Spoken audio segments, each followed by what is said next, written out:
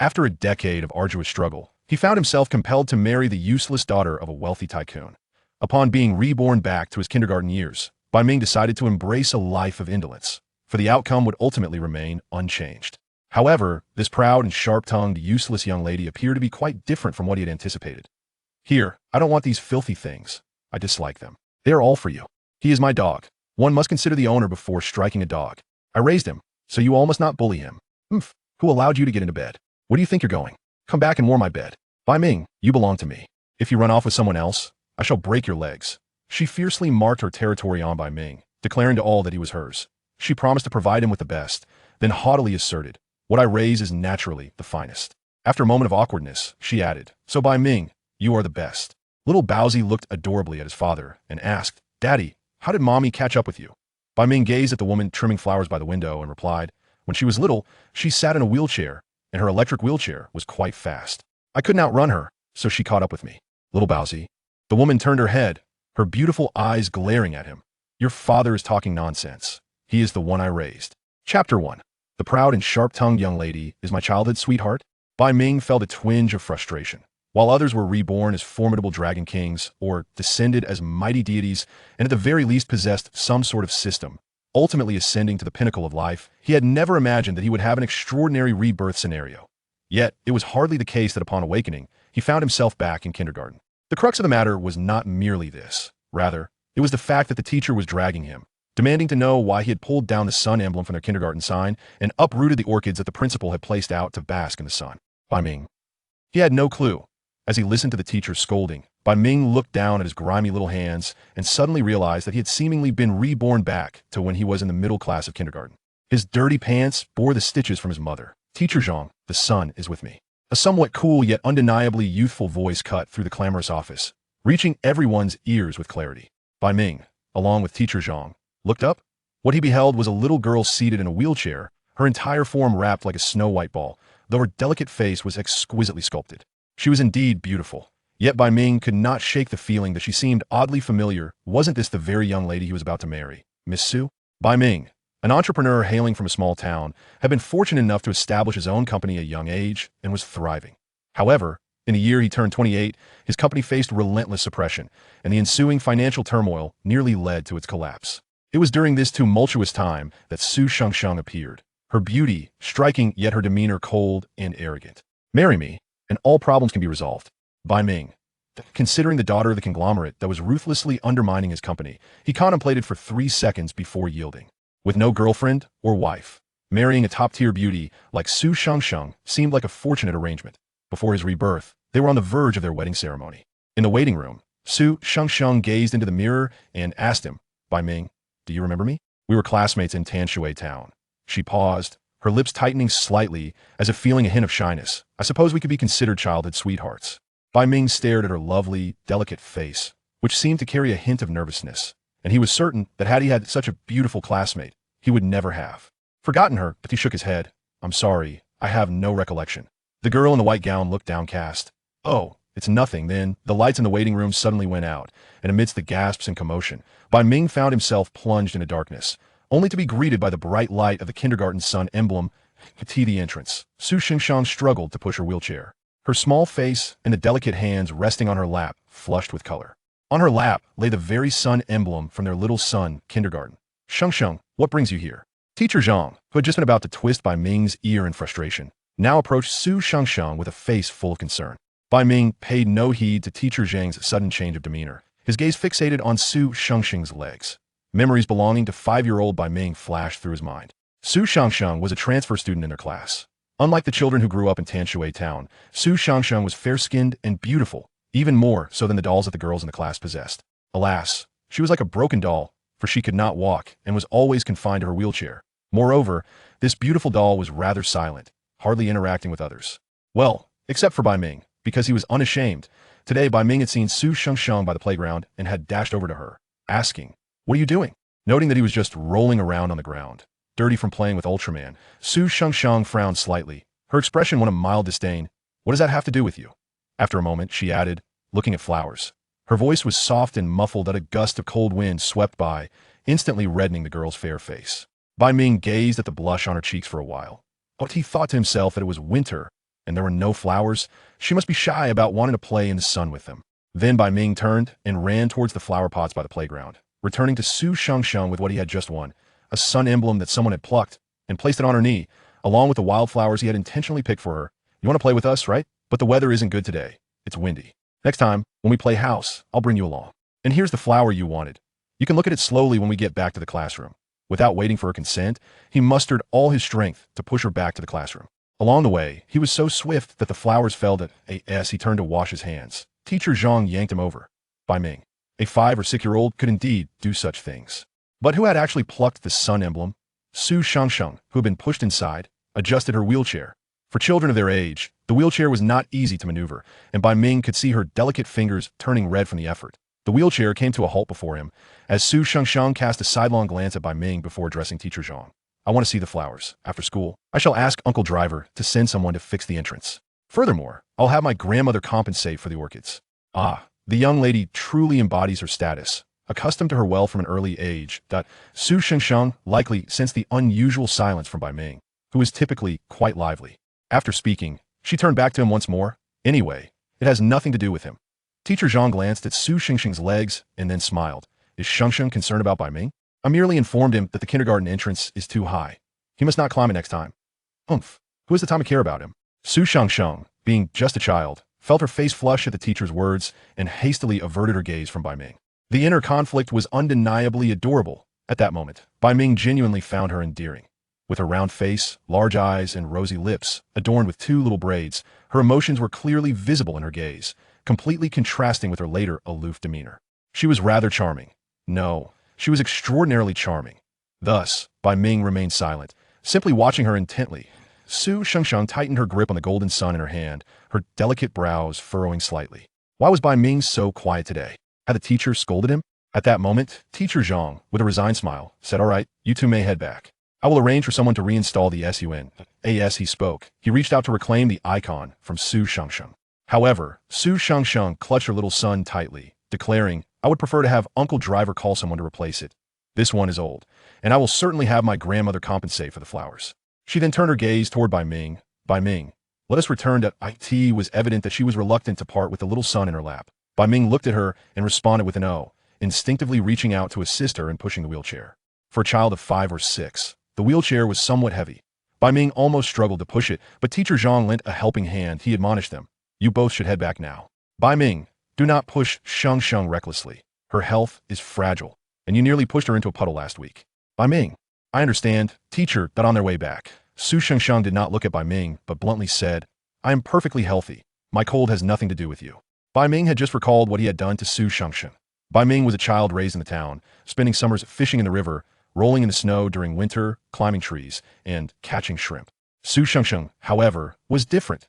She was a young lady in everyone's eyes, residing in a village district on the mountain with her grandmother. The chauffeur drove a Maybach, which was far more expensive than the combined cost of Bai Ming's family's home, the car wash they operated, and his mother's recently closed pastry shop.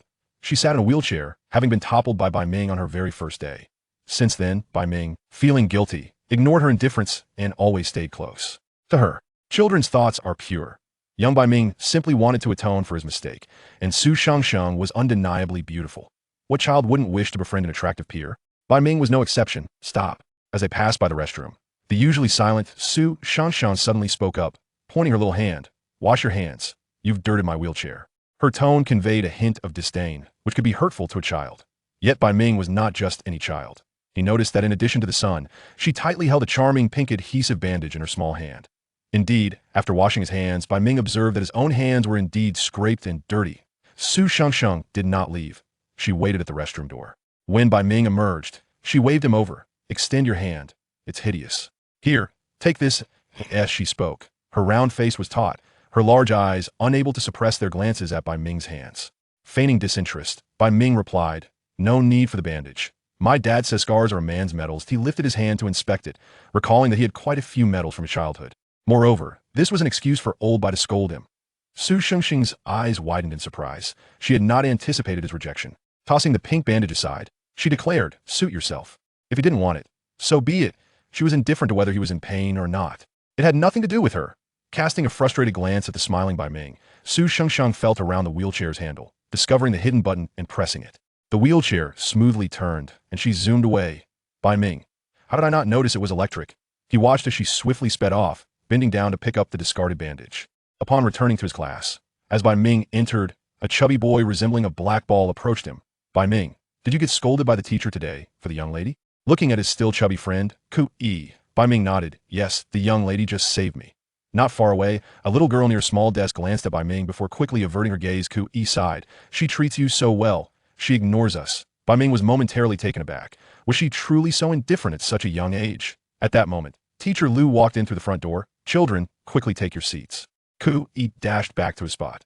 Recalling his place next to Su Sheng, Bai Ming made his way there. As he settled down, he noticed a strawberry cake on the table, exquisitely crafted and exuding the rich aroma of fresh strawberries, clearly not from the small cake shop in their town. Beside him, the little girl, Snowball, pouted, It's horrid. I don't want it. Meanwhile, Ku-ee and the other children gazed at the strawberry cake with envy and longing. Bai Ming chuckled softly. This little Su Sheng was rather charming. Chapter 2. Allow me to stamp it for you to be candid. Bai Ming harbored quite a favorable impression of Su Sheng, even though, in his past life, her company had mercilessly suppressed his own. This animosity was inherently unrelated to Su Sheng herself. It was merely her inept brother who had established a competing business, and, upon failing to best Bai Ming, returned to seek solace from their father. Yet, one could hardly blame him. After all, he was fortunate enough to have a commendable father. During that period, Su Sheng had abstained from participating in her family's business affairs, which were rumored to be fraught with internal strife. When she approached him with the proposition of marriage, it undeniably salvaged Bai Ming's company. In his eyes, they resembled more of collaborative partners, thus rendering his perception rather positive. At that moment, he observed the girl, her two braids adorned with tiny strawberries, as she declared her disdain for strawberry cake. Amused, he reached out to take a bite, proclaiming, If you shan't eat it, then I shall. With a huff, Su Sheng's tense expression softened slightly upon witnessing Bai Ming indulge in a morsel of the cake. Just yesterday, he had been gazing at it longingly, clearly yearning for a taste. Meanwhile, the teacher announced, All right, everyone, please settle down. Today, we shall learn to count. Ku-ee leaned closer to Bai Ming, his eyes gleaming with desire as he gazed at the exquisite strawberry cake. May I have a taste of your cake? Which is fit for a young lady. Bai Ming cast a sidelong glance at him. The yearning on the plump boy's face was unmistakable. However, he shifted the cake slightly, replying, No, you may not. If you continue to indulge, your parents will certainly reprimand you. Su Sheng, witnessing Bai Ming's protective demeanor over his cake, felt a flicker of happiness tugging at her lips. Then, she noticed the pink band-aid she had discarded earlier was now affixed to Bai Ming's injured hand, which further brightened her mood. As they transitioned to art class, Bai Ming was still grappling with the reality of being reborn in kindergarten. He pondered whether to continue striving as he had in his previous life, or to embrace a more relaxed approach this time around. Suddenly, a delicate white hand reached out, accompanied by an array of neatly arranged watercolor pens. Bai Ming turned to face the owner of the hand. Su Sheng, her face taut with concentration, grasped his slightly grimy hand, creating a stark contrast with her own porcelain-like skin. Let me stamp your hand, she suggested, her voice retaining the innocence of childhood. Bai Ming regarded her quizzically. Stamp? Su Sheng nodded earnestly. Did you not ask me yesterday to draw a watch on this hand as well? He raised the hand that had escaped her grasp, revealing a watch sketched upon it. Did you draw this too? He inquired. Su Sheng looked at him with a bemused expression. You were the one who insisted I draw it yesterday. She then furrowed her brow with concern. Bai Ming, have you suffered a blow to your head? I should call the driver to take you to the hospital to ensure you're all right. What if you become even more foolish? Her once fair complexion turned pallid at the mere mention of the hospital. Bai Ming hurriedly reassured her, I am perfectly fine. I merely zoned out for a moment. Nevertheless, your drawing is quite commendable, though perhaps the minute hand on the watch is a tad excessive. Su Sheng fell silent, and Bai Ming caught the glimmer of incredulity in her eyes as she regarded him like a simpleton. You insisted I draw it this way to seem cooler, she retorted. Ultimately, Su Sheng refrained from sketching a watch on his other hand, but did inscribe her name instead. The handwriting of a 5-year-old is not particularly elegant, and considering the complexity of her name, Bai Ming's arm was soon adorned with her scrawl. He couldn't quite fathom why he was indulging a young child in this manner. In summary, Bai Ming concluded that he had yet to fully acclimate to his reincarnation. The day wore on until the evening dismissal. Tan Shui Town was quaint, with neighbors well acquainted with one another. Thus, it was common for parents to pick up their own children along with those from neighboring homes, while some, like Bai Ming, merely strolled home after a couple of steps. Darting away from the kindergarten despite the teacher's calls, Su Sheng watched as Bai Ming was whisked away by Ku-ee and the others. Today, why hadn't he chosen to accompany her as they awaited their rides? Clutching her little backpack, she was gently nudged by the teacher to wait at the entrance for her driver. The little girl resembled a porcelain doll, and even seated in a wheelchair. She attracted the attention of passers-by. Bai Ming had initially followed Ku-ee but couldn't help glancing back. he caught sight of Su Shengsheng, patiently awaiting her ride in her wheelchair. It was peculiar. Despite being merely 5 years old, there was an inexplicable aura of loneliness surrounding her. As Bai Ming observed Ku-yi purchasing candy from the shop, he noted that their allowances were limited, and after acquiring sweets, they would lack sufficient funds for starch sausages. Ku-yi turned to Bai Ming, proposing, "How about this? I'll buy the candy and you buy the starch sausage. Then I'll let you have a lick of my candy if you let me taste your sausage." Children are not particularly discerning, and the exchange of saliva was not an uncommon occurrence. Yet, Bai Ming produced the last remaining coin from his pocket and declared, "I'll purchase the candy," before sprinting off with the sweets in hand, leaving Ku-yi bewildered. "Having eaten your cake, now you may enjoy this candy," he declared. Su Shengsheng, lost in thought, suddenly spotted a hand offering her 4 or 5 pieces of candy. Following the hand adorned with her name, she lifted her gaze to meet Bai Ming's radiant smile. His face was dark, yet his teeth were remarkably white. "What brings you back?" she wondered. Recalling the little sun she had placed in her backpack and the orchid she had surreptitiously collected, nearly tumbling from her wheelchair in the process. She glanced again at the candy he held, her brow slightly furrowing at its seemingly cheap appearance. Noticing her hesitation, Bai Ming recalled her nickname, Young Lady. He promptly unwrapped a piece of candy and stuffed it into her mouth, stating, "My mother says children shouldn't frown too much. Is it tasty? What is this?" Su Shengsheng exclaimed with a hint of disdain, although her voice softened. "It's horrid." In truth, it was not unpleasant. The candy was tangy and sweet, with a strong orange flavor, surpassing her expectations. Her beautiful eyes sparkled with delight.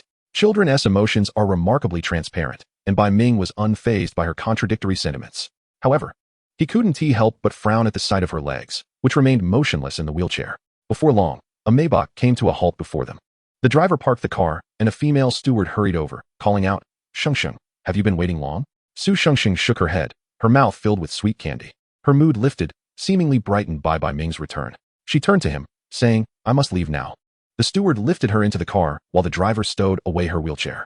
The vehicle sped off, and Bai Ming overheard 2 teachers murmuring, "What a pity for such a beautiful child to be in a wheelchair." Yet, Bai Ming distinctly remembered that in his previous life, Su Shengsheng had not been confined to one. He had heard whispers of an accident during her childhood, but had she truly been so young? "Would you like a bite? If you share a piece of candy with me, I'll gladly accept your starch sausage," the plump boy chimed, presenting Bai Ming with a starch sausage. Bai Ming snapped back to reality, focusing on the sausage before him. "You little rascal, weren't you just proposing to share bites of candy and sausage?" Without hesitation, Bai Ming took a hearty bite of the sausage and dashed away, exclaiming, "Not a chance." "Bai Ming," Ku-yi's voice echoed with disbelief. "You too. Slow down and don't fall. Little Bai, don't trip. Xiao Ku, your intestines have fallen out." The lamentations of Ku-yi, mingling with the wind, reached Bai Ming's ears, prompting a smile to grace his lips. It was the time when school was dismissed, and the streets were bustling with parents picking up their children. Vehicles advanced slowly, yet the absence of honking horns suggested that time itself had decelerated in this moment. Children clustered around the stalls selling starchy sausages and various snacks, their chatter filling the air. Yet, the stall selling starchy sausages always seemed to attract more patrons than its competitors. The 5 or 6-year-old Bai Ming reveled in the atmosphere of Tanshui Town, feeling an authentic sense of return. The winter winds of Tanshui Town appeared to carry a warmth of their own. Bai Ming mused that reliving this experience would not be so bad. Chapter 3, Then I Want Bai Ming. Inside a car, Su Shengsheng held a warm glass of milk passed to her by the butler. Though she did not take a sip, instead, she fished out a small plastic sun and an orchid from her backpack, placing them on her lap and gazing at them. "Bai Ming is so foolish. That is not a wildflower, it is an orchid." She also noted that the sun, which she had not plucked, was something he failed to inform the teacher about.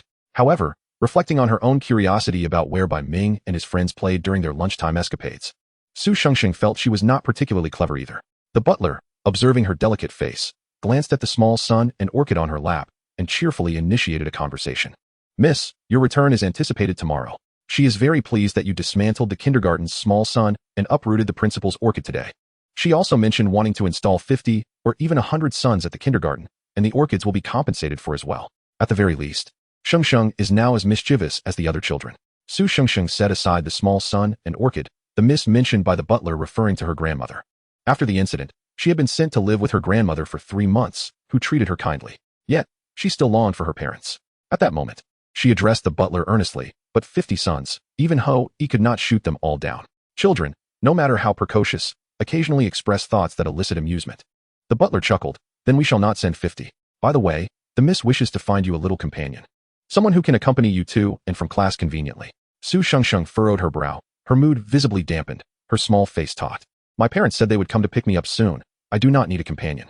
Outside the open window, the aroma of starchy sausages wafted in, accompanied by Bai Ming's familiar voice. I bought it all for you. Why are you still crying? Bai Ming observed Ku-yi with tears streaming down her face. And as an adult, he felt a twinge of disdain. Truly, despite their childhood bond, it did not prevent him from feeling a bit repulsed. Oh, is that from the family living halfway up the mountain? What a fine car. I could never afford such luxury, even if I lived on air for a lifetime. Laughter erupted among the adults, and as Bai Ming glanced up, he saw a black Maybach that resembled a cage for a little princess.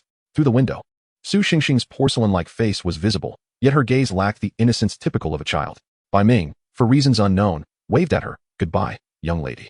Wow, it's the young lady. Ku-yi's tears ceased, and she hurriedly bit into her grilled sausage, pointing at the closed window of the Maybach. She is ignoring you. You don't understand. She looked at me, Bai Ming replied nonchalantly, smiling, though the emptiness in Su Xingxing's expression made it difficult to reconcile with her future haughty demeanor. Let's go home. Otherwise, my mother will cook braised pork with vinegared pepper again. Wait for me. Inside the car, Su Xingxing released the button she had been pressing, her long eyelashes fluttering. Why are Bai Ming and the others always so happy? Is it because their parents are around? The butler produced a few candies from his pocket. Here, Xingxing. She accepted the offering, unwrapping an orange-flavored candy that bore a resemblance to the one Bai Ming had just put in her mouth, yet for some reason, this imported candy seemed less delightful than the one he had given her. Please consider, some companions will not delay your return home. At least when your parents are not here, you will have someone to keep you company. The butler carefully monitored Su Xingxing's emotions. Children who cannot walk always require companionship. This is the advice of child psychologists. Su Xingxing toyed with the small son in her hand, crunching the candy in her mouth, which lacked the flavor of the previous one. Finding a companion, will Grandma give him money? Su Xingxing suddenly inquired, her tone imbued with a childlike innocence, yet unnaturally calm for her age. Upon hearing her question, the butler beamed. Indeed. Then I want Bai Ming. At that moment, having just entered the house, Bai Ming had yet to savor the nostalgic feeling of returning to his long-lost home when his father, washing the car, playfully kicked his backside. You little rascal. Where's your school bag? Bai Ming exclaimed, turning to face his father, who looked 2 decades younger than his actual age. All right, the old man wasn't lying. You are indeed somewhat handsome. The man was tall and robust, chewing on a cigarette while washing the car and watching Bai Ming closely, the kick having been gentle. I forgot. No wonder it felt so easy. Turns out I left my school bag behind. Bai Ming swiftly climbed up his father's leg. Old Bai, you look a bit dashing. His father, using the local dialect, scolded him a couple of times, but still lifted his son onto his shoulders, allowing him to climb up. Stop buttering me up. You left bite marks all over a classmate from the big class, and then had someone pin him down on the playground. His parents just arrived, and your mother had to compensate 200 yuan. You better watch out for a beating. Usually, upon hearing of an impending beating, Bai Ming would scramble off and flee in a panic. But today he remained still, seated on his father's shoulders, grinning foolishly. Bai Ming was genuinely happy, relishing the chance to relive his childhood. Particularly after experiencing so much in his previous life, he did not wish this to be a mere dream. He hoped it was real. To relive this moment meant seeing his youthful parents and childhood friends, witnessing the lively scene of Tanshui town. What are you grinning about? You little fool, have you been knocked silly in a fight? Old Bai set down the water gun, playfully smacking his son's face. Just then, a woman emerged from the backyard, possessing a delicate and beautiful visage, her almond-shaped eyes radiating warmth. However, the chicken feather duster in her hand appeared rather unyielding. Has this little rascal returned? Get down from there. Bai Ming instinctively tugged at his father's ear. Daddy, quick, run. Old Bai's cigarette nearly fell as he clutched his son's small hands and dashed outside, pulling him along. Let go, you little rascal. Old Bai, are you really running with your son? The scene outside the car wash erupted into chaos. Neighbor Aunt Fong laughed and called out, Little Bai, come over for some sweet soup once your mother finishes. Bai Ming, perched on his father's shoulders, smiled and replied, Okay, beautiful Aunt Fong. Why are you beating our son? Why are you taking it out on me? Old Bai wailed as he ran. What if you ruin our son? If the child is not well behaved, it's still your fault. Su Yu chased after her husband. Bai Ming gazed at his youthful parents, the kind laughter of the neighbors ringing in his ears. He squinted, his smile radiant. The battle between parents and child concluded with the ringing of the shop's phone. Su Yu returned to answer the phone. Lao Bai set Bai Ming down, tugging at his ear with one hand while holding a bowl of sweet soup given by their neighbor in the other as he entered the house. Bai Ming, while protesting his father's grip and exclaiming in pain, followed him inside. It was then that he met Su Yu's gaze. Bai Ming thought, what? Hasn't he done anything today besides fighting? Why is she looking at him like that? After hanging up the phone, Su Yu, observing her filthy son, inquired, What have you done to provoke that Su Xingxing in your class? Bai Ming, bewildered, responded with a silent what? Chapter 4. Dislike for him. He refuses to accompany me. Su Yu's words momentarily stunned Bai Ming, who was engaged in a tug-of-war with his father over the sweet soup. He uttered a soft ah while glancing at his mother. missing the last spoonful of the delicacy. Alas, with Lao Bai in good health and himself merely a little rascal, he could not win even a small skirmish. Observing the smug expression on his father's face, Bai Ming recalled the privileges of a child. He was barely 5 or 6 years old, after all. He flopped onto the floor, rolling and wailing dramatically. Wah, Dad is stealing my food. A performance devoid of actual tears. Yet Lao Bai still got scolded. Su Yu promptly expelled her husband from the scene, then marched over to lift the squirming little rascal, exclaiming, "Go wash your own clothes, you little nuisance." Bai Ming, resigned, flipped over and ceased his antics, sitting on the ground to flash an appeasing smile at his mother. Even in this rebirth, he found himself subject to maternal authority. Moreover, his mother had indeed been quite beautiful in her youth. Su Yu crouched before her son, her brow furrowed in confusion as she took in his dirty appearance. Wait. Isn't Su Shengsheng that wealthy, pretty girl who transferred into your class? How did she end up needing you to accompany her for studies? Even the family dog would disdain such a filthy sight. Bai Ming had come to terms with his reincarnation throughout the afternoon and was even adept at rolling around by now. However, he was still taken aback. Su Shengsheng? She wants me to accompany her for studies? Aren't we already classmates? What more is there to accompany? After pondering for a long while, he could not recall any incidents from his previous life in kindergarten. It felt too distant. Bai Ming grew up in a healthy and happy family, blessed with wonderful parents. Although he was mischievous as a child, he lived joyfully, surrounded by friends, and with a stable family life. He had not faced any significant challenges before, merely aspiring for a beautiful wife, and then Su Shengsheng had approached him herself. Overall, he felt no sense of regret, until now, as he found himself reincarnated. According to the tropes he had encountered in the novels he read, this felt rather peculiar, especially as he observed his mother. Her face etched with concern while discussing Su Shengsheng wanting him as a companion for studies. What era are we in? The implication was that during regular school days or breaks, he was expected to accompany that little classmate for extracurricular lessons, as they were hiring a tutor. Su Yu mused that such arrangements could indeed save a considerable amount of money. She glanced at her unfortunate son, adding, "They'll even pay you, at your young age. You might earn more than your father." Bai Ming gasped, "How much?" 5,000 a month. Su Yu held up a hand, and then recalled that her son might not grasp the concept. "Well, it's enough to buy you 10 sticks of starch sausage." "Wait. Mom, you're more ruthless than Joe Boppy. 5,000 just buys 10 sticks of sausage. What kind of sausage costs that much?" If Bai Ming were not already aware of his reincarnation, he would be thoroughly excited. "So did you agree? I can start tomorrow. That's 5,000.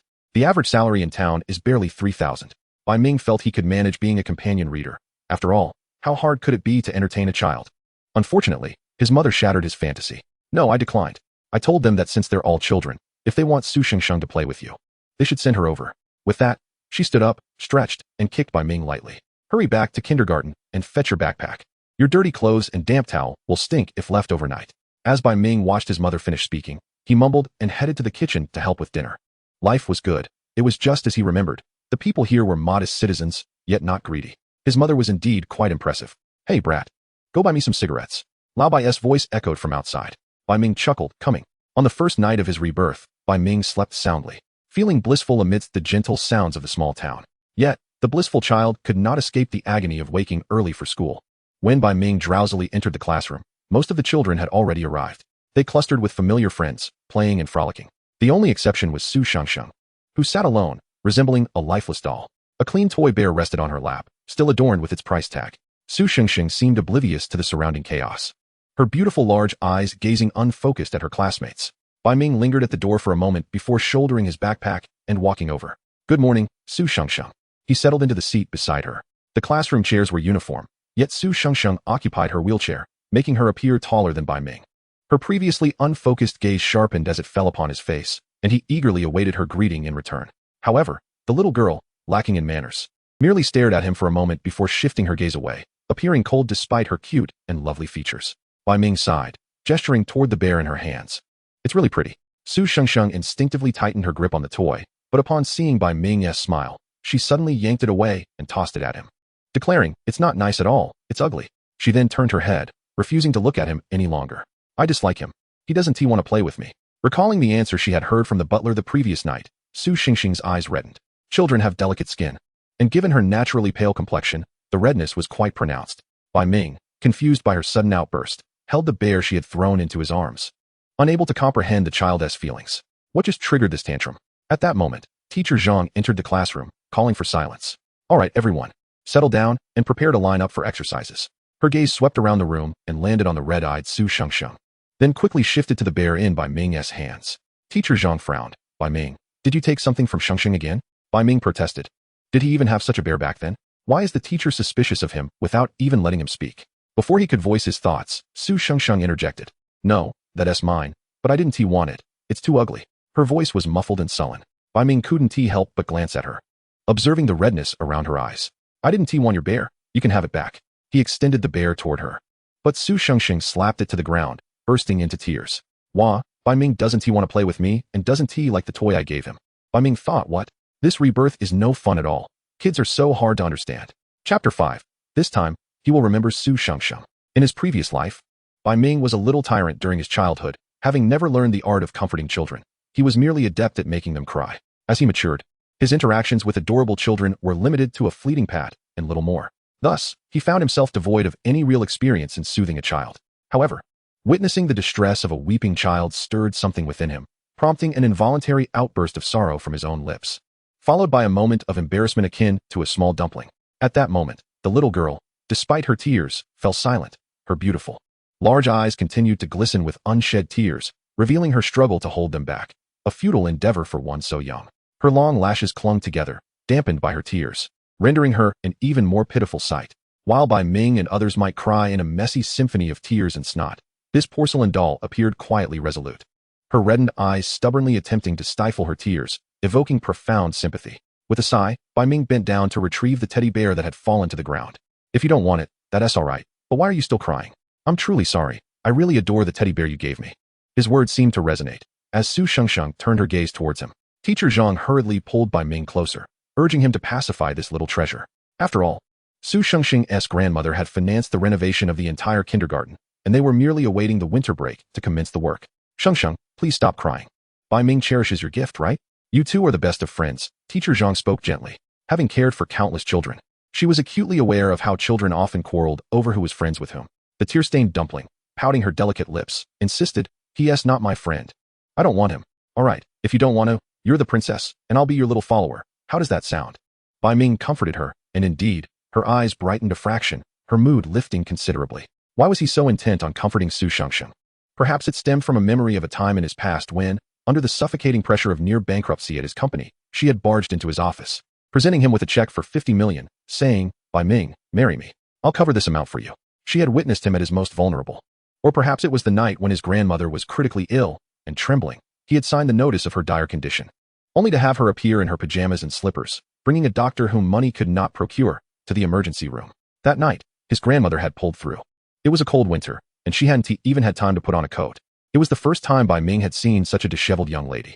It might also have been the moment before their wedding when she earnestly said, "Bai Ming, if you don't wish to marry, you are free to flee.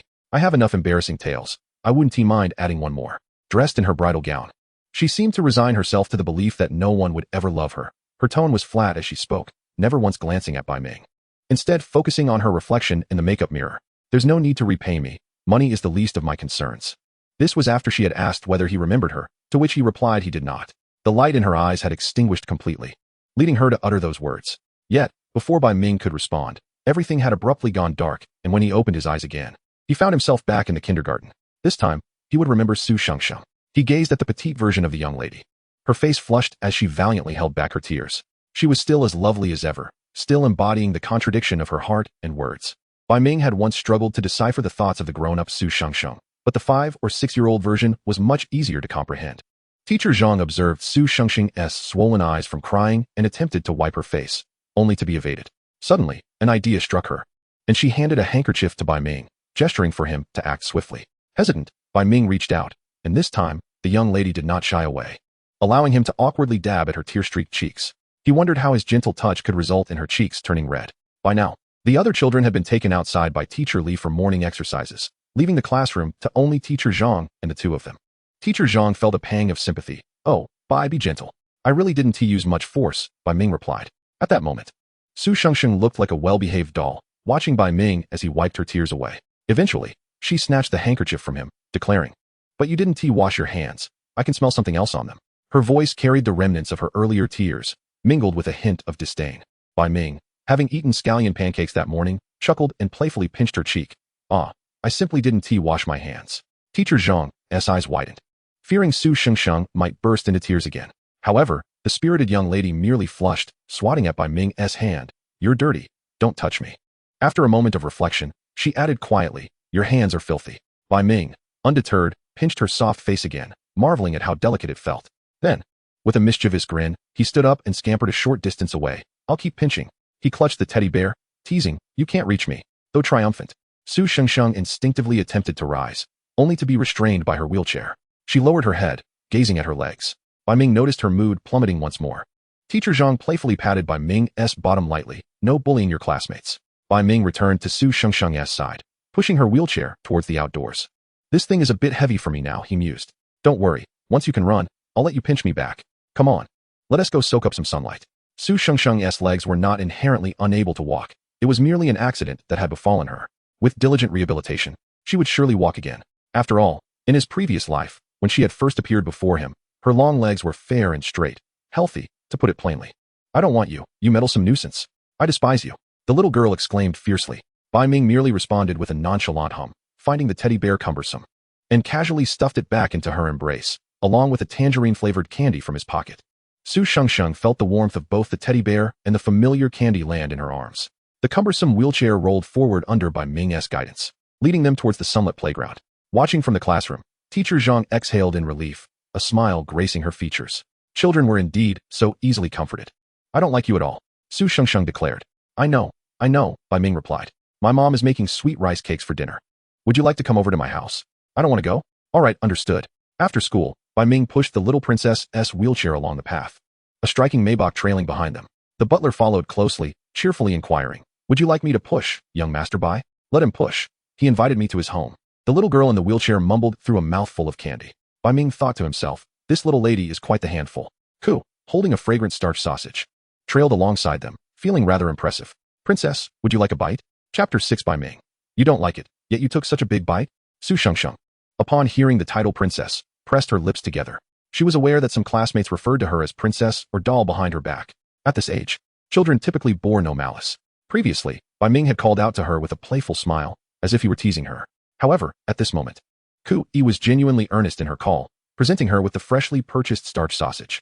The enticing aroma wafted through the air, a delicacy that her household would never permit her to indulge in. Yet, she often observed others enjoying it. Bai Ming was also fond of it. At that moment, the butler gently intervened, placing a hand to halt Ku Yi's reach, saying, little one, Shengsheng cannot have this. The candy, which had been barely legible in its packaging, was already a significant concession. Allowing Su Shengsheng to consume the starch sausage could lead to unpleasant repercussions, especially with her grandmother returning that day. Nonetheless, the butler's tone remained tender. Bai Ming noticed that upon hearing the butler's words, Su Shengsheng lowered her gaze, no longer eyeing the sausage in Ku Yi's hand. Her cherubic face, swollen with candy, became still. Bai Ming looked up at the butler and asked, Auntie, why can't she eat it? He was curious whether the restriction stemmed from health concerns or household rules.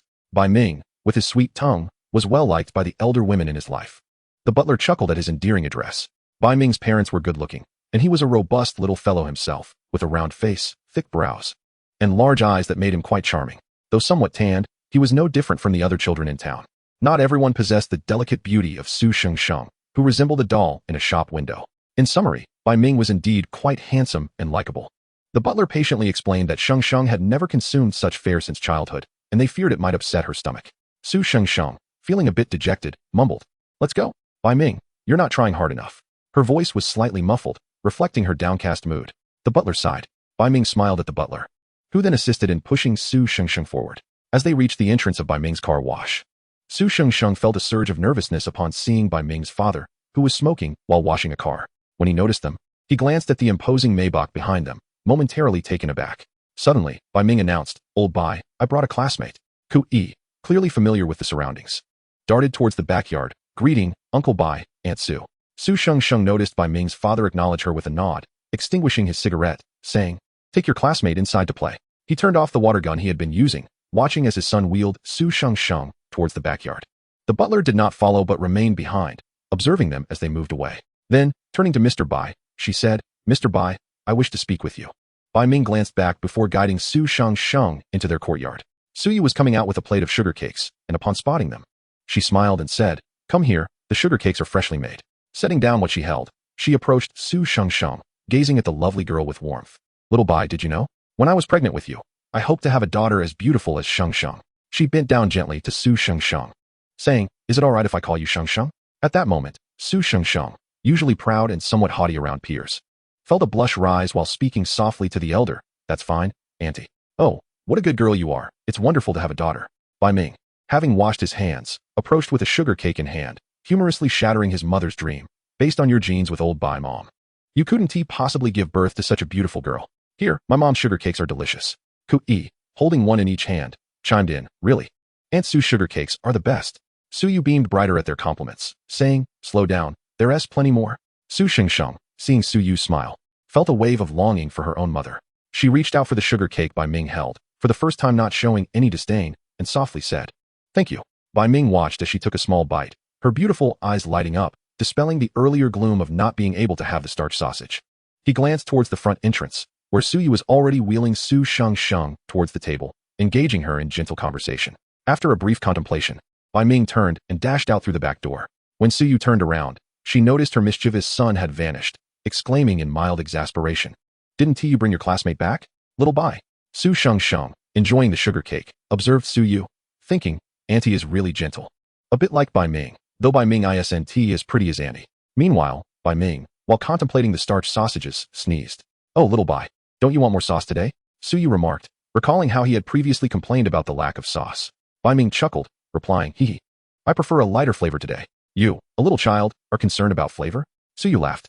She even gave him an extra takoyaki. Bai Ming devoured it in one bite, yet he carefully held onto the starch sausage without eating it. When he returned, he found Su Shengsheng sitting in her wheelchair, captivated by the chickens surrounding them, her expression radiating delight. A small plate of sugar cakes rested beside her. The little girl's fair face was brimming with joy, her eyes sparkling as she watched the chickens, occasionally lifting her hand to nibble on her sugar cake. Bai Ming observed her for a moment, thinking that Miss Su was truly beautiful, having been so since childhood. The rumors of her having undergone plastic surgery were utterly false. As he scanned the surroundings, ensuring no adults were near, he approached Su Shengsheng with the starch sausage, holding it to her mouth, saying, "Quick, while it's hot, otherwise it won't taste as good." Su Shengsheng, who had been admiring the fluffy chicks, found herself startled by the sudden appearance of the sausage. The delectable scent wafted into her nostrils. She blinked, her long eyelashes fluttering in confusion. Following the sausage, her gaze met Bai Ming's face. "Did you buy this?" "Yes. The butler said you can't eat it because your family doesn't allow it, not because you can't." He lowered his voice, whispering, "You should give it a try. It's really delicious." He lamented how unfortunate it was for a child to have never tasted starch sausage. "You're just like us. All kids love starch sausage." He earnestly insisted. Su Shengsheng's eyes sparkled with interest as she focused intently on Bai Ming. He assured her they were similar. She pursed her soft pink lips, declaring, "This isn't clean, I wouldn't like it." Bai Ming retorted, "If you don't like it, why are you taking such a big bite?" Chapter 7. Would she cry after just one bite? Such a small child, her coyness and pride made her endearing, not at all irritating. Staring at Su Shengsheng, one could almost envision her future self, proud and mature, yet perhaps her words would carry a sharper sting, lacking the current innocence. Bai Ming chuckled, seated on a nearby bench, unable to resist reaching out to poke her soft, plump cheek, asking, "Is it delicious?" The joy in her beautiful eyes was unmistakable when she savored something delightful. Bai Ming had noticed this when he had given her candy the previous day. Now, the same joy illuminated her expression once more. However, after she chewed a few times and swallowed, she remarked, "It's just average." Yet, her large eyes were fixed on the starch sausage in Bai Ming's hand. "I've had some already, you should give it to me." Bai Ming, however, raised his hand in refusal, shaking his head, "That's not possible. You don't even like it." "I won't mind your saliva." With that, he quickly stuffed 2 mouthfuls into his mouth and finished it. Su Shengsheng's eyes widened in astonishment as she watched Bai Ming swiftly devour the remaining starch sausage. I've had some already." Her small face flushed with embarrassment. Bai Ming was certain that if she were able to stand, she would have likely wanted to hit him. Yet, he deliberately tossed the remaining bamboo skewer aside, clapped his hands, and waved it in front of her, saying, "But I'm done now." Su Shengsheng's cheeks puffed up in indignation. "Bai Ming, you are truly insufferable." "Insufferable? Is that your way of saying you want to hit me? You'd have to stand up to do that, and I can run away," he teased, pouring a cup of water and handing it to her. "My mom made this honey with osmanthus. It's delicious. You're the only one allowed to have it, otherwise she wouldn't let me drink it." His tone was laden with envy. Su Shengsheng remained irked. Bai Ming was simply too annoying. Yet, his eyes sparkled, and the water he offered was fragrant. "Humph, this was prepared by Auntie for me, not given by Bai Ming."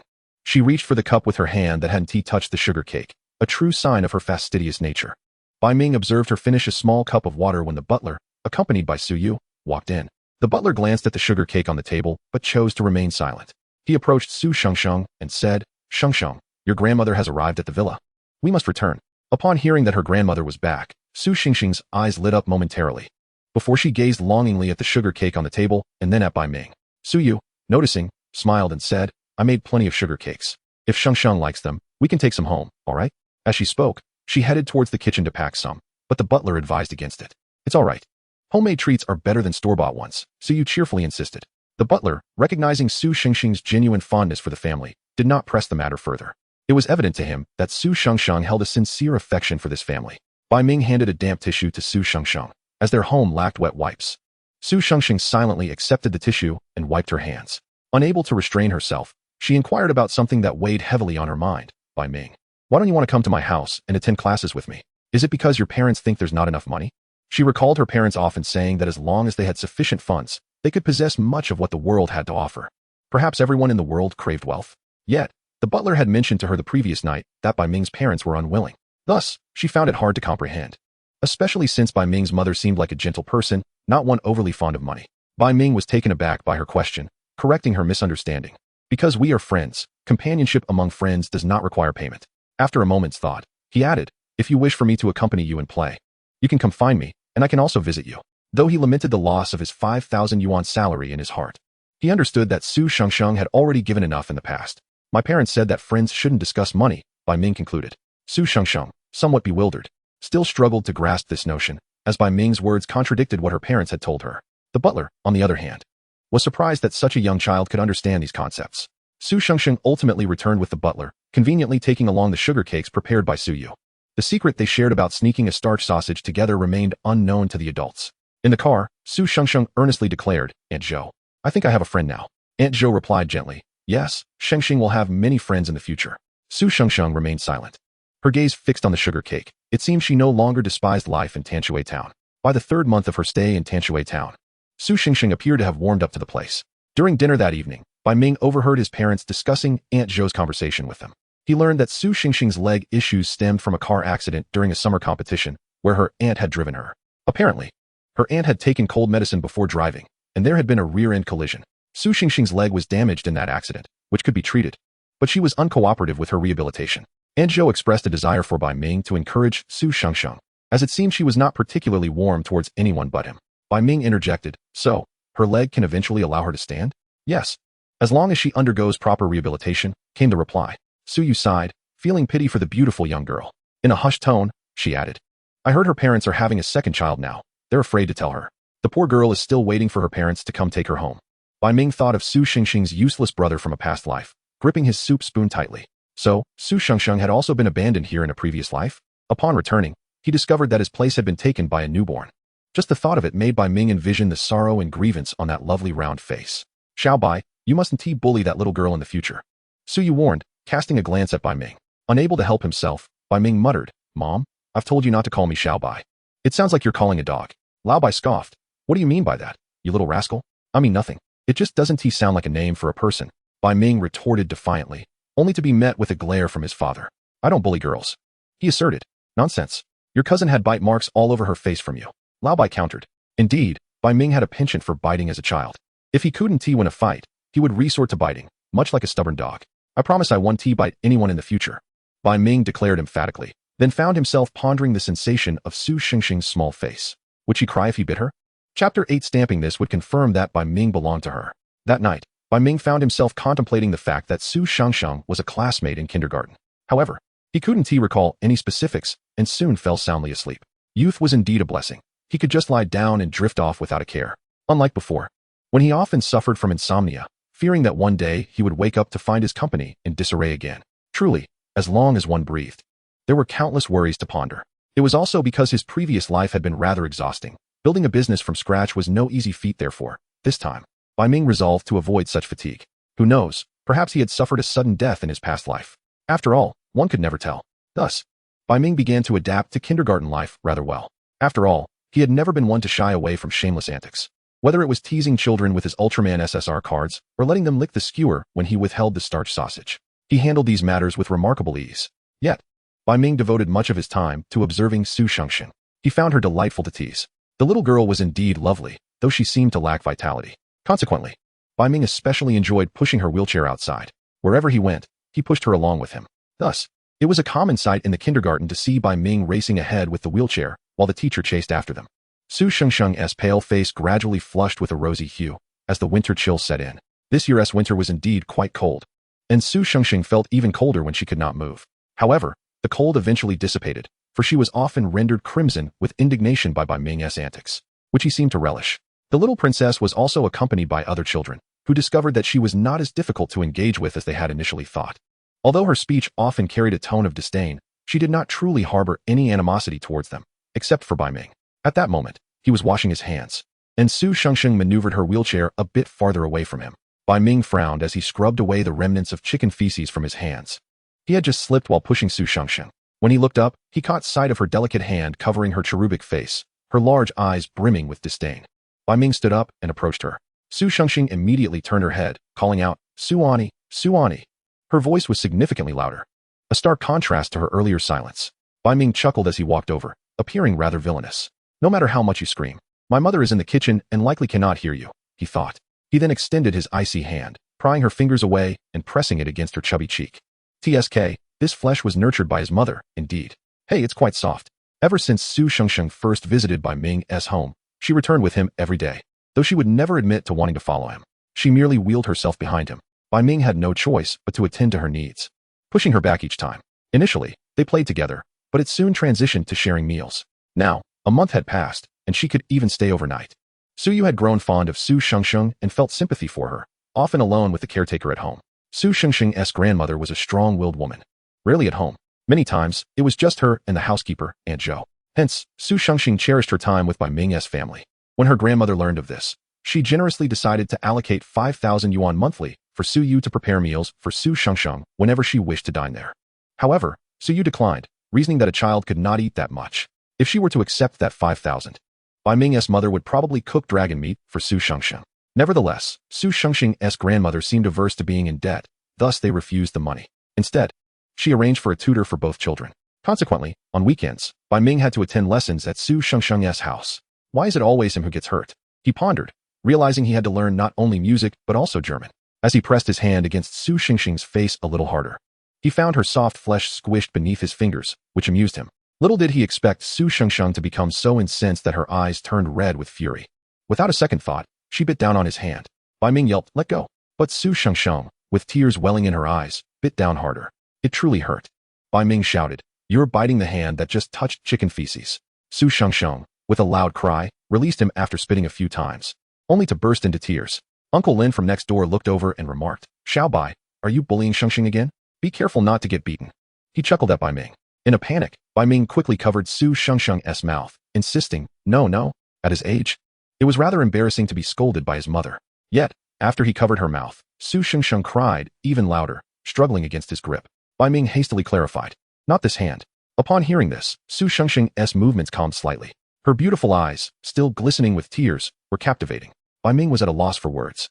He gazed at the neat bite marks on his hand, and then at her fair face. Unable to resist, he playfully nibbled on her cheek. Though he did not bite hard, just as Su Shengsheng had silenced her cries, they erupted anew. Bai Ming was destined to face the consequences, having left distinct bite marks upon her delicate visage. Bai Ming's home was small, thus Su Shengsheng shared a bed with him at night. The cozy room held 2 beds facing each other. Su Yu had suggested clearing out the adjoining storage room for Bai Ming to sleep in, but Su Shengsheng expressed her fear of the dark, ultimately leading to her sleeping alongside Bai Ming. At their tender age of 5 or 6, no one fussed over such arrangements. It was not uncommon for siblings to share a bed, and Bai Ming did not mind, for Su Shengsheng was always quiet in her sleep. After Su Yu bathed Su Shengsheng, she carried her into the room. Bai Ming noticed the bite marks on her face were quite pronounced, and he felt a pang of guilt upon glimpsing the deeper marks on his own hand. Su Yu had many responsibilities and naturally did not have time to soothe them to sleep. Consequently, the task of telling Su Shengsheng bedtime stories fell to Bai Ming. Though he invariably dozed off halfway through, Su Shengsheng found his stories to be nonsensical. She glanced at the slumbering Bai Ming, and due to the smallness of the room, their beds were quite close, separated by only a narrow gap. Su Shengsheng blinked her long eyelashes a few times and spotted the colorful pens on the table. Suddenly, she reached out her small hand and grabbed one. Unbeknownst to Bai Ming, who lay on the bed, an amusing incident was about to unfold. The next day, Bai Ming awoke groggily to the sound of a loud slap. "Bai Ming, are you looking for a beating?" Su Yu was clearly infuriated, addressing him by both name and surname. As Bai Ming opened his eyes, he was met with a shocking sight. The spot on Su Shengsheng's face where his bite marks had been was now adorned with color. Bai Ming thought, what? Why didn't he do this? He then glanced down at his own hand, realizing that the colors there were even more vivid. Su Shengsheng sat on the bed, clutching the blanket, blinking innocently while observing Bai Ming's bewildered expression. She reached up to touch her face, feeling satisfied that she had marked him as hers. Chapter 9. At worst, I'll just bite you back. Bai Ming, the young lad, had endured too much. He received several swats from his mother. Even though Su Shengsheng quietly insisted that it had nothing to do with Bai Ming, Su Yu retorted, well, it can't be Shengsheng's fault, can it? You certainly cannot blame her. Initially intending to say that she could not move, not wanting to hurt Su Shengsheng's feelings. She instead gave Bai Ming another slap on the rear. Ouch, Mom. I'm your biological child. He protested. If I weren't, you would have abandoned me long ago. Su Yu, exasperated, looked at Su Shengsheng's fair face and sighed. Shengsheng, the housekeeper is waiting outside. Why don't you both head to class first? We'll clean this mess later. It won't come off easily. Bai Ming groaned at the thought of attending class and quickly suggested. We can clean her up first and then go. He genuinely wished to avoid German lessons. Many times, Bai Ming questioned whether Su Shengsheng was doing this on purpose. Music. German. None of it interests me at all. Yet Su Shengsheng countered, but the teacher should be arriving soon. Today is Saturday, and their classes typically commence at 9:30 in the morning. The journey from here to Su Shengsheng's home takes approximately 40 minutes. Tanshui town is rather small, so even reaching the hillside villa does not require much time. Ultimately, Su Yu managed to lift both of them up, dressing them with one hand each. Primarily, Su Yu assisted Su Shengsheng in getting dressed, while Bai Ming dressed himself, as he is no longer a mere child. Even Su Yu remarked that Bai Ming seems to have matured considerably lately. Of course, he still enjoys teasing others. However, his focus appears to have shifted from bullying everyone to specifically targeting Su Shengsheng. When Aunt Zhou caught sight of the bite marks painted on Su Shengsheng's face, she was momentarily taken aback. Su Yu felt a tad awkward and remarked, look at this. Su Shengsheng interjected, I did it myself. Bai Ming found her honesty quite refreshing. She always confessed to her misdeeds. Seizing the opportunity, he inquired, why did you do that? Look at my hand, and your bite marks too. Su Shengsheng glanced at Bai Ming's outstretched hand and, without warning, bit him again. Bai Ming, caught off guard, yelped in surprise. Aunt Zhou hurried over to pull Bai Ming's hand away, exclaiming, Shengsheng, why are you still biting people? Su Shengsheng released her grip, leaving Su Yu utterly dumbfounded. With earnestness in her large, beautiful eyes, Su Shengsheng stated, Aunt Su, I genuinely did it. Bai Ming felt a lump in his throat. Isn't this how children's minds work? They seek validation, yet how can one justify biting someone? Su Yu responded with a gentle, oh, it's nothing, just kids playing around. She cast a glance at Bai Ming, recalling how he used to bite others as well. Parents often came to them with children covered in bite marks, seeking compensation. Therefore, upon noticing the bite marks on Su Shengsheng's face, Su Yu instinctively assumed it was her son's doing. Feeling a rare pang of guilt, she patted her son's head and said, tonight, I'll make you braised pork knuckles. Now off you go. Bai Ming, with tears welling in his eyes, protested. I can forego the pork knuckles. Can I skip school instead? Su Yu smiled softly, and eventually, Bai Ming was ushered into the car. Just before he got in, his mother slipped him 2 candies, which he promptly unwrapped and fed one to Su Shengsheng. Su Shengsheng wrinkled her nose, saying, your hands are all dirty. Yet, she showed no intention of spitting out the candy. Bai Ming, noticing the colors on her face, replied earnestly, how do you think I feel? This is hard to wash off. Su Shengsheng fell silent, indifferent to that concern. Bai Ming had many friends, but he believed that Su Shengsheng was his most significant companion. As she remained quiet, Bai Ming felt the urge to sigh. Children can be so perplexing. He raised his hand, now marked with bite marks, and asked, why didn't you find it dirty when you just bit me? Su Shengsheng glanced at his hand and huffed, it's dirty too. Bai Ming gazed at her round, cherubic face and felt an itch in his teeth. He suddenly declared, with a serious demeanor, you've bitten me twice, so I should bite you back once. The driver and the butler exchanged glances in the rearview mirror. Su Shengsheng hesitantly turned to Bai Ming and asked, then what should we do? To be fair, let me bite the other side of your face, Bai Ming replied earnestly, his eyes sparkling with mischief. Aunt Zhou's corner of her eye twitched. Why was this boy so fixated on biting the girl's face? Would that even look good? However, recalling her employer's words that Su Shengsheng could mix with Bai Ming as long as she was happy, Aunt Zhou refrained from speaking up. Su Shengsheng slowly blinked, sensing something amiss. Yet, Bai Ming's expression was so solemn. Furthermore, he insisted, friendship should be equitable. Su Shengsheng touched her face, where she had been bitten the day before, and murmured, then, be gentle, and don't leave any drool. As she leaned in, presenting her other, fair cheek, Bai Ming stared at the soft flesh so close to his mouth and felt a pang of conscience. How could he bully a child? Without hesitation, he bit down. Ouch! Bai Ming, what is wrong with you? I can bite you back. The beautiful girl in a Tanshui primary school uniform sat in a wheelchair, following behind a boy. The boy, walking ahead, bore a prominent bite mark on his left cheek. Bai Ming halted, turning to her. The girl in the wheelchair looked up at him. She was around 8 or 9 years old, and though she still had baby fat, her features had become increasingly refined and attractive. Sitting in her wheelchair, with a backpack resting on her lap, she gazed at Bai Ming with anticipation. When she caught his eye, she defiantly lifted her chin and exclaimed, "It wasn't intentional." Bai Ming couldn't help but laugh, pointing to the bite mark on his face. "You bit me on the face and claim it wasn't intentional?" Despite his words, he pushed her wheelchair forward, having grown adept at maneuvering it since kindergarten. Su Xingxing's lips curled into a subtle smile. Bai Ming was not truly ignoring her. He even lifted the backpack from her lap to prevent it from crushing her legs. Reflecting on this, his gaze fell on Su Xingxing's legs. In truth, her injuries had long since healed. However, every time she attended rehabilitation, she would break into tears and sweat profusely, complaining of pain. The doctors attributed it mostly to psychological factors. She remained unwilling to stand up. Bai Ming felt a twinge of concern as the girl in the wheelchair suddenly tilted her lovely face to look at him. "Bai Ming, my parents will take me home for the summer vacation." Bai Ming was momentarily stunned. Su Xingxing had not returned home since arriving in Tanshui town. Initially, she missed home, but she rarely mentioned it anymore. Why suddenly express a desire to return for the summer? Yet, Su Xingxing added, "But I refused. I told them I have to feed my puppy every day." As she spoke, she pressed a piece of chocolate into Bai Ming's hand. Bai Ming replied, "You mean your puppy is me?" She nodded. "Yes, I had a puppy named Xiaobai when I was little." Su Xingxing pouted. "Dogs can't eat chocolate. It's poisonous." She stretched out her hand, demanding the chocolate from him. Bai Ming chuckled, realizing she didn't want to leave this place. Yet she stubbornly grasped for an excuse that could be easily misinterpreted. The young lady truly was a master of contradiction. Chapter 10 yet. That child named Su Xingxing was an exception. Su Xingxing was tugging at Bai Ming's hand, trying to reclaim her chocolate.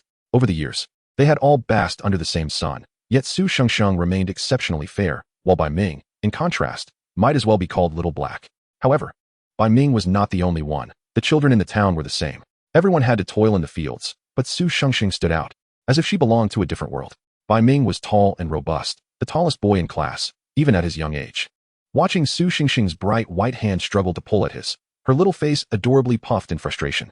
Bai Ming wondered if perhaps she had not been exposed to enough sunlight. In a previous life, she had also been fair, but back then, Bai Ming thought it was merely makeup.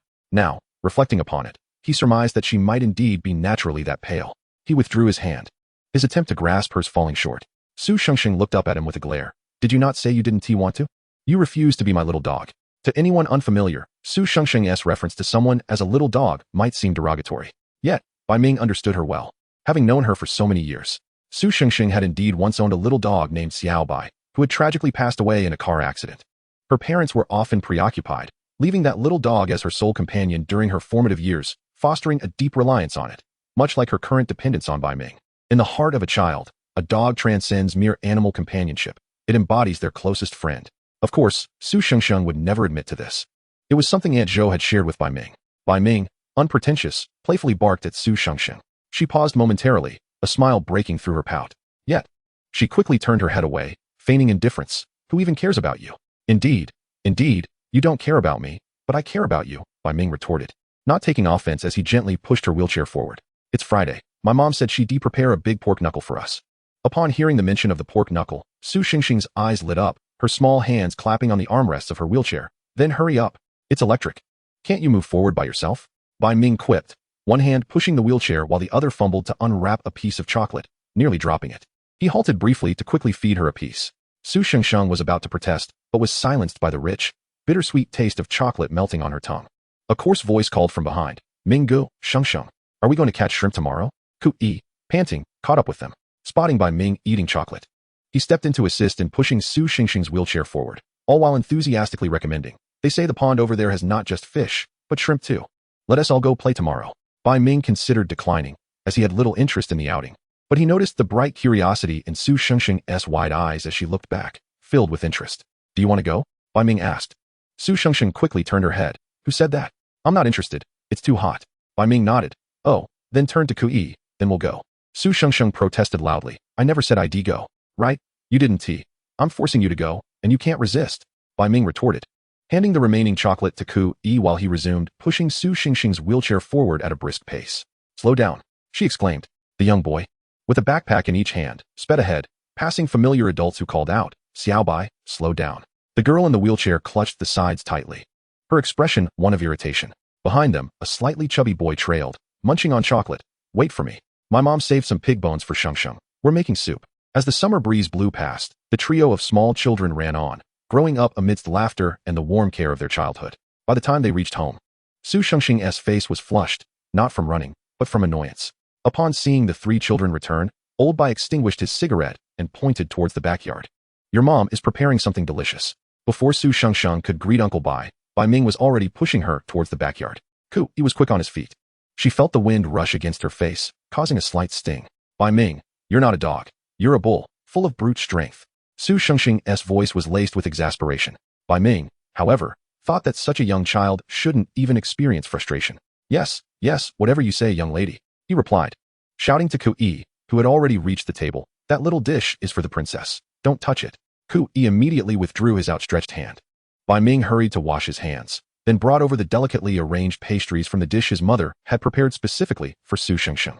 He and Kui reached for the larger platter.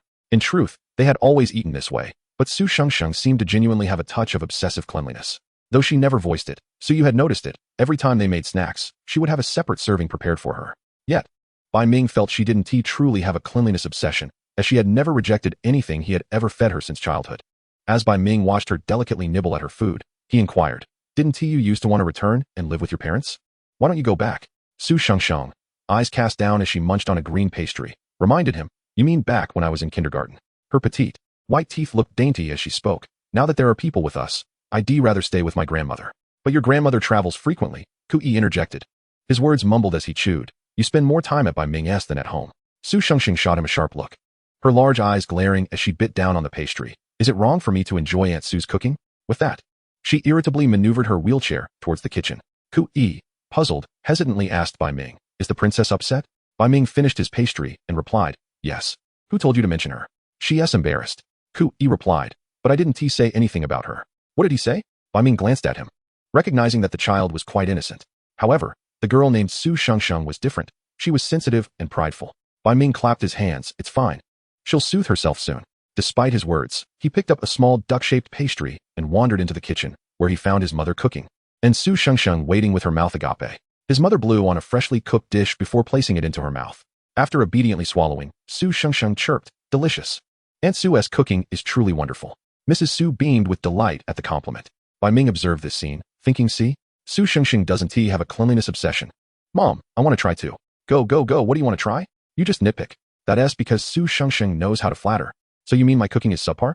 Su Shengxing, watching Bai Ming get playfully scolded by Aunt Su, couldn't help but smile. She truly cherished everything about this place. What's wrong with that?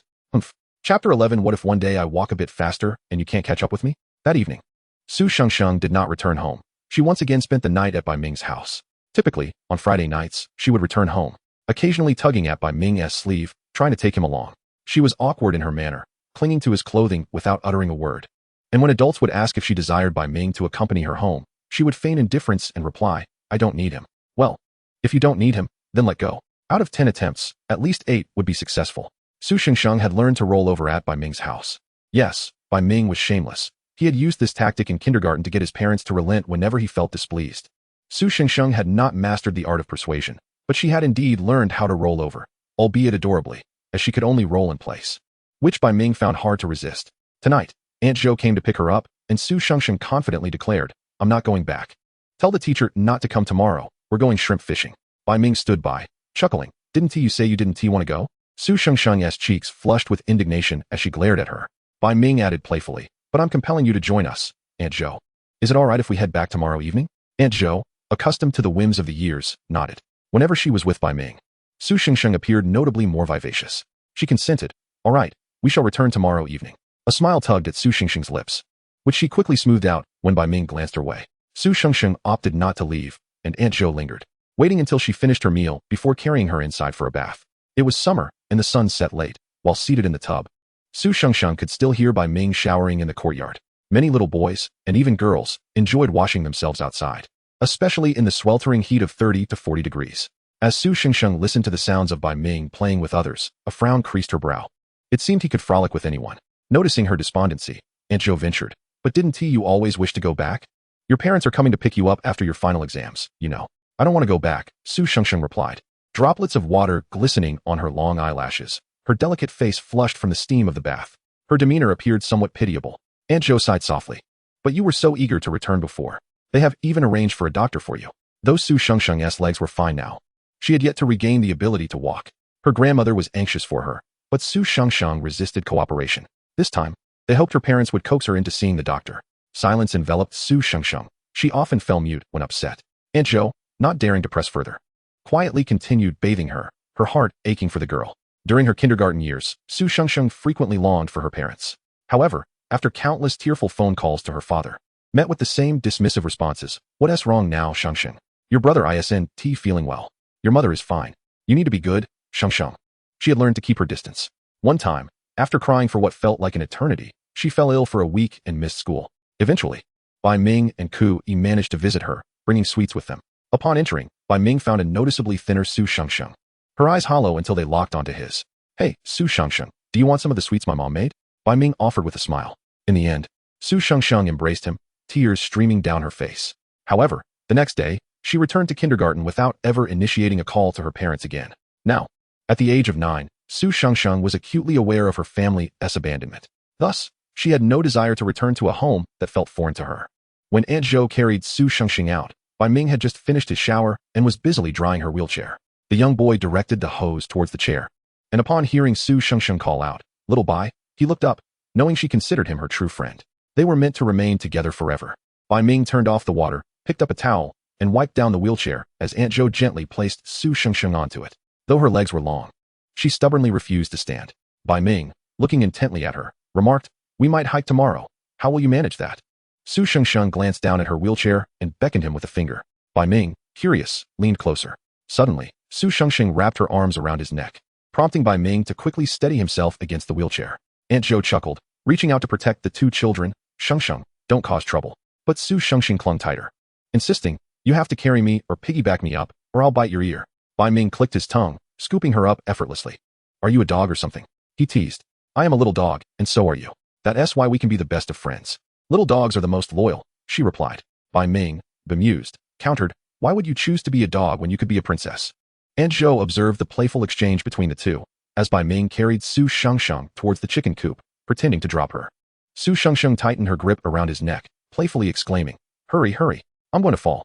Bai Ming could feel the strength in her legs as they clung to him, a subtle reminder that she was capable of walking.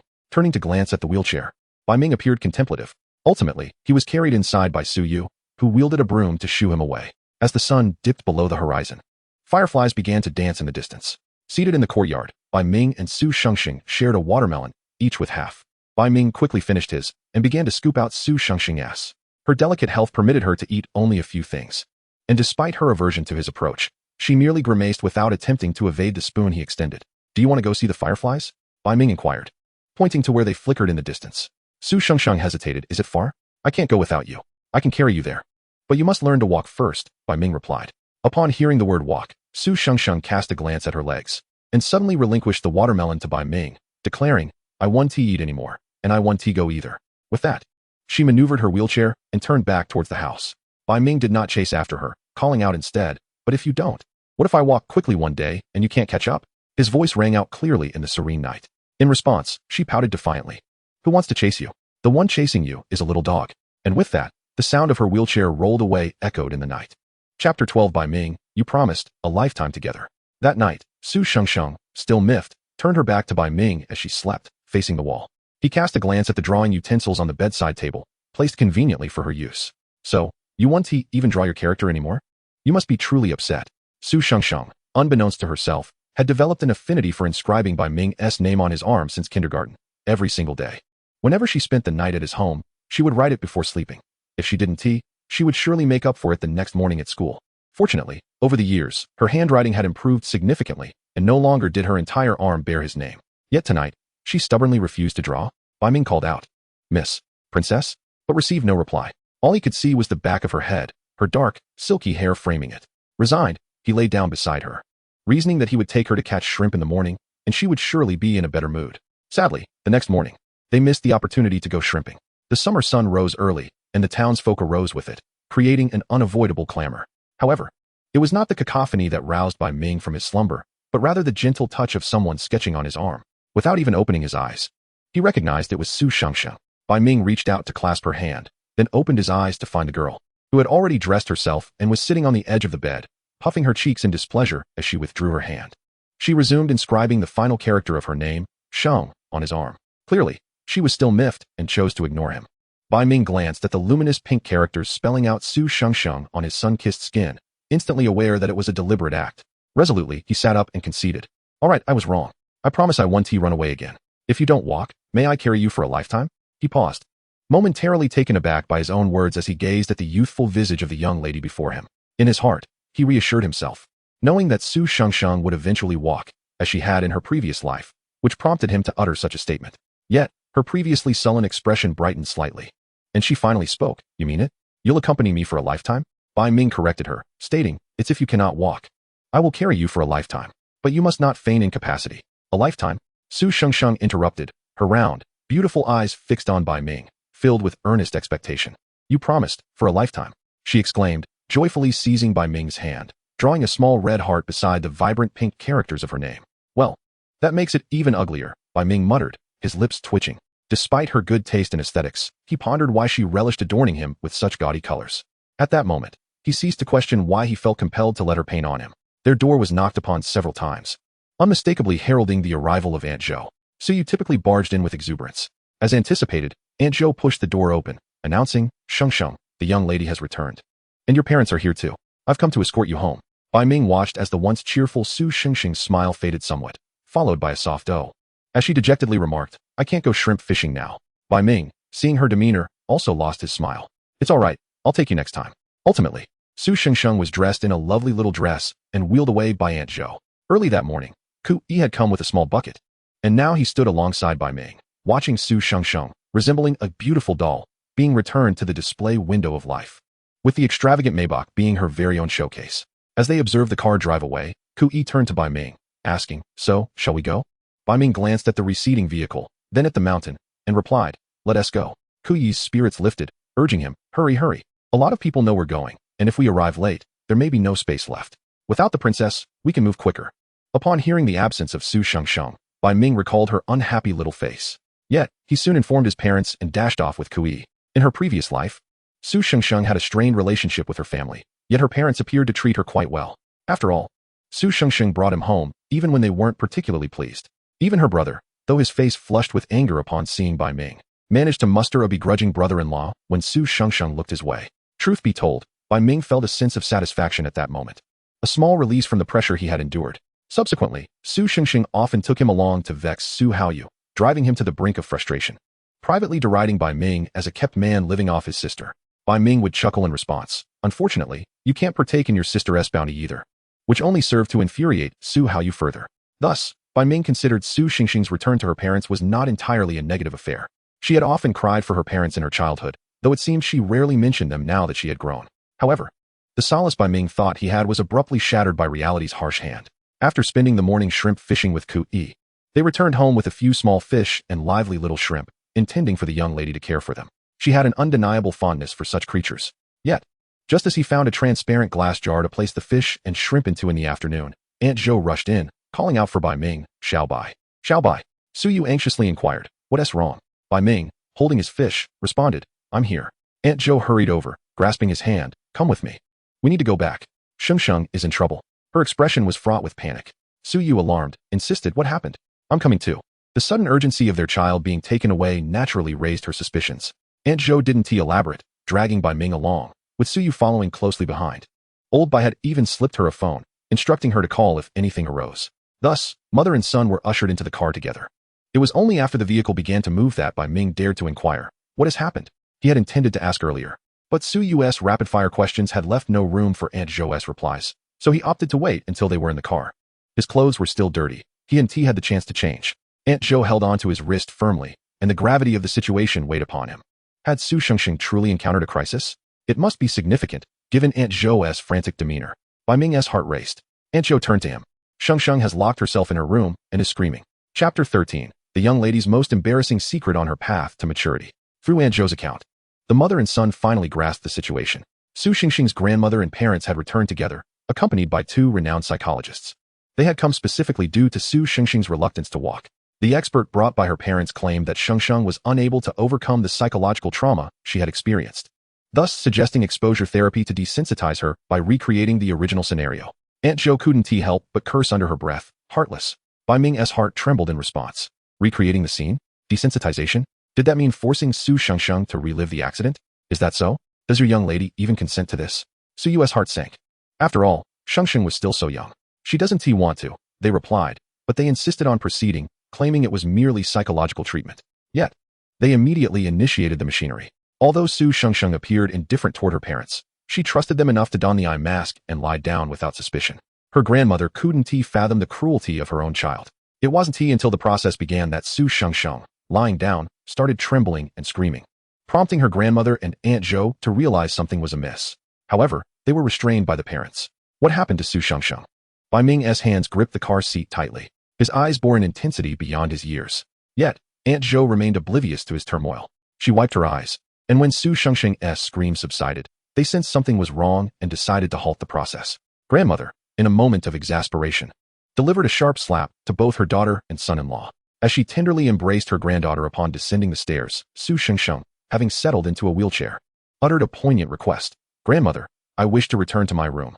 Upon reaching the threshold of her chamber, she entered and promptly secured the door, leading to a cacophony of screams that persisted until my departure. Regardless of our entreaties, she remained steadfast in her refusal to open the door. When Mr. Su attempted to force the entrance, he was met with a sharp slap from his daughter. I contemplated ascending to check on her well-being. In her previous life, Bai Ming had struggled to comprehend the chilliness of Su Shengsheng's familial relationships. Now, clarity began to dawn. The behavior exhibited by her parents bore striking resemblance to those who resorted to electric shock therapies to cure internet addiction. Bai Ming dared not imagine the extent of terror that such a delicate young lady must have felt. She would turn pale at the mere sight of a cockroach and had never dared to watch horror films. Su Yu, furrowing her brow in concern, lamented the existence of such parents. The driver maneuvered swiftly, and they soon arrived at the villa's entrance. Aunt Jo guided them directly to the second floor, where Su Shengsheng's grandmother stood alongside a seemingly youthful couple and two individuals clad in white coats at the threshold of Su Shengsheng's room. Silence enveloped the space within. The young woman pressed her ear against the door, her anxious voice rising. Shengsheng, please speak to me. Open the door and let mother in, all right? Mother apologizes. Yet, no response emerged from within. Grandmother peered out, her eyes lighting upon Bai Ming, and beckoned. Come here, Xiao Bai. This was not Bai Ming's first encounter with Su Shengsheng's parents. Previous meetings had consisted merely of cursory greetings. Being this close was a novel experience. Upon seeing Bai Ming, who was drenched in sweat and appeared somewhat disheveled, Su's mother hesitantly inquired, is this Shengsheng's friend? Grandmother ignored her entirely, grasping Bai Ming's hand and pushing Su's mother aside, instructing Bai Ming to stand at the door. Xiao Bai, dear child, could you please coax Shengsheng to open the door? Bai Ming gently knocked, calling, Princess, please open the door. Initially met with silence, a sound emerged from within, reminiscent of something being dropped. The others grew increasingly agitated, and grandmother's eyes glistened with unshed tears. Xiao Bai, call her again. However, Bai Ming looked up and replied, Grandmother, with so many of us gathered here, she is unlikely to open the door. Su's father's expression darkened immediately. We are concerned for her, he retorted, only to be silenced by a glare from his mother-in-law, who coldly commanded, you two doctors, leave at once. The two doctors shifted uncomfortably. Su's mother grasped her mother's hand, pleading, Mother, we are also worried about Shengsheng. She hasn't walked in so long. Remaining in that wheelchair is not beneficial for her. Leave, grandmother insisted. Xiao Zhou, take them downstairs. If they do not comply, I shall summon security. She refused to turn her gaze towards her daughter. At this juncture, Aunt Jo interjected, Mr. and Mrs. Su, perhaps it would be prudent to wait downstairs. Otherwise, if Shengsheng continues to remain inside, your concern will only grow. Ultimately, fearing grandmother's threat to call security, they acquiesced and descended. The threshold was left with only grandmother and Bai Ming. Su Yu urged Bai Ming, hurry, call her again. Bai Ming cast a glance at both women and suggested, why don't you go downstairs first? Grandmother hesitated but ultimately nodded, her concern for her granddaughter outweighing her discomfort. All right, speak to her gently. If she does not wish to see her parents, I shall send them away and ensure they are never permitted to return.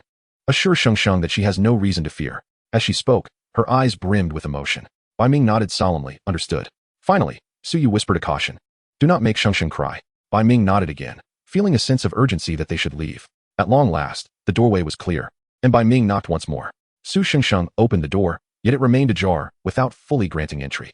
Bai Ming clenched his teeth and called out, we had an agreement. I am your little dog. Abandoning your little dog outside is akin to neglect. This prompted the sound of a wheelchair rolling within. The click of the door unlocking brought a wave of relief to Bai Ming. As the door swung open, He gently pushed it aside to find Su Shengxing seated in her wheelchair, gazing up at him. Her eyes were red-rimmed, clearly having wept, and her once bright gaze appeared vacant. Bai Ming glanced at the floor-to-ceiling window in her room and opened it, a part of him relieved that Su Shengxing's mobility was compromised. Otherwise, he feared she might leap from it. Once inside, he closed the door behind him, only to observe Su Shengxing retreating slightly in her wheelchair, creating a greater distance between them. Bai Ming paused, looking down at himself. Ah, I seem a bit dirty, having come down from the mountain without changing. Yet, the girl in the wheelchair began to sob. Large tears cascaded down her cheeks. It's not like this. Woo-woo, Xiao Bai, I need to use the bathroom. Bai Ming lowered his gaze to her little dress, unable to discern much, but noticing the darkened fabric. In that moment, he understood why Su Shengxing was in such distress. This would undoubtedly be a significant embarrassment in the life of a young lady. Would he face dire consequences for witnessing it? Chapter 14 Bai Ming, please help me bathe. Now was not the time to contemplate the ramifications of his knowledge. The young lady was in utter despair. Bai Ming quickly squatted down. Don't worry. I'll assist you inside to change. Su Shengxing pointed toward the clothes she had laid on the bed, indicating that the earlier commotion had been her retrieving them. With her garments in hand, Bai Ming guided her into the bathroom, which was equipped with a bathtub and a stool. He hesitated. Do you wish to bathe? Should I summon Aunt Zhou or my mother? Yet, his hand was grasped firmly. You, please fill the tub. Seeing her pitiful expression, Bai Ming nodded in agreement. Given Su Shengxing's personality, it was clear she desired a bath. She was indeed fastidious about cleanliness, and being confined to a wheelchair surely meant her lower half was unkempt. Although Bai Ming mused that a child's urine wasn't particularly dirty, he dared not voice such thoughts, fearing it would exacerbate her tears. The bathroom echoed only with Su Shengxing's soft sobs and the sound of water flowing into the tub. Bai Ming washed his hands thoroughly, rolled up his pant legs, and used her fragrant body wash to cleanse his arms and legs, careful as he walked barefoot on the slippery bathroom tiles. After completing these tasks, he wrung out a small towel and gently wiped her face. At that moment, Su Shengxing's gaze shifted to Bai Ming, her eyes now filled with fear. Woo-woo Bai Ming. I'm scared. In that instant, she observed a rare tenderness in Bai Ming, reminiscent of the compassion she often saw in her grandmother's eyes. Unable to contain herself any longer, she embraced him fiercely, repeating, Woo-woo, Bai Ming, I'm scared. It seemed she had much to express, but could only convey her fear through that one phrase. Bai Ming wrapped his arms around her gently, soothingly whispering, It's all right. It's all right. It's all just a bad dream. You are safe. Bai Ming, Xiao Bai, Su Shengxing's voice trembled with fear and raspiness, filling Bai Ming's heart with bitterness. He pondered countless scenarios, struggling to fathom how her parents could be so callous. How they could agree to such an absurd form of treatment. Could it truly be that her parents did not love her? However, their concerns at the doorstep were not unfounded. Su Shengxing's tears were typically born of grievance or frustration directed at Bai Ming. She had always been delicate, with a notably low threshold for tears, often finding herself with red-rimmed eyes at the slightest provocation. Yet, the sight of her trembling in fear, her body quaking as she cried, was a first for Bai Ming. His heart ached genuinely. After all these years, even the bond formed through the companionship of a dog was profound. How much more so with Su Shengxing, a spirited yet considerate young girl, now shivering in his embrace as she expressed her fear. In a soft voice, Bai Ming reassured her, Do not be afraid. I am here. I will always be by your side. Xiao Bai will always accompany you. With her eyes tightly shut, tears streaming down her cheeks, Su Shengxing hoarsely replied, Xiao Bai. I am scared. When that overwhelming dread returned, she wished to flee, but they had bound her there, leaving her helplessly watching as the vehicle collided with the barrier. The small dog in her arms emitted sharp barks, trembling against her. And ultimately, it was Xiao Bai who shielded her from the shard of glass that pierced toward her chest, resulting in a deluge of blood. Despite her tender age, she should have long forgotten that moment, yet it lingered in her memory, now clearer than ever. Bai Ming felt a profound sense of helplessness, wishing he could have been reborn sooner. He contemplated that even if he had been reincarnated as a 2- or 3-year-old, he might still have been unable to save her. But in that moment, the sight of the girl in his arms weeping was heart-wrenching. He gently comforted her. We will ask Grandma to chase them away and ensure they never return. So what if Su Shengxing cannot walk? I can carry you. I can run faster than they can with you on my back. Su Shengxing mumbled in agreement. You run the fastest. Perhaps it was due to her childhood experiences of being chased by Aunt Su. Seeing her respond made Bai Ming smile, and he whispered, I can run even faster. Next time, just watch, my dad won't even be able to catch up with me. By the way, today I went fishing and shrimping with Kui, and I saved some for you. There's even a little red fish. As he spoke, he sought to divert her attention with tales of their daily lives, while the sound of water in the bathtub continued to flow. Their soft conversation was a private dialogue, unheard by anyone else. Grandma, who stood barefoot at the door, exhaled in relief upon hearing their voices inside. Su Yu also felt a sense of ease. After exchanging a cautious glance, the two carefully closed the door, pretending they had not been there. Yet, Grandma harbored concerns. Was Shengxing going to bathe? Would Xiaobai be alright? At that moment, her worry was not about the distinction between genders, but rather about Bai Ming's ability to support Su Shengsheng. What if she fell? Having grown up in this environment, Grandma was well aware that such distinctions were not enforced at an early age. Many siblings often splashed around in the river together. Su Yu chimed in, don't worry. Xiaobai is as strong as an ox. While that was indeed true, Bai Ming was no longer a mere child. He was acutely aware of the differences between boys and girls. Though the young lady was still a child, she was undeniably a girl. It felt inappropriate on some level. Bai Ming gazed at the water, prepared for bathing, when Su Shengsheng unexpectedly grasped his arm. Her signature, drawn with washable markers bought by Aunt Zhou, had already smudged beyond recognition. It was a thoughtful gift for the girl who enjoyed decorating Bai Ming's arm, to spare her from the daily scrubbing that would wear away her skin. Now, gazing at the smeared name, Su Shengsheng felt a flicker of discontent. Yet, she clung to Bai Ming's arm, declaring, I don't want Aunt Zhou or Aunt Su. I want you to help me. She sniffed, her eyelids swollen from crying. Her face flushed, with feigned arrogance masking her vulnerability. Her eyes betrayed a hint of fragility. You just need to help me sit up. Su Shengsheng glanced down at her dress, pouting softly. Don't let anyone else know. But I am a boy, Bai Ming replied, somewhat exasperated. As he looked down at her, haven't you read about how boys and girls sit separately once they reach 7? But we still sleep in the same room. Su Shengsheng insisted earnestly. Bai Ming corrected her. You sleep in your bed, and I sleep in mine. It wasn't that she was unwilling to return home. Otherwise, they wouldn't be sharing a room. You are not like everyone else, Su Shengsheng asserted seriously. Xiaobai, you are closer to me than my parents. You are not just anyone. Suddenly, she seemed dejected. Do you think I'm dirty? If so, just push me a little, and I can help myself up. She spoke in a small, hurt voice. I promise I'm not usually this dirty. Bai Ming mused. Are you not? He felt a pang of guilt. Chapter 15. I am beautiful, not cute. Su Shengsheng was indeed a striking beauty, widely regarded as the most beautiful girl in Tanshui town, a fact almost universally acknowledged. While she often cried, sometimes even due to Bai Ming's antics, her tears would come easily, with her eyes reddening at the slightest emotional upheaval. Yet, the sight of her delicately pinching her small hands, insisting she wasn't dirty, evoked a sense of guilt within Bai Ming's ironclad heart. At that moment, he reflected on his own pettiness. This young girl was merely a child, viewing him as a dear friend without any awareness of gender distinctions. It was he who felt uncharacteristically awkward. Taking a deep breath, he said, You are not dirty. I will help you. I will place you in the tub. You can undress yourself, right? Su Shengsheng, with her nose red and a pitiable gaze fixed upon Bai Ming, replied, I can. Yet she added, but I can't stand. In truth, Su Shengsheng could stand for a short while if she held on to something, but the bathtub was too low and slippery. Bai Ming recognized this as he looked at the girl in the wheelchair, cautiously lifting her gaze to him. With a resigned sigh, he concluded, Then I will assist you into the tub, and you can hold on to me.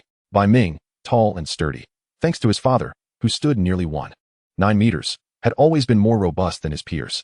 Over the years, he had pushed Su Shengsheng's wheelchair around, often teasingly lifting her from it to stand. Thus, he could indeed carry the slender Su Shengsheng without difficulty. Gritting his teeth, he lifted her from the wheelchair like a carrot pulled from the ground and placed her gently into the tub. Now you can undress. Just leave your dirty clothes on the floor. I want to look, he said. Su Shengsheng stared at the back of his head, captivated by the boy's short, neat hair, which was similar to many boys in their class. His rounded head betrayed a hint of stubbornness. In that moment, it dawned on her that they had both grown up. The teacher had mentioned that boys and girls shouldn't be overly attached. She recalled hearing Ku Yi mention that someone in 6th grade was dating. At the time, Su Shengsheng had been oblivious, only managing to respond, but we are friends too before Bai Ming had rewarded her with a piece of candy. Now, as she steadied herself on Bai Ming's shoulder, she felt a sense of security in the presence of the tall boy. Su Shengsheng released one hand to remove her dress and undergarments, finally resting her hand on Bai Ming's shoulder as she tugged at the fabric around his waist, gradually lowering herself into the bath. The tub was filled with frothy bubbles, created by the bath salts Bai Ming had just prepared for her, which bore the same rose fragrance as her shower gel. I'm ready. Su Shengsheng's voice was a mere whisper. Bai Ming responded with a soft turning to glance at her before tossing a small rubber duck into her bath. He then bent down to retrieve her soiled pants. Pushing the dirty wheelchair over to the shower head, he turned on the water to rinse it off. After cleansing the wheelchair, he began to wash her skirt. Su Shengsheng mused to herself that she was no longer a child, yet her delicate, fair hand clutched the yellow duck as warm water enveloped her, gradually soothing her overly excited emotions. She recalled countless times sitting by the river, watching Bai Ming and Ku Yi play in the water. Each time, Bai Ming and the others would occasionally wash their clothes. Mischievous children would splash water on Su Shengsheng, and if Bai Ming caught them, he would insist on an apology. And if they didn't comply, he would scold them fiercely. Each time they returned home, Aunt Su would hear of it and scold him as well. Bai Ming. Su Shengsheng began, her tone softening. Bai Ming turned to her, reminding, Watch out, you might get bubbles in your mouth. Sit up a bit. Oh. The little mermaid in the bath straightened slightly, revealing her entire face and part of her neck, her chin emerging from the foam. Bai Ming was satisfied. What's wrong? Is the water not warm enough? I just checked, and it's at 45 degrees. It's not the water, Su Shengsheng murmured. Bai Ming, why are you so good to me? I'm really not likable. She knew her parents didn't love her, and she was aware that many classmates spoke behind her back about how she made others uncomfortable with her words. Yet, Bai Ming seemed unfazed by it all. As he scrubbed her little skirt, he didn't even glance up, saying, because you are a very adorable child. This was the sentiment of a 27-year-old Bai Ming. The young lady was indeed charming, a delightful girl full of contradictions. Most importantly, he felt a sense of duty to protect her in Tanshui town, a way of repaying the kindness from her past life. Although it seemed insufficient, it was not difficult to treat her well. She was easily pleased. At that moment, a blush crept onto her cheeks due to Bai Ming's words, causing her to shrink back slightly. The white foam clung to her chin once more. I'm pretty. Not cute. The rubber duck squeaked under her grip. Bai Ming chuckled at her slightly haughty tone. You are the most beautiful little girl I have ever seen.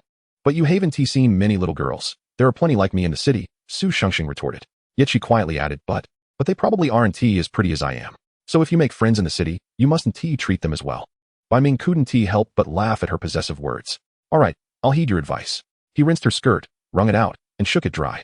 He glanced at her shorts adorned with red strawberries. Should I wash these too? Su Shengsheng, realizing the distinction between genders, finally reacted. And no, you don't need to wash those. Just toss them in the trash over there. That way, no one would find out, and he wouldn't have to wash them. Seeing her eyes widen, Bai Ming simply took the shorts, rinsed them a few times, and then washed them, tossing them aside for Aunt Su and the others to collect. Su Shengsheng fell silent, watching as Bai Ming quickly washed her little pants. She mumbled, I want to get up. It's a bit too hot in here. Bai Ming sighed, getting up to grab a large towel, shaking it open. He had a good plan in mind, to wrap her up and carry her out, allowing her to dress on the bed. Though he was indeed strong enough to lift her, he overlooked one crucial detail. The bathroom floor was rather slippery. Even with his strength and stature, he was not a giant. As he carried the 8-year-old Su Shengsheng, he slipped. Bang! Ouch, that really hurt. Bai Ming exclaimed in pain. Yin Shu. When I was 8, I held hands with my wife on the way to school. We were inseparable. Jiang Yu. When I was 8, I held hands with my wife on the way to school and even stayed in the same room at night. Bai Ming. When I was 8, I held hands with my wife on the way to school, shared a room at night, and I even bathed her and cleaned her little skirt. We also sealed our promises. The other two? Perverted. Bai Ming smirked in delight. Chapter 16. The young lady's mental fortitude is remarkably resilient. Su Yu and Aunt Zhou had been waiting outside, concerned that the two children might need assistance and no one would hear them. Meanwhile, Grandma was downstairs, ushering people out. She was still quite upset, feeling that her daughter and son-in-law could do without. At that moment, the commotion in the living room was quite loud. The sounds from the room were muffled due to the closed door. However, Bai Ming's uncontrollable expletive was overheard by Su Yu. She frowned, then pushed open the door. Son? Bai Ming's earlier voice sounded pained. At that moment, he and Su Shengsheng had collapsed in the bathroom. Su Shengsheng was wrapped in a towel, revealing only her little face, her forehead red from the earlier fall. She was clearly injured, having hit her head when they fell. However, she was still mostly resting on Bai Ming. Upon witnessing this, both Su Yu and Aunt Zhou turned pale. Aunt Zhou hurriedly lifted Su Shengsheng, calling out to Su Yu, who was trying to help Bai Ming up. Wait, call the doctor to come check on her. Don't move Bai Ming carelessly. The bathroom descended into chaos as Su Yu, pale-faced, rushed to find a doctor. Fortunately, the commotion downstairs continued, and the two doctors had not yet left. The psychologist, at least, was a doctor, and they arrived promptly. The small room became even more crowded. Grandma had also summoned the family doctor, who was on his way. Bai Ming had genuinely knocked himself out. In trying to protect Su Shengsheng during their fall, he had not managed to evade the hard floor. His head throbbed with a buzzing sound, and he experienced a ringing in his ears. Yet, he could still feel himself being lifted. Su Shengsheng, with her eyes closed, felt a sharp pain in her head as chaotic memories flooded her mind. Her forehead was slightly red. Vivid images of her time spent with Bai Ming rushed into her consciousness. Are you out of your minds? Letting a little boy bathe Shengsheng? And now look what has happened. A familiar, sharp young voice cut through the chaos. Grandma's voice was cold. Stop projecting your filthy thoughts onto the children's world. They grew up together, and when could you even come in? You think you could bathe Shengsheng? Enough of this. The child is still unconscious next door. Su Shengsheng's long eyelashes fluttered and opened, her gaze fixed on the familiar yet strange ceiling. The fragmented memories in her mind revealed the truth. She had returned to the age of 8, still residing in Tanshui town. Had she frequently stayed at Bai Ming's home over the years? Would she still bite him? Would she affectionately refer to him as little dog? The two often exchanged playful barks, and most importantly, she had wet her skirt, prompting Bai Ming to bathe her. Yet it seemed amiss. It appeared that she had briefly awakened during her past life after an accident, and it was indeed she who lay on the operating table. At that moment, she was in a daze, contemplating whether she had been reborn. But if that were the case, why endure the same accident once more? Subsequently, for reasons unknown, perhaps due to the anesthesia, she fell into a deep slumber again, akin to a faulty electrical connection. When she next opened her eyes, everything had transformed. Su Shengsheng quickly shut her eyes once more, convinced that this must be a dream from which she would awaken. A pair of somewhat aged hands gently caressed her pale, tender face. "Shengsheng, are you awake?" came her grandmother's cautious voice. Unable to restrain herself, Su Shengsheng opened her eyes and turned to see her grandmother looking youthful and healthy. Instantly, tears welled in her eyes. "My dear, does it hurt?" her grandmother exclaimed with concern. "The doctor has administered medication. It will be all right. Just a little blow and the pain will subside." At this moment, Su's mother approached, her eyes filled with worry. "Shengsheng," she said, her voice laden with sorrow as she noticed her daughter's distant gaze. Su's father inquired, "Shengsheng, are you all right? Shall I call the doctor to examine you?" After absorbing the entirety of the situation, Su Shengsheng finally spoke, looking at her grandmother and uttering, "Grandma, it's noisy. Why was she lying here? Was it not due to their actions?" The concern expressed by them now seemed laughable to Su Shengsheng. Moreover, she needed time to process the fact that she seemed to have been reborn. Just a moment ago, she had been telling Bai Ming that one could escape marriage if one wished. Then, suddenly, the dressing room had plunged into darkness. She felt a sharp pain in her head, and when she opened her eyes, she found herself here. The crucial question lingered. Was this a case of transmigration or rebirth? Her mind was flooded with memories of Bai Ming. In her previous life, she had indeed lived in Tanshui town for several years. But she had returned to the city at the age of 7. Her memories of Bai Ming were predominantly from when they were 6 or 7, largely because his parents called him Little Bai, which made him unforgettable to Su Shengsheng. Yet now, she was 8 years old, still residing in Tanshui town. And the nature of her relationship with Bai Ming was indeed quite complex. In her previous life, she had harbored some affection for Bai Ming, but it was not to the point of being indispensable. Yet now, reflecting on her actions over the years, she felt an overwhelming embarrassment. Wishing fervently that this was all a dream. "You all should leave. Do not disturb Shengsheng's rest," her grandmother immediately admonished Su's parents with a stern expression. Su's mother reached out to touch Su Shengsheng but was deftly evaded, leaving her sorrowfully to take her husband away. The room was left with only Su Shengsheng and her grandmother. Su Shengsheng gazed at her grandmother, who had passed away during her middle school years due to health issues, and reached out for an embrace. "Grandma, hug me." At that moment, her grandmother appeared youthful and robust, be it rebirth or transmigration. Su Shengsheng vowed that she would not allow her grandmother to depart from her life prematurely ever again. Her grandmother immediately enveloped Su Shengsheng in a warm embrace. "It's all right, dear. Grandma is here, and Little Bai is fine too. The doctor has checked, and he will likely awaken soon. Do not worry." Upon hearing Bai Ming's name, Su Shengsheng's body stiffened momentarily, yet she reassured herself, "It's fine, it's fine. The current Bai Ming is just an 8-year-old. No embarrassment whatsoever." She merely needed to maintain her composure. She too was but 8 years old. Children do not dwell on such trivialities. Could a 27-year-old truly be intimidated by a child? Absolutely not. The young lady's psychological resilience was exceptionally robust, and she quickly persuaded herself to relax. Meanwhile, in the adjacent guest room, Bai Ming finally regained consciousness. "You're awake, Little Bai? Feeling dizzy?" His mother, Su Yu, inquired, her eyes slightly red. The doctor, standing nearby, also showed concern, asking how he felt. Bai Ming instinctively shook his head, but soon realized he was indeed a bit lightheaded. Nevertheless, he asked, "What about Shengsheng? She just woke up. She's fine." "She merely bumped her forehead," Su Yu reassured him. Aunt Zhou chimed in. "Indeed. Thank you, Little Bai. Had it not been for you, Shengsheng might have fallen harder." Hearing that she was unharmed, Bai Ming let out a sigh of relief. As long as she was safe, that was all that mattered. He hoped she hadn't sustained any injuries that would leave scars. Su Yu, feeling a pang of concern for her son, gently patted his hand. "You cannot call for someone. You are still just a child yourself. How do you expect to carry Shengsheng, who is of the same age as you? What were you thinking?" "Thankfully, she is all right." Bai Ming merely smiled, knowing that it was the young lady's fear of embarrassment that drove such thoughts. "Rebirth? Oh, I'm quite familiar with that. How fortuitous, my dear wife. You two have been reborn." The young lady pondered, her thoughts racing. Silence, silence. Immediately silence. How could this not be considered mutual nurturing? Guess who will reveal their true identity first? At this moment, Bai Ming felt an unexpected warmth wash over him. He sensed that Su Shengsheng appeared somewhat dazed, as if she had suffered a concussion.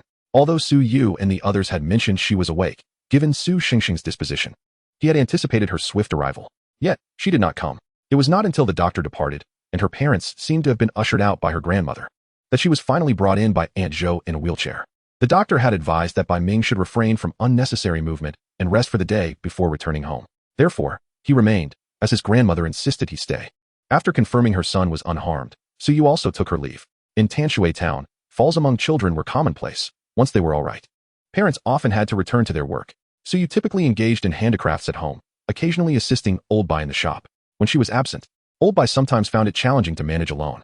After all, under Bai Ming's suggestion, the family business had expanded beyond merely washing cars to include repairs as well. Consequently, they were often quite busy. Bai Ming, unable to move about freely, found the situation rather tedious. It was at this moment that Su Shengsheng entered the room. Bai Ming immediately noticed something unusual. Su Shengsheng had not shed a tear. Moreover, whenever she looked at him, she quickly averted her gaze, as if afraid to meet his eyes, her expression somewhat stiff. Aunt Zhou, however, remained oblivious, effortlessly lifting Su Shengsheng and placing her beside Bai Ming on the bed. Now you two play nicely, don't fight, Aunt Zhou instructed. I'll bring the food shortly. Little Bai, your father just dropped off some clothes. I'll help you bathe in a bit. Bai Ming quickly interjected, no need, Aunt Zhou, I can manage myself. What nonsense. He had been reborn and was not about to let his mother bathe him. Aunt Zhou appeared somewhat concerned, yet. It's all right, Aunt Zhou. Just find me a small stool. I'm a big boy now. Having you wash me would be quite embarrassing. Bai Ming feigned a childish grin. Having been reborn as a child for so many years, Bai Ming had mastered the art of childish antics, having been reborn in kindergarten, after all.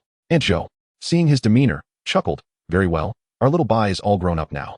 Once we finish eating, I shall assist you.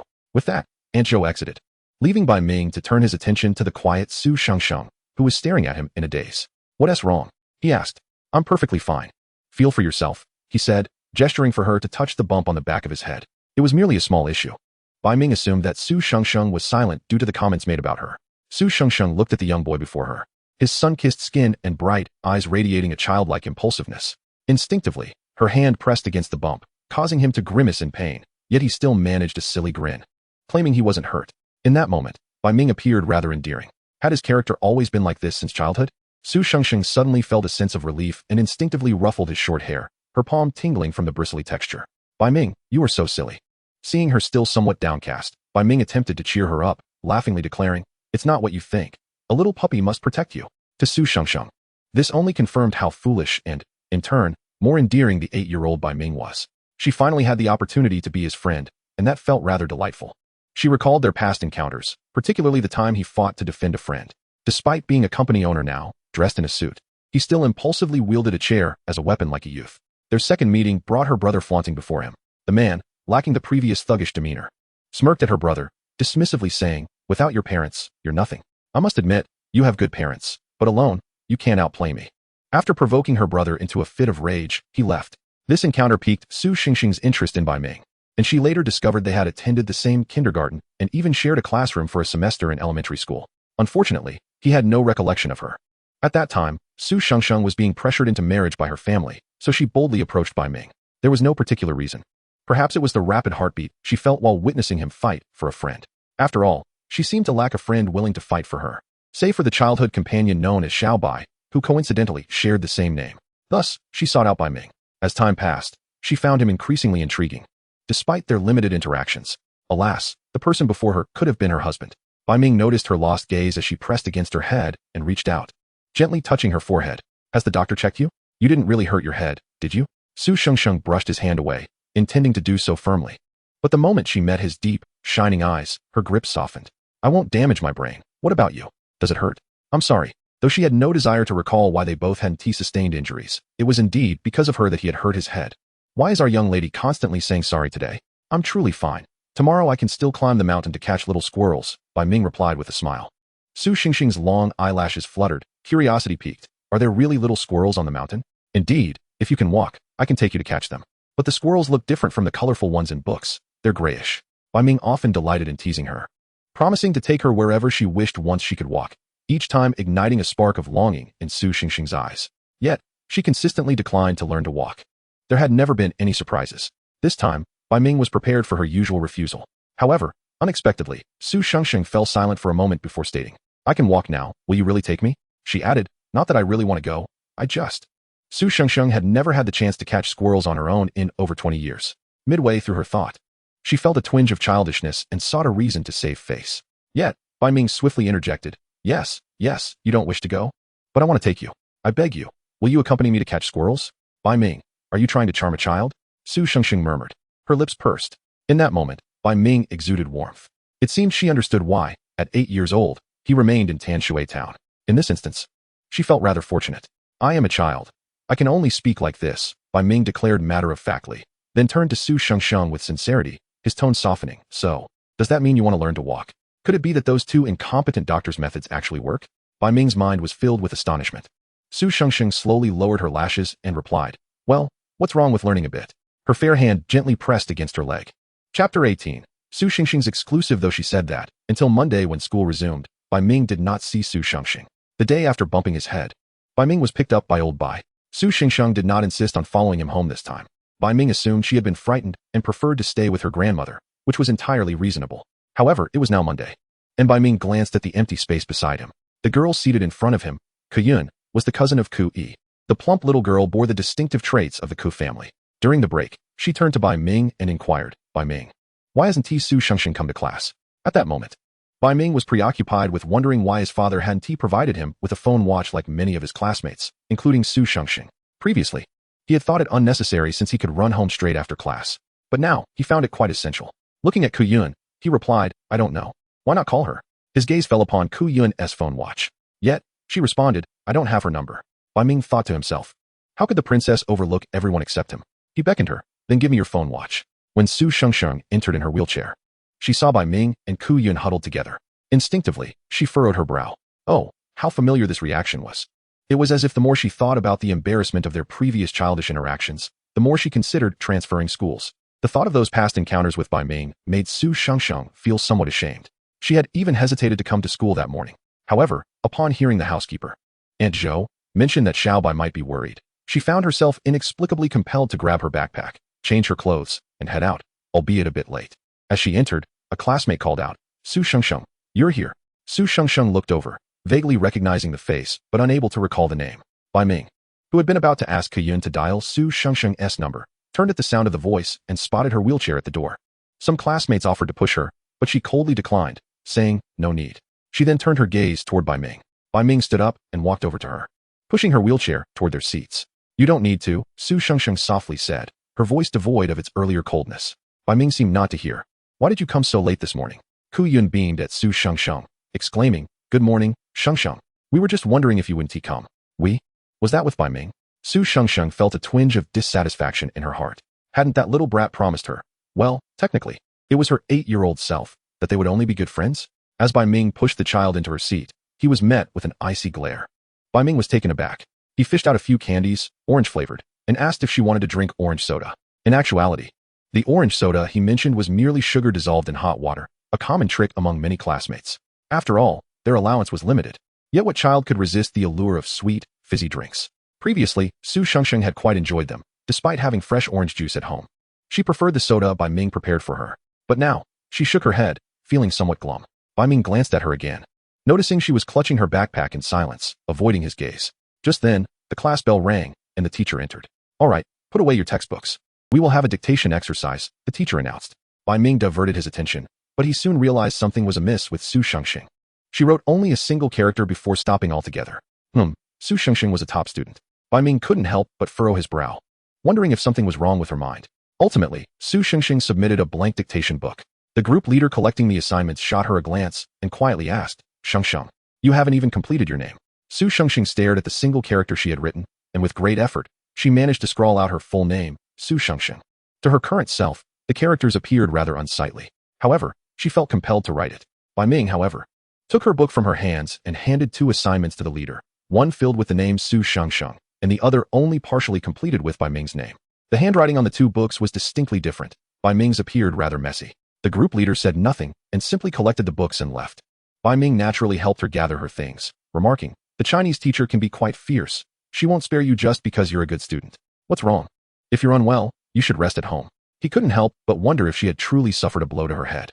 Su Shengsheng, however, gazed at his deep brown hand, where a sizable bruise marred the elbow, evidence of the injury he had sustained while protecting himself from a fall 2 days prior. She bit her lip and softly replied, I'm fine.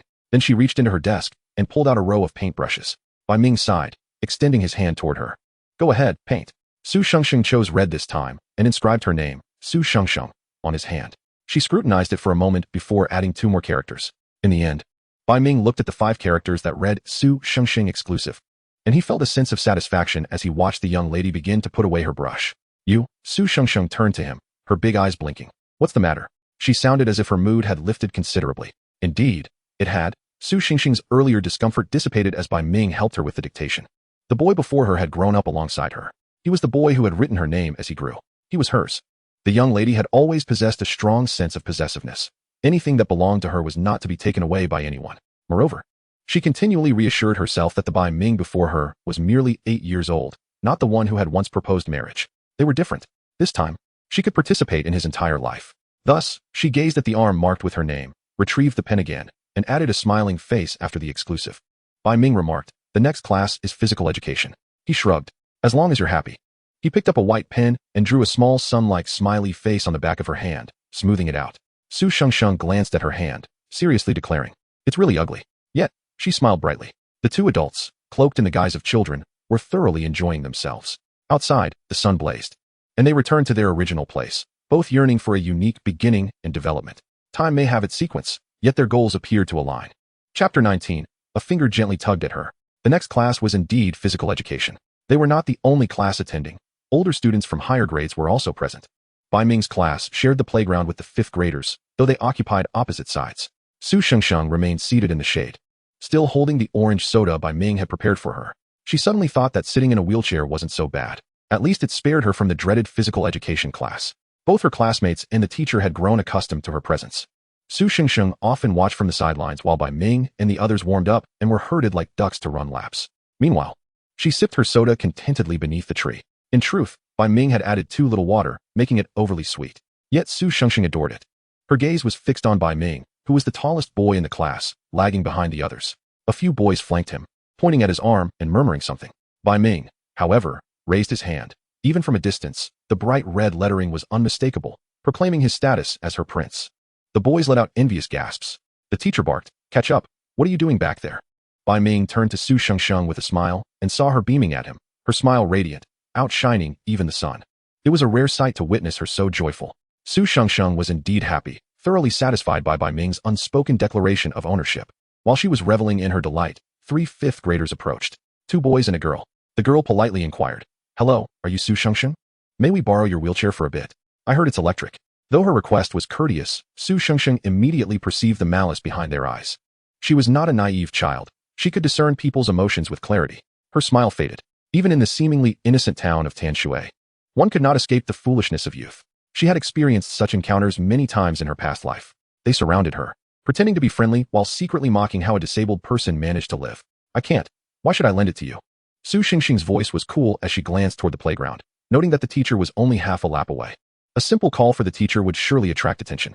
Yet, to her surprise, her refusal did not faze the trio. One boy forcefully pushed her wheelchair from behind, exclaiming, "If you won't lend it, we'll just push you around for fun." His voice brimmed with malice and excitement. The wheelchair surged forward abruptly, propelled by the 2 boys, and Su Xingxing hesitated to press the button, fearing that locking the wheels would send her tumbling out. Her juice slipped from her grasp, and the sudden acceleration quickened her heartbeat. A short, startled scream escaped her lips. Bai Ming, who had been lagging at the back of the line, was conversing with a few boys nearby. However, it seemed as though he suddenly heard Su Xingxing's voice. He lifted his gaze and saw 2 rather tall boys, clearly older than them, propelling Su Xingxing's wheelchair forward at a rapid pace, with her still seated in it.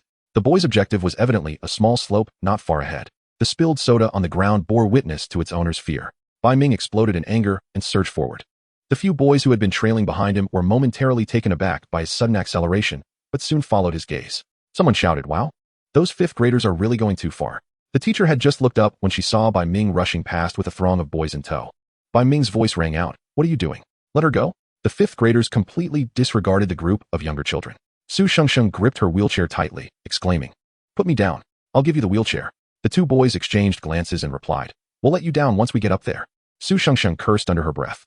The unsettling sensation of being pushed forward at high speed without the ability to move her legs made her heart race. She desperately needed rehabilitation. Bai Ming's voice prompted her to glance back.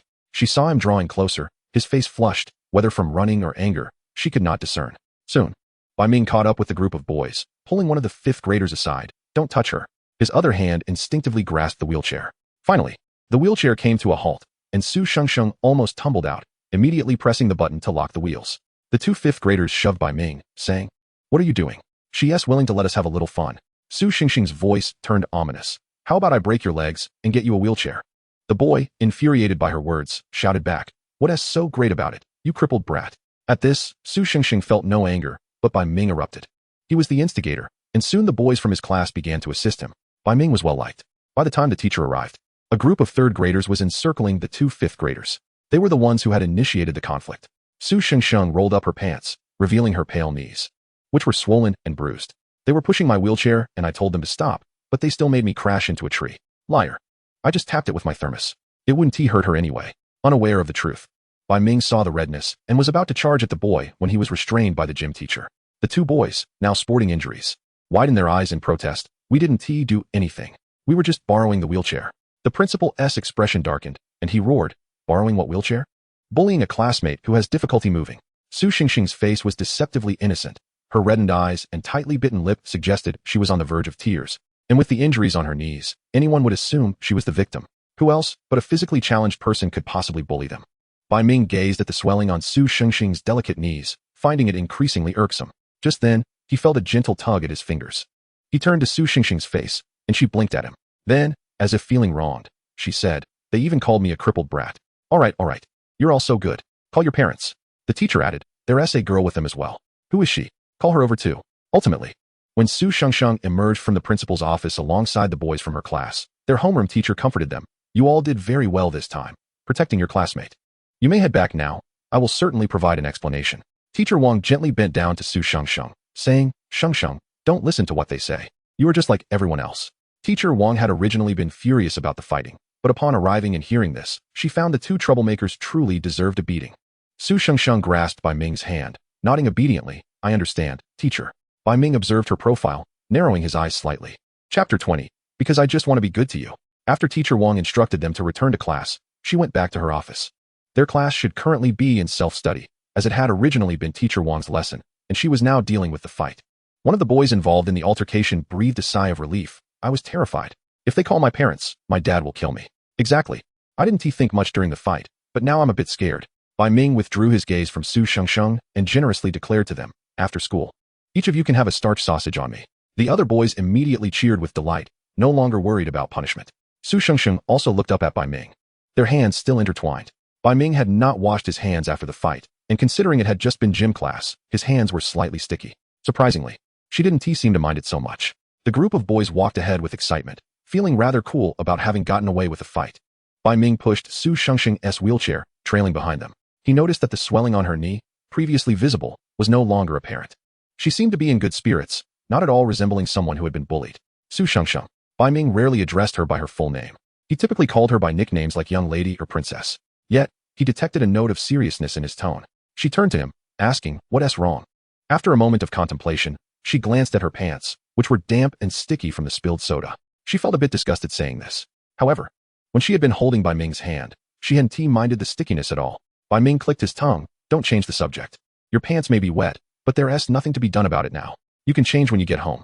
"What happened to your knee?" Su Xingxing retorted. Is 8-year-old Bai Ming really this perceptive? "What do you mean, what happened? I don't know what you're talking about. Let go, I'll go back myself." She resumed her infuriating tone. Yet, Bai Ming held onto her wheelchair firmly, and she dared not leave directly.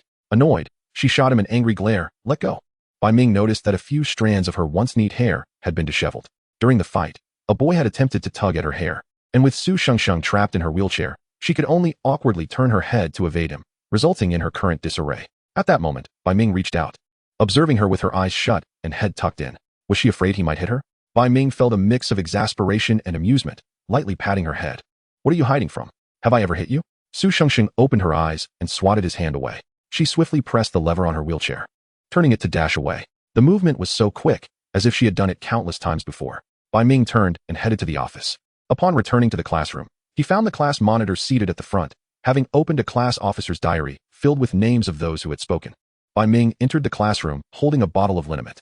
Many classmates were watching him, having witnessed Bai Ming leading his peers in the fight. After taking his seat, Bai Ming glanced at Su Xingxing, who was slumped over her desk. She must have washed her hands, and her pants too, though a section of the pants still bore some dampness. Bai Ming crouched down to roll up her pant leg. Su Xingxing widened her eyes, instinctively extending her leg in an attempt to kick him, but she could only manage a slight lift. Bai Ming observed her swollen knee and poured some liniment into his palm, warming it before gently pressing it against her knee. Upon hearing her gasp, he assumed it was from pain and looked up at her, only to see her frowning and asking, "Did you wash your hands?" Bai Ming replied, vigorously rubbing at the redness on her leg. Su Xingxing's eyes glistened with unshed tears. In truth, her leg was sensitive, her injury had long since healed, but her sensations had dulled significantly, rendering her feelings less acute. Nevertheless, it still hurt. The redness around her eyes was the result of her own self-inflicted distress. Now, as Bai Ming pressed down on her knee, tears began to cascade down her cheeks. Bai Ming exclaimed, "Hey, don't cry," and reached out to wipe away her tears.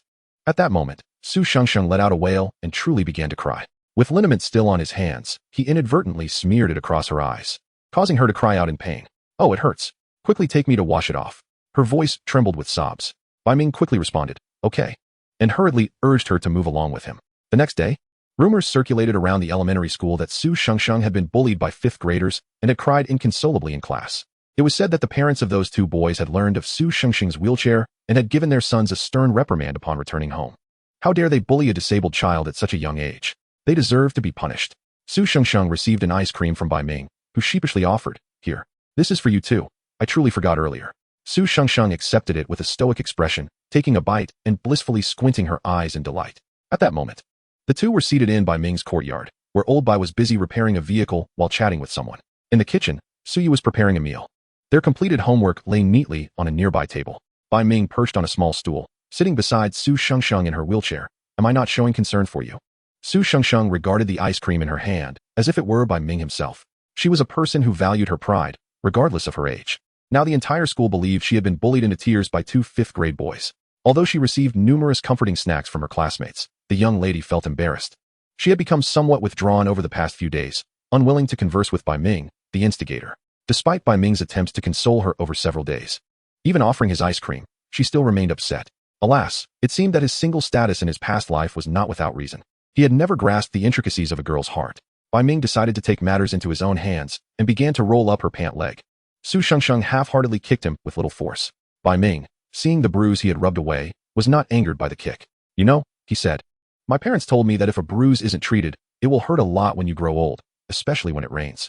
Remembering the pain in his own legs during gloomy weather from his past life, Su Xingxing's movement slowed as she ate her ice cream. She lowered her gaze to Bai Ming, who was now pouring out more liniment to help her. This time, he applied it with gentle caution, perhaps fearing it would hurt her. "Why are you so nice to me?" Su Shengsheng asked curiously. 8-year-old Bai Ming was remarkably patient, enduring her spoiled demeanor without ever showing anger. Bai Ming continued his ministrations, replying simply, "Because I want to be good to you." This question was one Su Shengsheng often posed, perhaps due to her parents' neglect, as she felt the need to seek reassurance repeatedly. Bai Ming had not pondered it deeply. His response was instinctive. He simply wished to provide her with a joyful childhood, a way to repay her for the help she had offered him in his previous life. Su Xingxing's leg quivered slightly, causing a drip of ice cream to fall onto her delicate hand. She blinked, realizing, "Oh, I understand now. Well then, I suppose I'll try to be a little nicer to you too." She disliked feeling indebted to anyone. Chapter 21 Indeed, she must maintain her allowance. She had quite a bit of money now. "Bai Ming, I don't want to eat this. You have it." Bai Ming's bowl had an extra fried chicken leg. "If you don't like it, why did you order it?" Bai Ming looked at the small vegetables and fried chicken leg she had picked out from his bowl. Today, with no one home, they had sneaked out for fast food.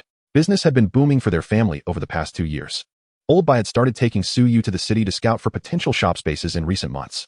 Now, after summer vacation, both Bai Ming and Su Shengsheng would be entering 6th grade, with middle school awaiting them afterward.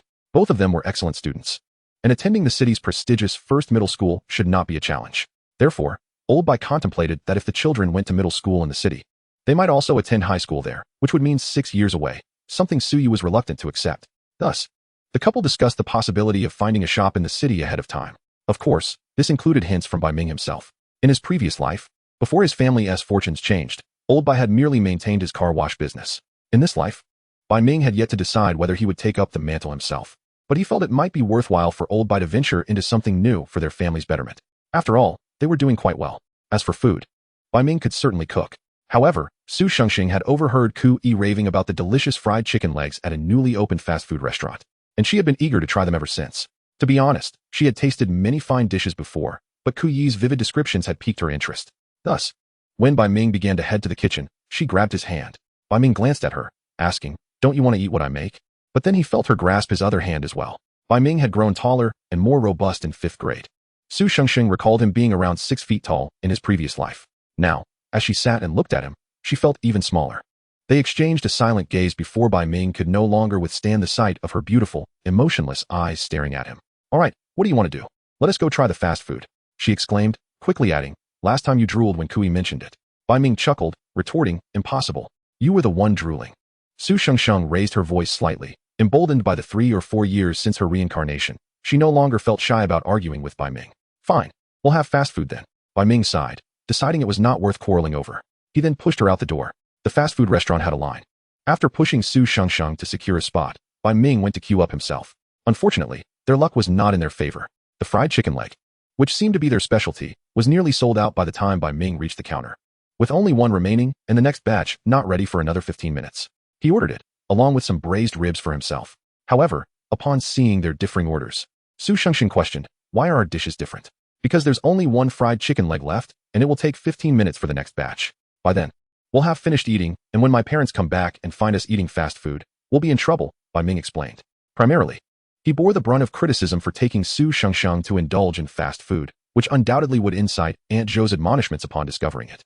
Su Shengsheng's digestive system was indeed somewhat fragile, as there were many foods she could not consume. Over the years, despite the numerous supplements she had ingested, she remained quite slender. Her fair complexion, coupled with her diminutive form while seated in a wheelchair, gave her an appearance that did not exude health. Initially, Bai Ming had harbored hopes that she would eventually stand and walk. However, it turned out to be a mere figment of his imagination, as the young lady displayed no intention of ambulating whatsoever. Instead, she relished in directing him each day. The notion of walking herself? It appeared she had no such plans. Bai Ming refrained from pressuring her, understanding that her relationship with her parents had already become sufficiently strained over the years, and he was reluctant to exacerbate her distress. Nonetheless, Bai Ming cast a glance at her wheelchair and the frail legs resting upon it. Would she attend middle school confined to a wheelchair? A sense of worry inevitably crept into his mind. Preoccupied with his thoughts, he remained largely silent, merely glancing at the excessive cabbage in his bowl.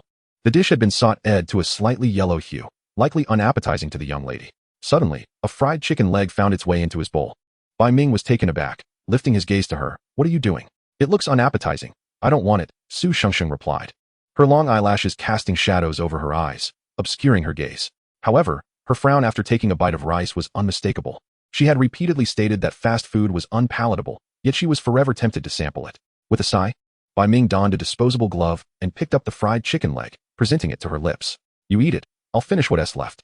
At last, Su Shengsheng regarded him, or rather, the chicken leg he was offering. In truth, she wasn't particularly eager to eat it. After all, it was merely fried chicken. Yet, at that moment, the chicken leg seemed to emanate an enticing aroma as it hovered near her mouth. You eat it. She clandestinely reminded herself to take care of Bai Ming. Over the years, he had flourished under her care. He had mastered German, learned to play the violin, and even dabbled in wrestling and fencing. Now, the young man standing beside her had shed his former clumsiness, and she was quite pleased. Thus, she surmised that Bai Ming, much like Kui, must enjoy such fare at his age.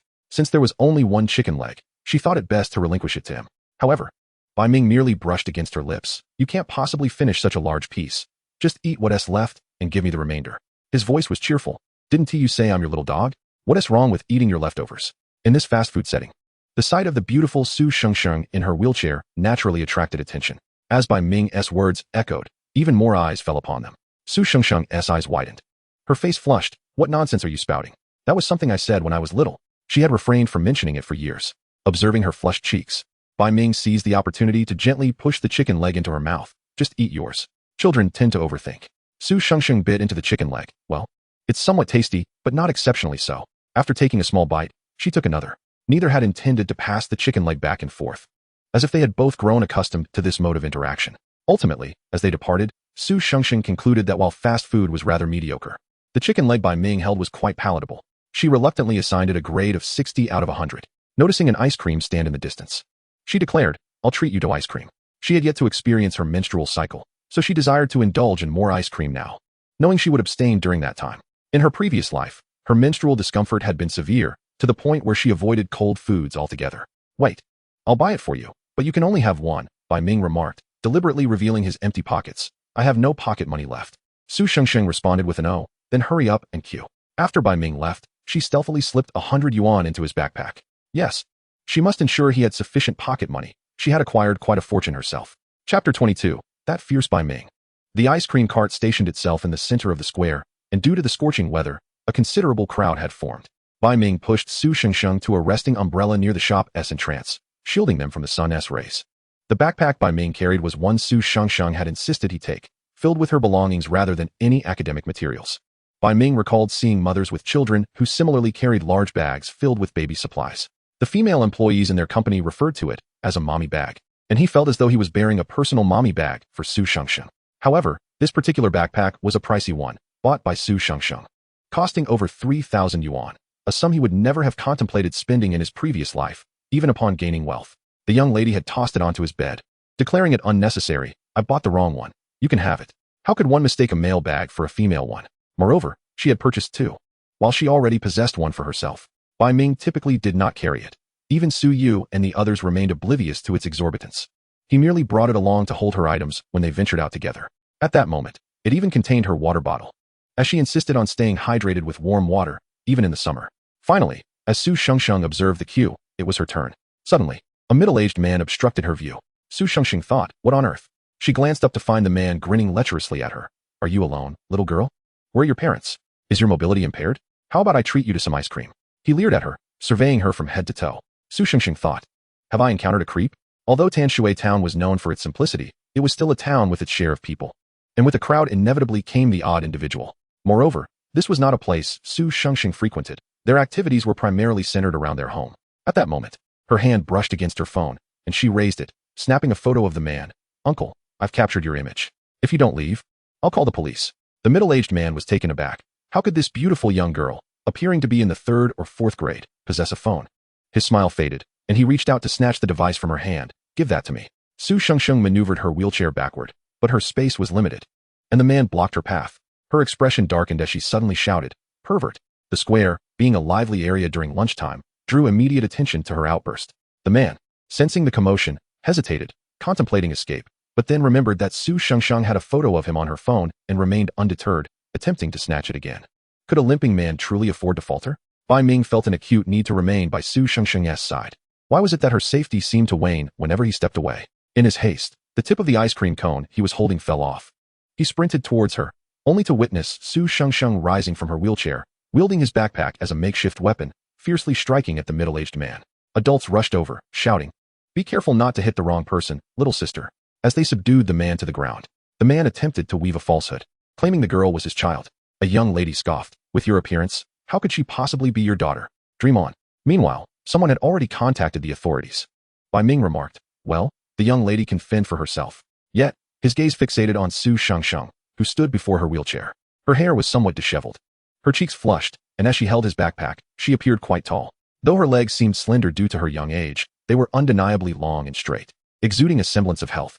Bai Ming. Su Shengsheng looked up and noticed Bai Ming's eyes scrutinizing her legs. She immediately feigned weakness, letting out a heavy sigh as she sank back into her wheelchair. An adjacent aunt promptly inquired, what's wrong, dear?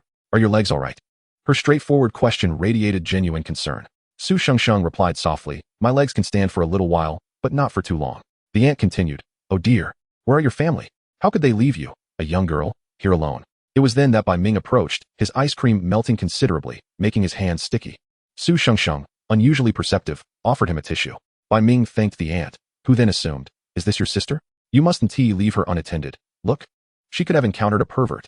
The police arrived swiftly, and although the man attempted to escape, he was surrounded by a throng of concerned citizens, eager onlookers snapping photos, leaving him with no chance of fleeing. As he was escorted away, he was left bewildered by the unexpected ferocity of elementary school students. Initially, Su Shengsheng and her companions were meant to accompany the police, but given her condition and young age, the small town offered certain conveniences. Ultimately, a gentle female officer took a brief statement, and Su Shengsheng's phone captured the entire event, with nearby surveillance cameras and a few helpful citizens documenting the incident. The female officer requested their contact information and urged them to head home promptly. When she offered to escort them, Bai Ming declined, assuring her that their home was nearby, promising to keep a vigilant eye on his sister this time. By the time everything was settled, Su Shengsheng had already finished her ice cream and was sipping warm water, a somewhat belated effort to remedy the situation. Bai Ming glanced at her legs, pondering when she would be able to walk. I can't walk, Su Shengsheng protested, as if to assert her point. But I can stand for a bit, just a little. She extended her hand, carefully indicating a small distance, her expression adorably earnest. However, Bai Ming couldn't help but chuckle in exasperation. Was it really amusing to see me coax you into standing before? He recalled how she had insisted he carry her tormenting him before she would finally consent to stand for a mere minute. Bai Ming found himself bemused by the absurdity of it all. Yet, Su Xingsheng was acutely attuned to the emotions of those around her, sensing Bai Ming's apparent anger. She grasped his wrist, fearful he might abandon her. "I'm sorry, but I didn't mean to," she murmured, rarely apologizing and at a loss for further words. Feeling awkward, she added, "And besides, you were the one who insisted on coaxing me. I never agreed." Immediately regretting her words, she realized they might only exacerbate the situation. As anticipated, Bai Ming fell silent, opting instead to push her wheelchair forward in the direction of home. Su Shengsheng turned to observe him, witnessing his impassive expression as he propelled her along. This was the first time Bai Ming had shown irritation towards her. A sense of unjust grievance washed over Su Shengsheng. Why was he so cross? She had merely been practicing standing on her own, inspired by his diligent encouragement. She had only just learned to stand 2 days prior and had intended to surprise him with her progress. That Bai Ming, so irritable. Not at all like the obedient child I've raised. Chapter 23. Su Shengsheng, the young lady, had the most obstinate tongue. Bai Ming himself found his own temper somewhat inexplicable. Perhaps it was the oppressive heat combined with the worry he felt upon hearing Su Shengsheng's voice. A tumult of emotions swirled within him, culminating in the realization that Su Shengsheng had kept secrets from him.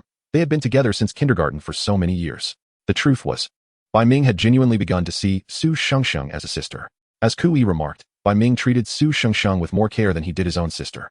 There always existed an intimate atmosphere between them that others could not penetrate. Bolstered by these sentiments, Bai Ming truly felt their connection was unique, an intricate, indescribable bond. Witnessing her stand had evoked an unexpected sense of betrayal within him, a feeling that arrived swiftly and inexplicably. Yet, after seating Su Shengsheng in the car, he managed to regain his composure, acknowledging the childishness of his earlier outburst. Why had he been angry? She was merely a young girl. However, a glance downward revealed Su Shengsheng gazing at her phone, her expression tense. At the 5th grade level, she had shed her baby fat, her oval face now quite beautiful. Bai Ming noted her slenderness. He could now carry her while running in the yard. Over the years, he had grown taller and matured, while she seemed to have grown in height without gaining any weight, presenting a frail appearance. Her frailty, compounded by her wheelchair, made her appear vulnerable. Yet, Su Shengsheng was not one to be easily intimidated. At least at Tanshui Elementary School, no one dared to bully her, especially with Bai Ming's fearsome reputation. As Bai Ming observed Su Shengsheng, who was deliberately ignoring him, he felt a twinge of awkwardness. The anger he had expressed seemed unwarranted, especially since she had achieved the ability to stand, which should have brought him joy. He reached for his backpack, and upon noticing his outstretched hand, Su Shengsheng unzipped it, meticulously retrieving her belongings without uttering a word. Bai Ming quickly interjected, "Don't take those. You won't be able to hold them all." Su Shengsheng complied, returning the items to the bag, which she then tossed at Bai Ming. He held the backpack, stifling a laugh at her adaptability. The bus ride home was only 5 stops, and given the relatively sparse crowd, Su Shengsheng, under normal circumstances, would have been reluctant to take the bus. Typically, Bai Ming would carry or support her, while others assisted in lowering the wheelchair. However, this time, Su Shengsheng seemed irked, swatting away Bai Ming's reaching hand. Earlier, she had managed to board the bus by grasping the handrail, aided by a kind-hearted aunt who had lifted her aboard. Yet, this time, fortune did not favor her. Standing at the bus entrance, she struggled to step off, her past rehabilitation allowing her to walk, albeit briefly, yet now she hadn't even experienced walking. Her attempts to control her body faltered. With passengers waiting to disembark, someone kindly inquired, "Do you need assistance?" Bai Ming, positioned at the entrance, observed her standing alone, gripping the pole with determination. Yet she could not lift her legs, which rendered her petite figure somewhat awkward. He sighed, reached out to embrace her, and whispered, "It's rather embarrassing with so many people watching." Indeed, Su Shengsheng released her grip. She could not permit herself to lose face in front of others. She had already lost all semblance of dignity before Bai Ming in this lifetime. Thus, she chose to remain angry, but allowed herself to endure another moment of humiliation. Bai Ming understood he must not laugh, so he stifled the corners of his mouth from curling upwards. Su Shengsheng, infuriated to the point of resembling a pufferfish, was carried down but soon realized Bai Ming had not set her down in her wheelchair. Unable to restrain herself, she shot him a glare and demanded, "Put me down." Bai Ming, still holding her, glanced at the wheelchair and asked, "So you're not angry anymore?" Was this the approach a clueless man took to soothe a woman? He hadn't even apologized for scolding her moments ago. Su Shengsheng huffed, her anger intensifying. "If you have the ability, just don't put me down." "Oh, so that means you won't forgive me?" Bai Ming remained unperturbed, as they were quite close to home. The lady who usually sold starch sausages at their school gate during the summer was now peddling nearby at the bus stop. Bai Ming glanced around and called out cheerfully, "Aunt Zhang, could you keep an eye on the wheelchair? I'll come back for it." "Sure, no problem." Aunt Zhang, who had just finished selling 2 sausages, wiped her hands and approached, "Why isn't Shengsheng in her wheelchair? Is it broken, or is she uncomfortable?" Su Shengsheng, concerned about her pride, was taken aback by Bai Ming's blatant disregard. She finally managed to squeeze out, "It's broken." Was it really so difficult to admit she was upset and throwing a tantrum? Was that reasonable? Aunt Zhang didn't ponder too deeply. Upon hearing it was broken, she didn't push the wheelchair, but lifted it with both hands. "Then I'll place it over there, and you can have your parents come pick it up later." Bai Ming smiled and said, "Thank you, Aunt Zhang." He then turned and walked away with Su Shengsheng in his arms. At this moment, Su Shengsheng felt trapped, watching her wheelchair recede into the distance. She had no choice but to rely on Bai Ming, tightening her grip around his neck. If he were to drop her, she would have to either stand for a while or sit on the ground, which was an unbearable thought. Moreover, the ground was scorching in the summer. Just thinking about it made her cling to him even tighter. Bai Ming, with a backpack slung over one shoulder, navigated the familiar streets while occasionally encountering familiar elders who inquired with concern, "Xiao Bai, what happened to Shengsheng? Where's her wheelchair?" Su Shengsheng simply kept her head down, too embarrassed to speak. Bai Ming cheerfully replied, "The wheelchair is broken." Well-meaning elders asked if they needed assistance. Despite Bai Ming's towering stature, he was merely a child. Each time he heard such inquiries, he could feel Su Shengsheng clutching him tighter, fearful that someone might take her away from him. Bai Ming increasingly felt that she was the most obstinate person he had ever encountered.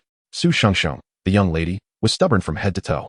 Yet Bai Ming remained courteous, reassuring her, "It's not far. I can manage."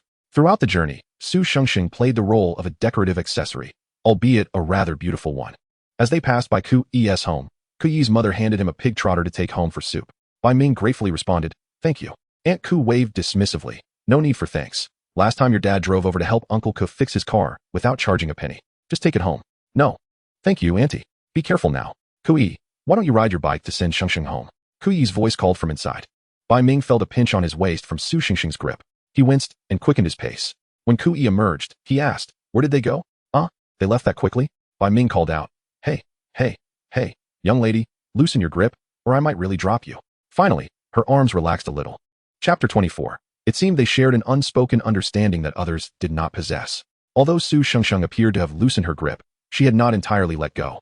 She could sense Bai Ming was sweating. To put it plainly, while Bai Ming was quite strong, he was still just a fifth-grade boy.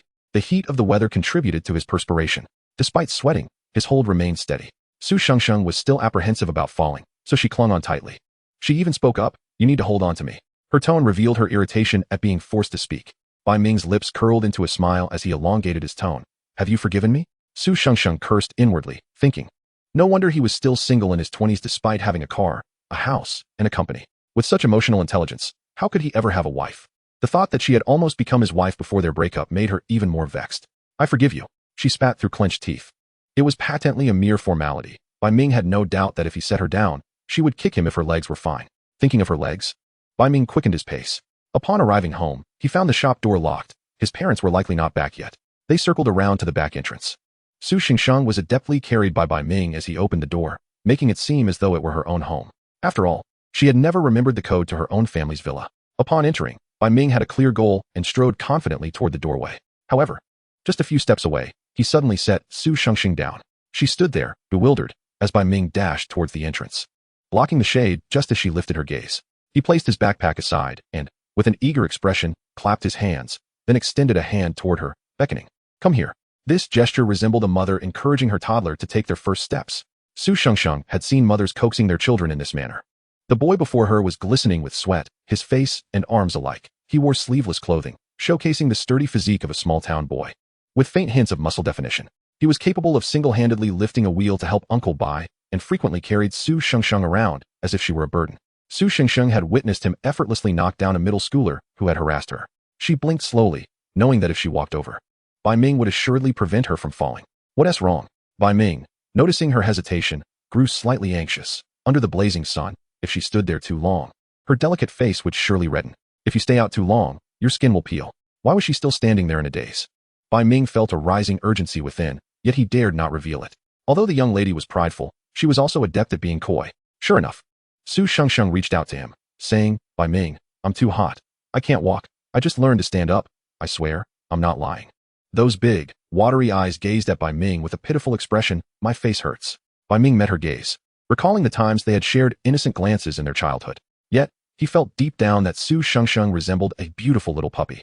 Her eyes, moist and silent, tugged at his heartstrings. Now, as she extended her hands towards him, he noticed the sun had already reddened her skin. Bai Ming ultimately compromised and walked over. bending down to hoist Su Shengsheng onto his shoulder, akin to carrying a tire. You truly are a young lady, he murmured softly. But the lifted Su Shengsheng was already accustomed to such treatment. With her head hanging down, she didn't forget to retort, I always have been. Ugh. You're pressing on my stomach. All right, I got it, Bai Ming replied helplessly. They had refrained from mentioning the day's events to Su Yu and old Bai. Subsequently, it was Aunt Zhou who contacted the police station, and Su Shengsheng had instructed Aunt Zhou not to inform her grandmother. To Su Shengsheng, this incident, along with the minor squabble, seemed to have passed. After all, it was not their first quarrel. Often, they didn't need to offer formal apologies. Having grown up together, they shared an unspoken understanding that others lacked. As the start of school approached, old Bai, with the help of their grandmother, finally secured a storefront. This meant he would begin to juggle responsibilities. For the sake of the children, he did not find it burdensome. Besides, the car wash and repair shops had apprentices who could lend a hand. One day, Su Shengsheng was engrossed in a book in her room when a cacophony erupted downstairs. She turned towards the door, soon witnessing a sweaty Bai Ming burst in. He approached her and effortlessly lifted her up, truly running with her in tow. Ever since Bai Ming discovered that Su Shengsheng could stand, he no longer allowed her to use a wheelchair when taking her out. At that moment, he placed her onto a bicycle that Ku Yi was supporting, leaving Su Shengsheng somewhat bewildered. As she watched him take the bicycle and mount it, she clung nervously to his waist. The boy was drenched in sweat, his shirt damp. What are you doing? She asked. Bai Ming replied. I'm going to get revenge for you. Let us go. All right, let us go, she echoed. Leading the charge was Bai Ming, followed by Ku Yi and a group of boys from their class, or the neighboring one. There were only 2 classes at Tanshui Primary School. A majority of the boys had gathered, each one cycling forward with enthusiasm. As they passed various shops, adults could be heard calling out, slow down. Where are you all off to? Su Shengsheng pondered the same question, for even though her legs had regained sensation, she still clung tightly to Bai Ming's waist, genuinely fearful of falling. My backside hurts, Bai Ming. Her voice was somewhat swallowed by the rushing wind. Bai Ming shouted back, when we get home tonight, I'll get you a softer cushion. Are you the princess and the pea? Su Shengsheng bared her small white teeth, contemplating biting him, but found him rather odorous. This little brat, who hardly ever read, was yet aware of the princess and the pea. Before long, Su Shengsheng realized where they were taking her. The ruffian had been released. She had heard he was a repeat offender, with a pregnant wife at home. When Aunt Zhou visited, he had already begged for mercy on his knees. Aunt Zhou said it was heart-wrenching to witness, yet she insisted that he pay the price. For there had been no substantial harm, merely a half-month detention. When Bai Ming learned of this, his expression soured. The man had been released today. Bai Ming had somehow acquired the man's name and address, rallying a group of boys to plaster the area with posters. They showcased images of the man being pinned down by well-meaning citizens, clearly detailing the incident. That was not all. They had also smeared the vicinity with superglue. Upon seeing the posters, the man, realizing he could tear them down, understood that if more people knew, he would no longer be able to live there. Consequently, his hands became stuck to the posters. Laughter erupted from the crowd, as they replenished the glue every minute in the sweltering heat. Hearing the laughter, the man turned to see the group of boys reveling in his misfortune. He even caught sight of that lovely girl, who clung to the waist of a burly boy seated on a bicycle. That boy, upon noticing the man's gaze, grinned broadly, preparing himself. The man could only watch helplessly as the group brandished slingshots. You dare. Chapter 25. Buy one get one free. Yours is the bonus. Su Shengsheng vividly remembered that summer when the heat was sweltering. Sitting on the back seat of a bicycle, she could smell the fragrance of watermelon and ice-cold soda. She could also catch a whiff of Bai Ming's sweat. Her young companion stood protectively behind her with a slingshot, defending her against those who had previously sought to bully her. She could look up and see his bright eyes and the sweat glistening on his forehead. Just as it was now, Su Shengsheng, feeling exasperated, pushed Bai Ming's face away, insisting, I'm not going out.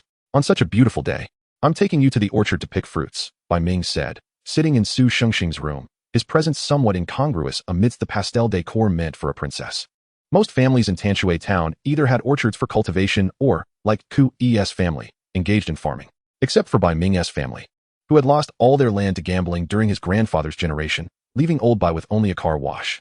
Su Shengsheng sat cross-legged on the carpet, piecing together a puzzle. Look, I can sit cross-legged now.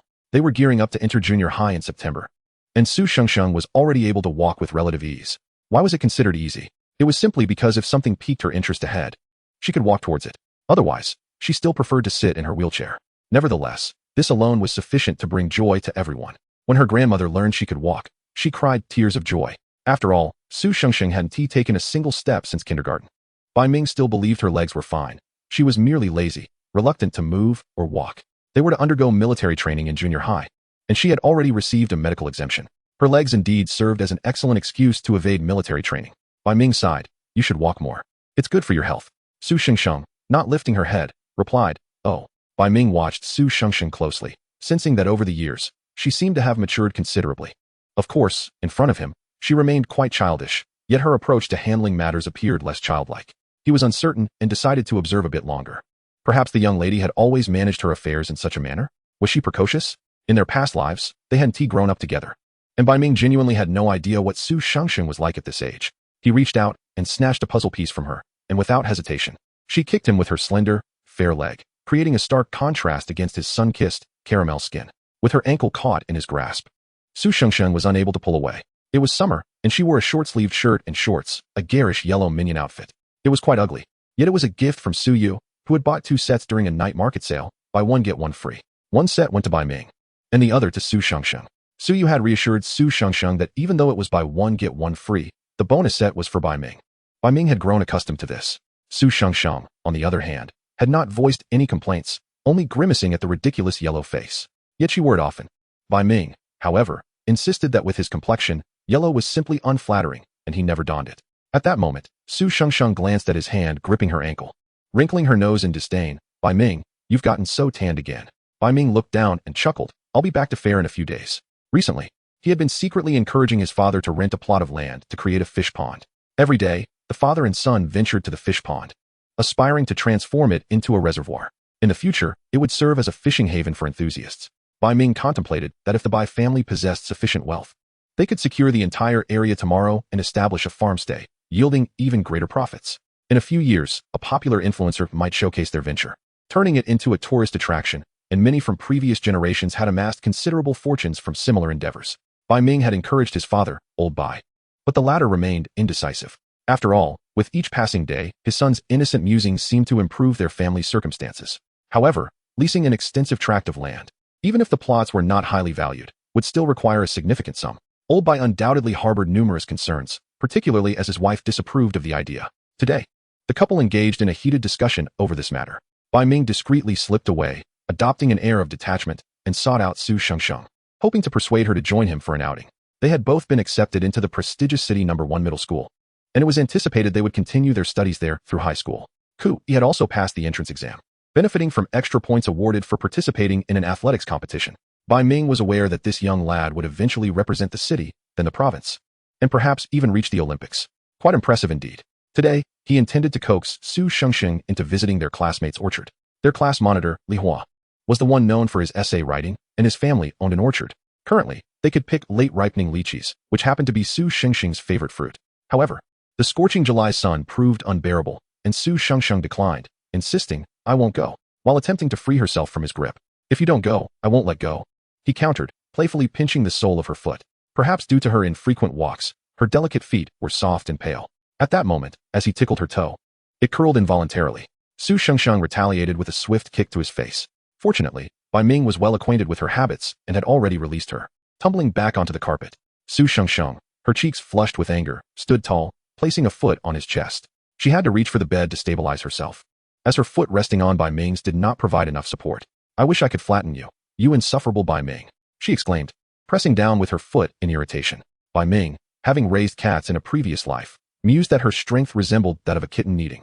Indeed, she bore a striking resemblance to the ragdoll cat he once owned, beautiful yet temperamental, exuding an air of haughtiness. In that moment, despite her fierce demeanor, she huffed, "I need to change into long sleeves," indicating her reluctant agreement to go. Bai Ming chuckled as he observed her retreating figure. "You'll get heat stroke. Mind your own business." She shot back, her expression fierce. If he truly did not care, would she relent? Bai Ming clicked his tongue, bemused by her spoiled disposition, oblivious to the fact that it was his indulgence that fostered such behavior. Su Shengsheng argued that wearing long sleeves was not an exaggeration beneath her outer layer. She donned a white t-shirt and loose black athletic pants. A baseball cap adorned her head, and she carried a sun-protective shirt, clearly demonstrating her aversion to sun exposure. Her youthful ensemble accentuated her vibrant spirit. Bai Ming thought to himself that she indeed seemed to have matured, no longer the little glutinous rice dumpling confined to a wheelchair.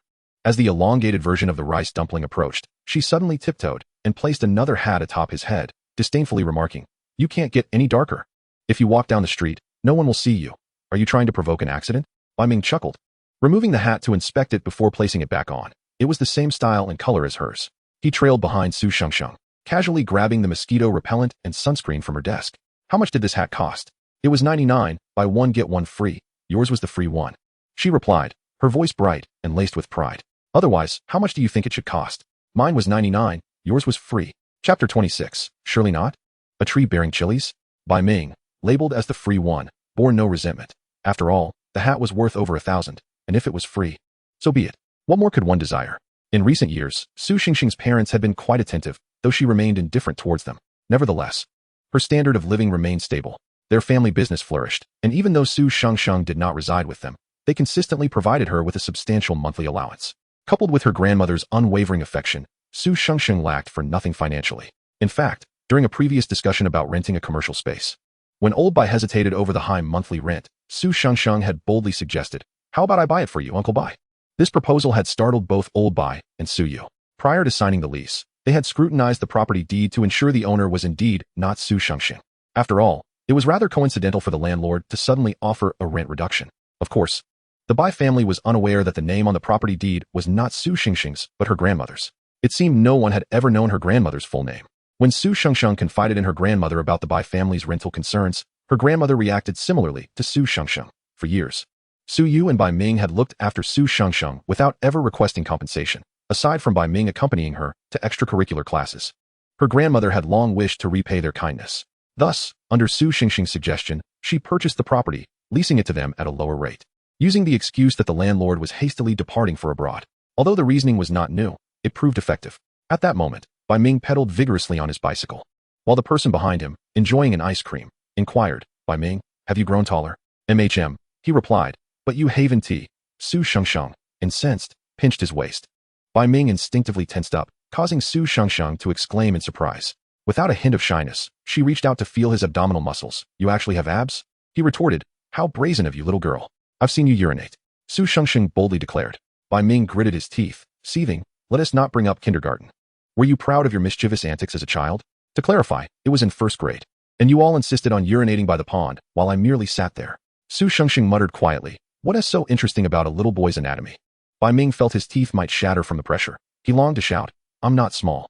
But as he heard the cheerful hum of a nursery rhyme from behind, he calmed himself, deciding it was unwise to argue with a child. Su Xingxing, with the mind of a child yet the soul of an adult, pondered whether Bai Ming would remain so diminutive as he grew older. Surely not. Would a tree truly bear chilies? It couldn't be. He was destined to become tall and robust. Suddenly, she slapped her own face, creating a resounding smack. Bai Ming turned to look at her, astonished. What kind of strength was that? The imprint of her hand appeared on her delicate, fair face. "Why did you hit yourself? If it's too much, just let me do it." He had longed to strike this haughty little brat for quite some time. "Get lost." Su Xingxing glared at him. And when their eyes met, she felt inexplicably bashful, quickly averting her gaze.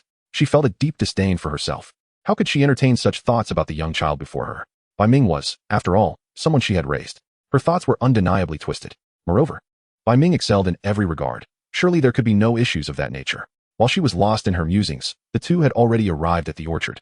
Ku Yi and Li Hua were waiting at the entrance. Li Hua, being attentive, immediately noticed Su Xingxing's flushed face and asked with concern, "Xingxing, what happened to your face?"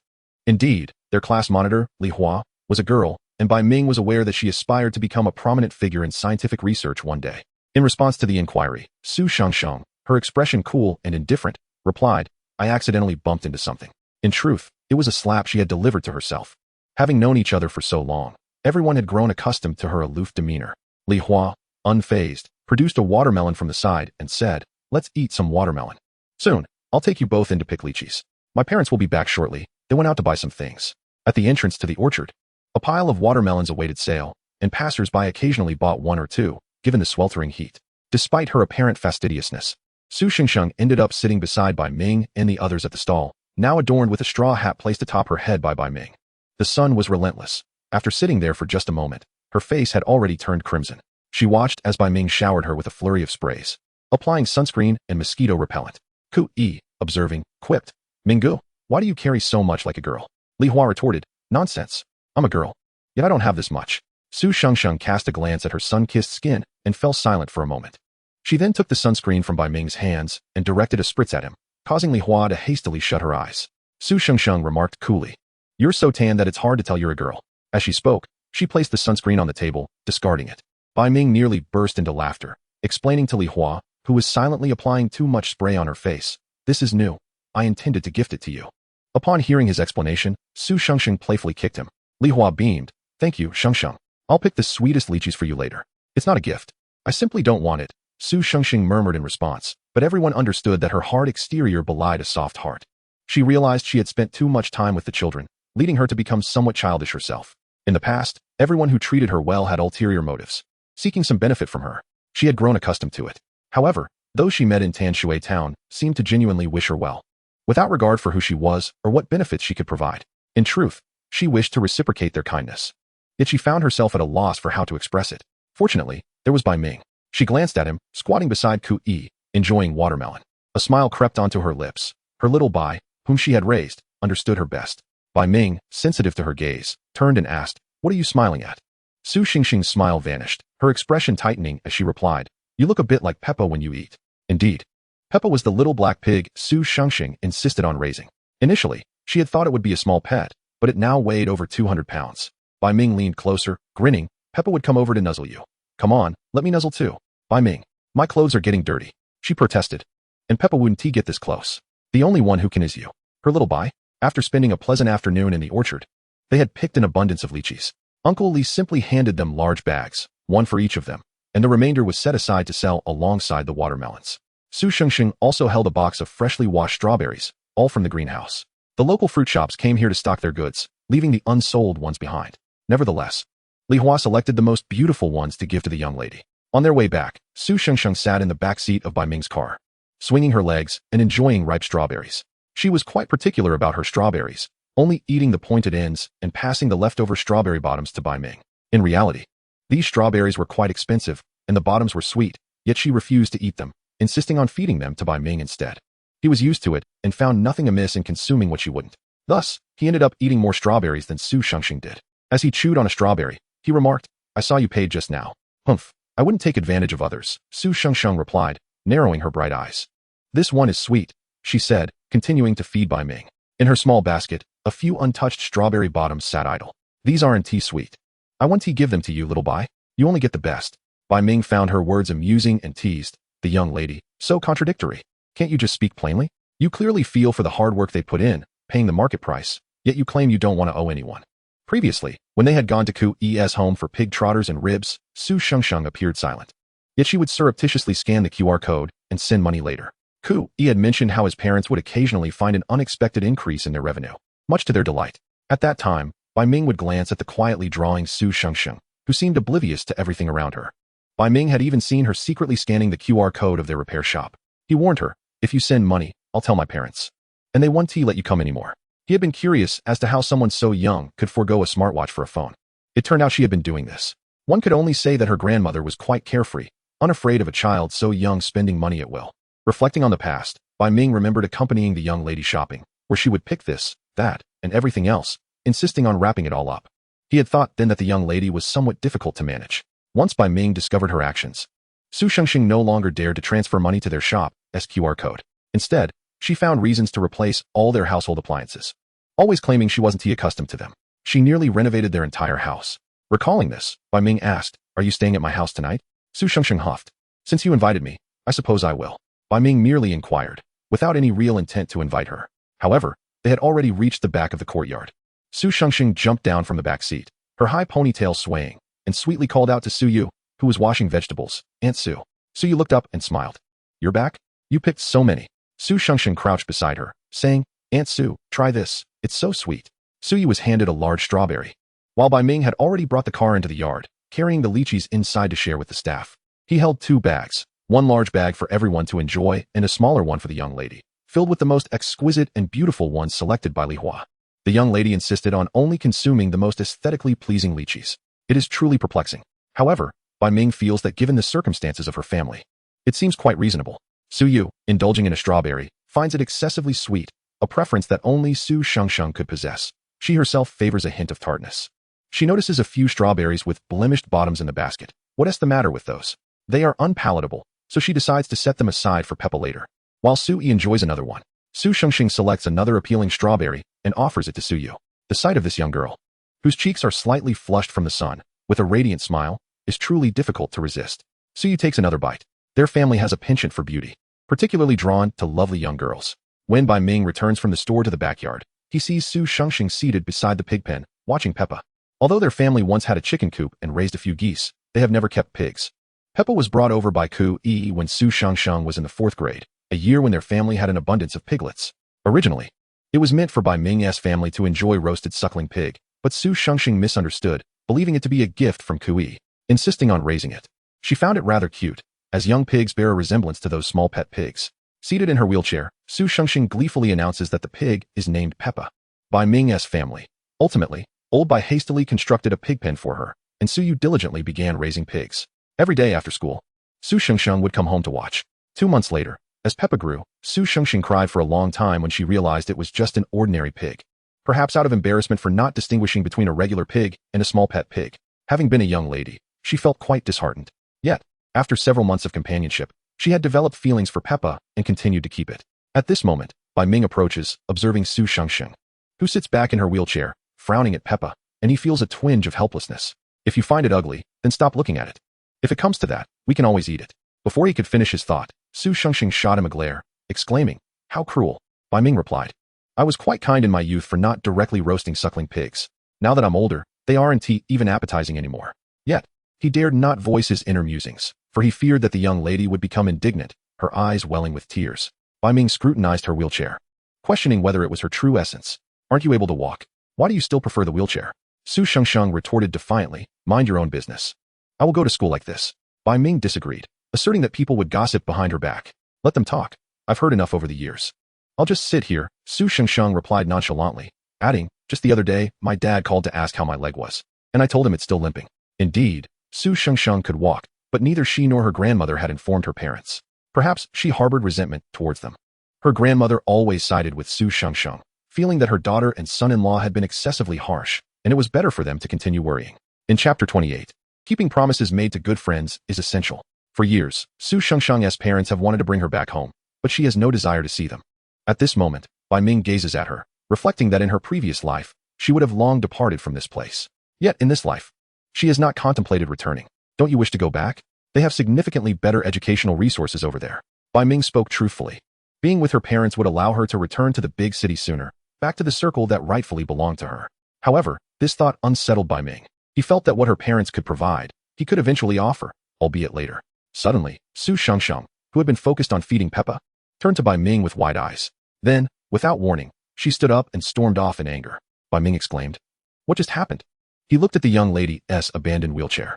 "Are you leaving your wheelchair behind?" Without looking back, Su Shengxing declared, "You're a pest, Bai Ming. I will never be nice to you again." How dare he suggest she return home? What a despicable person. From now on, she would feed strawberries to the pig, but not to Bai Ming. On a scorching summer day, Bai Ming sneezed as he carried the wheelchair indoors. "What is wrong with you, young lady?" At dinner, Su Yu noticed the tension. "Little Bai, have you upset Shengxing again?" Bai Ming feigned innocence. "I didn't do anything. How could I?" Old Bai chuckled at Su Shengxing's puffed up face. "Are you sure? By the way, Shengxing, I hung some swings made of tires on the tree. You can go play with little Bai later." Su Shengxing immediately turned to look outside the yard, a smile lighting up her face. "Thank you, Uncle Bai." In truth, she had wanted this for a while, though she hadn't mentioned it. She had wandered near the discarded tires a few times. But Uncle Bai and the others were too busy for her to ask for help. She wondered how he had noticed. Old Bai smiled, adding, "No need to be polite. It was little Bai who mentioned it to me. Otherwise, I wouldn't have known those old tires could be made into swings." Bai Ming met Su Shengxing's gaze, and she looked at him with eyes shining with delight, reminiscent of joy. Although he was unaware of the reason for her earlier anger, he had managed to appease her. After finishing dinner, she eagerly tugged Bai Ming to go see the swings. The old, unusable tires had been cleaned and beautifully wrapped, hanging beneath the large tree. Su Shengxing gasped softly, having seen swings before, but knowing someone had specifically made them for her filled her with joy. It was the thought that mattered. Bai Ming steadied the rope. "Give it a try. My hands are about to wear out. I thought you'd be here to see them, but instead, you were too busy being upset." He chuckled. The summer sun had tanned him quite a bit, but Su Shengxing noticed that despite his darkened skin, his eyes gleamed brightly, and his smile revealed white teeth. She smirked, quickly suppressing it, and murmured as she sat down, "That's what you get for trying to drive me away." Bai Ming, pushing the swing, feigned innocence. "When did I ever drive you away? Why would I dare? You asked me why I don't want to return to my parents. We promised to go through junior high, high school, and college together," Su Shengxing said, a hint of frustration in her voice. She didn't understand why she had become so childish since her rebirth. She truly cared about these things. Keeping promises made between good friends was paramount, yet Bai Ming's actions were disheartening. Bai Ming had anticipated that a single remark of his would lead to this, but he still felt wronged. I merely asked. I never intended to drive you away. If you say you want to go back, I'll sever ties with you, claiming you're not a person of your word. He teased her intentionally. Yet, Su Shengsheng found comfort in his words. Suddenly, she remembered she had a pen hidden in her pocket and pulled Bai Ming's hand to write Su Shengsheng in neat characters on his dark arm. Satisfied, she nodded. All right, this is Su Shengsheng's. You must keep your word. Bai Ming lifted his hand to admire the elegant script. From the once sprawling, chaotic scrawl that dominated his entire arm to the mere 3 characters of Su Shengsheng that now occupy a small section, the young lady's handwriting has grown increasingly exquisite, becoming smaller and more elegant. Yet, her presence in his life has burgeoned significantly. Bai Ming realizes that aside from his parents, Su Shengsheng now occupies the most considerable part of his existence. He chuckles softly, settling into his seat. The young lady is bounced up high by him, letting out small, joyful squeals. Be gentle. All right. Reborn. Bai Ming feels fortunate to have a little childhood companion. He muses to himself. His gaze falls on Su Shengsheng's cheerful countenance, and then shifts to the 3 characters inscribed on his arm. Knowing that she has never contemplated leaving seems to ease a corner of his heart. This is quite satisfactory. Time, when filled with joy, always seems to fly by swiftly. For instance, just the evening before, they had played joyfully on the swings together. However, as night approached and it was time to retrieve clothes for a bath, Su Shengsheng's excitement erupted once more. The room that originally housed 2 beds now contained only 1. Bai Ming had relocated to what was once a storage room adjacent to hers. Su Shengsheng stood in the now seemingly larger space, while Bai Ming leaned against the doorway. A hint of delight in his voice as he pointed to the floor. I've laid down a carpet for you. Are you happy? You'll have your own room now. Su Shengsheng turned to him. You're moving out? Bai Ming nodded. Yes, we can't keep sleeping together, can we? Even though you have your bed and I have mine, we've grown up, and it just doesn't seem right. In truth, it was only after Aunt Zhou spoke with Su Yu that this realization dawned on her. Both children had matured. It seemed indeed inappropriate for them to share a room. Coincidentally, the recent sweltering weather had dissuaded Su Shengsheng from venturing outside, and believing Bai Ming had accompanied old Bai to the reservoir, she remained at the villa. Bai Ming and Su Yu seized the opportunity to rearrange the rooms.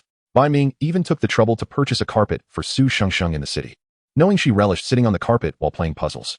Moreover, claiming that Bai Ming now occupied a storage room was somewhat misleading. It was merely smaller than Su Shengsheng's room due to the absence of a bathroom. Now, with a desk and air conditioning installed, it was indeed livable, and certainly more spacious for one person. Observing her increasingly tense expression, Bai Ming hesitated. You don't like it? Or do you prefer smaller rooms? That shouldn't be the case, right? Su Shengsheng's villa room was at least twice the size of his. Suddenly, Su Shengsheng glared at Bai Ming and swiftly approached him. He stood perplexed at the doorway, only to see her rise on tiptoe and bite his face fiercely. Ouch! Chapter 29. How to soothe Bai Ming. Bai Ming's exclamation was sincere. It truly hurt. Su Shengsheng's tiny white teeth looked lovely, yet even the most beautiful teeth can inflict pain when clamped down tightly. From downstairs, Su Yu's concerned voice inquired, What happened, little Bai? Bai Ming grasped the nape of Su Shengsheng's neck, attempting to pry the small girl, who resembled a little wolf cub, away from his face, while reassuring his mother, It's nothing, Mom, we're just playing around.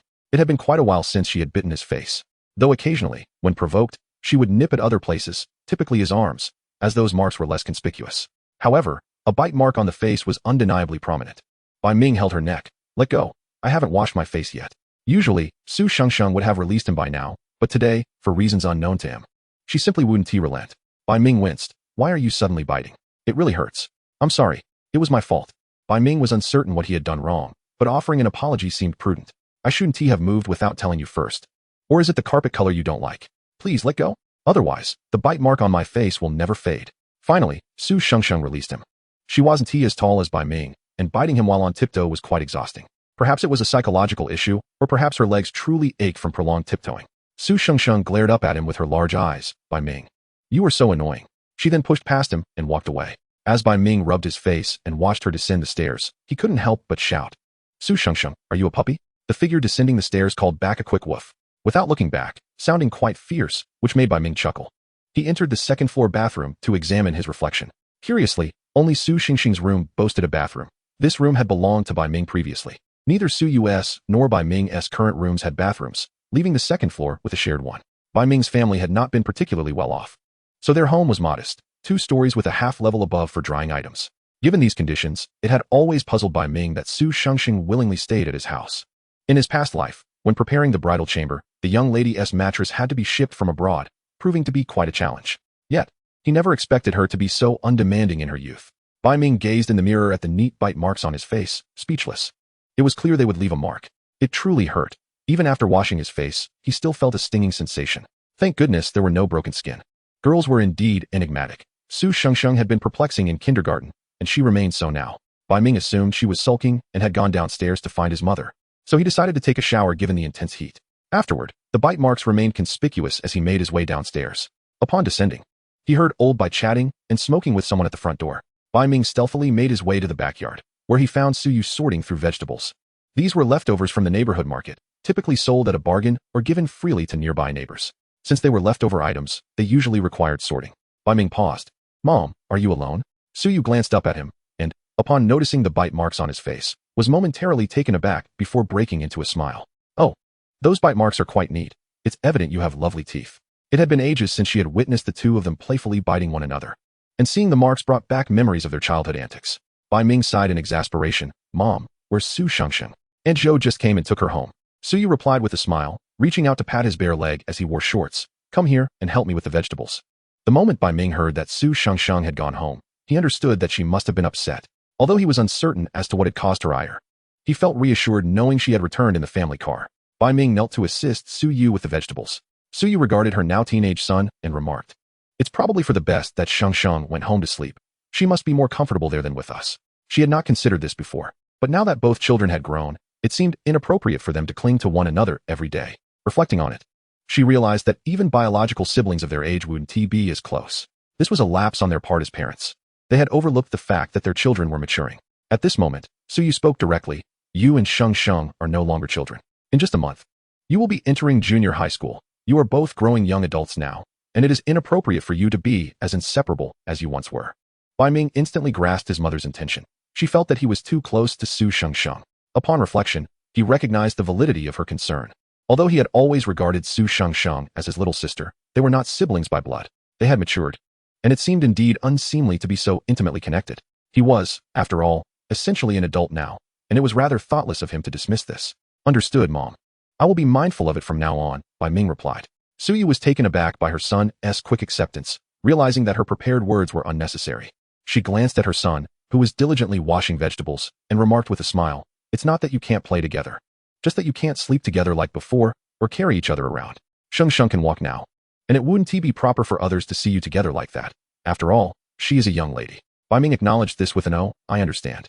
He gazed at the bok choy in his hand, lost in thought. He pondered, "Bai Ming, you are no longer a child." The little girl he had once nurtured was no longer the one who cried in a wheelchair during kindergarten.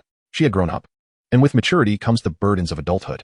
At that moment, Su Shengsheng lay on her bed, absorbed in her phone, waiting for Bai Ming's call.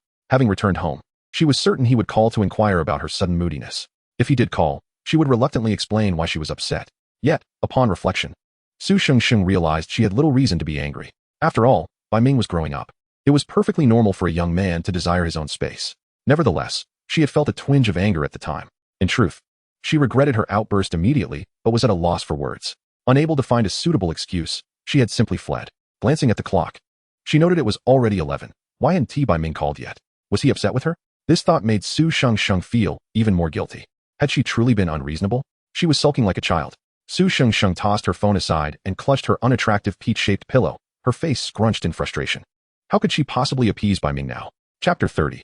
Shouldn't I be kneeling to hear your apology? In truth, there was no need for Bai Ming to placate her. He was not truly angry with Su Shengsheng.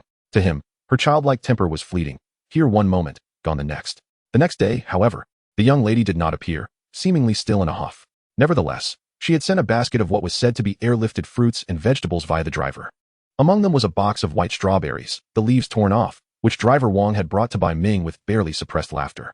"Shengsheng said she didn't want these, so I'm giving them to you," he said, emphasizing the word giving with a distinct tone. At that moment, Bai Ming was engrossed in playing Sudoku on his father's phone and simply responded with an "oh." In his parents' eyes, he was still a child, unable to own a phone. In the small town of Tanshui, Bai Ming found this acceptable. He had no need for a mobile phone, nor did he require a children's watch. Driver Wang cleared his throat and presented a piece of strawberry cake, stating, "Shengsheng claimed she spent the entire morning with the chef making it, but said it wasn't good, so here you go." Bai Ming finally set aside his phone and took the strawberry cake and strawberries from Wang uncle. "Oh, I see," he replied. Wang uncle then produced a box of chocolates, saying, "She mentioned she doesn't like chocolate either." Bai Ming stared at the chocolates in Wang uncle's hand and quipped, "Why not just give me the whole lot?" It was evident that this was Su Shengsheng's peculiar way of apologizing, insisting she didn't want things she had prepared herself. The proud yet soft-hearted little lady was quite a character. Wang uncle sighed in relief and handed the entire bag to him. Upon opening it, Bai Ming discovered an assortment of his favorite snacks, along with Ultraman cards he had once found amusing during his childhood. Among the many items, one box caught his attention. He picked it up and gasped. It was the latest model of a fruit-themed phone. Wang uncle noticed it too, recalling that Su Shengsheng had requested him to bring this along, although he was surprised, as it seemed to have been sent by her mother just the previous day. Was this something she did not want either? Bai Ming shook the phone in his hand, realizing it was even newer than the one Su Shengsheng currently used. Wang uncle nodded, affirming, yes. She said all of this was unwanted and should be discarded. Bai Ming couldn't help but chuckle in disbelief. So, he was essentially Su Shengsheng's personal trash bin? Moreover, did the young lady need a lesson in the value of money? To simply give away a nearly 10,000 yuan phone without a second thought? Bai Ming inquired of Wang uncle, did she ask you to wait and take me up as well? Su Yu had already begun moving items into the house upon seeing the fruits and vegetables Su Shengsheng sent over. Recognizing it as another instance of the little ones quarreling, likely due to a mistake on Su Shengsheng's part. This had been their pattern for years. Wang uncle chuckled resignedly. What are you two at it about this time? She has been moving things since early morning. Bai Ming sighed. All right, uncle, I'll head upstairs. Ultimately, Bai Ming, with the new, unopened phone in hand, climbed into the luxurious Maybach. The backpack and hat he had been using were inconsequential. He could not afford to reveal his familiarity with such brands. Although the items were intended for him, Su Shengsheng had utilized them more than he had. It was puzzling why she had a penchant for stuffing her belongings into his bag and donning his hat. All of this was acceptable, but the phone was a different matter entirely. If Su Yu discovered this, she would certainly reprimand him. Bai Ming accompanied Wang uncle to Su Shengsheng's home, while she peered from behind the curtain on the second floor, watching anxiously. As the car had not yet returned, she felt a sense of urgency. It was illogical. He would surely react to the phone, wouldn't he? If he did, he would come looking for her. Why was it taking so long? Finally, she spotted the familiar Maybach approaching. Su Shengsheng swiftly drew back her curtains, yet curiously peeked from behind them. A smile crept across her face as she dashed to the door, unlocking it, ensuring that Bai Ming could simply push the door open upon arrival. As Bai Ming stepped out of the car, he glanced up at the second floor, where the curtains were drawn tight, concealing everything. Aunt Zhou, standing at the door, greeted him with a resigned smile. She's upstairs. Old Wang went out. And she hasn't come down since. She is probably waiting for you. Bai Ming returned her smile with a hint of exasperation, raising the phone in his hand. This thing is rather pricey. Are you really going to let her get away with this? Aunt Zhou sighed. What can we do? We're just employees. She is the little boss. When asked, she simply said, let Shengsheng do as she pleases. Grandma truly indulged her. Ultimately, Bai Ming had no choice but to ascend the stairs himself. Standing at the door, he knocked, only to be met with a fierce voice from within. What do you want? However, the sound seemed to emanate from behind the door, likely indicating that she was waiting for him to ascend, right? This indeed resembled something Su Shengsheng would do. I have pushed the door open, Bai Ming remarked, and, as expected, he heard a response from behind the door. After counting silently for a few seconds, he finally opened it. What greeted him was Su Shengsheng, seated cross-legged on the bed, glaring at the entrance. This time, she wasn't perched on the carpet. Her imposing demeanor was absent. Although her face lit up upon seeing Bai Ming, she feigned authority and questioned, who permitted your entry? The little dog allowed me in. If I don't come in, the little dog might get anxious, Bai Ming replied. Indeed. Su Shengsheng's face flushed with embarrassment as she recalled her fierce bark before departing the previous night. Observing her pursed lips and averted gaze, Bai Ming found it amusing. He casually placed the phone box on the table, knowing full well that if he dared to toss it onto the bed, the young lady would likely leap up and bite him. All right, it's nothing serious. I merely came to return something, and now I shall take my leave. After speaking, he deliberately turned slowly, causing Su Shengsheng, who had been sitting, to spring up abruptly. She seemed to regain her earlier bravado, exclaiming, what are you doing? Did I permit you to leave? Do you think my room is a marketplace where you can come and go as you please? Her fierce appearance compelled Bai Ming to halt in his tracks and glance back at her, needing to look up slightly. Su Shengsheng's face was a curious blend of anger and embarrassment. The two of them shared a moment of mutual gaze, one looking down and the other gazing up. Su Shengsheng, still pressing her lips together, quickly uttered, I'm sorry, I was wrong. I shouldn't bite people or lose my temper. Yet, her tone remained fierce, and her words were somewhat hesitant, giving off an impression of reluctance. After she finished speaking and noted Bai Ming's silence, her impatience grew. I've already apologized, and I even brought so many gifts. Bai Ming, observing her fierce demeanor, suddenly spoke. Would it be more appropriate for me to kneel while I listen to your apology? Su Shengsheng took a moment to realize that Bai Ming was mocking her. She blinked in surprise before sitting down, thus eliminating the need for him to look up at her.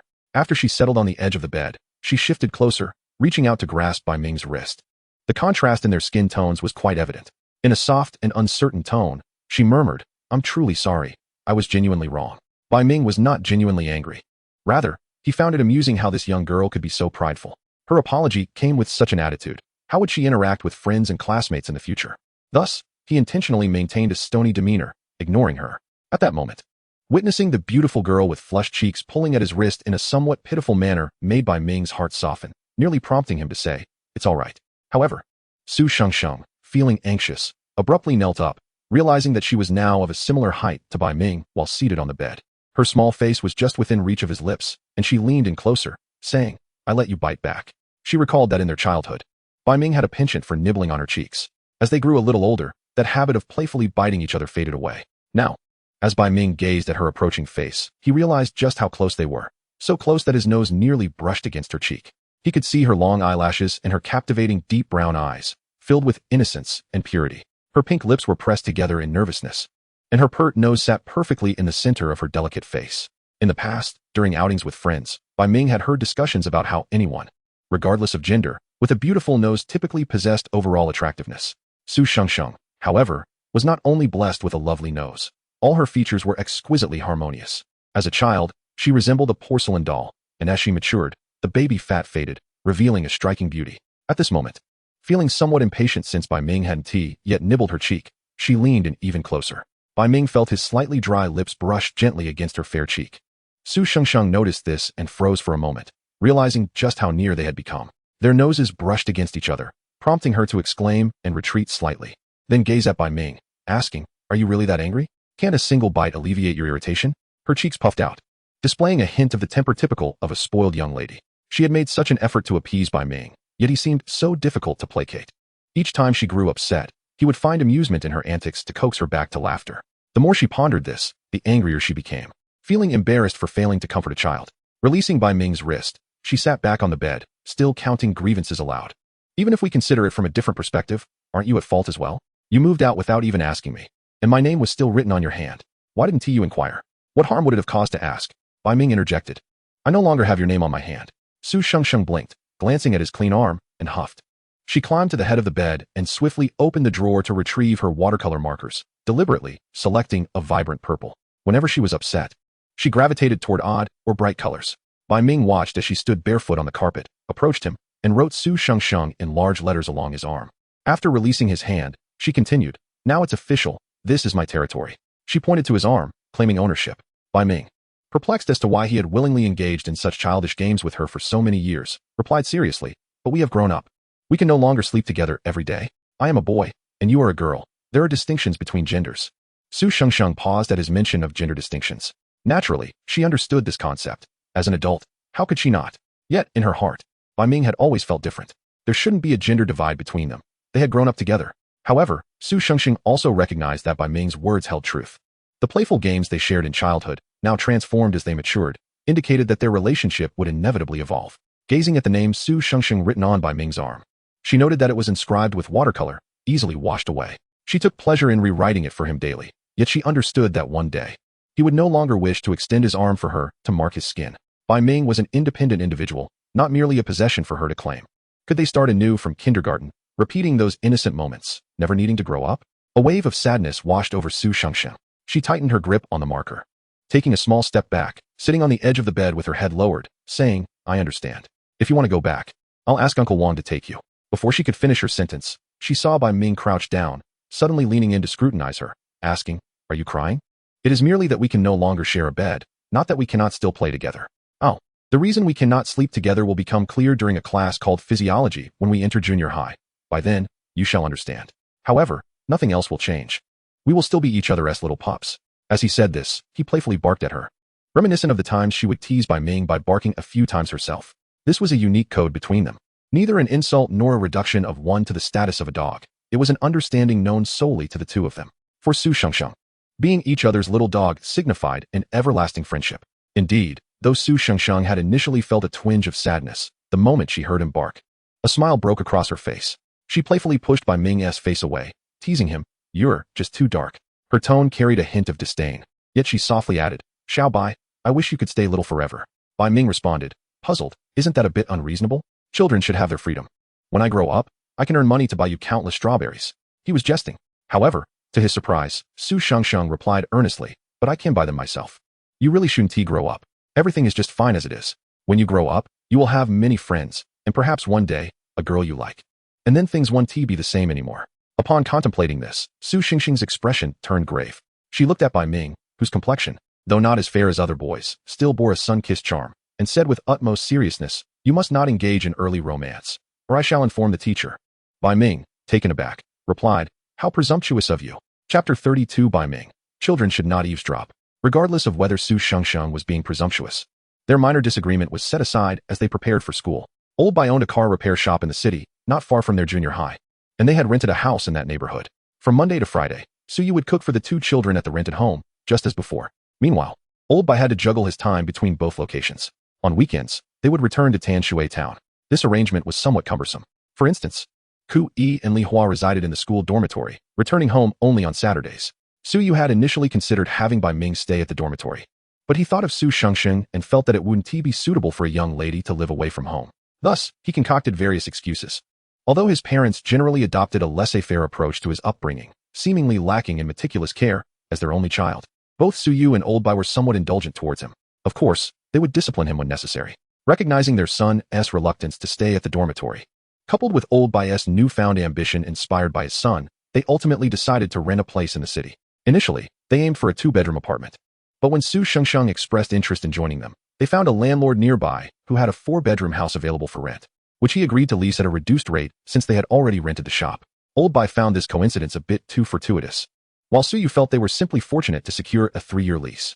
This arrangement ensured that the children could complete their junior high education without issue, and they would assess the situation for high school later.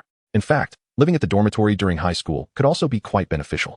2 days before the start of school, as they were moving in, Old Bai whispered to Bai Ming, "I specifically checked online to see if there were any reports of crimes here. Thankfully, there are none." He dared not let his wife overhear this, or he would certainly face her ire. Bai Ming glanced at his father, amused by his wild imagination. "What are you two whispering about? Get inside." Suyu called out. The father and son quickly carried their belongings indoors. Bai Ming set down the wheelchair and observed Su Shengsheng sitting on the sofa, munching on an apple. "Miss, why did you bring a wheelchair?" "To go to school," Su Shengsheng replied promptly, placing her fruit down to pour warm water for Suyu and Old Bai. "Aunt Su, Uncle Bai, please drink some water." She then handed Bai Ming a matching blue thermos, urging him to hydrate. Bai Ming took a sip and grimaced. "Why is it warm on such a hot day?"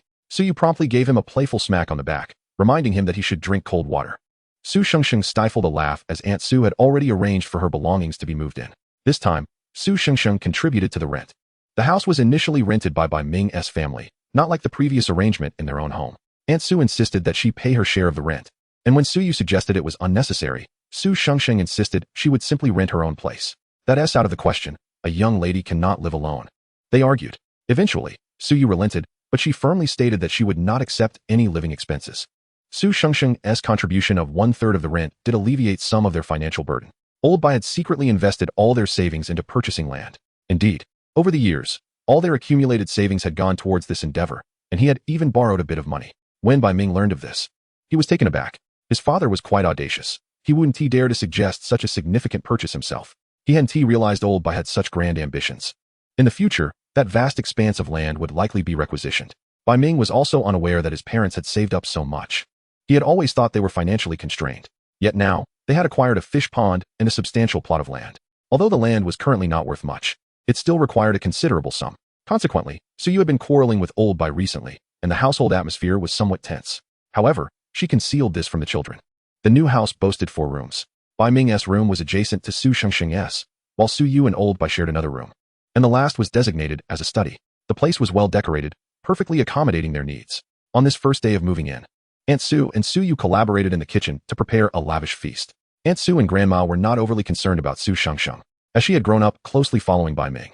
Although Grandma was no longer young, she was perpetually busy, often traveling for work. Thus, she was genuinely grateful to Bai Ming's family for looking after Su Shengsheng, as it had significantly brightened her demeanor.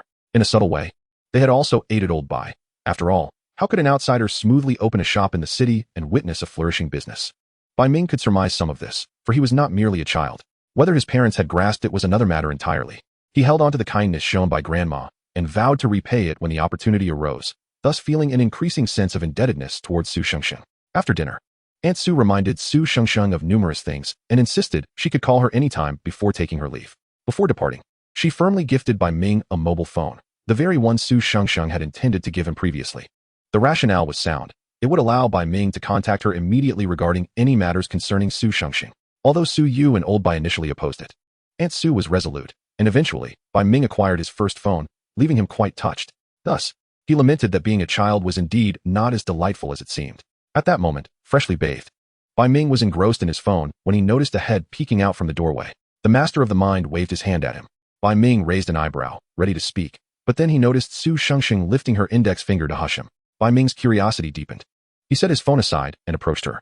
Upon removing his shoes, a sound was made. Su Shengxing whispered, pointing at his slippers. Bai Ming complied and took off his shoes. Indeed, she was barefoot. Su Shengxing led him to the doorstep of Su Yu and the other's room. Their room was separated from Su Yu's master bedroom by a study.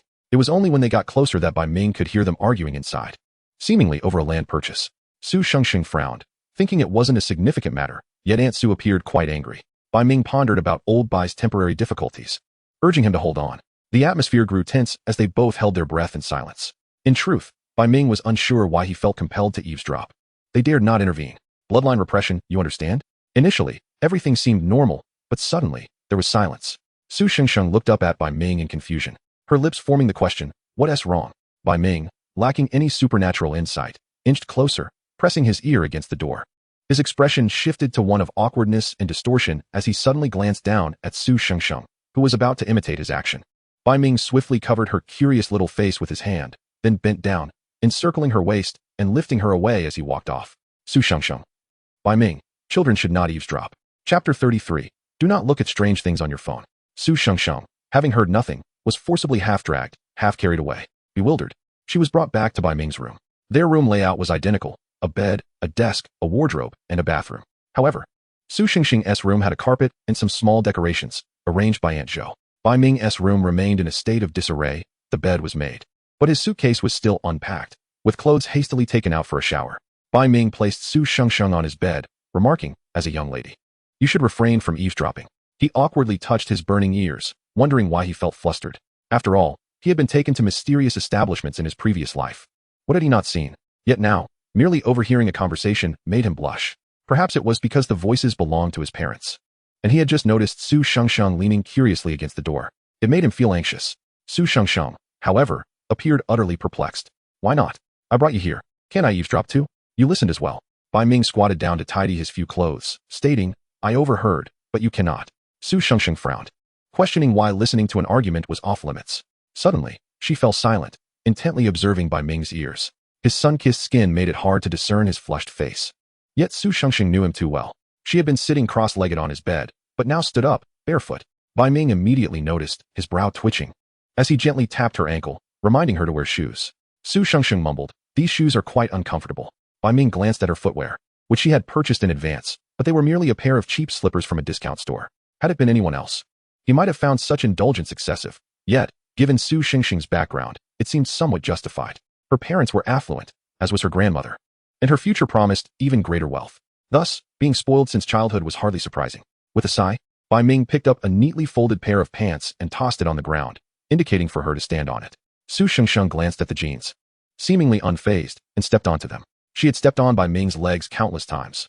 What was the harm in stepping on his pants? Standing on Bai Ming's jeans, she playfully tugged at his ear and asked, Hey, Bai Ming, what did you hear? Why are your ears so red? Bai Ming felt the heat intensify in his ears as her finger poked at them. He clicked his tongue and swatted her hand away, covering his ears. Turning to face her, he found her squatting beside him, her face adorned with a mischievous smile. Something felt off. Had she figured it out? Bai Ming squinted. Are you also reading That Arrogant Prince Falls for Me circulating in class? That's about a disabled prince, Su Shengsheng retorted, then added, Don't change the subject. What did you hear? Bai Ming chuckled, standing up and bending down, lifting her effortlessly as she looked up at him. Yes, he truly lifted her. Su Shengsheng, bewildered, was carried back to her own room, which was cooled by the air conditioning. Bai Ming set her down on the carpet and retrieved a pair of comfortable slippers that Aunt Zhou had specifically bought, undoubtedly more pleasant than the cheap ones. Su Shengsheng huffed in annoyance, only to be playfully tapped on the forehead by Bai Ming. Quiet now, wash up and sleep. If you step out again, I will tell my parents you were eavesdropping. With that, he turned to leave, only to hear her muttering in discontent behind him. She wasn't a pervert. She could guess what they were doing without eavesdropping. Bai Ming's words made her feel as if she were being treated like a creep. Yet, how could Bai Ming understand such nuances? The young boys of today were so mature. Su Xingsheng glared at Bai Ming, who was about to close the door, and warned, "Don't look at strange things on your phone, Bai Ming." "What strange things could I possibly see on my phone?" Su Xingxing's wide eyes looked fierce as she glared at him, but to Bai Ming, it resembled a child's playful antics. He chuckled softly. "What could be on my phone? The wallpaper is a picture you said. All I can see is you. Now get to bed." After stating this, he shut the door and left. His words held no ulterior motive. He was merely responding to Su Xingxing's warning about strange content on his phone. He contemplated whether it was normal for girls her age to delve into romantic novels. He had never raised a child before. But given that Su Xingsheng read tales of disabled princes and domineering CEOs, it seemed quite typical. After all, in his 2 lifetimes, many girls in his class had read such stories at this age. As long as she didn't become infatuated and get deceived by some unscrupulous boys, it would be fine. The thought of Su Xingsheng potentially being deceived made Bai Ming frown. Now in middle school, Su Xingxing's looks were indeed striking, and he felt the need to keep a closer watch on her. Fortunately, due to his grandmother's influence, he and Su Xingsheng would be in the same class for 3 years. Bai Ming realized that raising a child as they grew up was quite challenging. Nevertheless, he was determined to do so, as he did not want Su Xingsheng to suffer from moderate depression like in his past life. The thought of this caused a pang in Bai Ming's heart as he entered his own room. At that moment, Su Xingsheng sat dazedly on the carpet, separated by a door. What did Bai Ming's words mean? Indeed, Bai Ming's phone wallpaper featured a photograph of them together, a picture she had set herself. Even the album was filled with images of the two of them, alongside a couple of photos with Uncle Bai and Aunt Su, and even 1 or 2 with Ku Yi pulling Li Hua into the frame. Yet, there was nothing more. The majority were various pictures of Su Xingxing. Did Bai Ming imply that he would be watching her? Why did it feel so peculiar? Su Xingsheng was not really a mere girl of 10. Her thoughts inevitably drifted towards a more mature perspective. At that moment, a phrase often uttered in her past life flashed through her mind. There is no such thing as pure friendship between men and women. Su Xingsheng furrowed her brow, her expression darkening. No pure friendship? Why could that not exist?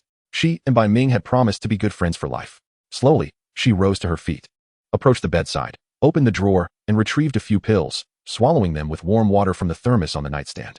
Chapter 34. She had her own obstinacy. The next day, Su Yu took the two of them shopping. The day after would mark the beginning of the school year. Bai Ming observed Su Xingsheng, who remained motionless in her wheelchair. The young girl, clad in a white t-shirt and long pants, with her hair tied in a high ponytail and clutching a small backpack, appeared quite vibrant, at least if she were not seated in a wheelchair. Su Xingsheng seldom wore shorts outside, for on her thigh lay a long scar from a past accident. She had had it in her previous life as well, but back then, Bai Ming's first sight of her had been the sprawling red rose tattoo on her leg, which was beautiful. Later, he learned it was merely a temporary tattoo, as she feared pain, refusing surgeries or permanent tattoos. Yet, feeling self-conscious about her scar, she opted for temporary tattoos instead, changing them daily to maintain her beauty. However, this was not the moment to contemplate her attire. Bai Ming sighed, wondering why she could not simply walk this short distance. Su Xingxing shook her head, unable to do so. Su Yu, now clad in her shoes, held 2 hats in her hands and placed one atop each of their heads.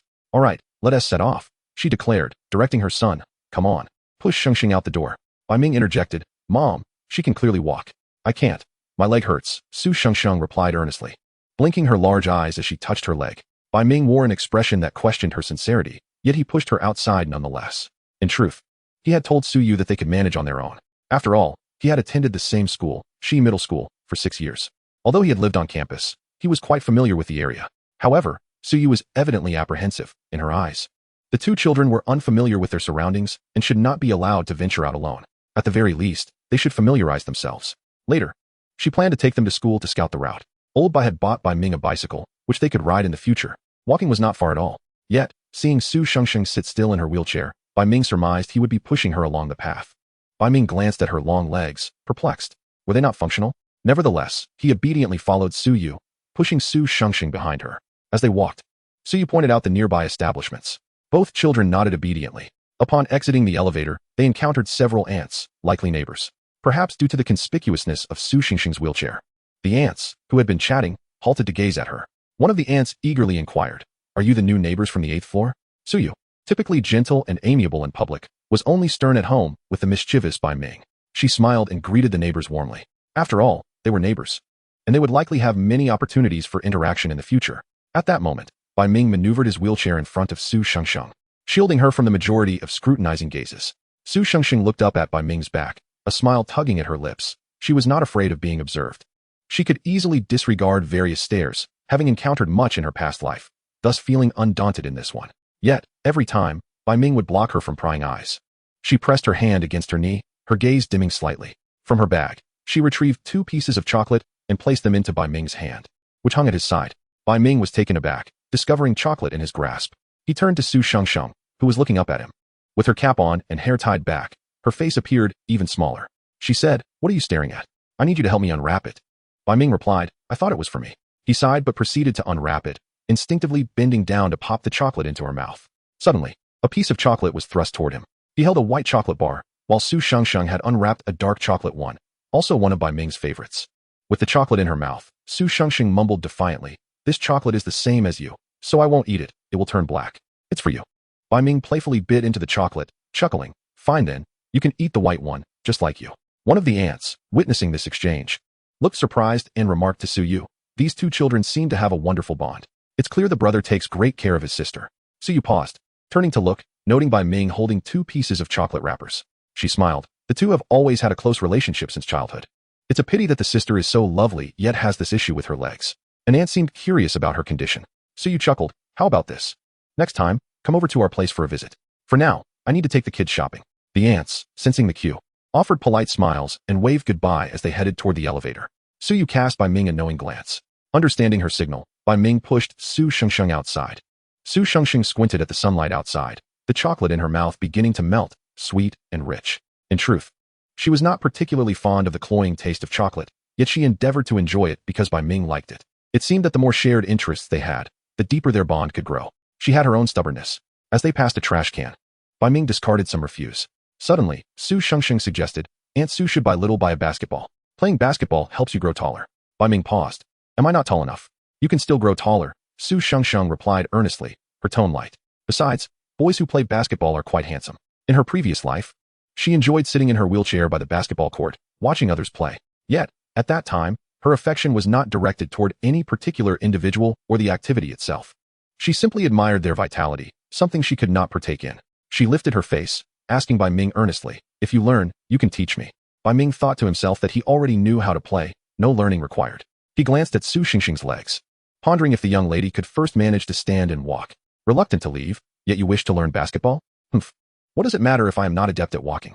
Surely, one must allow others a modicum of grace, no?" Su Shengsheng huffed, turning her face slightly, engaging in a somewhat childish banter with Bai Ming. Nearby, Su Yu observed the back and forth between the 2. A silent smile gracing her lips as they attempted to outwit each other. These 2 children indeed shared a deep bond, having grown up together, akin to siblings. She playfully tapped her son, questioning what he was arguing with Shengsheng about. "Mom, you are biased." Bai Ming exclaimed, "Miss Su Yu, this is simply not fair." Chapter 35, Bai Ming. Yes, I had previously promised her that I would not engage in fights during our 3rd year of junior high. Whether Su Yu is biased or not, their middle school life had already commenced. From the very start of the term, Su Shengsheng had gained notoriety, particularly as she and another girl with a heart condition were the only new students exempt from military training. Most notably, she navigated her way around in a wheelchair, observing Bai Ming and his peers as they underwent their training. The girl, strikingly beautiful, sat in her wheelchair beneath the shade of trees, watching her classmates with a steady gaze throughout the week-long military training, without indulging in ice cream or any such distractions. She remained steadfastly by their side for 5 days. The teacher had remarked that this was a testament to the new studentess spirit. The 2 days of absence were due to her physical discomfort, though Bai Ming was well aware that it was not illness that kept her away, but rather the simple fact that the young lady had chosen not to rise. Bai Ming understood and supported her decision to abstain from military training. Although Su Shengsheng had the ability to walk, running proved to be a challenge. The military training, while trivial to others, was undoubtedly formidable for her. The first day following the military training heralded the beginning of their formal classes. The teacher assigned desks based on academic performance, mixing genders as they sat together. In truth, Bai Ming had been a prodigious student in his previous life, ascended from a small town to attend one of the nation's top 3 universities, and later ventured into entrepreneurship with commendable success. It is evident that he was indeed impressive. Thus, he entered their class with the highest score. Su Shengsheng also performed reasonably well, having benefited from tutoring over the years. Though she ranked 5th in their class, slightly trailing Bai Ming. Due to her beauty and unique circumstances, many were curious about her, with some wishing to sit beside her. However, Bai Ming was the first to choose his desk partner, leaving Su Shengsheng to pair with him by default, given the space her wheelchair required.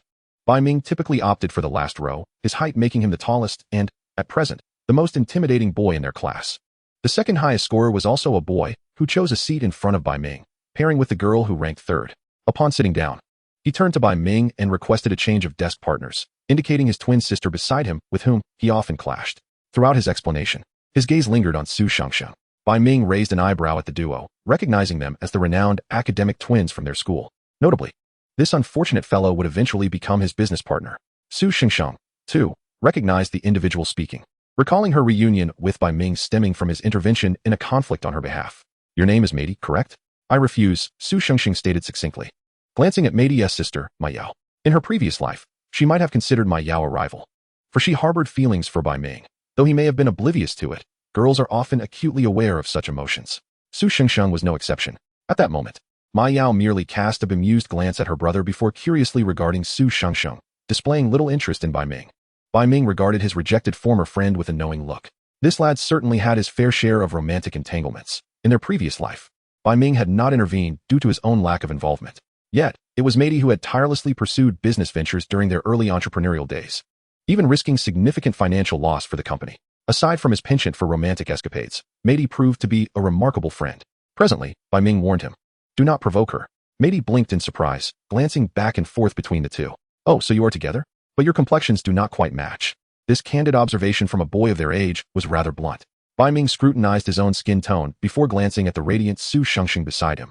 Acknowledging the discrepancy, "Meidi, if you ever find yourself in trouble, I shan't be concerned in the least," Ma Yao remarked disdainfully. "Shengsheng, Bai Ming is at it again," Ma Yao exclaimed, rushing into the room and pushing Su Shengsheng's wheelchair towards the exit. Initially, she found the wheelchair cumbersome, but as she pushed, she grew accustomed to it. Su Shengsheng clutched a pen in her hand but was swiftly rolled away. Habitually, she tucked the pen away, pondering the reason for her sudden departure. Yet, the answer eluded her. Ma Yao's voice conveyed a sense of excitement. Having spent 3 years with her classmates, Su Shengsheng had grown accustomed to Ma Yao's thrill at her brother's misfortunes. Perhaps it was a twin-s instinct? Su Shengsheng gazed out at the sweltering weather, feeling somewhat vexed. Lately, Bai Ming seemed to be avoiding her, adding to her irritation. Thanks to her grandmother's generous donation, the school had implemented wheelchair-accessible ramps on each floor, making it easier for Ma Yao to assist Su Shengsheng. Though she recognized that Su Shengsheng was not entirely incapable of walking, she could not fathom why her friend chose not to. At 14 or 15, Su Shengsheng was widely regarded as the most beautiful girl in the city's top school, but she also possessed a notoriously fiery temperament. Many speculated about her wealthy background, and few dared to provoke her. However, few did not equate to none. At that moment, Bai Ming delivered a swift kick to a senior student's hand, sending the latter's phone tumbling to the ground. The boy's face flushed crimson as he exclaimed, "Bai Ming, do not presume that good grades grant you immunity. I shall inform the teacher." Meidi followed suit, delivering a kick to the boy's leg. "Go ahead. This is a blind spot for surveillance. Who will you blame for your own clumsiness?" Bai Ming had already crouched down to retrieve the fallen phone, glancing at the screen. The boy remained silent as Bai Ming wasted no words, grasping his hand and prying it open to unlock the device using his fingerprint. The boy yelped in pain. Bai Ming scrolled through an array of photos of Su Shengsheng, some taken from an elevated angle. Their school uniforms were not particularly revealing, and Su Shengsheng had merely loosened the top button due to the heat. Yet, the angles of the photographs were undeniably malicious, revealing glimpses of her collarbone and the faint hue of her undergarment straps. Bai Ming's expression darkened as he deleted every photo of Su Shengsheng, along with those of other girls. "Do you have backups?" Bai Ming inquired, directing his gaze at the boy Meidi had pinned down. The boy attempted to maintain his bravado but faltered under Bai Ming's imposing presence. "And no, I don't." Meidi swiftly snatched the phone, expertly accessing various cloud storage accounts. "Let me see." Bai Ming retrieved the phone, declaring, "I will check myself." It was evident there were no backups. Perhaps he simply hadn't had the time. Bai Ming tossed the phone back to the boy, who reached down to reclaim his device. Suddenly, MCDI turned his gaze towards the other side, exclaiming, "Ma Yao, are you a habitual snitch?" Bai Ming lifted his head and beheld Su Shengsheng, who was being pushed over in her wheelchair. She truly appeared ethereal, her skin radiant beneath the sunlight. Yet, at that moment, this beautiful figure, akin to a little snowman destined to melt in the sun, bore a rather unfavorable expression. Bai Ming thought to himself, "Indeed, I had promised her that I would refrain from fighting during the 3rd year of middle school. Chapter 36. You said the same last time, and then led me into the stinking ditch." Before Bai Ming could utter a word, the individual lying on the ground had already grabbed his phone, shouting, "Su Shengsheng, look at your classmate. He's nothing but a violent brute. Please help me call the teacher." He then adjusted his glasses, appearing altogether dignified once more. Su Shengsheng reluctantly cast her gaze upon him and recognized him as a senior from the high school division, who had visited their class a few days prior to discuss the additional points for the entrance examination.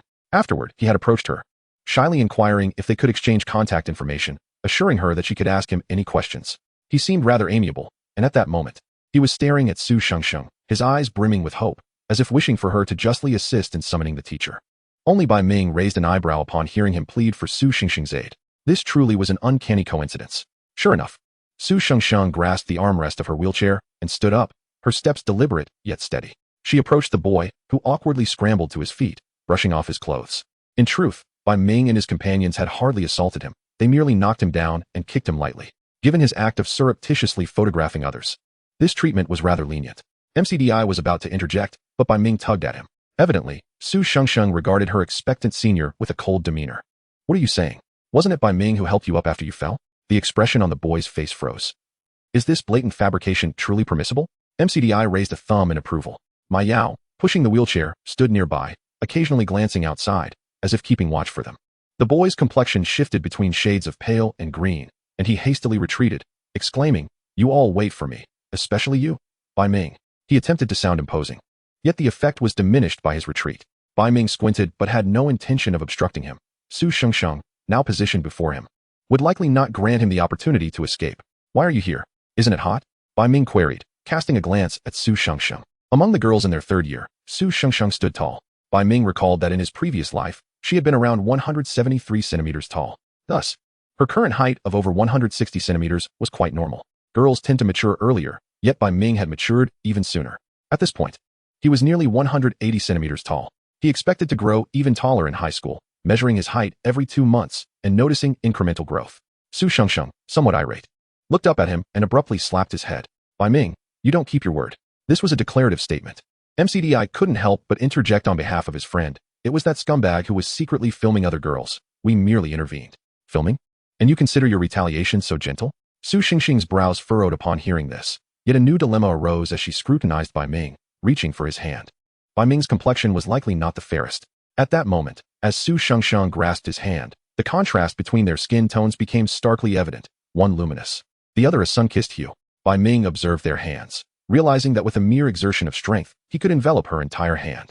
This thought triggered a subtle change in his expression. He withdrew his hand, stating, "It's fine, it's already resolved."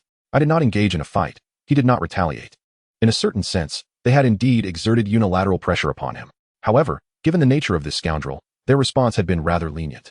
Bai Ming and MCDI had previously agreed that once the entrance examinations were over, they would find an opportunity to ensnare this miscreant in a bag. Yet Su Shengsheng did not heed his justification. She merely glanced at her empty hand, puffing up her cheeks in indignation. Suddenly, she thrust a pink bandage towards Bai Ming's chest, turned, and hurried back to Ma Yao, resuming her seat in the wheelchair, operating it with remarkable speed. Ma Yao was left in her wake, exclaiming as she watched the retreating figure, then glancing at her unfortunate elder brother, finally setting her gaze on Bai Ming. Is she angry again? Bai Ming placed the bandage into his pocket, assuring, "It's nothing. She always behaves this way. She'll be fine in a moment." MCDI glanced at his own hand. "Your hand is fine. Why not give me the bandage?" Bai Ming ignored him as he walked away. "You think you're so delicate that you need a bandage for a minor scrape?" "Humph." MCDI rolled his eyes, following suit, recalling how, during a basketball game, he had merely scraped his skin and Su Shengsheng had applied a bandage for an entire week. He suspected that the injury had healed long before. Ma Yao trailed behind them, her curiosity piqued. "So why is Shengsheng angry again? You brought him here. Why do you ask why?" MCDI smacked his sister playfully, only to be retaliated against by an irate Ma Yao. The two began to tussle, exchanging blows. Only Bai Ming remained somewhat bewildered. In truth, he understood that Su Shengsheng's anger stemmed not from the fight, but rather from his recent emotional distance. However, at that moment, Bai Ming felt a bit awkward about the situation. This matter dates back to the evening 3 days prior. They had entered their third year of middle school, and attendance for evening study sessions had become voluntary, even on Saturdays. Yet, a monthly holiday allowed them to return to Tanshui town together. On that pleasant Saturday evening, Bai Ming rode his bike, carrying Su Shengsheng to join Ku Yi and Li Hua on a small hillock. The fireflies during summer were enchanting there, and Su Shengsheng had a penchant for watching them. The weather was delightful. Seated behind him on the bike, holding 2 ice creams, Su Shengsheng had insisted on feeding him. Bai Ming sighed. "I can manage on my own. I assure you, I am quite stable while riding." Su Shengsheng rolled her eyes. "I don't believe you. Last time, you said the same, and then you led me straight into a stinking ditch." At the mention of this, Su Shengsheng's expression soured further. That ditch was no ordinary one. It was a foul-smelling receptacle for all manner of waste. They had both stumbled into it. Su Shengsheng's eyes reddened with anger. She had spent hours washing off the stench, still feeling unclean afterward. As she scrubbed, Bai Ming stood outside the door, apologizing profusely, nearly begging for forgiveness. Even then, Su Shengsheng had remained upset. ignoring him for 2 days. Upon hearing this, Bai Ming felt a twinge of guilt but retorted, "You poked my waist. It's quite sensitive." Su Shengsheng huffed, jabbing the ice cream towards him. "So, upon discovering how sensitive your waist is, I merely wanted to see how it felt." Chapter 37. You are not allowed to go up. You cannot leave me behind. Ultimately, Bai Ming had scarcely consumed any of the ice cream, while Su Shengsheng, unfazed by his saliva, devoured most of it, alternating between bites from either side. As Bai Ming alighted from the vehicle, his gaze fell upon the remnants of ice cream clinging to the corner of her mouth, and he fell into a contemplative silence. "You merely wish to indulge in a couple of flavors, don't you? Different ones at that. I appreciate your willingness to spare me a morsel," he remarked with a tone steeped in resignation, extending a tissue towards her. "I hope you won't suffer from a stomach ache later tonight." Su Shengsheng accepted the tissue, dabbing at her lips, though she feigned nonchalance. "Not a chance," she replied, her voice tinged with a hint of guilt. Li Hua and the others had already arrived on their bicycles. Li Hua inquired earnestly, "Shengsheng, would you like to ride with me? I assure you, I won't let you fall into the ditch." Ku-yi, no longer the chubby child, erupted into laughter, his mirth causing the nearby dogs to bark in response. Bai Ming clicked his tongue, gently pressing Su Shengsheng down. "You remain seated. It's not as if I fall into ditches every time, okay? Those instances were mere accidents." Li Hua muttered skeptically, "Who knows?" Ultimately, due to Su Shengsheng's reluctance to switch, she found herself riding in the back seat of Bai Ming's bike. Throughout the journey, she incessantly murmured from behind, "See, I'm already showing you considerable respect." With that, she playfully poked Bai Ming in the side. He felt his muscles tense in response. Suppressing a laugh, "Thank you, but please refrain from poking me further." Su Shengsheng stifled a giggle behind him. In Tanshui town, the moon and stars were easily visible, gracing the sky with their brilliance. The streetlights cast elongated shadows of their cycling figures. One bicycle bore a little girl who joyfully swung her feet. Their destination was clear, a gentle hillside. It was Saturday, and the town's market would remain open into the evening. The group discussed their plans to view the fireflies before venturing to the market in search of delectable treats. In truth, Bai Ming and his companions held little fascination for the fireflies, having seen them countless times before. However, Su Shengsheng was enamored with them. During her earlier inability to walk, Bai Ming had never brought her here. Even after she learned to walk, he had only taken her up the hill a handful of times. At that moment, she tugged at Bai Ming's shirt, urging him to ascend. Years of diligent rehabilitation had enabled her to conquer the small hill, though previously, Bai Ming had carried her up. Climbing had become feasible, albeit at a leisurely pace. Curiously, Kui asked, "Shengsheng, why do you still use a wheelchair at school?" The other two, aside from Bai Ming and Su Shengsheng, were not in the same class as them. The city school was vast, with 18 classes per grade. Had it not been for her grandmother's prior arrangements, the likelihood of them being in the same class would have been exceedingly low, because it's more convenient. Su Shengsheng replied nonchalantly, "I'm simply too lazy to move." Bai Ming rolled his eyes, tugging her wrist and gesturing towards the trees atop the hill. "Climbing up will offer a clearer view and a broader horizon." Li Hua and Ku-yi nodded in agreement, acknowledging they could indeed see the market below. Both adeptly ascended the trees, with Li Hua, despite being a girl, nimbly climbing due to her family's orchard background, even more so than Ku-yi. Su Shengsheng, taken aback by their swiftness, clung tightly to Bai Ming. "I can't climb trees," she exclaimed. Li Hua reached out from the branches. "I'll pull you up." Bai Ming added, "I'll support you. You won't fall. Go on." Ku-yi, perched higher, exclaimed, "It's truly beautiful from up here. I forgot my phone, otherwise I'd capture the moment perfectly." Su Shengsheng felt a surge of temptation, but shook her head vehemently. "I can't." "You can do it," Li Hua insisted earnestly. Bai Ming, without offering encouragement, merely nodded. "You'll be fine here alone, right? I'm going up. There are more than just squirrels here. There might even be wild boars." Just as Li Hua began to dismiss the absurdity of wild boars in the area, Su Shengsheng, who had previously claimed she couldn't climb, leaped onto Bai Ming, her soft form pressing against him as she fiercely whispered in his ear, "You're not allowed to go up. Don't abandon me, or I'll bite you." She playfully nipped at his ear, a gesture more akin to a gentle lick than a bite. Bai Ming, who had been smiling moments before, suddenly stiffened. His eyes widened, and he attempted to look down, but the girl clinging to him held on even tighter. "No climbing," she insisted. Bai Ming, once filled with playful laughter, was now solemn. His expression turned serious as he contemplated detaching Su Shengsheng from his body, lifting her to pass her to Li Hua. Su Shengsheng, feeling somewhat clumsy and anxious, was pulled by Li Hua's grasp and managed to step onto Bai Ming's shoulder, completing her inaugural tree-climbing experience. As she trembled and climbed, she chastised Bai Ming, who stood still at the base of the hill, where darkness enveloped them, illuminated solely by the moon, stars, and dancing fireflies. He needn't look. He was well aware of his own physical state. The lingering sensation of her gentle bite remained in his ear. "Bai," the girl shouted with excitement. "Hurry up. The view is stunning, and I can even see home." Bai Ming, standing beneath the tree, gazed upward at the enchanting girl perched on a stout branch. her face aglow with joy and wonder, illuminated by the fireflies dancing in the night. Her expression radiated unadulterated happiness, embodying innocence and beauty. The boy below, mesmerized by her allure, found himself momentarily lost in thought. Both Su Shengsheng and he had grown, and in that instant, Bai Ming grasped the gravity of their maturation. A sense of panic welled within him, for he understood that growing up meant they would inevitably drift further apart. Xiao Bai Ming. Su Shengsheng's voice broke through his reverie, her tone laced with concern as she leaned down from the tree, extending her hand towards him. What is the matter? Why are you in a daze? Like a fairy princess reaching out to touch the earthly ties of her affection. Bai Ming snapped back to reality and gently patted her hand, retracting his touch. Be careful not to fall. With a few agile movements, he ascended the tree but seemed oblivious to her gestures indicating the space beside her, continuing upward. Kui, what can you see from your vantage point? Su Shengsheng paused for a moment, then raised her gaze to the silhouette of the boy climbing above her. She huffed softly. Stupid Xiao Bai, doesn't he understand? What is wrong with sitting here with her for a while? Yet, she felt no anger, for the view was simply too breathtaking. Tanshui Town never ceased to amaze her, and neither did Xiao Bai. She genuinely cherished this place. The two boys atop the tree had tossed something onto the grass, startling a multitude of fireflies into flight. Su Shengsheng's eyes sparkled with delight at the spectacle. Bai Ming looked down at her, a smile gracing his lips. It mattered not, they were still the best of friends. However, that evening, Bai Ming would find himself in a less than favorable mood. Chapter 38. The little girl's face was adorned with the unmistakable expression of pride. As they entered adolescence, it was common for both boys and girls to attend health classes, which was entirely normal. Bai Ming, having experienced puberty previously, had encountered such matters long before, during the first semester of 7th grade. In truth, it was all quite ordinary. Bai Ming scarcely recalled what he had dreamt on that first occasion. Upon awakening, he had already been tasked with washing the sheets. Among the boys, tales were shared of dreams involving washing machines, running mid-race, and even sightings of elephants in Africa. This peculiar situation does not necessarily pertain to a specific subject. Yet, on the night following their return from watching Spirited Away, Bai Ming found himself dreaming of the moment when they had just moved into their rental apartment in the city. The memory surfaced of the two of them squatting at the door, eavesdropping on a quarrel between Lao Bai and others. This memory, seemingly innocuous, took a turn when Bai Ming glanced down at Su Shengsheng's face, causing him to awaken abruptly. It was around 4 a.m, and he was crouching in the courtyard, surrounded by a heap of laundry. Su Shengsheng, for reasons unknown, was also awake that night.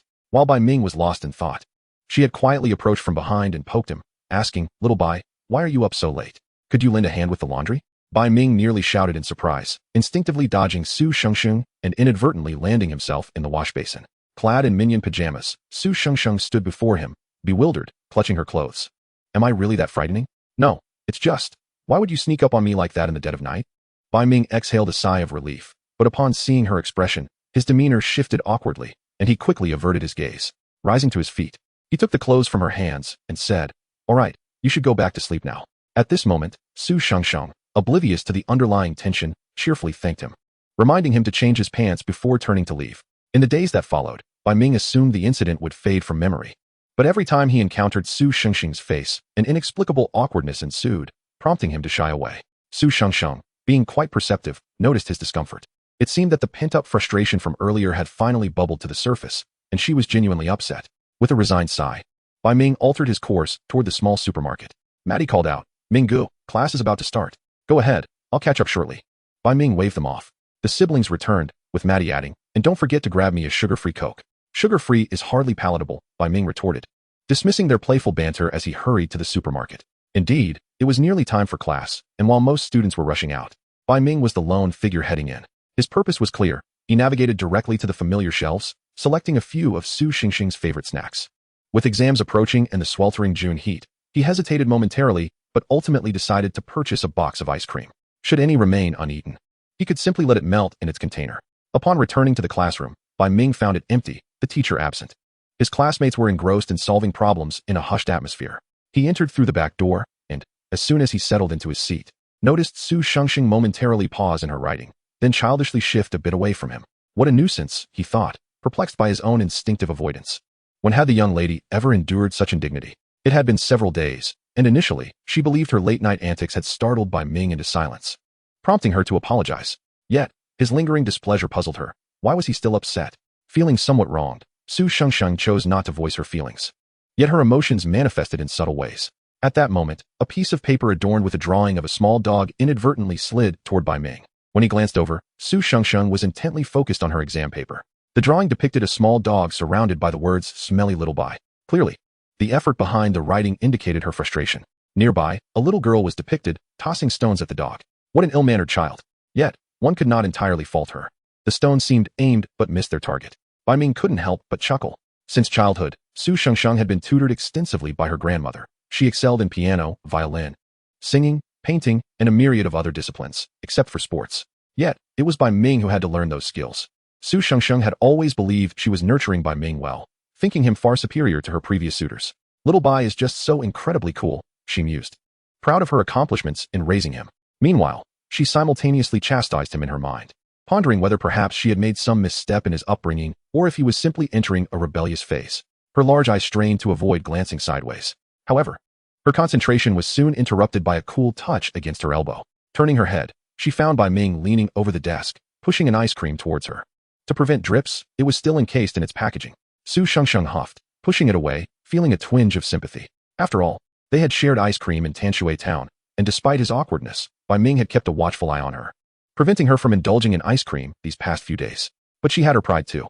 As she pushed the ice cream aside, her gaze fell upon a piece of paper hidden beneath it, featuring a drawing of a small dog pleading for mercy.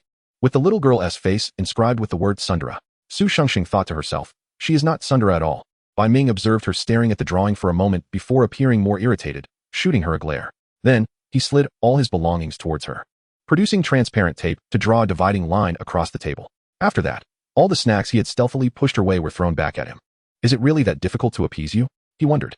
However, when their teacher arrived for the second half of the class, they were unable to continue their playful exchange. Bai Ming had no choice but to secretly consume the nearly melted ice cream himself, while Su Shengsheng seated beside him. Stupid Bai Ming, eating ice cream all by himself. This tension persisted until the afternoon dismissal. Typically, after school, they would not return home for dinner due to evening study sessions, opting instead to eat near the school or at the cafeteria. The cafeteria at City No. 1 High was quite decent, offering a variety of stir-fried dishes. Convincing Su Shengsheng to dine there was a challenge. She would only settle for stir-fried dishes. Furthermore, her preferences were numerous, so it was usually Bai Ming, Ku Yi, and Li Hua who accompanied her for meals. Bai Ming understood that the young lady was tough on the outside, yet tender-hearted, merely wishing to treat her friends to a meal. Chapter 39. Bai Ming paused for a moment, closing his eyes as he confessed, I dreamt of you. Su Shengsheng often used the excuse, since we can't finish it all, let us share with you guys. Otherwise, it'll go to waste. However, Ku Yi and Li Hua were well aware of her true intentions, so they paid no mind to her words. Ku Yi even joked that they could remain as the devoted servants of the princess. After all, Su Shengsheng had been called a princess since childhood. It continued throughout elementary school until 5th grade, when she insisted her friends refrain from calling her that in public. Yet, privately, they still occasionally used the title. Tonight, the atmosphere felt off. Even Ku Yi, typically oblivious, sensed something amiss. Previously, during meals, Bai Ming would always serve Su Shengsheng vegetables, knowing she disliked them. Nevertheless, today, she refused to eat anything Bai Ming had touched. By the end of the meal, she tossed her chopsticks aside, declaring herself full. Bai Ming furrowed his brows as he offered her a chicken leg, one of her usual favorites. Is this really enough to satiate you? Fine, if you insist. I want to eat. You have it instead, is that acceptable? Little did he know that his seemingly innocuous words would ignite a tempest within Su Shengsheng, who had been sulking. She abruptly turned to glare at him, her eyes glistening with unshed tears. As a child, Su Shengsheng had been prone to tears. Yet after entering elementary school, she had learned to suppress them, with her shallow eye sockets. It took little to provoke a rosy hue around her eyes in moments of agitation. However, it was clear that her current state was not merely due to agitation. There was an unmistakable hint of grievance in her gaze directed at Bai Ming. Bai Ming. Huh. He was caught off guard, unable to utter a word before Su Shengsheng silently maneuvered her wheelchair away. He stood, poised to follow, but Li Hua interjected, Wait, Ming-ji, let me check on her. Ku Yi quickly chimed in, Ming-ji, it's best you don't follow. The princess is obviously upset with you. Bai Ming glanced at Ku Yi, a forced smile on his lips. Thank you, I'm aware. Ultimately, the two remained committed to their principle of not wasting food, finishing the remaining dishes. Their family had always upheld such values. Before returning to the classroom, Bai Ming even packed a dessert Su Shengsheng had once relished. Li Hua didn't even send a message to inquire if she had been appeased. Alas, she had not. Su Shengsheng was easily placated. But the crux lay in who was doing the placating, Bai Ming. When faced with others, she merely insisted, I'm fine, truly. No matter how many times she was asked. She only shook her head, asserting her well-being. In such circumstances, it was impossible to ascertain the reason for her anger. During evening study, Su Shengsheng remained silent, even neglecting to drink the dessert Bai Ming had brought back, instead handing it to Ma Yao. Ma Yao, engrossed in her studies, was taken aback when Su Shengsheng suddenly reclaimed it, only to offer her a bottle of milk from her own bag. The entire exchange left both Mai Yao and Bai Ming bewildered. Yet, even after retrieving it, she didn't consume it, leaving it aside. It wasn't until after evening study, while Bai Ming was pushing her wheelchair outside, that he finally had a chance to speak with her. He preemptively warned, "If you stand up and run away, I won't push you anymore. I mean what I say." Predictably, Su Shengsheng, who had contemplated standing, sulkily settled back down. Clutching her backpack while holding the dessert Bai Ming had bought, resolutely ignoring him, Bai Ming offered an apology. "I'm sorry. I didn't mean to avoid you these past few days." The moment he uttered this, Su Shengsheng's ire intensified. She was not one to swallow her grievances. Hearing Bai Ming acknowledge his deliberate avoidance and then apologize only compounded her feelings of injustice. She turned to glare at him. "I didn't mean to scare you at night. I was afraid of waking Aunt Sue and the others. If you didn't want to help me with laundry, you could have just said so. I've done it for you before. I haven't even washed my own clothes. And I certainly didn't deny you dinner. You insufferable Bai Ming." As she vented, her sense of grievance grew. For her entire life, apart from the suffering endured in her previous life as treatment, she had truly never faced much injustice. At this moment, she genuinely felt wronged. Bai Ming listened as she rambled on, momentarily taken aback. "I didn't mean to avoid washing your clothes. It's a simple task to wash a few of your garments, isn't it? Sometimes I even wash the entire family's laundry. What is there to be upset about?" They were currently on their way home, with few people around. A turn would lead them to the entrance of the community. Su Shengsheng paused. "Why are you upset about this?" "I'm not angry," Bai Ming corrected, "just a little." Awkward. How to articulate that? Awkward. Why? Because he dreamed of eavesdropping with her? No, that felt off. Bai Ming struggled to articulate his feelings. Su Shengsheng, after a moment of silence, couldn't he help but ask, "A little what?" It's nothing. I'm not angry, it's my issue. I apologize. I promise it won't happen again. Can you find it in your heart to forgive me?" Bai Ming lowered his stance, acknowledging that the fault lay with him. Su Shengsheng furrowed her brows, suddenly serious. "Stop right there." Bai Ming halted beneath a tree, mere minutes away from home. Su Shengsheng rose from her wheelchair and approached him. Bai Ming instinctively tightened his grip on the wheelchair, captivated by her delicate features. "Has someone been bullying you? Or threatening you? You must tell me," he urged. Su Shengsheng spoke earnestly. "Is it my parents who contacted you? Don't heed their words. They cannot dictate my friendships or my life." Bai Ming's gaze fell upon her animated lips. Their rosy hue, vibrant even beneath the dim glow of the streetlights, rendered her all the more enchanting. In Su Shengsheng, there appeared to be nothing unappealing. Even her legs, which Bai Ming often teased were long yet of little use, held a certain beauty. Bai Ming abruptly snapped back to reality, his thoughts spiraling. "No one is bullying or threatening me. Your parents have actually been quite polite to my family over the years." Though Su Shengsheng's parents had initially been domineering, they softened upon realizing her own fortitude. They had become more courteous towards Bai Ming's family, even sending gifts during festive occasions, hoping to ease the relationship between Su Shengsheng and Bai Ming. Yet, Su Shengsheng remained reluctant to return. Hearing Bai Ming's words, she became anxious, reaching out to touch his forehead. "What has been troubling you these past few days?" Her gentle hand on his forehead prompted Bai Ming to sigh. Grasping her hand, "Do I really have to say it?" "Yes, if you don't, I'll remain upset." "You know I'm quite petty," Su Shengsheng replied earnestly. Bai Ming paused, eyes closed. "I dreamt of you." "You dreamt of me? Did I hit you? Is that why you're so upset? Ignoring me for days?" Su Shengsheng's tone carried a hint of disbelief. Chapter 40. Sometimes, the instant understanding between adults can be quite vexing. Su Shengsheng realized something was amiss. Even if she had dreamt of hitting him, it wouldn't warrant such a reaction. Given their relationship, Bai Ming likely dreamt of devising schemes to tease her. So, it wasn't a dream of her hitting him? Su Shengsheng, not truly a child, quickly pieced it together, her gaze fixating on Bai Ming's ears and neck.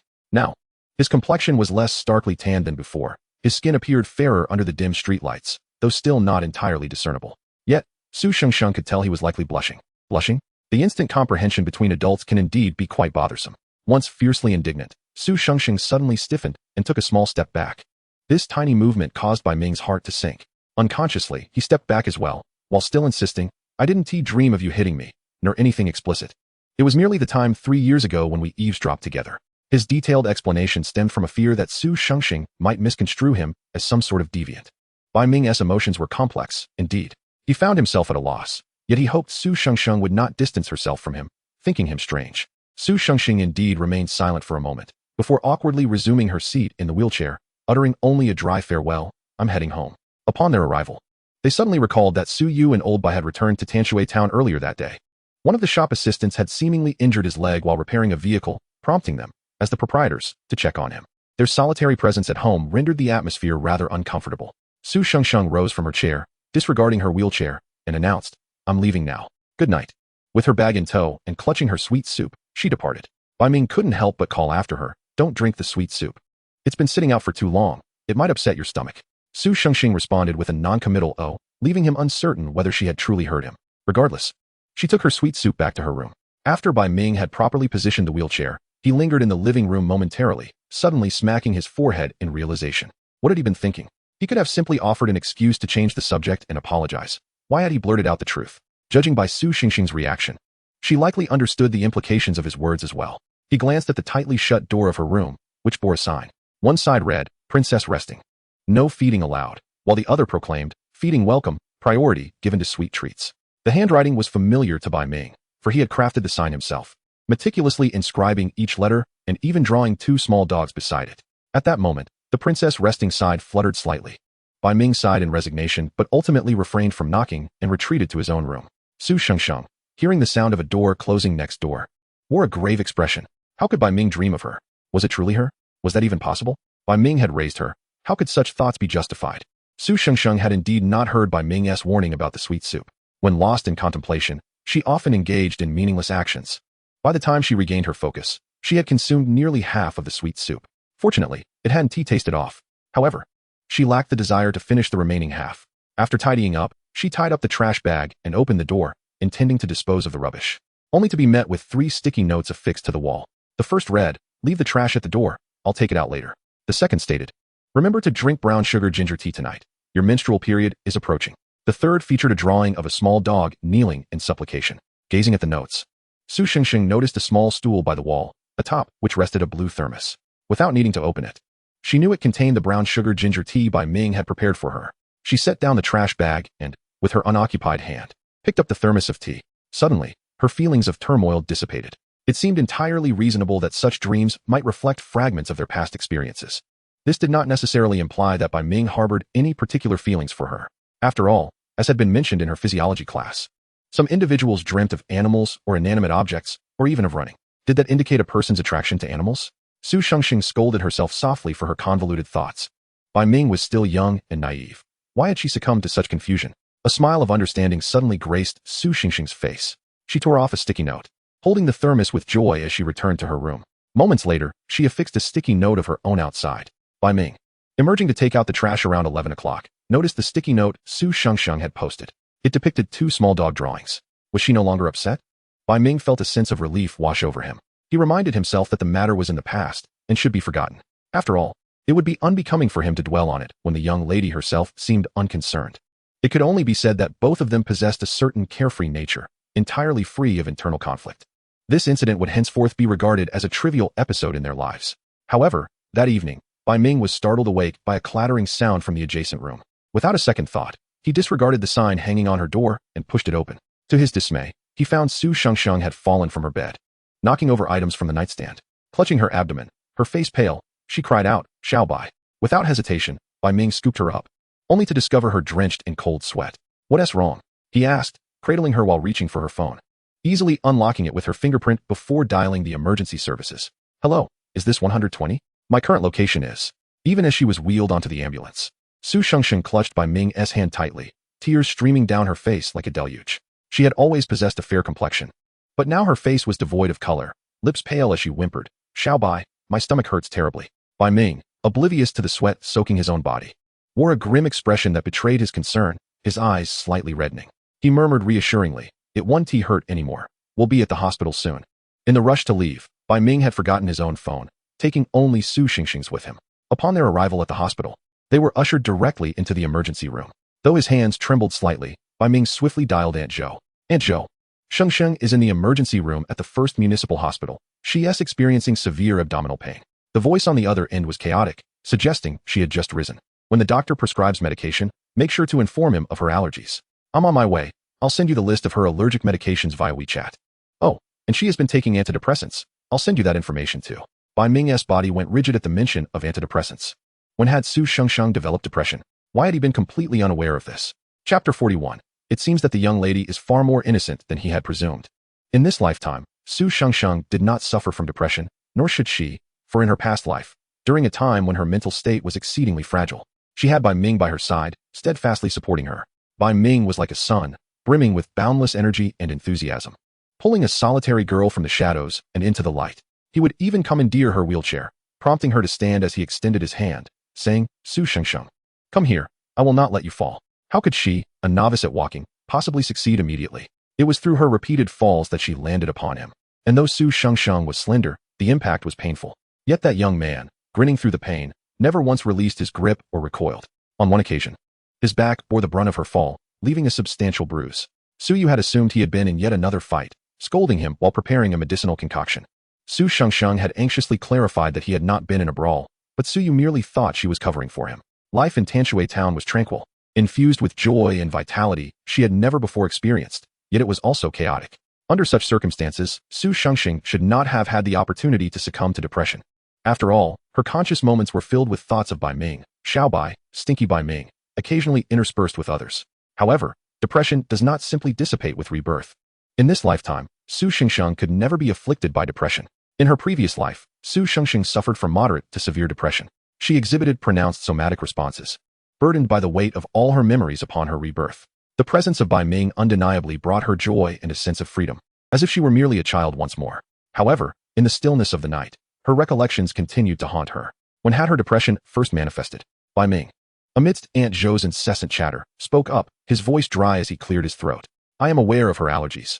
Aunt Zhou, please send over the antidepressants first, and I will inform the doctor here. He cast a glance at the patients in the emergency room, his heart aching for her suffering. As for her depression, he would inquire further with Aunt Zhou later. Aunt Zhou sighed in response. I will send them right away. Ultimately, Su Shengsheng was wheeled into the operating room. Diagnosed with acute gastroenteritis and appendicitis, surgical removal of the appendix was recommended. The consent form had been hastily signed by Aunt Zhou. Just before entering, Su Shengsheng clutched Bai Ming's hand tightly. It trembled, her complexion pale. Bai Ming smiled reassuringly at her. It's all right. I'll be right outside waiting for you. I promise the first face you see when you come out will be mine. He gazed at her porcelain-like visage and added, a puppy's promise. Su Shengsheng stared at him, her large eyes appearing dark, before slowly releasing her grip. She whispered, I'm sorry for worrying everyone. During her moments of unreasonable distress, Bai Ming felt helpless yet patient in his reassurances. However, when she apologized, all he felt was sorrow. She had no need to apologize. In the end, Su Shengsheng was taken into the operating room, where the appendectomy would not take long. Aunt Zhou observed the young man before her, who must have rushed over as soon as he got out of bed. Clad in sleepwear and worn slippers, he stood tall and sturdy for someone of his age, with defined muscular lines evident on his arms and a sun-kissed complexion. His lower half was adorned with plaid shorts, giving him an elongated appearance. It was difficult to discern that he was merely on the brink of entering high school, especially with the youthful innocence still apparent in his face. Aunt Zhou sighed. Thank you, Bai Ming. It's late. Shouldn't you head home for some rest? Bai Ming turned his gaze towards Aunt Zhou and shook his head. I'll wait for her to come out. Otherwise, she'll get upset again. He recalled the matter of her depression. Aunt Zhou, when did Shengsheng first develop her depression? How could I have been oblivious? They had spent the majority of their time together. Aunt Zhou fell silent for a moment, pulling him down to sit beside her. Do you remember the time in elementary school when her parents brought 2 doctors along? Bai Ming nodded. Of course, I remember. I bumped heads with the young lady then. She didn't come to school for several days afterward. Didn't come to school? Bai Ming affirmed. I remember. Was that when it all began? Yes. After her parents left, she too was absent for several days. Aunt Zhou gazed at the operating room, having already informed her grandmother, who would likely rush back the following day. She had insisted on asking her grandmother to find her a psychologist. Aunt Zhou felt a pang of sympathy, such a small child, calmly requesting her grandmother's help for a psychologist. The diagnosis had been moderate depression.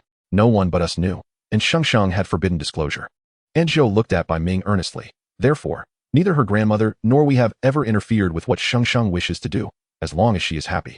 Over the years, she has improved significantly. Her somatic responses have diminished, and her mood has been consistently bright, indicating that her depression has also improved considerably.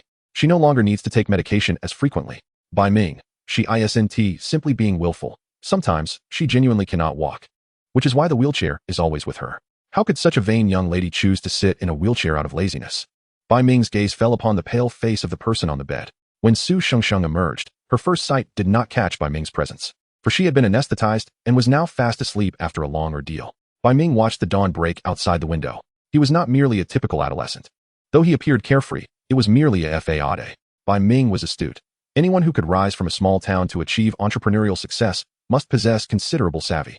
Su Shengsheng's illness and the incident of her head injury compelled Bai Ming to question further. In his previous life, he had known of Su Shengsheng's psychological struggles, leaning towards severe depression. Her somatic reactions were also quite severe, manifesting as sleep disturbances and various bodily pains. In the depths of night, she would call him, "Are you asleep yet, my fiancé?" She would always emphasize their relationship. Bai Ming would drive over to her apartment in the dead of night, drawn in by her insistence, to prepare her meals. On the first occasion, he had even made sure to clean himself up, considering the expense she incurred by calling him at such an hour. He felt compelled to offer something in return. Wasn't that how the world operated? There were explicit prices for everything, and at that moment, Bai Ming felt he was not only compensating Su Shengsheng, but perhaps even profiting from their interaction. Yet, upon her opening the door, she raised an eyebrow, questioning. "You came over in the middle of the night to cook for me, and you're wearing cologne? You didn't just come from some late-night escapade, did you?" The young lady seemed far more innocent than he had presumed. "Are you back?" Bai Ming gently squeezed her delicate fingers and quietly inquired, though the person on the bed was now unable to respond. Chapter 42. In this life, he wished to nurture Su Shengsheng, to make her a bit plumper, a bit better.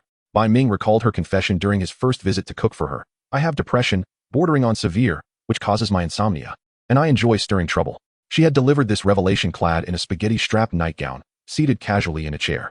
Her tone was calm, but it inadvertently drew Bai Ming's gaze from her legs and waist back to her face. Su Shengsheng met his eyes, saying, "So I might go mad one day. But you are my fiancé, and you cannot despise me." As she spoke, her pride was evident, yet her tone exuded a bravado that bordered on pretentiousness. Bai Ming retorted, "Who says depression equates to madness? If you're unhappy, I'll simply cheer you up." Su Shengsheng, taken aback by his response, stared at him for a moment before breaking into a smile, prideful yet cheeky, declaring, "Even if I go mad, I'll be a beautiful and wealthy madwoman." With that, she pushed herself up from the table, urging, "Hurry up and cook for me. I'm starving." Despite her insistence, she did not frequently trouble Bai Ming in the late hours as she claimed. She would appear beside him, always looking languid, yet she seldom truly disrupted him. That proud Su Shengsheng dared to unveil her scars before Bai Ming, seemingly attempting to frighten him away. Even on the eve of their wedding, she would assert, "You can choose to leave now. I won't demand repayment. I have plenty of jokes about myself. I wouldn't mind adding another." In truth, Bai Ming had yet to convey his answer. He remained silent, for their families adored her, and he himself cherished her. How could a beautiful and tender-hearted girl like her be overlooked? Bai Ming gazed at the delicate fingers clasped within his own. Previously, he had envisioned a second chance, a possibility to grant the young lady a carefree childhood and a joyful adolescence, much like nurturing a younger sister, gently guiding her as she blossomed. Yet, if the individual before him was indeed the person he believed to have returned, he found himself shaking his head. It was essential to ascertain the truth, for a mere coincidence seemed insufficient to draw conclusions. In truth, upon deeper reflection, it was evident that there were more than just one serendipitous occurrence. It was as if she had long ceased to refer to Bai Ming as her little dog. The former Su Shengsheng had perceived little dog as synonymous with a bond of friendship. However, after a particular incident where she overheard someone declare that Bai Ming was her dog, she had reacted with anger, feeling it to be a grave insult. When Bai Ming had countered her by asking if little dog did not signify a good friend, she had momentarily stiffened before sternly instructing him that they could not allow others to misconstrue their relationship, for ignorance could lead to disdain. She had turned her face away, huffing in disapproval at the thought of being looked down upon. Such nuances were abundant. She had begun to care about Bai Ming's reputation in the eyes of others, gently nudging him toward a more favorable path. Yet, she remained adorably proud, leading Bai Ming to mistakenly believe she had matured. In hindsight, that may not have been the case. The finger he held stirred slightly, prompting Bai Ming to withdraw his thoughts and focus on her visage. Her long eyelashes fluttered delicately before her eyes slowly opened, still clouded with confusion. Upon recognizing Bai Ming's face, she seemed momentarily disoriented, exclaiming, "Bai Ming, aren't you supposed to be in class?" After a brief pause, she snapped back to reality, questioning, "Aren't you attending classes? Why are you still here?" Although her tone bore a hint of reproach, her hand instinctively grasped his. Bai Ming watched her intertwine her fingers with his, and a smile broke upon his face. A blend of relief and joy. How could he have been so oblivious? "Bai Ming, you really are quite foolish," he mused inwardly. How had he failed to recognize her? Perhaps they had simply lacked sufficient time together in their previous life. Had they spent more moments together, he might have discerned her true identity at first glance. "I fear that if I were to attend school, you might awaken and not see me, which would surely upset you." Bai Ming appeared to exhale a sigh of relief, allowing her to keep hold of his hand while inquiring if she wished for some water, albeit just a sip, as she was not permitted to eat anything at present. Su Shengsheng shook her head. "I do not need any." She felt an urge to sigh. She had undergone appendectomy once before, and now, in this life, it seemed she was destined to experience it anew. The memory of her agony last night haunted her. Surely it could not merely be appendicitis? Was it really just appendicitis that plagued me last night? At that moment, she remained blissfully unaware of Bai Ming's shifting emotions. In truth, though she had awakened, exhaustion still clung to her, preventing her from fully rousing. Otherwise, she would not have almost blurted out a question about why Bai Ming was not at work. Fortunately, the sight of his youthful face jolted her back to reality. This Bai Ming was not the same as the one from her past life. Once, in a moment of emotional turmoil, she had attempted to harm herself late at night, but regret swiftly followed. She had called for an ambulance, and the first person the doctor contacted was Bai Ming, marked in her contacts as her fiancé. The next day, upon opening her eyes, she found Bai Ming vigilantly watching over her hospital bed. Her first utterance had been, "Bai Ming, aren't you supposed to be working?" Bai Ming had appeared taken aback by her inquiry, momentarily stunned before responding, "You seem to have mistaken me for a heartless employer. I've taken the day off to be by your side." That day, he had disregarded Su Xingxing's protests and brought her home, rather, to his parents' home. His parents treated her with utmost kindness, yet she struggled with feelings of discomfort and awkwardness, which manifested as aloofness and rudeness on her part, for she was not adept at interacting with elders. Nevertheless, his parents showed her nothing but compassion, seemingly unperturbed by her demeanor. Aunt Su clasped her hands, urging her to take good care of herself. Upon noticing the bandages on her wrist, concern filled her eyes. Uncle Bai encouraged Bai Ming to prepare delicious meals for her. And it was from that moment that Su Xingxing developed a warm fondness for the Bai family. Upon her rebirth, buoyed by her youthful guise, she found herself adapting swiftly to life with the Bai family, as if a veil had been lifted. Indeed, being among them felt like returning home. "What are you pondering?" Bai Ming waved a hand before her eyes, inquiring, "Did you drink that sweet soup? You have acute gastroenteritis, and you hardly ate anything yesterday." Mention of this made Su Xingxing feel somewhat guilty, and she replied meekly, "Oh, I had a little. It didn't taste off." She countered softly, only to catch sight of Bai Ming's expressionless gaze fixed on her. Feeling exposed, she continued defensively, "Well, you didn't stop me from bringing the sweet soup inside. What is the difference between that and bringing it to my lips? What harm is there in taking a bite?" As she spoke, she swallowed hard. Bai Ming, with a facade of amusement, nodded. "All right, you are indeed correct. Now, you'll just have to endure this bland diet for a spell." Yet, despite his words, Bai Ming felt a pang of sympathy upon witnessing her forlorn expression. She had already lost weight, and with her finicky eating habits, such a bland diet would surely be detrimental to her well-being. In this life, he wished to see Su Xingxing gain a bit of weight, to thrive, and most importantly, to find joy. Chapter 43, Su Xingxing Little Dog. Su Xingxing felt a twinge of despair, and she voiced her plight. With a pitiful gaze, she looked at Aunt Su. "I do not wish to eat this." Aunt Su glanced at her, stating, "The doctor advised a light diet." Yet, she added, "There is no need to consume plain rice porridge every day. Meat porridge or vegetable porridge would suffice." She truly could not stomach it any longer. Su Xingxing cast a pleading look toward Bai Ming, her savior. She had returned home 3 days post-surgery. Aunt Su and Grandma had rushed to the hospital the day after her operation. Both had shared a similar reaction, tears welling in their eyes, followed by an outpouring of sympathetic words. In truth, Bai Ming, observing from the sidelines, felt certain they must be family. After expressing their concern, Aunt Su had scolded Bai Ming a few times. Bai Ming did not contest her, yet Su Xingxing, lying on the hospital bed, could not help but defend him. The very person who had previously asserted her innocence before Bai Ming now admitted to being disobedient in his defense. Moreover, the primary issue was appendicitis, not gastroenteritis. Though Bai Ming had evaded a scolding, she found herself in hot water. Aunt Su strictly adhered to the doctor's orders for a light diet. And with only 2 weeks until their midterm exams, Bai Ming was sent back to school, only able to visit her at noon and after classes. This meant she endured 3 days of bland meals, even beginning to miss the cafeteria food she had once scorned. At that moment, Bai Ming smiled as he met her pleading gaze, recalling how she had so confidently claimed her innocence earlier. Yet, considering her prior defense of him, Bai Ming approached his mother. "Mom, could you deliver lunch to Dad? I'll watch over her while she eats." Aunt Su regarded Bai Ming with skepticism. "You aren't secretly feeding her something else, are you? Just watching her eat isn't sufficient." It seemed that experience had sharpened Aunt Su's insight into their dynamics. Bai Ming feigned indignation. "Mom, I'm still in a huff with her. There's no way I defeat her." Su Xingxing instantly understood, huffing disdainfully. "I wouldn't eat his food anyway." Her tone perfectly conveyed her sentiment. Su Yu hesitated for a few moments before choosing to trust him. "All right, then you focus on Xingxing while she eats. She hardly had anything this morning, and you should finish your meal quickly as well. We wouldn't want you to be late for school. By the way, the dishes are over there. I will wash them when I return." Bai Ming nodded in agreement, escorting Su Yu to the door. Once the door closed, Su Xingxing rose from her wheelchair and walked over to the table. Indifferent to the remnants of Bai Ming's meal, she picked up his chopsticks and helped herself to a piece of steamed chicken. With her first bite, her eyes squinted in delight. Bai Ming approached with her porridge, saying, "You should have some porridge. Although the meat is steamed, you mustn't overindulge." Su Xingxing fell silent, her eyes glinting with mischief. The truth of the matter was that only those who had eaten knew the real delight. Bai Ming's every word was met with her obedient nods. Sitting beside her, he picked food for her, cautious not to give her too much, genuinely concerned for her well-being. Su Shengsheng, understanding the unspoken boundaries, stopped eating once she felt satisfied, beaming as she declared, "I'm full now, Xiao Bai, you're truly wonderful." She smiled sweetly at Bai Ming. Upon witnessing the radiant smile gracing her face, he handed her a tissue to wipe her mouth. It was hard to imagine that such a bright young girl would suffer from depression. However, during her hospital stay, Bai Ming had entered her room without her consent for the first time since they had separated their living arrangements, finding several bottles of medication, most of which had been significantly diminished. He sat on the carpet of her room for a long while, observing as Su Shengsheng naturally leaned in, requesting, "Could you help me wipe my mouth? I'm feeling a bit lazy." She anticipated that Bai Ming would scold her as he had before, but this time he simply assisted her in wiping her mouth, leaving her feeling slightly unaccustomed to his sudden kindness. She scrutinized Bai Ming, noticing that his touch was gentle. "I'm fine," she assured him. Bai Ming nodded. "Yes, I know. But why are you suddenly so tender?" Su Shengsheng inquired, puzzled, suspecting that her sudden illness might have frightened him. After all, she was still a child.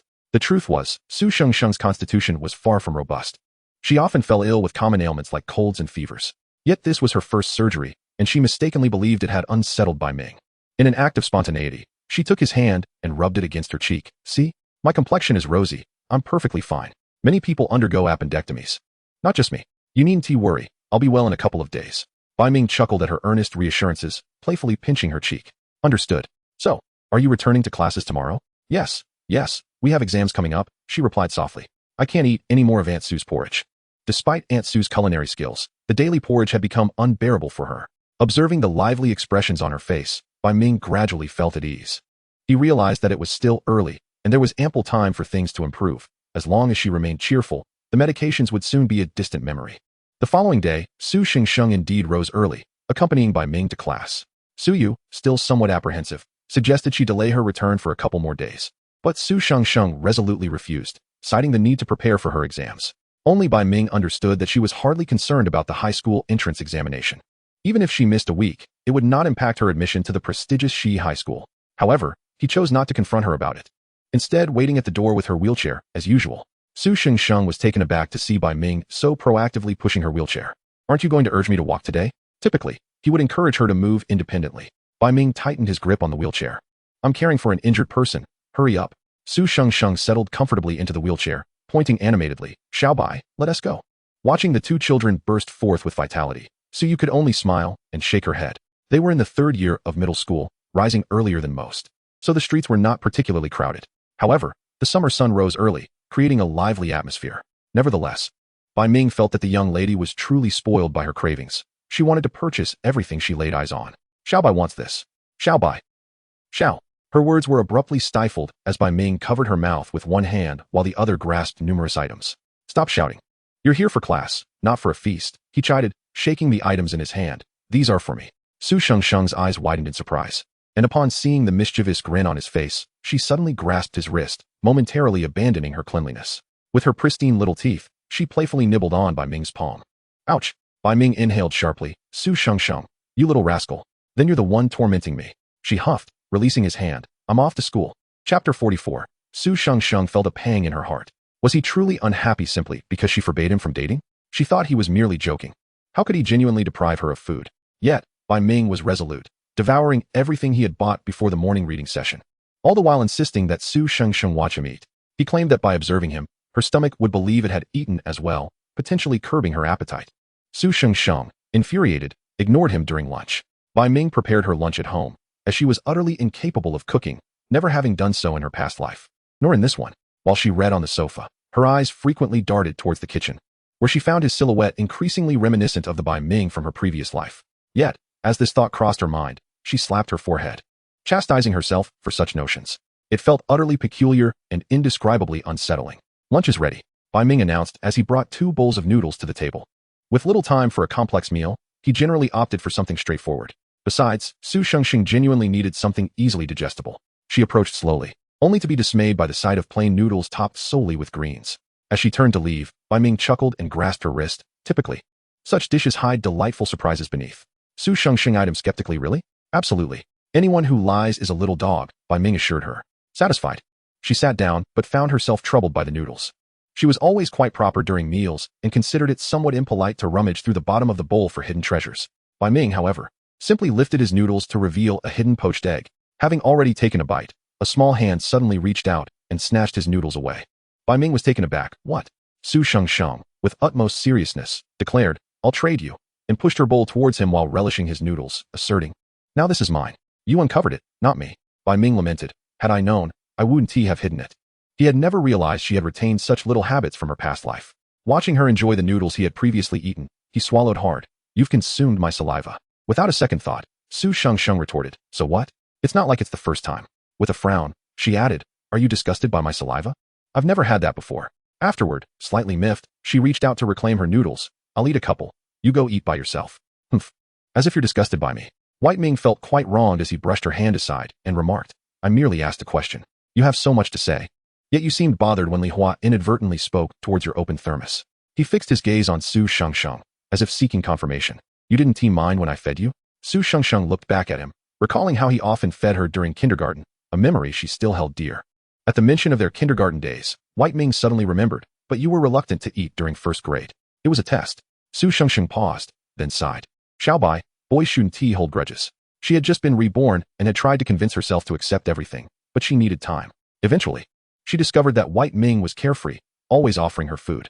Gradually, she became accustomed to it and found herself not resisting his presence, just as in her previous life. Thus, her cleanliness obsession seemed to vary by person. White Ming responded with an "oh" and said nothing more. In a cheerful mood, he retrieved 2 fried eggs and some slices of ham from the bowl of noodles he had originally offered her. Su Shengsheng glanced at the noodles she had already eaten, feeling embarrassed to request a swap. However, White Ming directly served her half of the egg, contemplating that 2 might be excessive, and also passed all the ham to her, reminding her, just eat a little. Once you're done, you can have whatever you like. Su Shengsheng observed him as he lowered his gaze to pick out the ham for her. Although White Ming did not fit the traditional mold of handsome that most people favored, his features were strikingly rugged. His eyes were particularly captivating, adorned with exceptionally long eyelashes, which often went unnoticed due to his complexion. At that moment, Su Shengsheng fixated on his long, thick eyelashes, her mind drifting to the image of him looking at her with a smile, his lips curling upwards to reveal white teeth and 2 subtle canine teeth. This was the visage she cherished most. Suddenly, her heart raced, and she instinctively placed a hand over her chest. White Ming noticed her and, frowning, inquired, Why are you covering your chest? Are you unwell? His hand paused in its task of picking out ham. Su Shengsheng met his concerned gaze and suddenly asked, White Ming, will you date someone in the future? White Ming was taken aback. Why do you ask such a question? At my age, who knows what the future holds?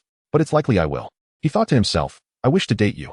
After all, I know you are the wife I almost married in my previous life. Accepting this notion, he certainly wouldn't allow her to grow up happily only to let someone else take her away. However, he was uncertain about Su Shengsheng's current feelings. As it appeared she had no intention of developing their relationship further, he decided to observe her. Meanwhile, Su Shengsheng was unaware of his thoughts. She only felt a surge of anger at the thought of White Ming dating someone else and being kind to another girl. You should focus on your studies at your age, not on dating, she said angrily, lowering her head to eat. Forget it. You eat your noodles. We'll head to school shortly. White Ming explained. You asked me, so I answered. I never said it would be now. He chuckled and asked, Su Shengsheng, do you care? Humph. I haven't even thought about dating, and you have? Not allowed. She shot him a glare, her voice filled with indignation. White Ming felt a pang in his heart. Was she really not considering dating? Would they truly be mere friends for life? Surely not. That would be quite unfortunate for him. He furrowed his brow, contemplating. After Su Shengsheng finished speaking without hearing White Ming's response, she couldn't help but glance at him. She found him frowning, his expression serious. A sense of frustration welled up inside her. Was he truly unhappy about not dating? Humph. Boys were all the same, oblivious. However, neither of them had the luxury to ponder romance, as they were about to take an exam. Yet, their grandmother couldn't arrange for them to be in the same examination room. Consequently, White Ming and Su Shengsheng were placed in different venues, even in separate buildings. Unbeknownst to Su Shengsheng, White Ming was aware of her medication, so she felt relaxed on exam day. She did not use a wheelchair. Even though some classmates were in her room, she was simply not accustomed to being pushed around, and her classmates knew she could walk, albeit for short distances. On the morning of the exam, White Ming accompanied Su Shengsheng to her classroom. Since the exam locations were assigned by computer, hers was on the 4th floor. Concerned, White Ming asked, should I carry you up? Su Shengsheng waved her hand dismissively. No need, it's not like we're at home. This home referred to Tanshui town, where she often had him carry her around without raising eyebrows. But outside, she preferred to maintain a semblance of dignity. White Ming sighed. All right, I'll accompany you. After the exam, wait for me upstairs, I'll come to get you. If you need to use the restroom or feel unwell, inform the teacher or seek our class representative, who is also in your examination room. I've already spoken to her. The class representative? Are you familiar with her? Su Shengsheng suddenly interrupted, looking at Bai Ming.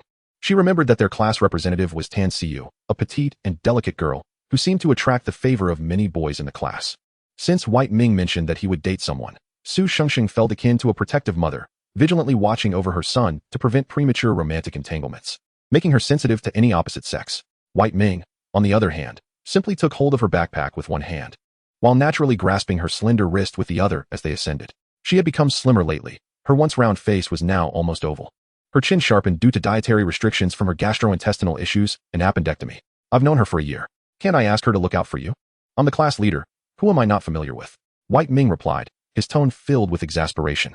It's time for the exam. What are you thinking? Regardless, I've already informed her. If you need to go to the restroom, have her accompany you. He was concerned about what might happen if she fell while alone. Frustrated, he wondered why there was such distance between them. Su Shengsheng pouted, unwillingly allowing him to pull her along. I know, I'm not a child. If only you were a child, at least you'd listen. Bai Ming observed her defiance written all over her face. Previously, I had not realized how childlike she truly was. However, reflecting upon their past encounters, considering their relationship and age, Bai Ming's heart softened. If she desired to embrace her youthful spirit and grow anew, he would gladly accompany her on that journey. Thus, she could shed the burdens of being a young lady and revel in the joys of childhood once more. Bai Ming essentially coaxed her up to the 4th floor. Time was of the essence, so after imparting a few reminders, he turned and hurried downstairs, as his examination venue was still some distance away. Su Shengsheng leaned against the railing on the upper floor, gazing outside, catching sight of the boy's athletic figure rushing out from the stairwell, sprinting ahead. He appeared to have been called by someone along the way. He acknowledged them with a nod before continuing his pace. Su Shengsheng blinked, unaware that a smile had graced her face. At that moment, a petite girl in a school uniform approached her, calling out, Shengsheng. Turning around, Su Shengsheng was met by Tan Siyu, a girl who possessed a naturally pleasant demeanor. Su Shengsheng recalled Bai Ming's effort in enlisting a classmate on her behalf, and she nodded in appreciation, realizing their shared examination venue was quite the coincidence. For her, this was a rare display of amiability. After all, Tan Siyu had been Su Shengsheng's classmate for a year, and their exchanges had scarcely exceeded 20 sentences. Apart from Bai Ming and the 2 siblings from the Mai family, she seemed rather indifferent to others. The Mai siblings were notably more proactive in maintaining proximity to their peers. Consequently, the students in their class often speculated about the nature of Su Shengsheng and Bai Ming's relationship, as they frequently appeared together, clearly not siblings. Yet, Tan Siyu dared not inquire further. Instead, she gently offered, if you need anything, feel free to reach out. Our seats are quite close. Su Shengsheng nodded in response. All right. Tan Siyu then rummaged through her backpack and produced a carton of milk. Oh right, Minga said you like this brand, she said, handing it to her. But perhaps wait until after the exam to drink it. I fear it might upset your stomach if you're anxious. The girl's voice was soft. Yet Su Shengsheng only registered the term Mingo. Most classmates referred to Bai Ming as class monitor, a title he had held since the 1st year of middle school due to his inherent leadership skills. Su Shengsheng had only heard boys call him Mingo or Bai Go, while the girls predominantly addressed him as class monitor or Bai Ming.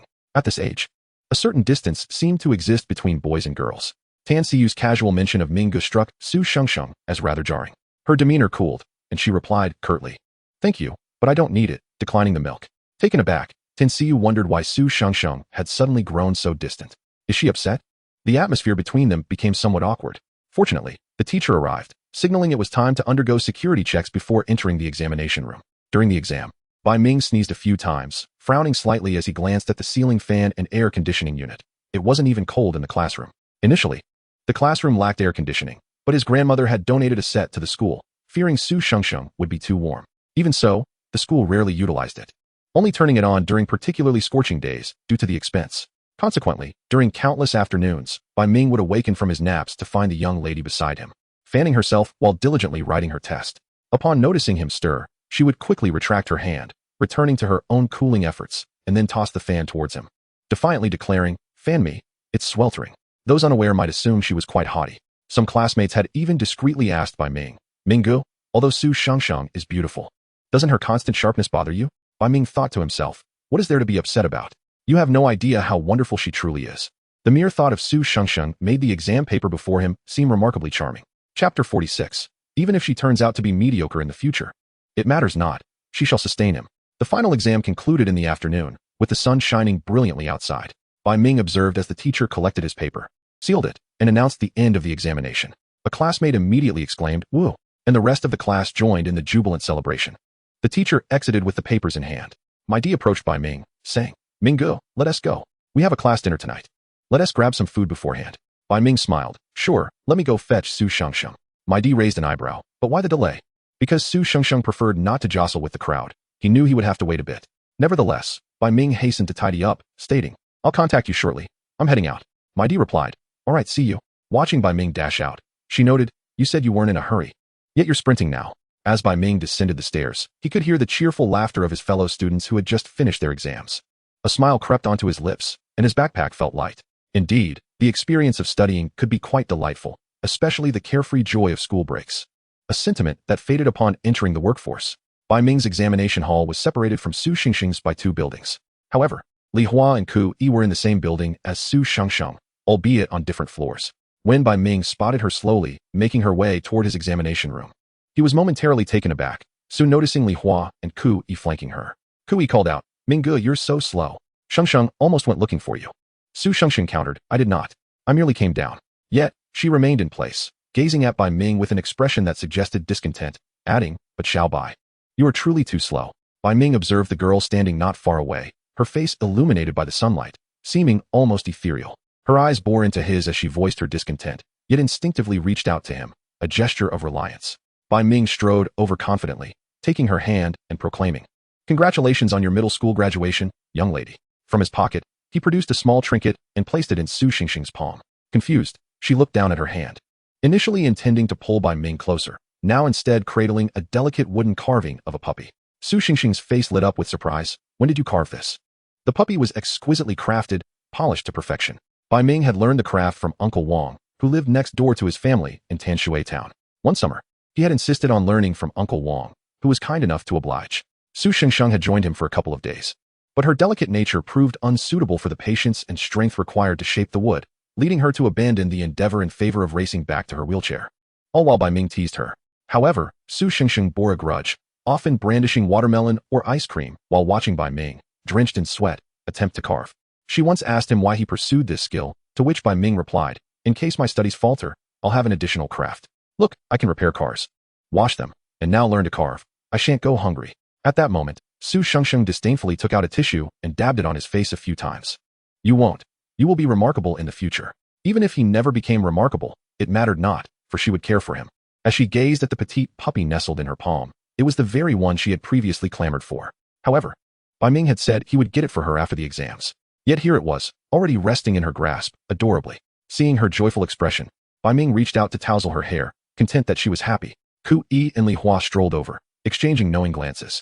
Ku Yi even reached out, eager to take a look, but Su Shengsheng swiftly closed her palm, forbidding any contact. Why are you touching her belongings? Li Hua shot a glance at Ku Yi. They both understood that while Su Shengsheng was generous with them, often gifting them items they were reluctant to part with, she was possessive over certain things, especially those given by Bai Ming. It was just how things were. Accustomed to this, Bai Ming lightly swatted Ku Yi's outstretched hand.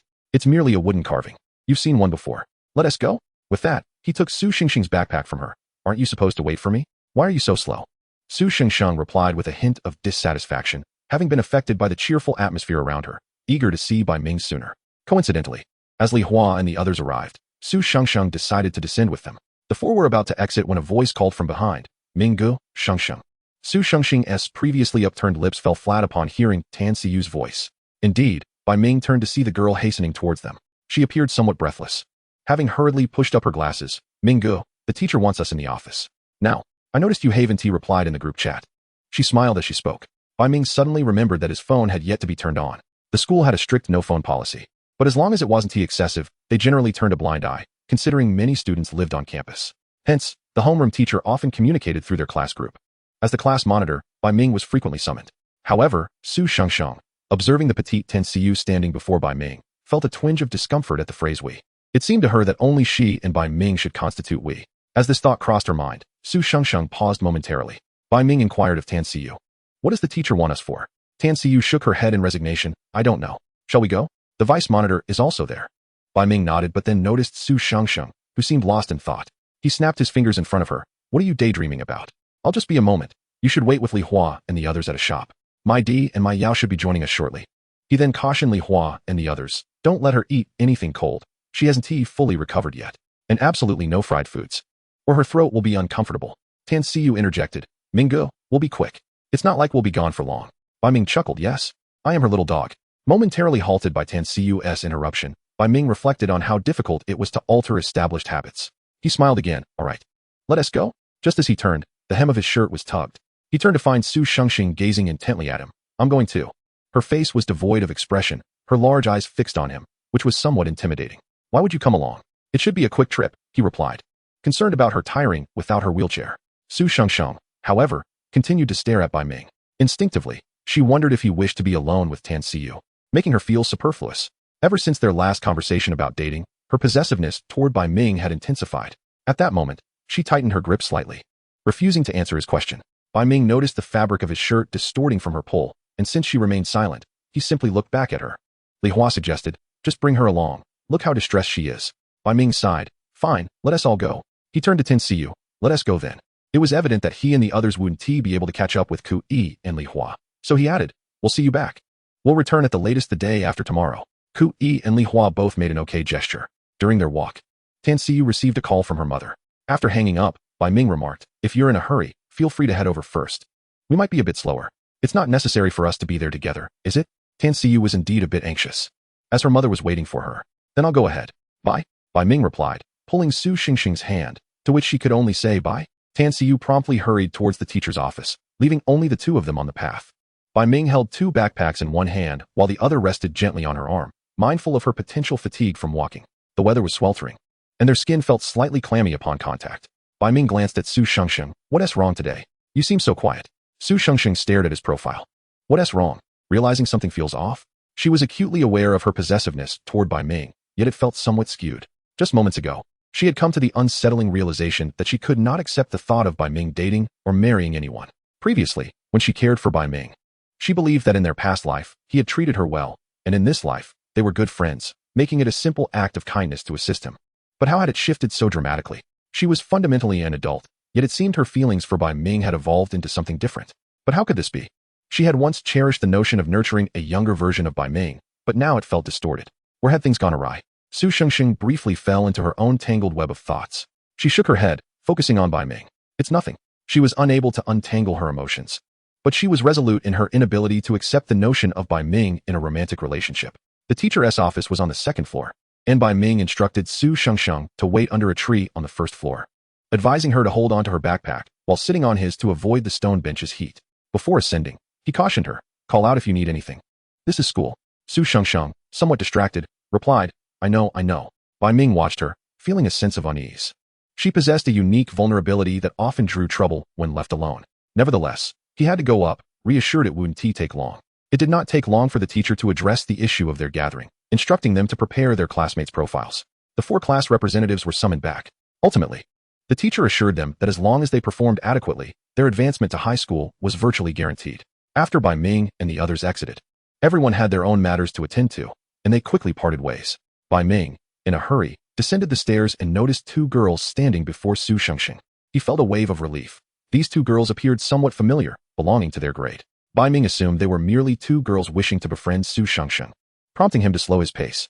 However, the reality was that the 2 girls had requested Su Shengxing to deliver a love letter to Bai Ming, regardless of technological advancements. The tradition of love letters seemed destined to endure. Su Shengxing regarded the 2 girls with an impassive expression. You want me to deliver a love letter to Bai Ming? Her tone lacked any fluctuation. One girl blushed, revealing that it was indeed her letter, pleading with Su Shengxing. I know you have a good relationship with Bai Ming. Su Shengxing coldly observed the girl's flushed face. You know he and I share a good relationship, yet you haven't considered what that truly means. Isn't it just a childhood bond? The girl replied, bewildered, gazing at Su Shengxing's beautiful visage. After all, they were even fighting before. Though the presence of a close opposite-sex friend beside her crush was disheartening, she believed that once they were together, Bai Ming would surely exercise discretion. Keeping a respectful distance from Su Shengxing, the girl blinked. Could you assist me? Su Shengxing, with a stony countenance, rose from her seat. Let me clarify. Bai Ming is someone I raised. What? You are not his mother. Another girl blurted out, incredulous at the claim.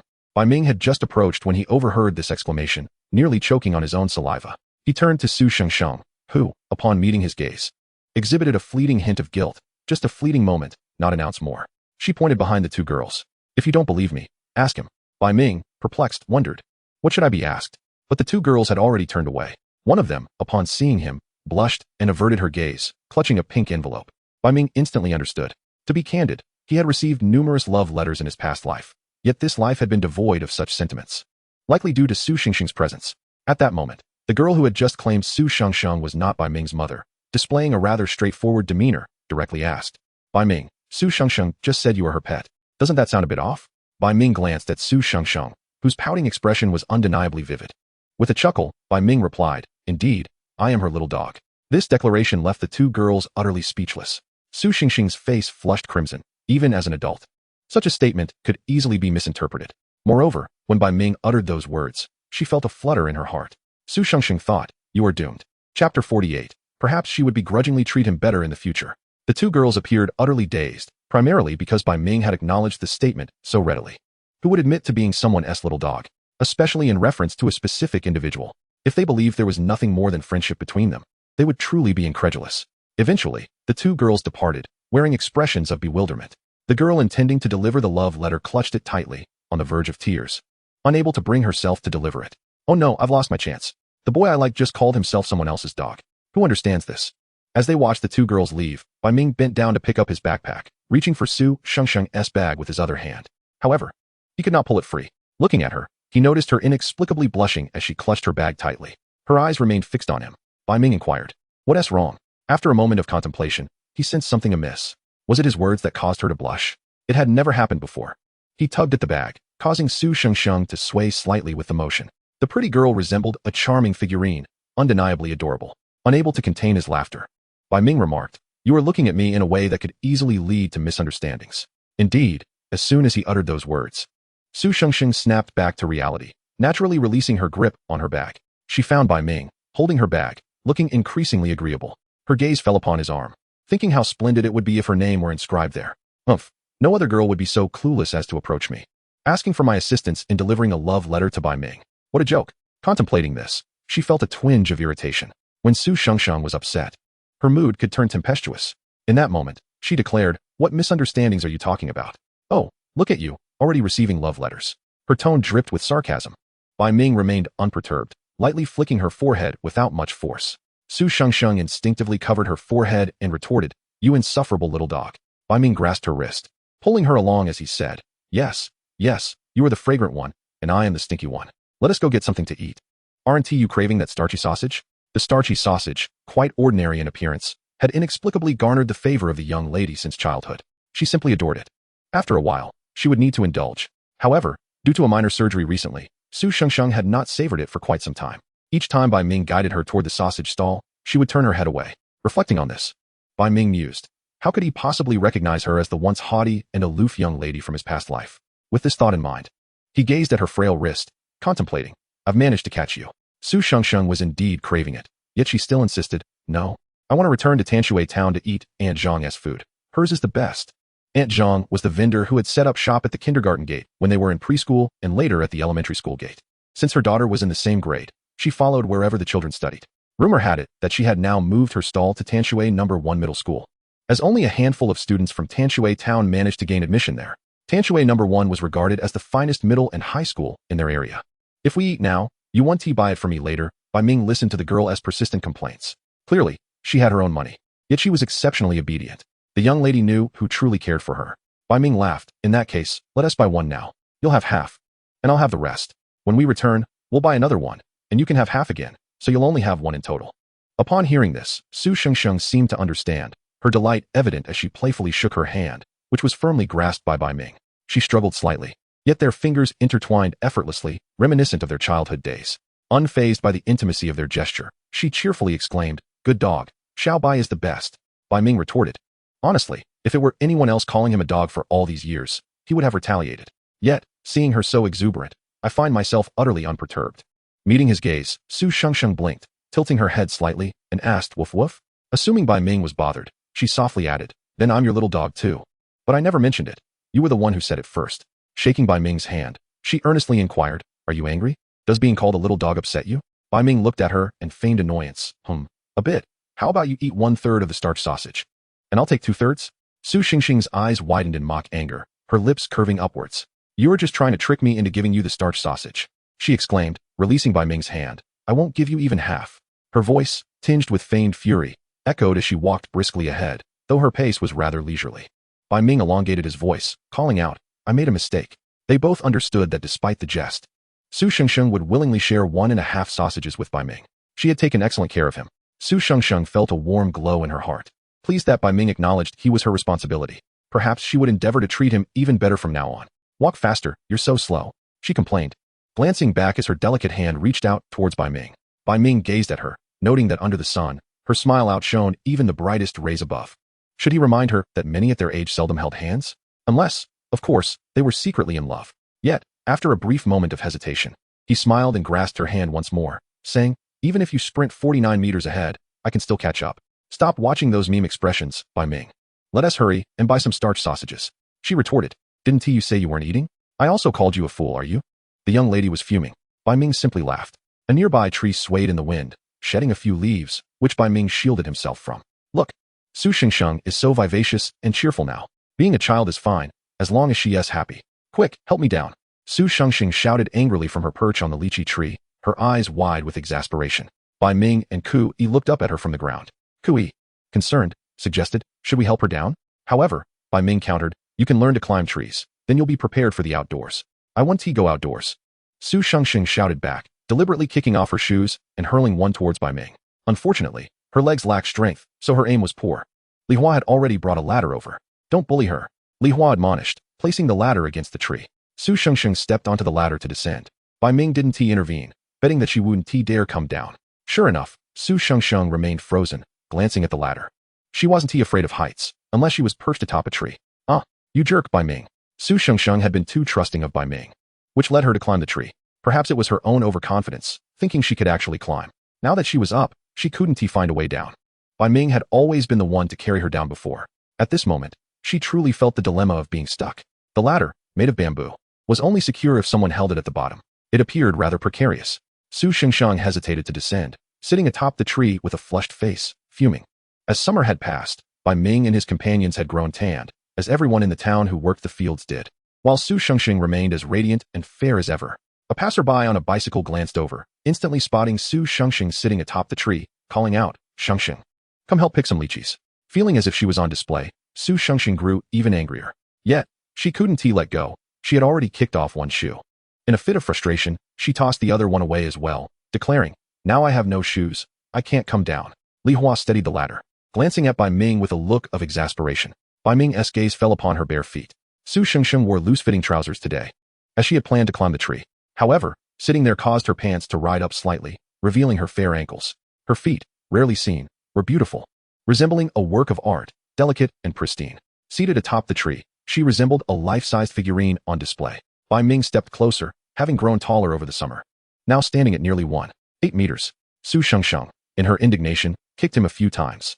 Her intention had been to nudge his shoulder, but instead, her foot met his face. Bai Ming's strong nose brushed against her foot, and feeling a twinge of guilt, she instinctively withdrew her foot, realizing it might have been slightly humiliating. I didn't mean to, Su Shengsheng murmured apologetically, I'm sorry. Then, with a feigned fierceness, she added, it's all your fault. Hurry and carry me down. Bai Ming clicked his tongue, rubbing his face where she had kicked him. Despite the incident, he wasn't angry. He regarded her with a somewhat playful demeanor. How about I hold the ladder, and you come down yourself? Isn't it wrong to not be upset after getting kicked in the face? I truly didn't mean it. Su Shengsheng pressed, her concern evident. Li Hua chimed in. Well, you've already rewarded him. Why would he be mad? Ku Yi, eager to assist, reached out. Bai Ming shot him a glance, and without a second thought, Su Shengsheng declared, no need. Her foot was already resting on Bai Ming's shoulder. Li Hua rolled his eyes at the pair. You should both say less. It was amusing to see two childhood friends, one a bit foolish and the other shameless, alongside a girl who was both proud and somewhat oblivious. Li Hua felt exhausted. In the end, Bai Ming endured a few more kicks to his shoulder before he finally lifted Su Shengsheng down. Once on the ground, she settled onto a nearby bamboo chair, while Bai Ming went to retrieve her discarded shoe. Ku Yi handed her a thermos, expressing gratitude. Thank you, Shengsheng, and your grandmother. My grandma's health has improved significantly thanks to the doctor your grandmother recommended. Without Su Shengsheng's help, they might never have found such a good doctor. Su Shengsheng accepted it with a simple oh, feeling somewhat awkward with such earnest gratitude. It's no trouble at all. I just mentioned it to my grandmother casually, not intending to be of any assistance. Upon her conclusion, she awkwardly took a sip of water. Li Hua and Ku Yi both chuckled, peeling lychees for her while simultaneously offering their understanding with murmurs of we know. Bai Ming returned with her slippers in hand, urging her to put them on, his demeanor a mix of stubbornness and tenderness. Yet, he soon received a kick in response, followed by a warning, You mustn't create trouble for me again. Not long ago, he had even playfully simulated how she might defend herself if confronted by thugs. Su Shengsheng remarked, childish fool. Yet, one must acknowledge that this summer, Bai Ming had either coerced her into hiking or whisked her away on various escapades, and now he was indulging in simulations as well. Su Shengsheng, thoroughly exhausted from the relentless activity, collapsed into bed each night. Occasionally, she would forget to take her medication, but nothing significant occurred. She was simply too fatigued. In her dreams, she found herself being chased by Bai Ming, who called her little beauty as he pursued her, a rather unsettling scenario. Gradually, she found herself taking her medication less frequently and experiencing fewer episodes. She now perceived Bai Ming as somewhat unhinged. She was at a loss as to where things had gone awry. This little fool was becoming increasingly peculiar. At this moment, Bai Ming chuckled, noting that school would commence the day after tomorrow, and declared that they should cease their antics. He observed with satisfaction as Su Shengsheng donned his slippers, his gaze lingering on her delicate ankle for a moment. It truly was quite beautiful. High school starts soon. How is it that summer vacation has flown by so quickly? Ku-yi lamented. The four of them had successfully advanced to the first year of senior high school. Ku-yi still had his sports credits. Although his academic performance was mediocre, he excelled in sprinting, consistently claiming first place in competitions during middle school. Now, he was practically the coach's prized pupil. The other three were academic overachievers, and in comparison, he often felt out of place, yet simultaneously proud to have a group of scholarly friends. As the topic of school arose, Li Hua inquired of Su Shengsheng, Shengsheng, will you go to school after military training? Their high school military training required them to stay at a military base, with everyone boarding there for a week. Based on their understanding of Su Shengsheng, the young lady would never endure such hardship. Upon mentioning this, Bai Ming sighed again as she insisted she would attend military training. Upon hearing this, Li Hua and Ku-yi exchanged astonished glances with Su Shengsheng. Already, she had commenced enjoying the watermelon and lychees nearby, and when they stared at her, she looked up and asked, is there a problem? Indeed, all three pairs of eyes were fixed on her legs. Su Shengsheng picked up a discarded lychee shell and tossed it at Bai Ming, her expression earnest as she declared, I'm going to supervise Bai Ming on behalf of Aunt Su to ensure he doesn't engage in early romance. As she spoke, she bit into the watermelon with vigor, determined to keep an eye on him daily. How could someone dare to confess their feelings to Bai Ming in secret? Fortunately, Aunt Su had overheard it. Bai Ming interjected, that's a misunderstanding. It was just a prank call from some obscure website. My mother even chased me with a stick for it. He had also been under scrutiny from the young lady for several days following that incident. Let me clarify, Bai Ming raised his hand. It was indeed a prank call from an unknown website. Ku-yi's face displayed shock. Wait, Minggu, you actually registered with your own phone number on such a site? Bai Ming. He raised his hand as if to strike Ku-yi. The latter yelped and dodged. If you want the videos, I can share resources with you. Why would you even register? Su Shengsheng and Li Hua exchanged bewildered glances, as if they had just grasped something significant.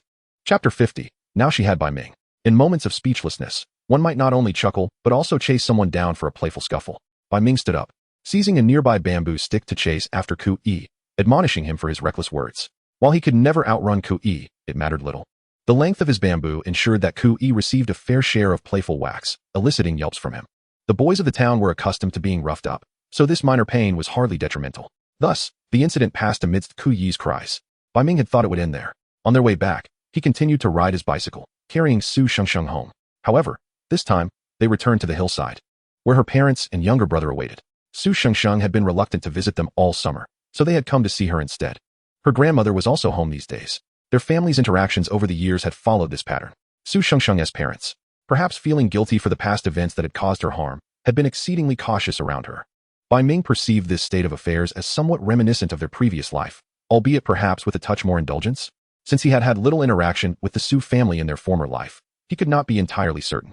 However, her grandmother viewed her daughter and son-in-law with discontent, finding them bothersome. Knowing they were coming, she had opted to let Bai Ming take Su Shengsheng out for some leisure. At this moment, Bai Ming rode his bicycle and inquired, shall we buy something to eat? Su Shengsheng seemed lost in thought and did not respond. Bai Ming called out again, Shengsheng? Shengsheng? She snapped back to reality, exclaiming, huh? What? She looked at Bai Ming, who was glancing back at her as he rode. His complexion sun-kissed to a deep golden hue, a stark contrast to the fair skin he had maintained earlier. This summer, Bai Ming had been busy helping Uncle Bai with a rural tourism venture, which he had undertaken with Uncle Ku.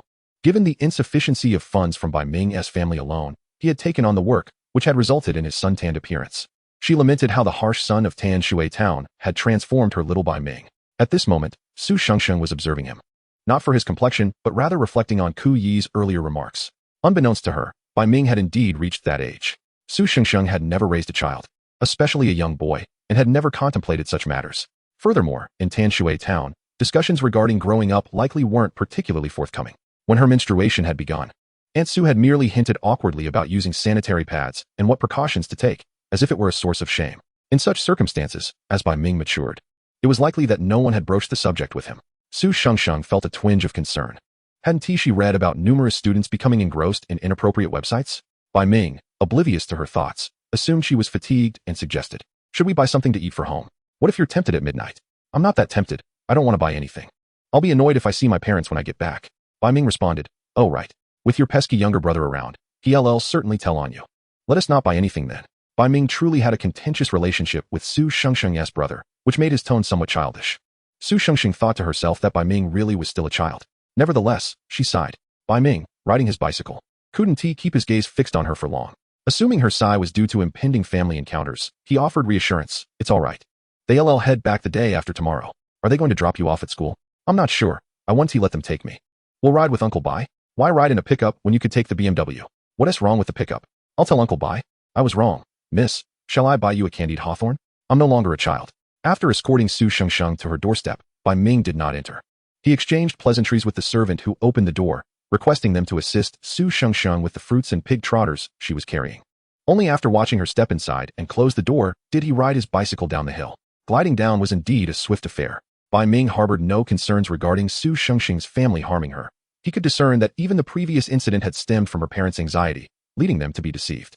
Their family did not fit the mold of a wealthy household overly fixated on male heirs. Yet, the reason behind their strained relationship in the past remained a mystery. Bai Ming contemplated seizing an opportunity to inquire about it. In their previous life, as adults, he had felt too embarrassed to ask, but now that they were all children, it seemed permissible to pose such questions. Meanwhile, he glided down the hill on his bicycle. Upon returning home, Su Shengsheng found her family of 3 seated in the living room. Her younger brother, Su Haoyu, leaped off the sofa in delight at her arrival, his youthful laughter ringing sweetly as he called out to his sister. Su Shengsheng merely acknowledged him with a non-committal HM, greeting their parents before heading upstairs. Su's father frowned, preparing to speak, but was halted by his wife's gentle tug. Ultimately, he sighed and said, "Shengsheng, come and sit with your parents for a while. We should all go out for dinner together." Su Shengsheng paused at the staircase, responding with a casual, "You all can go out without me." "What do you mean by that? We are a family too," Su's father retorted, his voice tinged with irritation. "Your mother, your brother, and I have come all this way just to share a meal with you, and yet you refuse to join us." "Oh, why did you only come now?" Su Shengsheng suddenly inquired, her cold eyes fixed on them.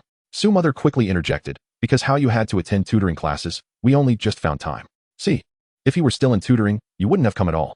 I'm merely an afterthought," Su Shengsheng replied with a smile before turning back to ascend the stairs. She had long since grown accustomed to this. Ever since her accident, her parents had opted for another child, and Su Shengsheng understood she had been forsaken. In her previous life, she had been oblivious, constantly clamoring to return to her parents' side, even though they had subjected her to desensitization treatments. She had complied solely to reunite with them. And indeed, she had returned, but what followed? Her parents discovered her inability to walk and gradually lost patience. They consistently devoted more time to her brother. At the tender age of 11, they sent her abroad, having heard it would be beneficial for her leg. Despite Su Shengsheng's explicit objections to leaving the country, they discarded her as one would cast away refuse. Though she was provided with a housekeeper and caregivers, she spent 6 lonely years abroad. They always claimed they would visit, yet their promises were thwarted by Haoyu's competitions, fevers, and a myriad of excuses. After countless waits, Su Shengsheng finally surrendered to the truth. Her parents perhaps did not love her. Nevertheless, Su Shengsheng felt a certain sense of peace now as she glanced at her wrist, where a small flower drawn by the naive Bai Ming still lingered. He had boasted about his artistic prowess, though it was quite unsightly. Yet, a faint smile tugged at her lips as she ignored the distressed voice of her father and her mother's coaxing tones behind her. Now, she had Bai Ming. Chapter 51. Only I can bite him. He is mine. "Sister," a boy's voice called from behind Su Shengsheng. She halted, glancing back to see her younger brother, Su Haoyu, who had stealthily followed her, having overheard the argument with their parents. In his hand, he clutched a small bag, and upon noticing her gaze, he approached with a mix of nervousness and joy. "Sister, this is a gift I prepared for you. I told my classmates about my beautiful sister, but they didn't believe me." The Su family possessed commendable genes, and Su Haoyu was indeed quite handsome. To be fair, whether in this life or the last, this younger brother, 5 years her junior, had always been endearing to her. Yet, Su Shengsheng could not bring herself to like him, as his mere existence had usurped resources that rightfully belonged to her. Although this may not have been his intention, his very birth had been detrimental to her. Su Shengsheng had long recognized her lack of magnanimity. In fact, she could be described as quite petty. Even after 2 lifetimes, She remained unable to harbor any fondness for Su Haoyu. Now, observing his eager expression as he quietly asked, "Sister, why don't you want to come back? Our home is better than here." She felt a twinge of annoyance. To Su Haoyu, this town held little appeal. It seemed inferior to their home, where anything one desired could be arranged by the butler. She met his gaze, her own eyes cold. "This place is wonderful. I like it here. If you don't, perhaps you should ask Mom and Dad to take you back early." With that, she refused to accept the gift Su Haoyu had prepared and retreated into her room. Her heart truly was small. She could not overlook the fact that he was merely a child. In her mind, the only child she could forgive countless times was Bai Ming. As she bathed, thoughts of Bai Ming crossed her mind, causing her to frown.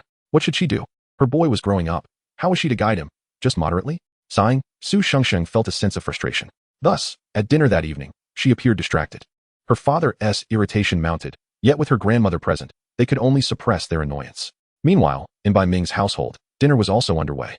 Suyu was conversing with old Bai, mentioning plans to send the children over the day after tomorrow, as they would need to return for a few more days. There were still many matters to address regarding the farm stay. Suyu could not help but lament about it. In her view, it might not even be profitable, as they had already invested so much. Old Bai maintained a conciliatory stance, assuring her that everything would be fine. Bai Ming listened, feeling reassured himself. After all, he believed the farm stay would indeed be lucrative. In this life, old Bai was striving diligently, and Bai Ming felt secure, as long as his father remained industrious. His future would be significantly easier. While others focused on nurturing their children, he was nurturing his father. Old Bai remarked to his wife, "If we don't find ways to earn more money, what if our son faces disdain in the future? I don't mind, but I cannot allow our son to be looked down upon." Engaging in such ventures carried its risks, yet he had consulted with Shengxing's grandmother, who had assured him it could indeed be feasible. Upon hearing old Bai's words, Suyu fell silent. Speaking of disdain, Bai Ming had indeed encountered it before. In his first year of junior high, right after military training, he stood out among a group of boys due to his tall stature. He was not a currency note. It was impossible for everyone to like him. When others noticed his frequent companionship with Su Shengxing, two bored third-year students began to follow them. Having learned that his father owned a modest auto repair shop, the next day, in the school cafeteria, they deliberately insulted Bai Ming, mocking his humble origins. They pointed out the tear in his school uniform, which had been snagged by Su Shengxing's wheelchair, declaring that he could not even afford to buy new clothes. Bai Ming was taken aback. What is wrong with today's children? He thought, almost laughing in disbelief. Before he could respond, Su Shengsheng, with an air of indignation, rose from her wheelchair. It was during that occasion that everyone discovered her ability to walk. She dashed over, seized the sweetened water from Bai Ming's hands, and splashed it onto the faces of the three individuals, pointing and taunting. "What do you call those counterfeit shoes you're wearing?" The young lady exhibited a modicum of refinement, albeit scant. "And you," she continued, "that backpack is also fake. Do your belongings even amount to 300 yuan? Su Shengsheng resembled a cat whose tail had been stepped on, had Bai Ming not restrained her. She likely would have struck the other party with the plate in Ku Yi's hands. Many witnessed this spectacle, which ultimately led to the involvement of their parents. Su Yu arrived, and upon realizing her child had been ridiculed, she felt a pang of sorrow. Such is the nature of parenthood. They often believe their child's mockery reflects their own inadequacy. At that moment, upon hearing Lao Bai's comments, Su Yu merely sighed, choosing not to respond. Bai Ming offered words of comfort, saying, "Mom, it's all right. Even if we incur losses, we still have the repair and car wash shops." Su Yu playfully swatted him, urging him to speak more pleasantly. She then glanced at the empty seat, inquiring if Shengxing's parents had come today, recalling how her mother had brought gifts in the afternoon, insisting on leaving them despite protests. She murmured, "It seems the family relationships are indeed very harmonious, are they? Yet, Shengsheng is quite easy to soothe." Bai Ming mused that while Su Shengxing indeed was easily appeased, combining the dynamics of her past and present lives might render her parents somewhat challenging to placate. As he contemplated Shengsheng, Bai Ming suddenly sneezed, feeling certain she had scolded him again. His parents merely shook their heads in amusement, remarking, "You already suspect it's related to Shengsheng. Now, eat your meal." There was indeed a connection. By 7 or 8 o'clock, Bai Ming caught sight of a diminutive version of Su Haoyu standing at the entrance of their shop, his eyes wide with surprise. The 10-year-old Su Haoyu appeared undeveloped, resembling an elementary school student, because he was one. Lao Bai brought him inside, calling out, "Xiao Bai, give your grandmother a call. Shengxing's brother is here. We need someone to pick him up." Upon seeing Bai Ming, Su Haoyu sprinted over, glaring at him. "So, you're the one who took my sister away from us." Bai Ming responded with exasperation, rolling his eyes and gesturing towards an adjacent chair. "Sit down, I'll call Grandma." His impression of Su Haoyu was rather lukewarm, and he had no desire to converse with him. Unexpectedly, the siblings shared a common trait, as Su Haoyu suddenly approached and tugged at Bai Ming's arm before biting him. "How could you bite him?" Su Shengsheng exclaimed, grasping Bai Ming's arm and glaring at her brother, who lowered his head, looking guilty. Their mother was engaged in conversation with Su Yu. Bai Ming felt a surge of emotion, about to say he hadn't been bitten hard, but was instead pushed away. Then he heard Su Shengsheng declare, "Only I can bite him. He belongs to me." Bai Ming was taken aback by her possessiveness. Chapter 52. She truly seems to be a fickle and peculiar individual. Su Shengsheng was furious. Whenever she became angry, her eyes would redden, giving the impression that she had been wronged. Su Haoyu, intimidated, appeared on the verge of tears. He was known for his propensity to cry. Bai Ming merely comforted Su Shengsheng, assuring her that it was nothing to fret over. He had only lightly bumped his teeth, not truly bitten. In Bai Ming's perspective, he had endured far worse at the hands of his father at the age of 10 without shedding a tear. Thus, when Su Haoyu burst into tears, it caught him off guard. Su's mother, who had been discussing the inconvenience they had caused Su Yu, immediately turned upon hearing her son's cries and rushed over. "Shengsheng, do not bully your brother. He is still little." Su Shengsheng had grown accustomed to such remarks and showed little reaction. However, Bai Ming furrowed his brow. The first thing Su's mother did upon approaching was to console her son, saying, "Haoyu, don't cry. Your sister didn't mean it." To which Su Shengsheng retorted, "She did mean it. I simply don't like him." Her tone was unwavering, as she thought it was quite bothersome for her brother to intrude upon their home and cause trouble. Su Haoyu quickly dabbed at his tears, apologizing. "I'm sorry. I'm sorry. Sister, don't dislike me." He pointed at Bai Ming, lamenting, "I just don't like him." "Sister, you seem so happy when you're with him." Su Shengsheng swatted his hand away, saying sternly, "You're exceedingly rude." She declared imperiously, "Even without Xiao Bai, I still wouldn't like you." Su's mother felt a mix of headache and helplessness, calling out, "Shengsheng, Haoyu is your brother." She awkwardly smiled at Su Yu and the others, aware that the scene could be quite embarrassing to onlookers. Yet, Su's gentle nature made it difficult for her to utter harsh words. She merely told Shengsheng, "Your brother really admires you." To which Su Shengsheng replied, "Well, I don't like him." Her delicate hand still gripped Bai Ming's arm, which he noticed was squeezing tightly. Perhaps she was drawing strength from that action. "You never asked me if I wanted him when you had him."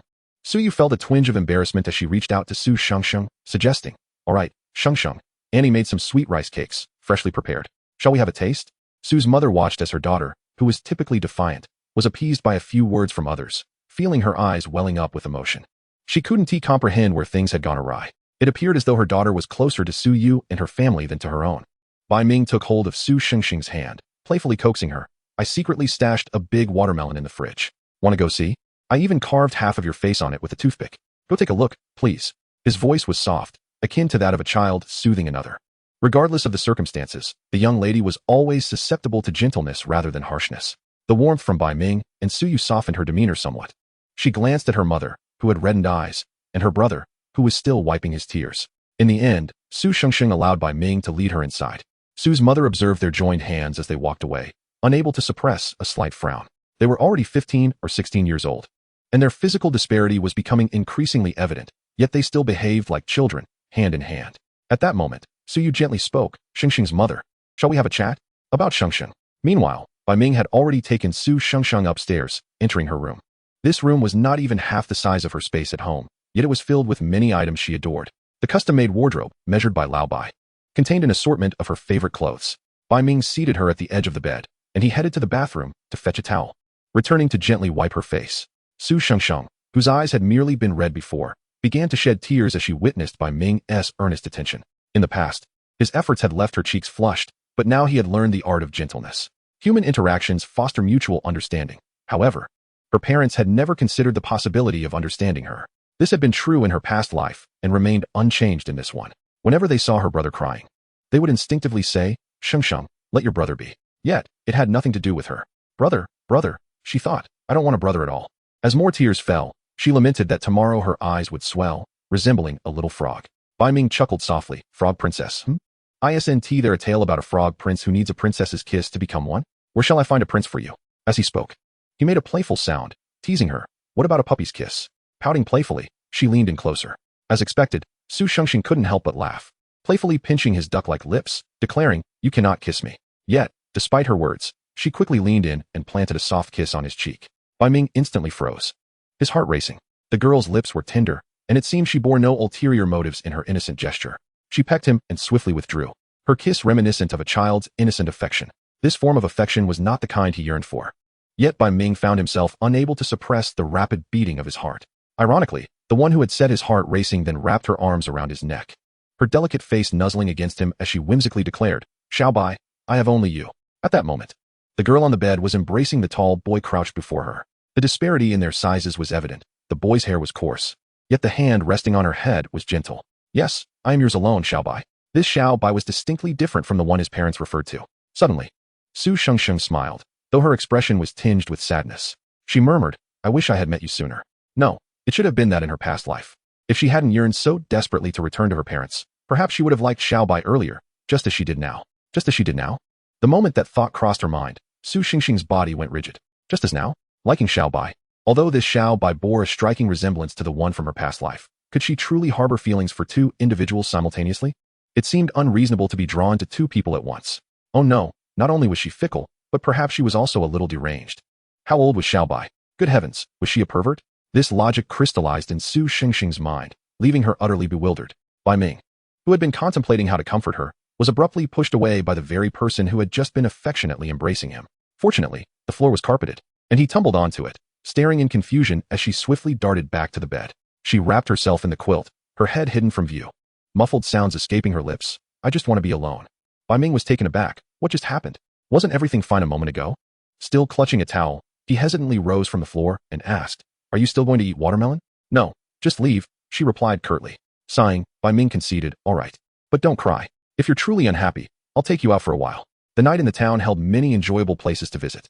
Su Shengsheng, cocooned in her blanket like a spring roll, responded with a faint acknowledgement, her heart racing and her cheeks flushed. It seemed she was indeed quite peculiar. Moreover, she appeared to genuinely like Bai. Chapter 53. I just want you to care about me, Bai Ming. Having finished washing the towel, Bai Ming made his way downstairs, pausing at the door to listen for a moment, ensuring she wasn't crying. He thought to himself that she was an adult and likely had her own coping mechanisms. Given her recent positive state, showing no signs of depression, he refrained from intervening excessively. As he descended, he immediately spotted Su's mother conversing with Su Yu, her tears evident as she spoke. Beside her, Su Haoyu kept his head down. Bai Ming's impression of Su's mother was stronger than that of Su's father, as she had once sought him out in his past life, advising him to end things with Su Shengsheng if he didn't truly care for her, assuring him that he wouldn't need to repay any money, as she would cover it.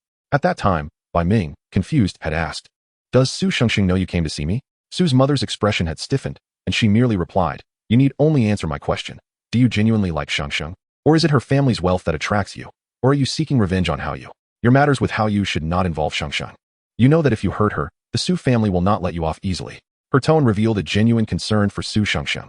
However, she ultimately could not await Bai Ming's answer, as Su Shengsheng had called him. At that time, Bai Ming had assured her, I understand what responsibility means.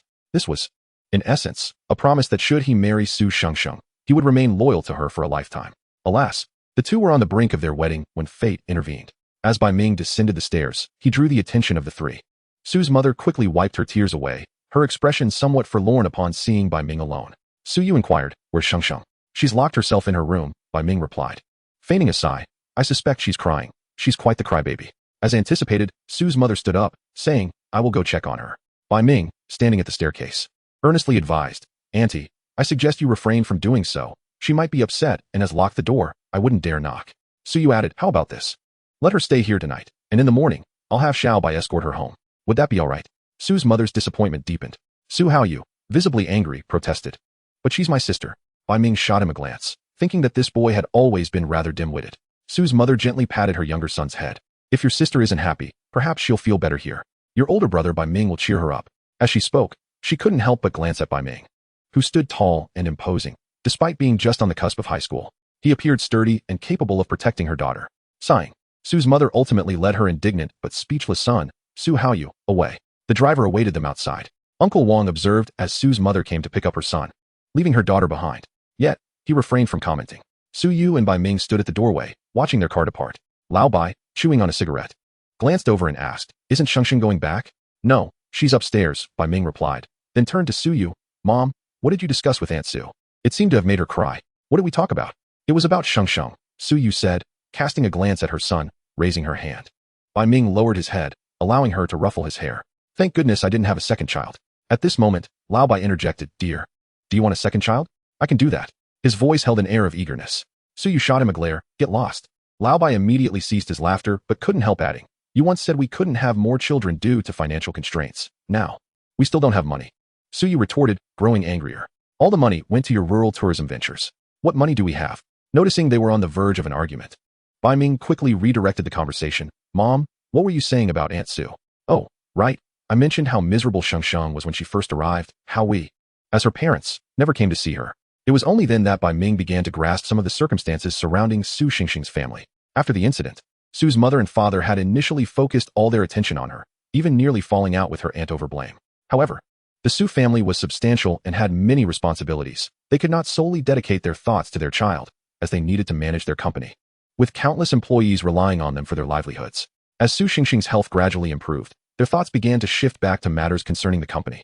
Formerly characterized by her proud and extroverted nature, Su Xingxing became increasingly withdrawn and sensitive following the incident. With limited time to devote to her, they eventually decided to invite her grandmother to accompany her to Tanshui town, hoping that a change of scenery would facilitate her recovery. However, just as they sent Su Xingxing off, Su's mother discovered she was pregnant. Her health was already precarious, and this new pregnancy was anything but stable. Initially, Su's mother contemplated terminating the pregnancy, but Su's father insisted that if Shengsheng could never walk again, at the very least, she should have siblings to support and care for her. Thus, Su's mother chose to keep the child, but she would need to remain bedridden for the duration of her pregnancy. We did not abandon her. It's just that my body doesn't permit it, she lamented. When Hao Yu was eventually born, he was frail, and the doctors attributed this to Su's mother's health issues during pregnancy, leaving her filled with guilt. Gradually, it seemed as though their daughter, who had always been absent, began to fade from their attention. Su's mother regretted her decisions. She had long wished to bring Shengsheng back home, but her younger son required her care, leading to delays that had distanced their child from them. They recognized that their shortcomings as parents contributed to this estrangement, yet they found themselves at a loss on how to reconnect with their daughter. Bai Ming, upon hearing this, furrowed his brow. Hadn't they already made their choice? They had opted for the younger son and the company. Previously, they might have believed that Shengsheng would never regain her mobility, and that Su Haoyu was not a safeguard for her future, but rather a means for their own security. Now, their sorrow seemed transient. In due time, they would return to their own lives, and Su Shengsheng would remain in their lives. At that moment, Su Shengsheng stood at the landing of the staircase, her hand resting on the railing for support as she descended. She overheard Ani Su sigh. Being a parent is not as effortless as it appears. If they were to neglect everything else and solely focus on Shengsheng, they still wouldn't be able to provide her with the best conditions. Her needs are paramount. The male voice was both refreshing and earnest. Yet they had never inquired about her desires. But that's perfectly fine, Su Shengxing thought. I have Bai Ming. I have all of us. They can continue to earn. A smile graced her lips, her eyes curving in delight as she suddenly called out, Bai Watermelon. The three conversing turned to look at the staircase. And Bai Ming promptly moved toward her. Did you not say you wouldn't eat? He chided playfully, though he had already reached the staircase to await her descent. Given that she had recently learned to walk and nearly tumbled down the stairs, Bai Ming had grown accustomed to being vigilant. As Su Shengsheng descended, she muttered, Who cares what you think? Don't you dare, Bai Ming replied with a tone of exasperation, just as she leaped down the last few steps, exclaiming, Catch me, Bai? Without hesitation, Bai Ming extended his arms to catch her as she flung herself toward him, her small frame clinging tightly to him in a fearful embrace. Su Shengxing beamed with joy, reveling in the thrill of the moment. I wanted you to catch me, Bai. Chapter 54. The princess in a pot of warm water requires a touch of patience. Bai Ming did not, as was customary, set her down. Since their middle school days, he had always placed Su Shengxing down once they arrived at their destination, maintaining a respectful distance. However, the dynamics had shifted. She was now his wife, albeit without a formal wedding ceremony yet. Su Shengsheng, oblivious to the change, felt a swell of affection for Bai Ming, especially after their earlier argument. She felt elated as she nestled in his arms, directing him toward the kitchen.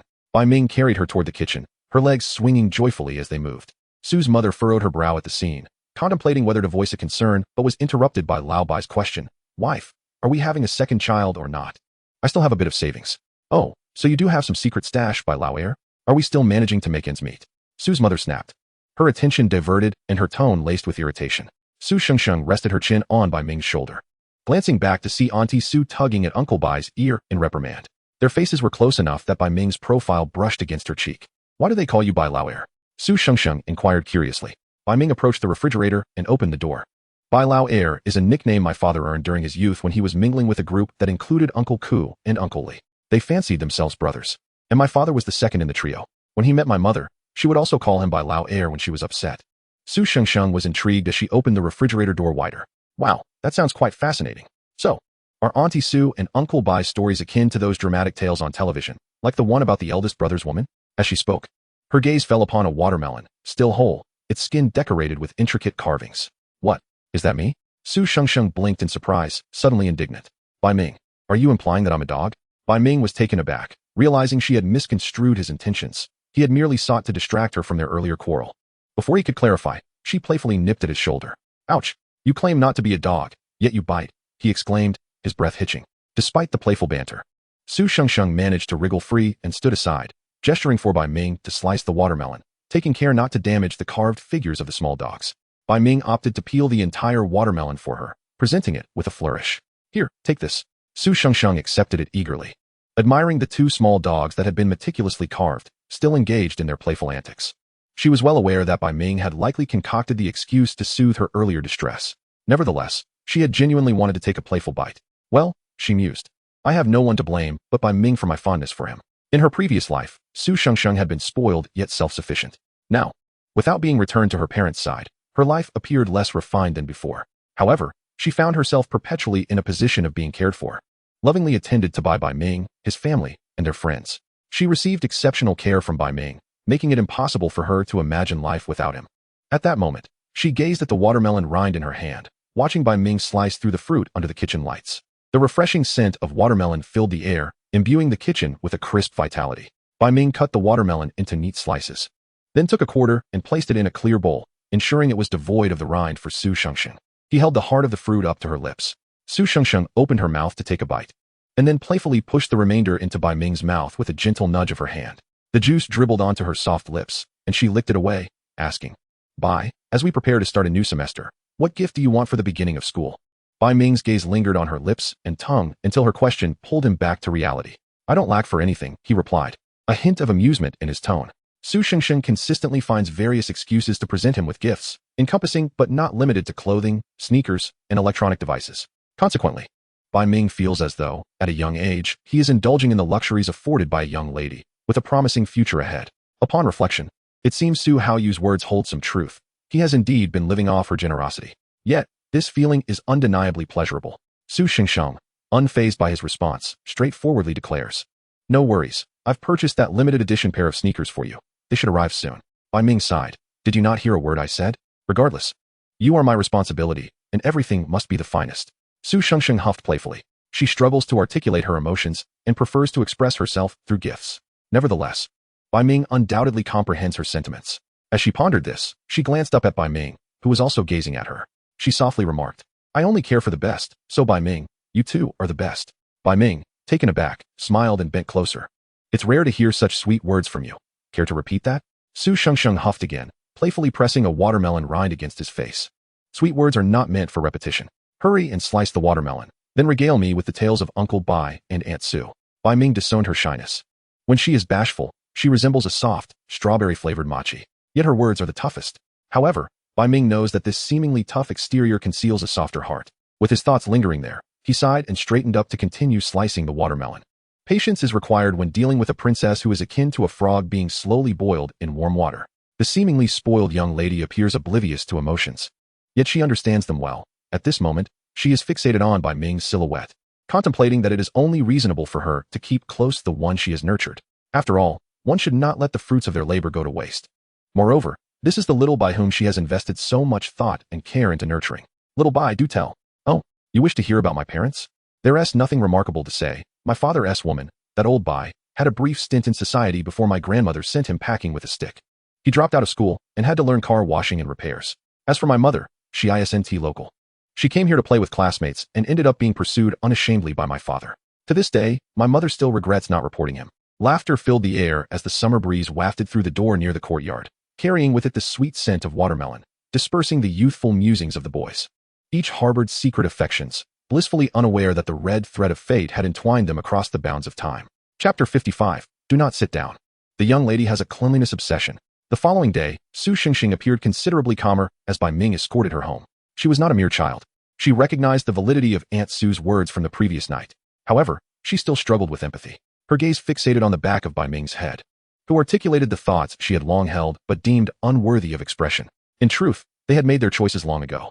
At her age, she couldn't claim to harbor hatred toward them, yet there was an inherent prickliness. At 26 or 27, Su Shengsheng was acutely aware that she remained forever trapped in the year she was sent abroad. Psychologically, she was still a childish spirit. Though she had aged, she remained stagnant, leading to her depression. She was intelligent and rational, yet emotional. As the doctor had noted, she subconsciously resisted growing up, believing it was the only way to garner attention from her family. After all, Her younger brother received all the attention simply for being younger, didn't he? Ultimately, Su Xingxing's immaturity could largely be attributed to Bai Ming. They both resisted maturity, one due to trauma, the other due to being coddled like a child. At that moment, Su Xingxing grasped the back of Bai Ming's bicycle, preventing him from leaving. Bai Ming glanced at the third-floor balcony of her home, where her father and brother watched him intently. Bai Ming gently reasoned, "Your parents wouldn't be pleased to see me. It wouldn't be appropriate for me to stay for the family gathering, and besides, I need to help my father." Su Xingxing disregarded him, insisting, "No. You must accompany me for a meal, or I won't go inside." With that, she resolutely returned to her designated soft seat, determined not to budge unless Bai Ming did. "Bai Ming, Su Xingxing, you childish creature." With a sigh, he muttered this as he dismounted the bike, while she remained seated. Bai Ming cast a glance at her, pushing the bike and her along into the grand villa. Aunt Zhou had long been waiting by the door, having witnessed this scene countless times over the years. In truth, Su Xingxing disliked being alone in the vast house. Her grandmother was often away, and while there were servants and Aunt Zhou, it still felt overwhelmingly large, unlike Bai Ming's home, which was smaller yet provided a sense of security. Thus, over the years, she had often insisted on bringing Bai Ming along whenever she returned home. Especially when her parents visited, Bai Ming felt like a mere tool. In this lifetime, he had encountered his future in-laws far more frequently than in the past, yet it was evident that her father did not harbor much fondness for him. Apart from the youngest Su Haoyu, who struggled to control his emotions, the rest of the Su family maintained a dignified demeanor, even if they disliked Bai Ming. They would not openly express contempt. With her grandmother present, they dared not voice any objections. Su's mother cautiously broached the subject with Su Xingxing. "Xingxing, how about we take you to school tomorrow?" Without lifting her head, Su Xingxing stealthily returned the vegetables Bai Ming had placed on her plate, replying, "No need." "Aren't you returning home? I can go with little Bai and the others." Su's mother quickly countered, "Then we'll take you and your friends along, and afterward, we'll return. Is that all right?" This was a rather humble inquiry. Bai Ming glanced at the broccoli in his bowl. He had saved the more visually appealing florets for himself, returning the less attractive ones to Su Xingxing. She looked at her mother, feeling unusually composed. Primarily, she had come to terms with the notion that little Bai, whom she had nurtured, rightfully belonged to her. Thus, her mood was genuinely elevated, and she insisted, "There's no need for such fuss. I can go with little Bai." Su's mother was about to say more when her grandmother interjected, "If the child has spoken, then let it be. You all fail to understand that the young ones have made arrangements. Come, little Bai, Xingxing, and Haoyu, give this soup a try." Her grandmother smiled at Bai Ming, remarking, "Our little Bai isn't picky. Look how tall he has grown." Bai Ming chuckled, feeling a bit shy. "I eat everything." Beside him, Su Haoyu silently shoveled rice, puffing up his cheeks.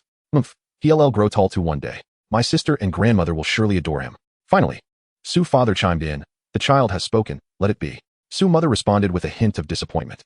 Throughout the meal, Bai Ming primarily served as the one to consume the dishes that the young lady refused, discreetly ensuring she received her share of vegetables. She genuinely disliked greens. After the meal, Bai Ming had pressing matters to attend to and soon rode away on his bicycle.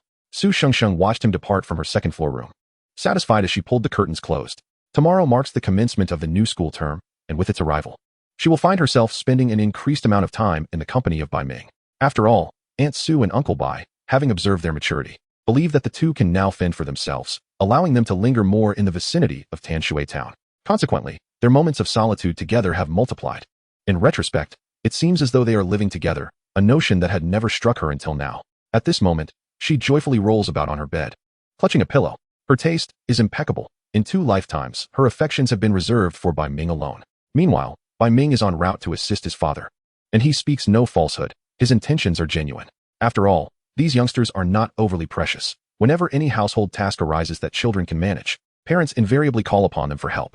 Is it not true that Li Hua, being a girl, often climbs trees to pick fruits? The only exception has always been Su Xingxing. As the thought of Su Xingxing crosses his mind, a subtle smile graces Bai Ming's lips as he begins to ponder. If he is to deceive her into returning home in this lifetime, it seems he must once again roll up his sleeves.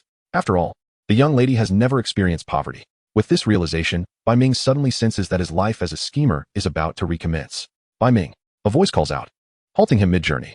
Turning his head, he sees Ma Yao standing by the roadside, waving at him, prompting him to brake and reverse his bike. "What brings you here?" he inquires, glancing around. "Where's your brother?" "He didn't come. He's at home playing video games. I tagged along with my aunt and the others to this orchard for fruit picking." Ma Yao replies, gesturing toward a few people nearby who are purchasing water from a convenience store. Bai Ming recognizes them as part of Li Hua's family's newly opened business, selling leftover fruits from various vendors, which are hardly valuable. Previously, Bai Ming had suggested to Uncle Li that they could allow fruit picking, charging per person with the stipulation that patrons could eat as much as they liked on-site. but would have to pay market prices for any fruit taken away. Uncle Li was quick to see the potential, and thus, this summer, they began this venture. Surprisingly, the business has flourished. City dwellers are quite fond of this rustic agrarian experience. Adjacent to their orchard lies Bai Ming's family's agritourism venture, where Uncle Ku has also taken Bai Ming's advice and raised some chickens and pigs. Upon seeing these, the city folk have been drawn in for meals. Not far off is Bai Ming's family's reservoir and fish pond, which, if properly operated, could provide a full-service experience. Ma Yao's curiosity is piqued as she notices the soft cushion on Bai Ming's bike's back seat. Why does your bike have this cushion? I see many bikes on the street without one. What about Hmph? She inquires, attempting to sit down. Don't sit there. The young lady is quite particular about cleanliness. Bai Ming exclaims. Ma Yao halts abruptly, caught in an awkward half-sitting position, aware that his bike might topple if she were to truly sit down. Chapter 56. Su Hmph is a stingy person. Ma Yao swiftly stands up straight, awkwardly patting her pants. It seems that when one feels embarrassed, they become overly busy. Bai Ming, however, pays little mind to her discomfort. Su Hmph is quite stingy. She chose this seat herself, and others are not permitted to sit, he remarks. Although his words imply disdain, the smile at the corners of his mouth and the tone of his voice convey no such sentiment. Ma Yao offers a dry chuckle. You two must have a very good relationship. By the way, have you checked the class assignment list?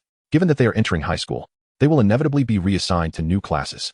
Bai Ming shakes his head, indicating he has not yet done so. However, due to his grandmother's situation, he is certain that he will be in the same class as Su Hmph. Ma Yao adds, I haven't checked either. I'll go tomorrow.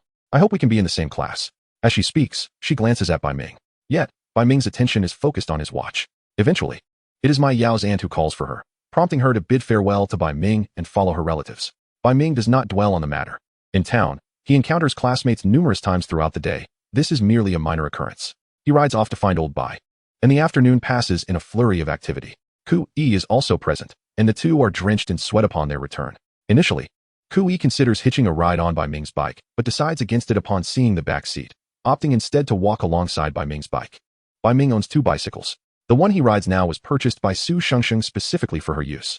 Su Hmph possesses a strong sense of ownership over her belongings, a fact well known among Ku Yi and others, who generally avoid provoking her sensitivities. As they walk back, still sweaty, they pass by Li Hua's orchard, where numerous cars are parked. Ma Yao and Li Hua are at the stand outside. Seeing their appearance, Li Hua waves them over. Come and have some watermelon. Bai Ming and Ku Yi, not wishing to be impolite, having grown up together and nurtured strong familial ties, approach without hesitation. Ma Yao, meanwhile, naturally offers them towels, and they gratefully accept, wiping away their perspiration. Li Hua, while handing them towels, expresses mild disdain for the beads of sweat left untouched on their chins. Yet she tidily wipes them away. She knows that Bai Ming and Su Hmph share two good friends, and they typically dine together at noon. Even Su Hmph, who is usually reserved, is encouraged by Bai Ming to watch Ku Yi's matches. As for Li Hua, her name frequently graces the honor roll.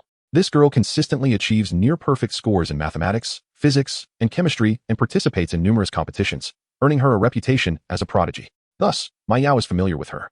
Observing the camaraderie among the three, Ma Yao's initial speculations about the relationship between Bai Ming and Su Hmph begin to waver. Perhaps this is how they interact? Have they simply grown accustomed to it? With this thought, a sense of reassurance washes over her. After finishing a slice of watermelon, Bai Ming announces, I have to head back. My mom asked me to bring dinner to my dad. Li Hua responds with an "Oh," as she picks up a bag from the ground. Take this bag for Hmph. Bai Ming effortlessly takes it, stating, she won't be sleeping at home tonight. She's at her own house. With that, he hops on his bike and departs, leaving Ku Yi behind to continue enjoying the watermelon. At this moment, Ma Yao hesitantly asks, so, does Su Hmph also live with Bai Ming? Ku Yi, just now noticing her presence, exclaims, oh, Ma Yao, what are you doing here? Ma Yao replies, Li Hua is accustomed to it. She has always been around. She's in my family's orchard picking fruits. Oh, my apologies. I was only focused on the watermelon. Ku Yi chuckles sheepishly before inquiring. Oh, were you just asking about Hmph and Mingge? They've always lived together. They did so since childhood. Ma Yao's expression shifts to one of confusion. Are they related? Li Hua glances at Ma Yao, a flicker of understanding in her eyes. Without waiting for Ku Yi's response, she interjects, they're not relatives, but they attended kindergarten together, and both families are well aware of each other. Their parents are quite fond of Hmph. Upon hearing this, Ma Yao's smile becomes somewhat awkward. Oh, I see. Well, I'll just go find my aunt. With that, she chuckles and turns to leave. Ku Yi, puzzled, asks, what was that about? She seems a bit unhappy. Li Hua sighs, casting a glance at Ma Yao's retreating figure. It's nothing. Just enjoy some more watermelon. Huh. Ku Yi remains confused.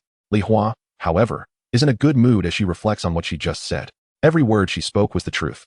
Aunt Su and Uncle Bai truly hold a deep affection for Hmph. Upon returning home, Bai Ming finally found the opportunity to check his messages. MCDI inquired if he had encountered his aunt and the others. Bai Ming replied, then noticed Su Shengsheng had sent 99 messages throughout the afternoon, replete with a plethora of emoticons, most of which depicted her striking him. Bai Ming was well aware that her displeasure stemmed from his lack of response, causing her to feel neglected. He glanced at the bag beside him, filled with lychees that appeared to have been meticulously selected, each one looking exquisite. However, I am experiencing a heat rash and have developed sores in my mouth, he thought. Su Xingxing's reply arrived promptly. Bai Ming couldn't help but frown as he sent a voice message.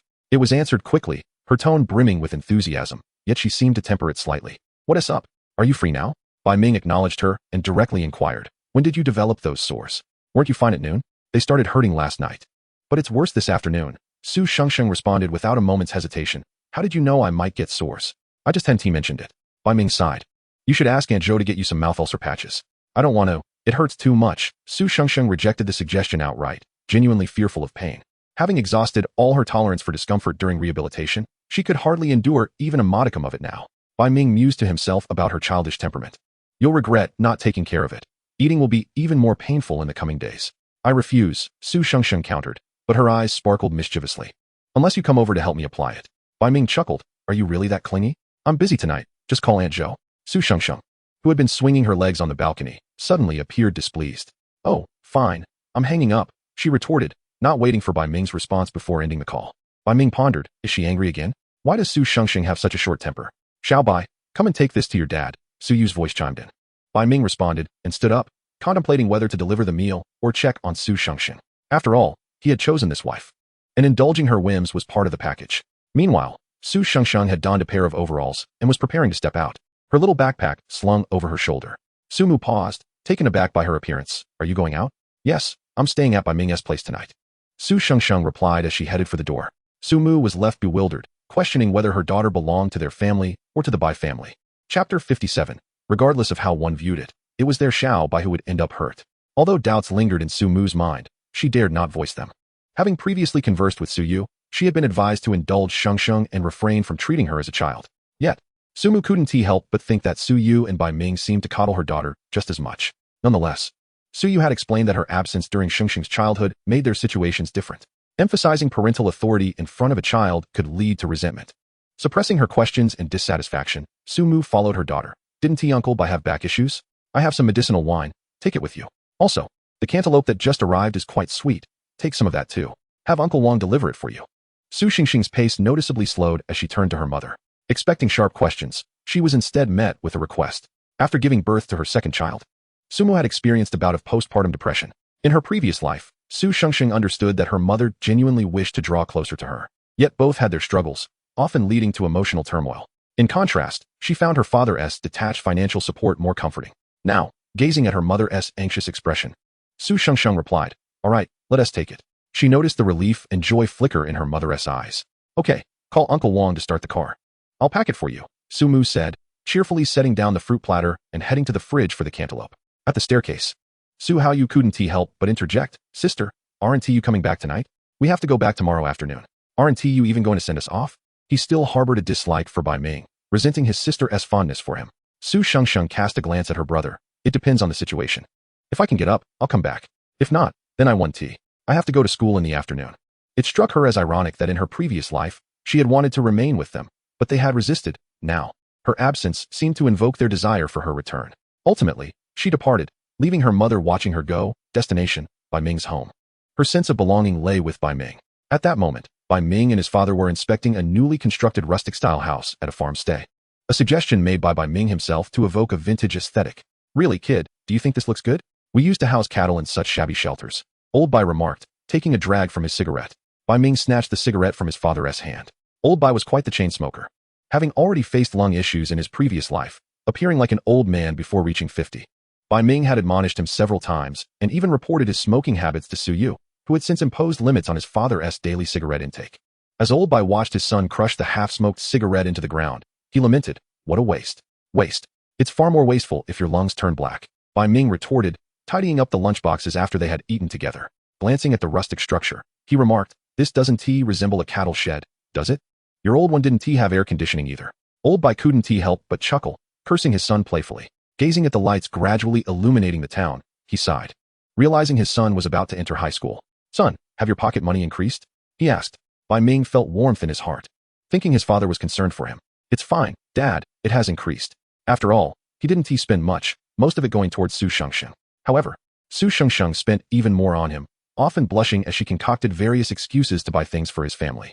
It seemed the young lady had not quite learned how to express her emotions, resorting instead to gifting an array of items. "You ought to share some with me. Your mother has taken all my pocket money, leaving me with nothing," Old Bai lamented. Bai Ming rolled his eyes. "No way, you'll just buy more cigarettes." Quitting smoking after decades of addiction was no easy feat despite Old Bai's obedience to Su Yu. He occasionally struggled to control his urges. As he gazed at his tall son, Old Bai nudged him playfully, only to have Bai Ming evade him. Bai Ming himself smoked. In his previous life, he indulged in both cigarettes and alcohol, often feeling like a subordinate in their entrepreneurial ventures, especially given their lack of substantial backing. However, Bai Ming seldom indulges in smoking and drinking unless absolutely necessary. Though he appears carefree on the surface, he is, in truth, remarkably disciplined. A disciplined individual is often married, and this thought brings Bai Ming a sense of contentment. Old Bai suddenly shifted the conversation. "Son, let me be honest with you, by your age, I was already eyeing your mother. You know, your mother never made it to university." Bai Ming thought to himself, "You old rascal, not the best influence." Nevertheless, he was aware that his mother, Su Yu, did not attend college because a family crisis had arisen at that time, leading her to drop out, marry his father, and give birth to him at the tender age of 19. Thus, Mrs. Su is actually not yet 35, a flower in the town of Tanshui. "Are you interested in Shengsheng?" Old Bai inquired directly, though his tone grew somewhat somber. Bai Ming met his father's gaze, and their silent exchange seemed to answer the question without words. Old Bai muttered a local curse under his breath and sighed.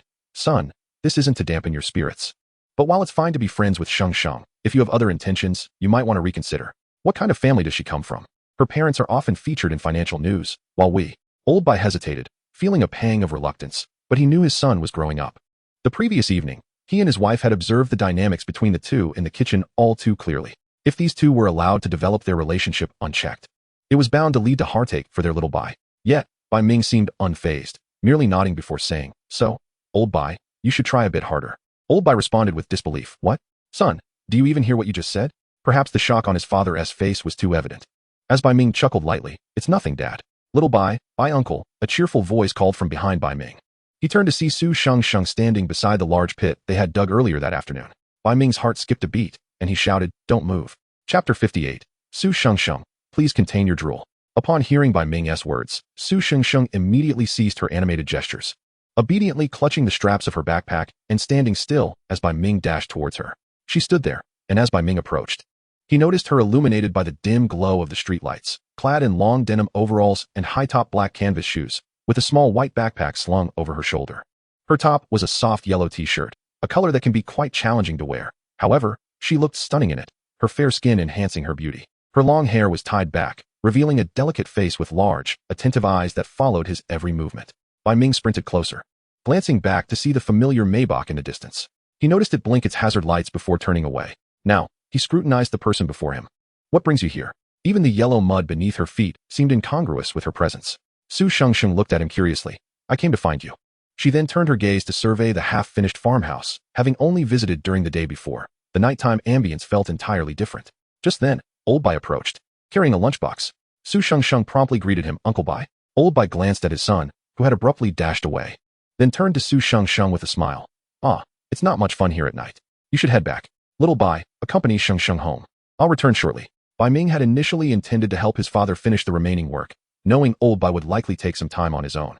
Noticing Bai Ming's hesitation, Su Shengsheng earnestly said, "Uncle Bai, you both continue your work. I won't be in the way. I can just sit over there and wait, all right?" Her bright eyes sparkled with sincerity. Old Bai found it hard to refuse her request, as he was not one to deny children. "All right, then come along." With that, he turned and headed back. Su Shengsheng eagerly tried to follow but was halted by Bai Ming, who grasped her backpack to prevent her from stepping into the muddy water ahead. Looking down, she noticed Bai Ming was in shorts and a black tank top, both soaked, his shoes barely recognizable. Bai Ming followed her gaze and sighed, "You're getting all muddy. How about you carry me over?" Su Shengsheng playfully tapped his back and matter-of-factly replied, "If my shoes get dirty, you'll have to wash them for me." Her tone was casual, devoid of disdain, but laced with her unique sense of entitlement. Bai Ming blinked in surprise, staring at her until she returned his gaze, puzzled. He then smiled and squatted down in front of her. "Hop on, young lady. And why should I be responsible for washing your shoes?" Su Shengsheng climbed onto Bai Ming's back, catching a whiff of sweat and the familiar scent that belonged to him. It is said that one can always detect a pleasant fragrance from those they cherish. At that moment, Su Shengsheng found Bai Ming to smell distinctly of oranges, which was rather pleasant, because if I say I lost them, you certainly wouldn't want that. You would help me wash them, right? Bai Ming glanced down at her shoes, recalling they had been purchased merely 2 months prior, and thought it impossible to simply toss them away. You make a compelling argument. He conceded, his tone yielding. Perched on Bai Ming's back, Su Shengsheng cheerfully swung her legs, feeling like a genius for having initiated this close contact with him. Hee, how delightful. Eventually, Bai Ming settled her down in the quaintly designed pavilion, advising her, just stay still. He surveyed the area and noted the lack of anything substantial around. For reasons unknown, as soon as Su Shengsheng sat there, she sensed the simplicity of the surroundings. Fortunately, she did not mind and encouraged him, hurry and help out. Once you're done, we can head home. Meanwhile, old Bai had already begun digging again. Bai Ming pulled out his phone, suggesting, if you're bored, feel free to play on my phone. He ruffled her hair and turned to leave. The tall figure of the boy, backlit by the fading light, often left Su Shengsheng in a daze, as if she were glimpsing Bai Ming from a past life. Present-day Bai Ming was increasingly resembling the boy from her memories. Shaking her head to dispel such thoughts, she picked up Bai Ming's phone, which unlocked at her touch. His fingerprint recognition was set to hers. Recalling the previous nuisance calls and the remarks made by Ku Yi, she felt an urge to explore Bai Ming's phone applications for the first time. However, she found nothing particularly unusual. Most of the apps were ones she had downloaded herself. Yet, she did spot a stock trading app. She blinked in surprise. Yes, looking at stocks already in high school? Intrigued, she tapped on it, only to be prompted for a password. Su Shengsheng pondered for a moment and tried Bai Ming's birthday. Incorrect. She then attempted the birthdays of Aunt Su and Uncle Bai, but none matched. In a moment of whimsy, she decided to test the waters with her own birthday. To her astonishment, she gained access. Indeed, it was an account opened with Uncle Bai's identification. However, the balance within left Su Shengsheng momentarily dumbfounded.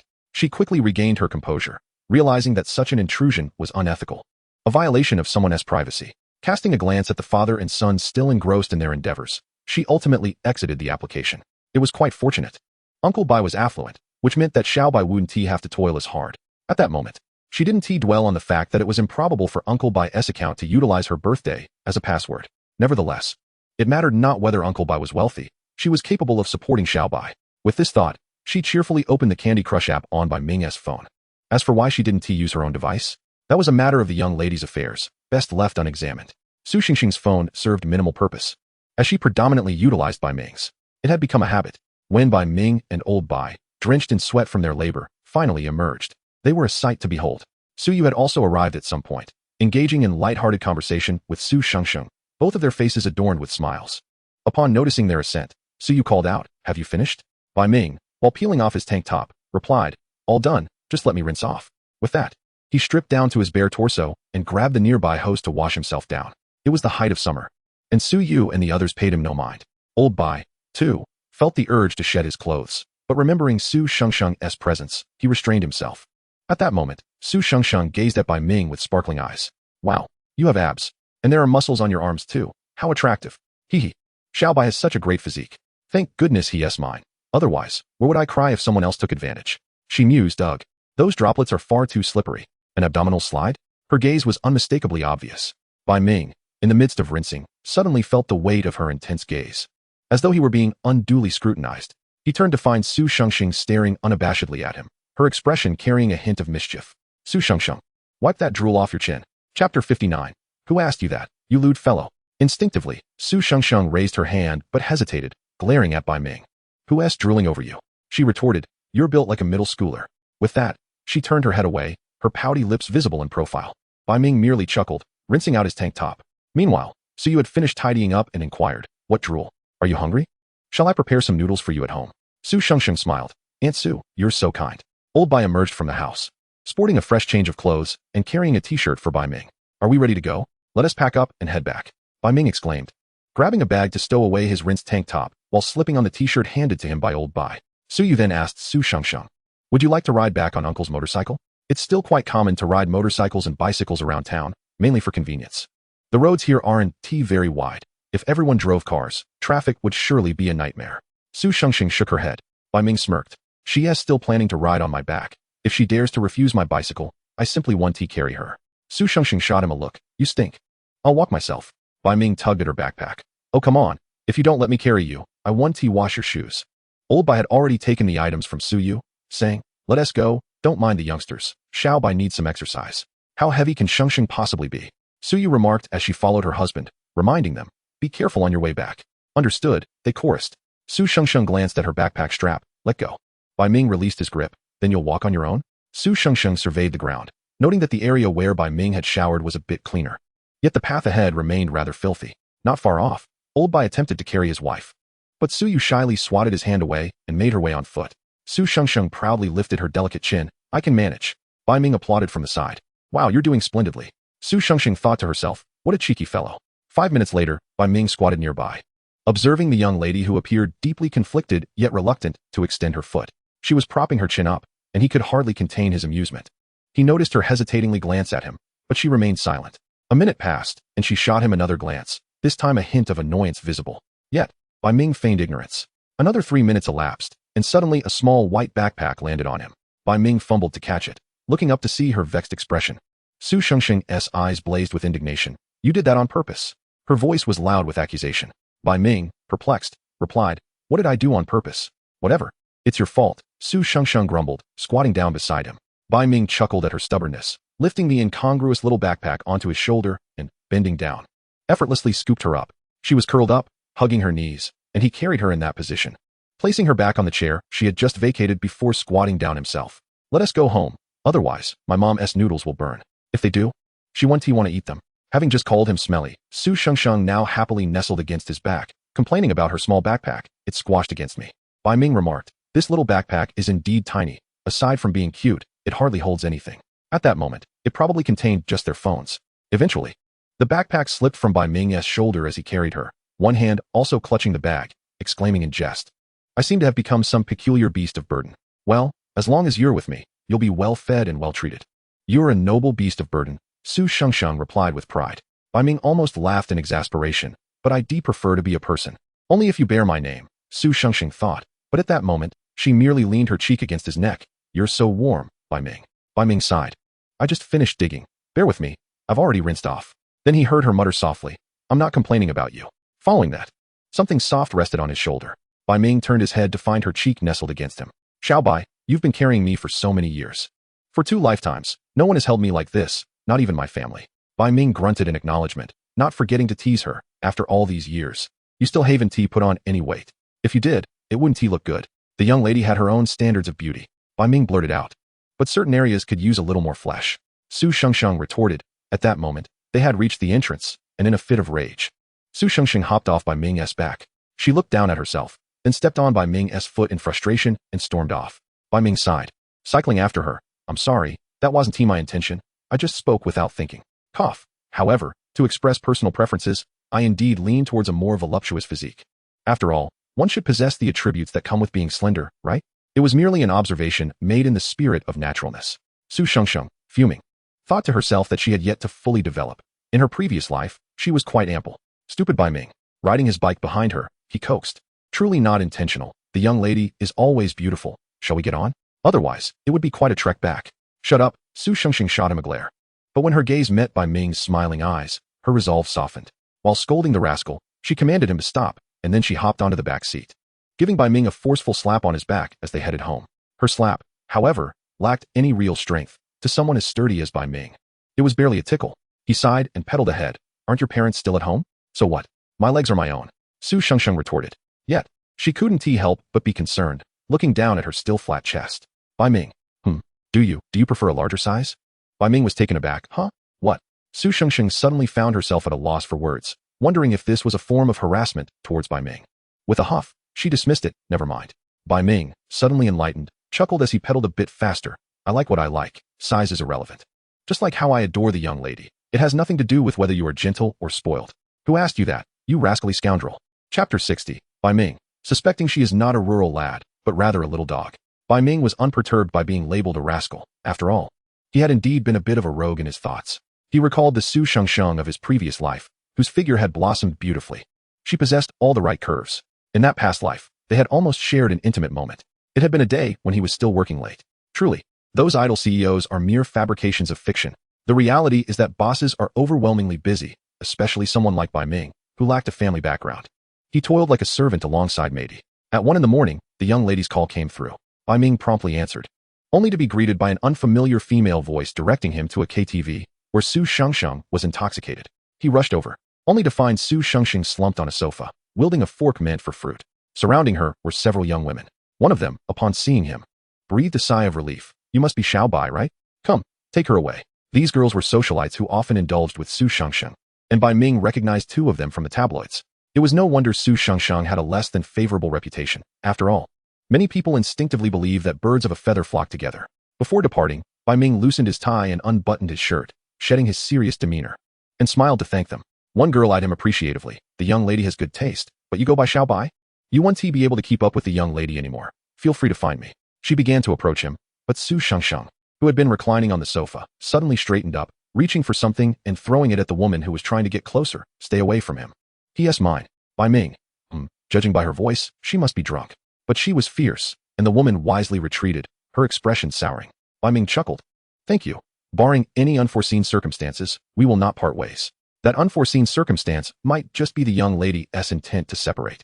The moment those words left his lips, the group of women fell silent, likely shocked to discover that the man designated as Xiao Bai was actually Su Shengsheng's fiancé. Ignoring their stares, Bai Ming picked up a round powder compact that Su Shengsheng had tossed his way. He assumed it was for touch-ups. He approached Su Shengsheng, recalling the voice from the phone warning him to be cautious, as she was prone to jabbing people with that fork.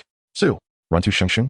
Although Bai Ming was exhausted from overtime, seeing the fork in her hand made him want to laugh. He said thank you and walked over. Su Shengsheng sat up straight, fixing her gaze on him, the fork pointing at his chest. Who are you?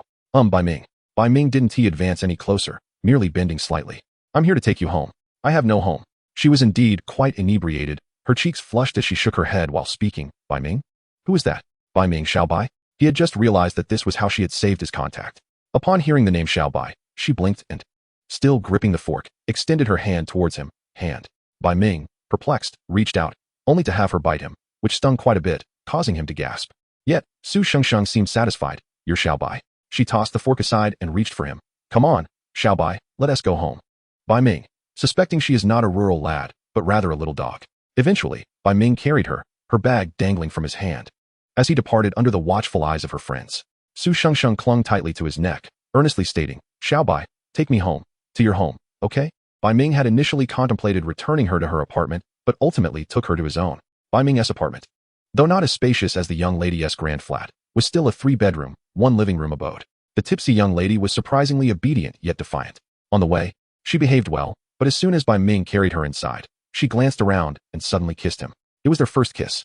The scent of alcohol lingered on her, not particularly pleasant, yet it was delightful on her. Her body felt soft, her arms that encircled his neck were tender, and her lips were gentle. Bai Ming had heard several rumors about Su Shengsheng, but he was disinclined to believe them. Thus, he held her head gently, politely turning his face aside. You've had too much to drink. Pushed away, Su Shengsheng seemed displeased. Xiao Bai, are you incapable? Bai Ming, I am very capable. Thank you. Right now, I'm just brimming with pent-up energy. Su Shengsheng appeared to grasp this, lowering her head slightly. Do you not want me because you want someone else? She inched closer, pressing her body against him. I'm actually very pure. You're my first kiss. She took Bai Ming's hand and placed it on her chest. Really, don't you want me? Bai Ming hesitated for a moment. They were to be married soon. Ultimately, with little psychological burden, he scooped her up. Not here.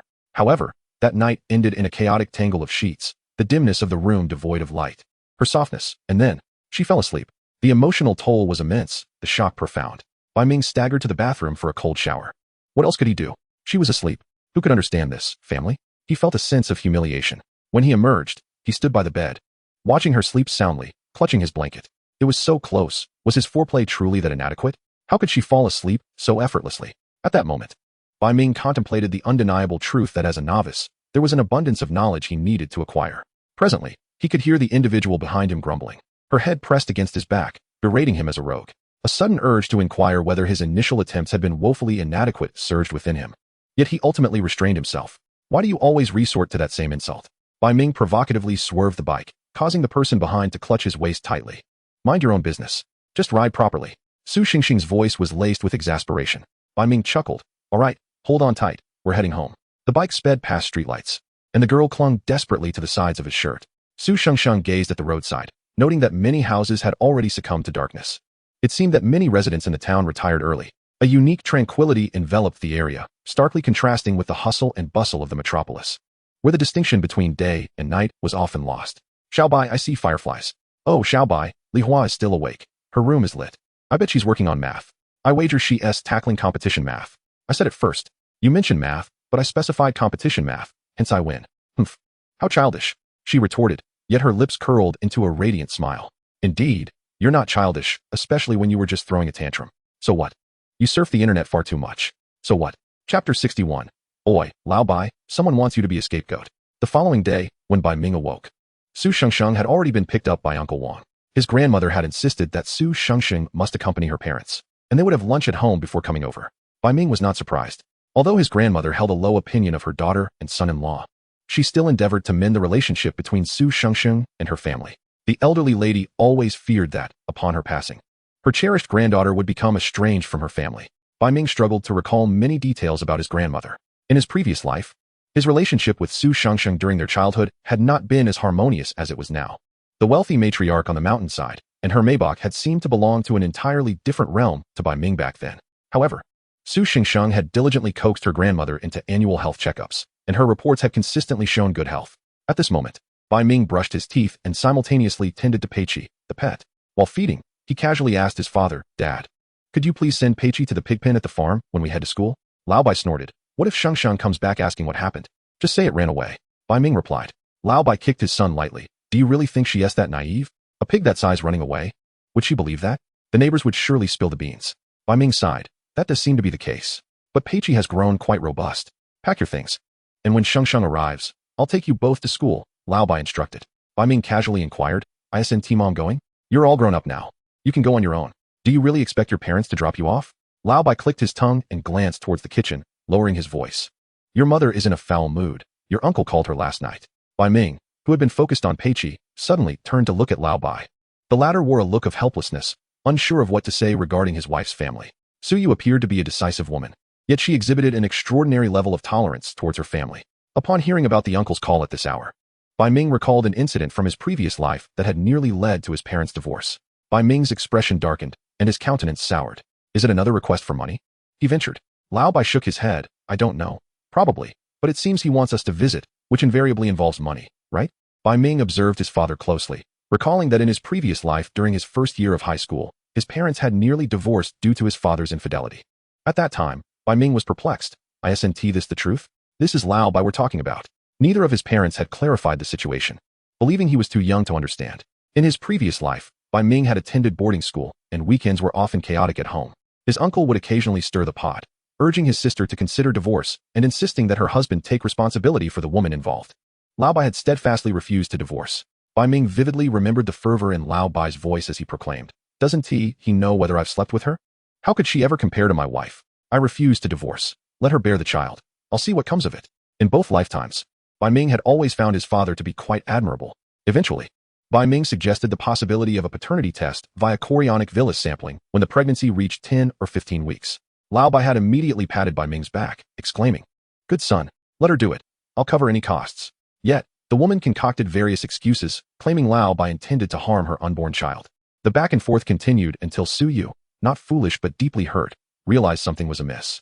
As the truth became unavoidable, her uncle knelt down, claiming the child was his. Oh, Bai Ming's uncle was indeed a parasitic figure. Consequently, Su Yu severed all ties with that side of the family. Later, when Bai Ming achieved success, that uncle had attempted to come back, seeking some benefits. Notably, this uncle was not Su Yu's biological brother, but rather a child from a subsequent marriage of Bai Ming's grandfather, being roughly a decade younger than Su Yu. At this moment, Bai Ming recalled everything. He could vividly picture Bai's flushed face when he had shouted that line. It still struck him as incredibly cool. Lowering his voice, Bai Ming advised, Dad, heed my words, don't go. Every time you do, Mom ends up unhappy. Bai clicked his tongue. I don't wish to go either. Your mother is soft-hearted, and I suspect our family is short on funds. He can't possibly think he'll get money from us, right? Regardless of how Bai reasoned, he could only conclude that money was the motive. Bai Ming simply clicked his tongue in response and fabricated a lie. Remember when I accompanied Shengsheng to the hospital? She went for her leg. Bai responded. What about it? I saw my uncle with a woman at the gynecologist's office, and it wasn't my aunt. What if he's trying to drag you into his family affairs this time? That wouldn't be wise at all. Bai Ming thought to himself that he couldn't just bluntly inform Bai. Oi, Bai, someone wants you to be a scapegoat. Bai would surely be furious. Thus, when Bai Ming made his statement, Bai indeed appeared to ponder deeply. That has something to avoid, but your uncle is a parasite, isn't he? He wouldn't dare, would he? Who knows? Bai Ming noted that Lao Bai had caught on to something, so he pressed on. Just don't go. But your mother. If it's absolutely necessary, just placate her. Bai Ming had spoken too candidly. He exchanged a glance with his father, and as Lao Bai raised his hand, Bai Ming dropped the bucket and dashed away. You little rascal, Lao Bai shouted, but Bai Ming didn't look back. I'm merely making a suggestion. I'll handle it. With that, he swiftly made his escape. Having reached this point in the conversation, even if Lao Bai were to truly depart, he would swiftly discern any unusual behavior should that woman come knocking at the door. As for how to dissuade his mother from harboring feelings for that unworthy uncle, Bai Ming felt he needed to contemplate further. Suddenly, as Bai Ming opened the door, a head popped in, Su Shengsheng, her eyes sparkling, fixated on Bai Ming, who was busy tidying up. Bai Ming glanced back at her. You're back? Your parents have left. Upon hearing Bai Ming's words, the young lady's mood brightened significantly. I returned, she exclaimed, entering the room and placing a bag beside Bai Ming. Here, a gift for you. The size of the bag unmistakably suggested it contained shoes. Bai Ming chuckled. You always gift me limited edition shoes. They think my family is affluent, yet my attire seems to disagree. His intention was to convey that such extravagant gifts were unnecessary. However, the young lady's thought process evidently diverged from the norm. Su Shengsheng furrowed her brow at Bai Ming's vest, reminiscent of something an elderly gentleman would wear, and nodded. You're right, I shall buy you some clothes. Naturally, she wished for the best for her Bai Ming. With that, she pulled out her phone. Bai Ming. Chapter 62. If you wish to discuss matters, should I ponder on how to pursue you? Bai Ming quickly pressed his hand over hers, their fingers intertwining. Su Shengsheng regarded Bai Ming's hand. Despite sharing the same diet and growing up together, his hand enveloped hers entirely, and his body temperature was significantly higher than hers. Su Shengsheng blinked, and after convincing herself, she seemed to realize that Bai Ming was not as immature as she had once thought. Please don't actually buy anything. Bai Ming sighed. What I meant was you needn't gift me such expensive presents. We are merely good friends, and such extravagant gifts can sometimes feel burdensome. It makes me ponder how to reciprocate with something even better. However, knowing the young lady was not financially constrained, Bai Ming redirected his thoughts towards finding her more enjoyable activities. Though he often jested about being a kept man, the weight of such a lifestyle was a bit overwhelming. Su Shengsheng merely replied, oh, and did not withdraw her hand. Then I shall buy something next time. Bai Ming acquiesced, all right. He retracted his hand and continued tidying up, adding, I've organized your things. There's everything you might need in that house. You should check if there's anything you might have overlooked. Bai Ming had initially been helping Su Shengsheng pack before turning to his own belongings. Su Shengsheng nodded, but then recalled the medication she had hidden away, abruptly standing up. I need to check. She hurriedly turned and dashed towards her room. Bai Ming glanced at her retreating figure, guessing her anxiety. He had indeed noticed her medication. Previously, Bai Ming had made it a point to ask Aunt Zhou not to let Su Shengsheng know he was aware of her visits to the psychologist and her medication. Aunt Zhou had complied. Every 2 weeks, Bai Ming would seek opportunities to observe how many doses Su Shengsheng had taken. This summer, she had consumed her medication 5 times. Although it seemed she had used the wheelchair less frequently, Bai Ming exhaled deeply. The revolution has yet to succeed. Onward we go. Meanwhile, Su Shengsheng pulled open a drawer to check for her medication, finding the bottle still there, and she breathed a sigh of relief. A couple of days ago, she had concocted an excuse about staying home to sleep while Bai Ming went out with others, claiming she had already visited the doctor.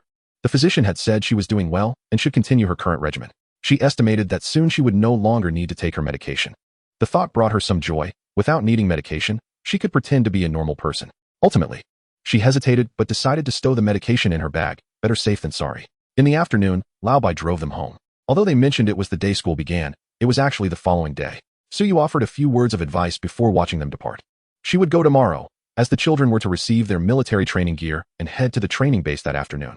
This military training would be more serious than what they had experienced in middle school, lasting a week at the base. Are you really going? Don't you have a leave note? Bai Ming frowned, his concern evident as he looked at Su Shengsheng, given her physical condition. It was no wonder he felt uneasy. Lao Bai chimed in, suggesting, if you find it dull, we can return to Tanshui town and wait until Xiao Bai and the others finish their training before I take you to school. Lao Bai recalled how, in the 6th grade, Su Shengsheng had accompanied Bai Ming and Ku Yi to the watermelon fields. She had merely sat there waiting, donning a straw hat, while Bai Ming even provided her with a small fan. Yet, after an hour of sitting, she had succumbed to heat stroke, suffering from sunburn for the following 2 weeks. With such frail physical constitution, military training? Yet, for reasons unknown to Su Shengsheng, she persisted. No, I am going. I want to be a burden. Bai Ming observed her resolute demeanor. Who will be there during military training? You absolutely must go. Why, you of course, you big fool. Su Shengsheng shot him a glance. Huffing, mind your own business. She had overheard Li Huan mention that Mai Yao seemed interested in Bai Ming. In her previous life, Mai Yao had been one of the few females in Bai Ming's vicinity. Su Shengsheng was well aware it was due to Mai Di's influence. Initially believing she would always be with Bai Ming in this life, She thought Mai Yao might not harbor feelings for him. However, it appeared that things had not changed. In truth, Bai Ming was quite handsome, with prominent brows and big eyes, and a charming personality, not to mention being on the basketball team. Countless young girls were undoubtedly enamored with him, especially in high school. Although Su Shengsheng had not attended high school in the country in her previous life, she was still well informed. She absolutely could not allow her home to be infiltrated. Seeing that her persuasion had failed, Bai Ming decided to stop pressing the issue. The more he spoke, the angrier she would become. Su Shengsheng was the most temperamental person he had ever encountered, yet she was also easy to placate. She had a knack for soothing herself. Thus, she never came across as vexatious. Bai Ming found delight in teasing her, provoking her anger, and then coaxing her back to calmness, an unconventional hobby, perhaps. Mainly, every time Su Shengsheng would throw a tantrum, she would inevitably feel guilty afterward, shyly coming to him. And anyone who had experience that would understand the charm of the moment. Now, having ceased his attempts at persuasion, Bai Ming observed Su Shengsheng growing increasingly displeased after a while. Bai Ming, you don't care about me at all. After saying this, she turned her face away to gaze out the window. Bai Ming. He looked utterly astonished. What have I done? You didn't even ask about me. Nor do you worry that I might not adapt to military training.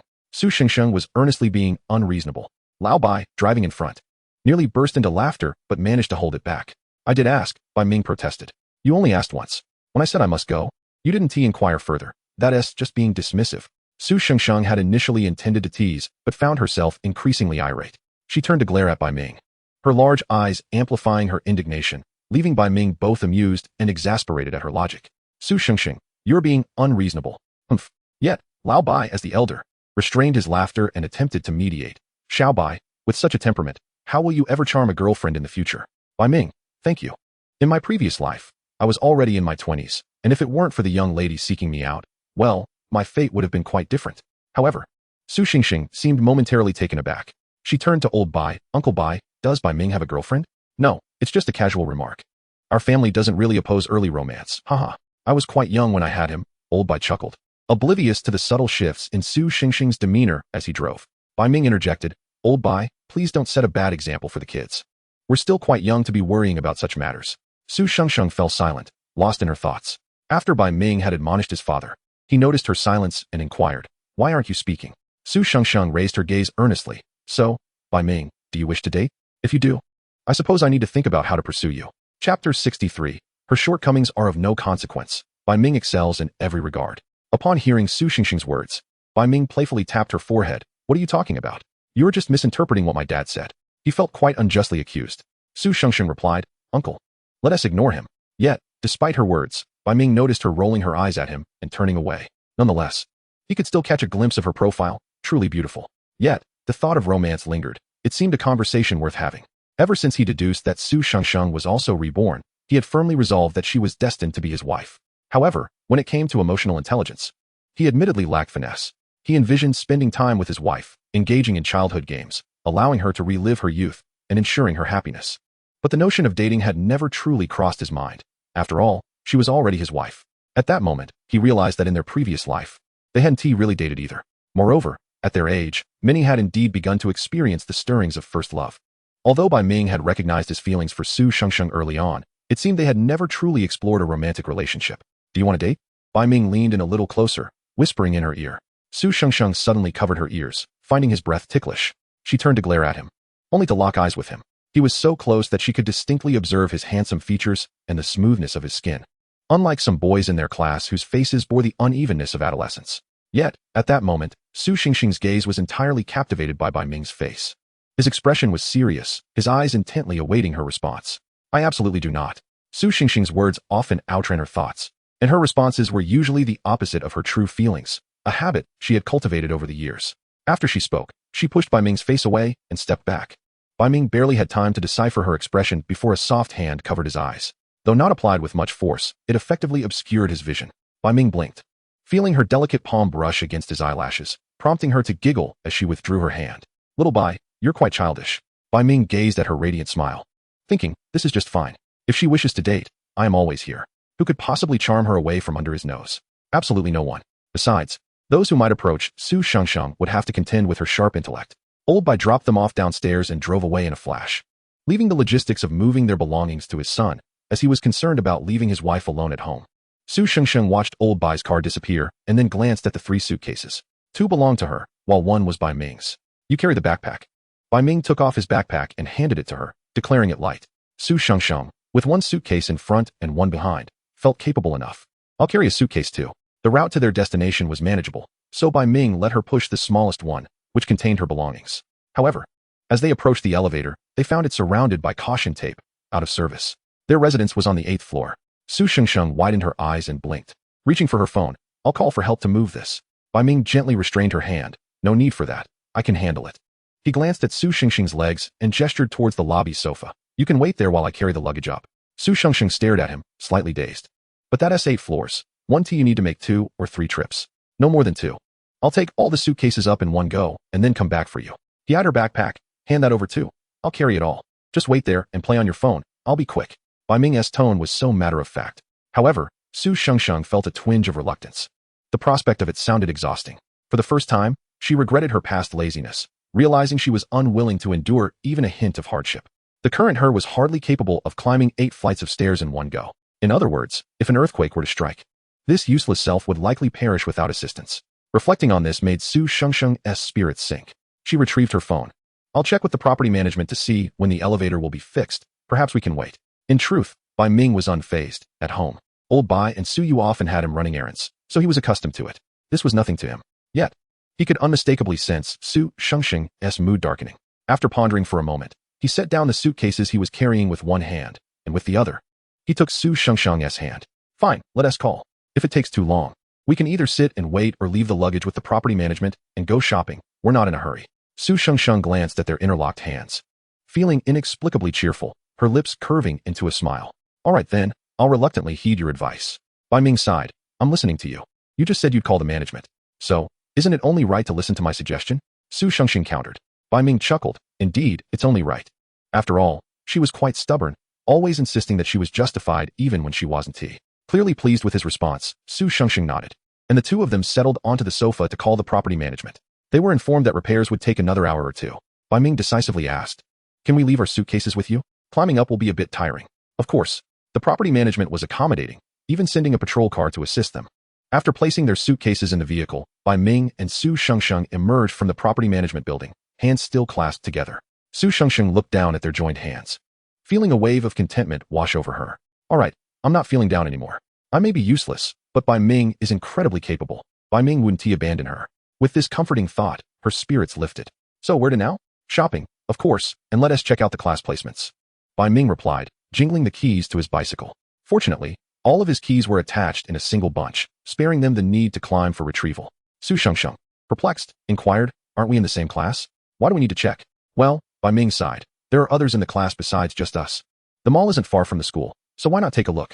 Despite Bai Ming's reasoning, Su Shengsheng's smile faded, and her bright eyes narrowed slightly. Bai Ming, noticing her change in demeanor, asked, what's wrong? Chapter 64. Why am I still blushing so easily after being reborn? What is it? Bai Ming queried.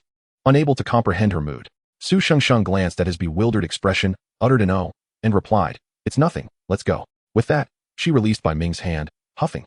What's so great about being clingy? Bai Ming was genuinely baffled, unable to fathom why the young lady seemed to suspect he wanted to check on the other girls' class assignments, such as Ma Yao or the former class monitor, Tan Xiu, who had already called him Mingge. Feeling a twinge of irritation, Su Shengsheng thought that if in her past life Bai Ming had been her fiancé, she could have confidently kept any other females at bay. But in this life, he was not. Ah, no, he must be. With that thought, Su Shengsheng slowed her steps, turned to Bai Ming, and extended her hand, urging, hurry up. Bai Ming, perplexed once more, approached her and grasped her wrist, leading her along. Ultimately, he rode his bike, carrying the young lady to school first. A considerable number of students had returned early to check their class assignments. Previously, someone had taken a picture and shared it in the group chat. But due to the large number of students at Yizhong, the class list was extensive and not very clear. Bai Ming and Su Shengsheng were already aware they were in class 9. Their grandmother had assured them that barring any unforeseen circumstances, they would remain classmates throughout high school. Bai Ming had explicitly stated his intention to pursue the sciences, while Su Shengsheng was indifferent. Her good grades were largely thanks to her tutor and Bai Ming's regular assistance. She planned to follow Bai Ming into the sciences as well. In her past life, Su Shengsheng had completed her university education abroad, where high schools did not divide students into arts and sciences. She had studied art design, a rather impractical major for someone from her background. In this life, Su Shengsheng resolved to mirror Bai Ming's choices. After all, no one should think of separating him from her side. Bai Ming studied the class assignment list and was unexpectedly surprised to discover that Ma D was not in his class. However, upon reflection, he realized that in his previous life, he had been in class 2, while now he was in class 9 with Su Shengsheng. To his delight, Li Hua was in their class as well. Bai Ming snapped a picture of Li Hua's class assignment and also found Ku Yi's class, sharing them in the group chat. In fact, Ku Yi didn't even require a picture, being a sports special enrollment student. He was either in this class or the other one. Li Hua was quite pleased, exclaiming, "I'm in the same class as you guys. That's fantastic. It'll be convenient for us to eat together." Ku Yi responded with 3 question marks. Su Shengsheng, glancing at the chat, remarked with a hint of disdain, "All you think about is food." Yet, the smile tugging at her lips betrayed her happiness. The children from Tanshui town were so simple-minded, their focus solely on eating. Amidst these thoughts, Su Shengsheng contemplated the newly opened seafood buffet in the city, which charged an average of 1,200 per person, and resolved to take them there over the weekend. How could she call them friends if they always appeared so unworldly? Upon hearing Su Shengsheng's musings, Bai Ming glanced at her cheerful demeanor and thought, indeed, their young lady was delightful, too picky to even enjoy a meal. This remark was clearly a jab at her fussiness. Su Shengsheng playfully slapped Bai Ming's back as they walked. "I'll let my D know he's in class 2. Bai Ming mentioned, still holding a special place in his heart for my D, his friend who had endured hardships alongside him in their previous life. Although they had yet to reach such depths in this life, he still felt compelled to check in. When Su Shengsheng heard this, she teasingly suggested, "Shouldn't you tell my Yao as well?" Bai Ming replied, "No need. I haven't contacted her. Let's go." With that, he hopped onto his bike, urging, "Hurry up. It's scorching hot." Su Shengsheng observed his casual demeanor, a satisfied smile gracing her lips as she huffed. "Let's go. I want to drink some yogurt." "All right, just a little," Bai Ming responded, cycling toward the mall, entirely oblivious to Su Shengsheng's earlier sarcasm. Su Shengsheng felt as though she were punching a pillow, somewhat satisfying, yet still a little frustrating. Deep down, she understood that Bai Ming could not possibly have feelings for Mai Yao, otherwise he would not have waited for her in their past life. To Bai Ming, Mai Yao remained merely Mai Di's sister, with acceptable work capabilities, nothing more. With this thought, Su Shengsheng's spirits lifted further. "Xiao Bai, I want to buy you some clothes." "No. You don't want to? I have enough clothes. Those old man tank tops of yours. Do not insult me. I might just abandon you." Su Shengsheng exclaimed, genuinely lamenting. "Xiao Bai, you'll never have a wife. Before I showed up, you really didn't have a wife." Bai Ming chuckled. "I do have a wife. She's right behind me. Chosen since childhood." Bai Ming beamed with delight. Su Shengsheng rolled her eyes in exasperation, playfully striking his back. "And you still claim not to want to date?" Bai Ming responded. "Are you being unreasonable? Are you trying to bait me?" Their childish banter continued unabated, neither caring for the embarrassment it might bring. With the innocence of youth, they felt free to express themselves without restraint. Upon arriving at the mall, Su Shengsheng remained undeterred in her quest to buy Bai Ming some clothes, only to be led away by him, who carried her backpack. Confronted with his undeniable strength, the young lady found herself yielding, unable to voice her irritation in public. Bai Ming effortlessly maintained control over the situation. They wandered through the supermarket, where Su Yu had compiled a shopping list for them. Given that they had not returned home during the summer break, many household items needed replenishing. Su Shengsheng held the list in her hand, suggesting, "You take one, and I'll take one." Then she marveled, "Aunt Su's handwriting is so beautiful." "Of course. My mom was a top student," Bai Ming replied with a smile. Su Shengsheng's unfinished thought lingered in the air. Then how come if Aunt Su was so brilliant? She married so young. Moreover, back then, it was unlikely that anyone would have given birth to a child before attending university, right? Bai Ming contemplated for a moment before explaining, "When my mom was in high school, some family issues arose, and she had to drop out. Initially, she planned to work. But then she met my dad, who fell head over heels for her at first sight. In the end, he shamelessly pursued her, and they got married." Bai Ming succinctly recounted the story. Su Shengsheng, however, seized upon the key point, teasing, "Shameless, just like you, huh?" This was meant to provoke Bai Ming. As he reached for some soy sauce to toss into their shopping cart, he raised an eyebrow at her words. Suddenly, he turned to her, leaning in slightly, and politely asked, "How exactly am I shameless?" Caught off guard by his sudden proximity, Su Shengsheng's heart raced, and she forgot to evade him. She found herself entranced by his magnified features, his eyes sparkling with laughter. I don't know, you just are," she stammered, feeling flustered. Her hand rested upon her chest, a gesture that appeared defensive, yet only she understood it was a subtle attempt to soothe her rebellious, racing heart. However, Bai Ming noticed and took a step back, attempting to divert the conversation with a teasing remark. "Am I shameless for snatching your food? But you've taken plenty from me too. TSK. It's evident that the essence of the young lady remains remarkably innocent. How is it that upon her rebirth, she still blushes so easily? Indeed, without the facade of a spoiled heiress, she is rather amusing. I find myself quite fond of her." Chapter 65. What difference does this behavior have from a puppy marking its territory? Bai Ming felt a twinge of oddity within himself. Observing Su Shengsheng's flustered and red-faced demeanor was undeniably gratifying. Yet, Su Shengsheng was not the type to be easily manipulated. She swiftly came to the realization that she had lost, and huffed, Is it just because of that obnoxious Bai Ming's proximity? That's simply one do. Su Shengxing mentally noted this down, vowing to repay him in due time. After all, she was rather petty. Yet, at this moment, her racing heart kept her from uttering anything further, and she dutifully followed Bai Ming as they continued their shopping. Soon, their cart was filled to the brim with various items. After settling the bill, Bai Ming hoisted the bags and led Su Shengxing back upstairs. This area was typically filled with women's skincare products, boasting an array of prestigious brands. Su Shengxing mistakenly assumed Bai Ming intended to purchase something for Su Yu. Has Aunt Su run out of her skincare products? Didn't I just gift her a set last month? Bai Ming shot her a glance, sensing that the young lady was still oblivious to the implications of military training. I'm not buying for my mother. I'm buying for you, he clarified. Su Shengxing shook her head. I don't need it. I already have some. You need sunscreen and spray. You're going to military training after all, Bai Ming sighed. Moreover, the environment at the training base is quite harsh. Su Shengxing remained unfazed. How harsh can it be? I've been to military training bases with friends in my past life. I'm sure I can handle it. Bai Ming chuckled softly. During their high school military training, there hadn't been a single drop of rain throughout the entire duration. Daily, 5 or 6 girls would faint. With Su Shengxing's disposition, he estimated she wouldn't survive the first day of standing in formation. He had already planned to bring along her medical history, just in case he had to speak with the teachers and instructors. After all, he had advised her against going, but she was determined. Let her experience military training firsthand. Words alone wouldn't suffice. Su Shengxing was confident, convinced she would be just fine. Besides, she had observed Bai Ming and his friends during their military training in middle school. It was merely a matter of standing for a bit, resting occasionally, singing songs, and listening to the instructors boast. It seemed rather easy. The next morning, Su Yu hurriedly arrived to gather their belongings as Bai Ming and the others headed to school. The new class buzzed with energy. Since many were former classmates from junior high, familiar faces were abundant. Even if they hadn't shared a class before, they had certainly crossed paths. Su Shengxing remained the center of attention, her beauty striking. Quietly trailing behind Bai Ming, she appeared exceptionally well-behaved. Former classmates from junior high recognized her pride but deemed her easygoing. However, the new students couldn't help but wonder about this stunning and obedient girl. High school Su Shengxing had abandoned her wheelchair, especially since she was about to participate in military training. Naturally, she wouldn't be using it. Li Hua was in their class and had even reserved seats for them, with Bai Ming and Su Shengxing sitting behind her. Beside Li Hua sat the former second-rank student. A bespectacled boy whom Bai Ming recalled was named Dai Shuai. Despite his name containing the character for handsome, he was rather ordinary and quite reserved. Looking around, it became apparent that their class was filled with hidden talents, a plethora of exceptional scholars. The homeroom teacher arrived to distribute military training uniforms and to remind them of the necessary precautions.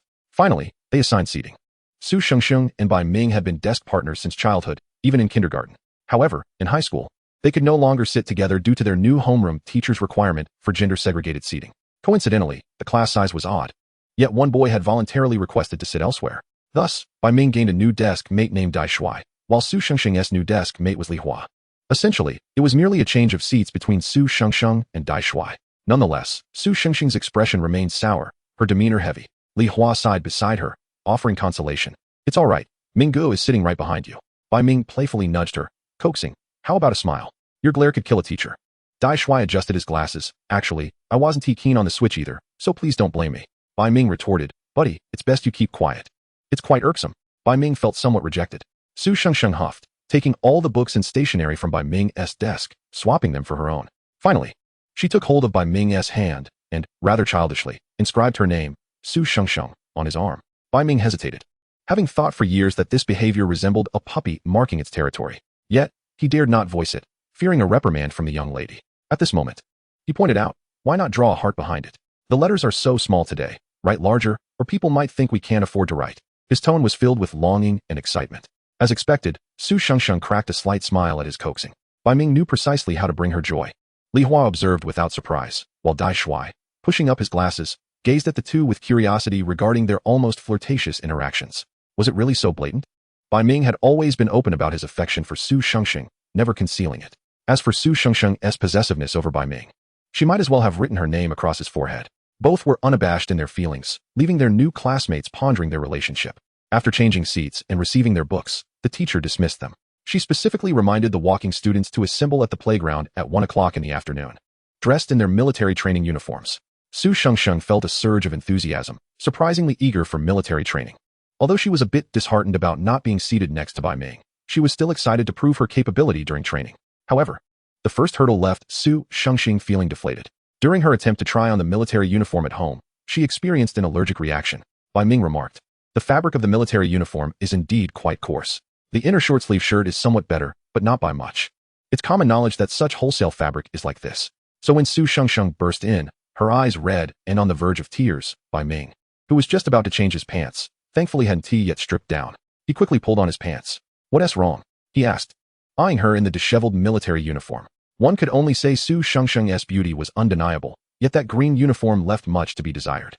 However, the young lady is undeniably attractive. Even though the outfit may be slightly oversized, it lends her an entirely distinct allure. Of course, were it not for the red rash marring her delicate, fair neck, Bai Ming would have admired her beauty for a while longer. This military training uniform is toxic, Su Shengsheng exclaimed indignantly, raising her chin and pointing to the irritation on her neck. I've barely worn it for 10 minutes, and it's so itchy. Bai Ming frowned as he observed the few red spots on her slender, fair neck, which, though not numerous, detracted from the elegance of her porcelain skin. What is going on? An allergic reaction? He reached out to touch it, causing Su Shengsheng to shrink back slightly, flinching at the sensation. You should change out of it. Bai Ming's voice was low and serious. At this moment, Bai Ming found no time to appreciate the beauty of the young lady, even in an unattractive military uniform. The small red spots on her neck were too glaring to ignore. Su Shengsheng blinked, hesitating as she spoke, but if I take it off, what will I wear for military training? Maybe if I wear it longer, I'll get used to it, develop an automatic defense. Bai Ming could only stare in disbelief. Just how eager was she to participate in this military training?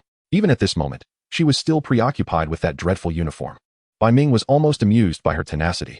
He reached out to snatch the jacket from her hands. Quickly, change out of it.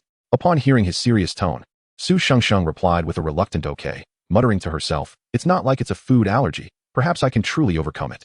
As she approached the door, she turned back to Bai Ming, still unwilling to concede. In truth, she was quite looking forward to this military training. After all, during her first year of middle school, she could only sit in a wheelchair and watch, feeling completely disconnected from the experience despite being present for the entire training. Having been reborn, Su Shengsheng yearned for a normal middle school and high school life. Most importantly, Bai Ming excelled during military training, earning himself many friends and even serving as class monitor for 3 years. She felt a sense of pride in her little Bai, though it came with a hint of jealousy. This time, she thought if she participated too, perhaps Bai Ming would focus more on her, leading him to make fewer friends. Su Shengsheng felt a twinge of self-reproach, pondering, maybe I can. But Bai Ming insisted, no, quickly change out of it. Don't make me force you. He frowned at her, already on the verge of stepping forward. Su Shengsheng relented, huffing in annoyance as she turned back to change her clothes. Meanwhile, Bai Ming had already taken out his phone. With Su Shengsheng having an allergic reaction just from putting on the military uniform, she certainly could not attend training in it. Yet, it seemed she truly wished to go. Bai Ming reached out to the school's dean. His grandmother had previously taken him to dine with the dean and the principal, primarily to ensure that the teachers would look out for both Su Shengsheng and Bai Ming. His grandmother was not the type to openly express her concerns to Su Shengsheng, understanding her sensitive nature and her aversion to preferential treatment. Thus, she had taken Bai Ming along without Su Shengsheng's knowledge, primarily to help the dean and the principal recognize them. During their time in middle school, Bai Ming's grandmother had donated a library and funded renovations for the cafeteria. To put it simply, when Bai Ming was boarding, the cafeteria had served only large communal meals without any small dishes. In high school, his grandmother had financed the construction of an indoor gym on what had previously been an empty lot after Bai Ming graduated. Not to mention the smaller expenses such as air conditioning and newly donated books for the library. Therefore, both the dean and the principal held Bai Ming in high regard. Initially, Bai Ming intended to send a message, but ultimately decided to make a phone call to explain Su Shengsheng's allergy. The dean seemed taken aback. Wait, this young lady is unusually sensitive, isn't she? I haven't seen a student react to military training uniforms in years. However, the dean had a favorable impression of the two children. While he was prepared to offer special consideration, they were well-behaved, never causing any disturbances. Throughout their 3 years in middle school, they not only excelled academically, but also refrained from seeking special treatment, aside from Su Shengsheng not participating in physical education classes. That, however, was not considered special treatment. Some children with medical documentation were also exempt. Thus, this was the first time the dean had received a call from Bai Ming regarding Su Shengsheng. Well then, if Shengsheng is feeling unwell, I'll inform your homeroom teacher. The dean seemed to imply that, as in middle school, it would be better for her not to participate in military training. Bai Ming chuckled lightly. Dean, she's quite eager to participate.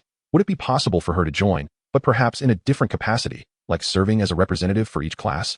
Su Shengsheng's spirits were low as she gazed at the military uniform discarded on the floor, feeling utterly dejected.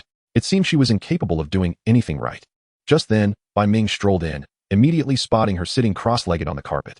The military uniform lay forgotten beside her, likely because she understood she could not attend training at this moment. She hadn't even bothered to tidy up her belongings. In truth, there was little to tidy. As Bai Ming had already taken care of that for her, Bai Ming squatted down to look at her. Not happy, Su Shengsheng blinked her long eyelashes, casting a glance at him before defiantly responding. Huh, how could I be? It's fine not to go. I'm so fair, I get sunburned. I don't want to go at all, what is the point? The more she spoke, the quieter her voice became, and she averted her gaze from Bai Ming. Eventually, it turned into, if I don't go, you can make a lot of new friends, right? You must be thrilled. You've always liked making friends. Whether in this lifetime or the last, Bai Ming had always enjoyed making friends. Reflecting on this, Su Shengsheng felt a pang in her heart.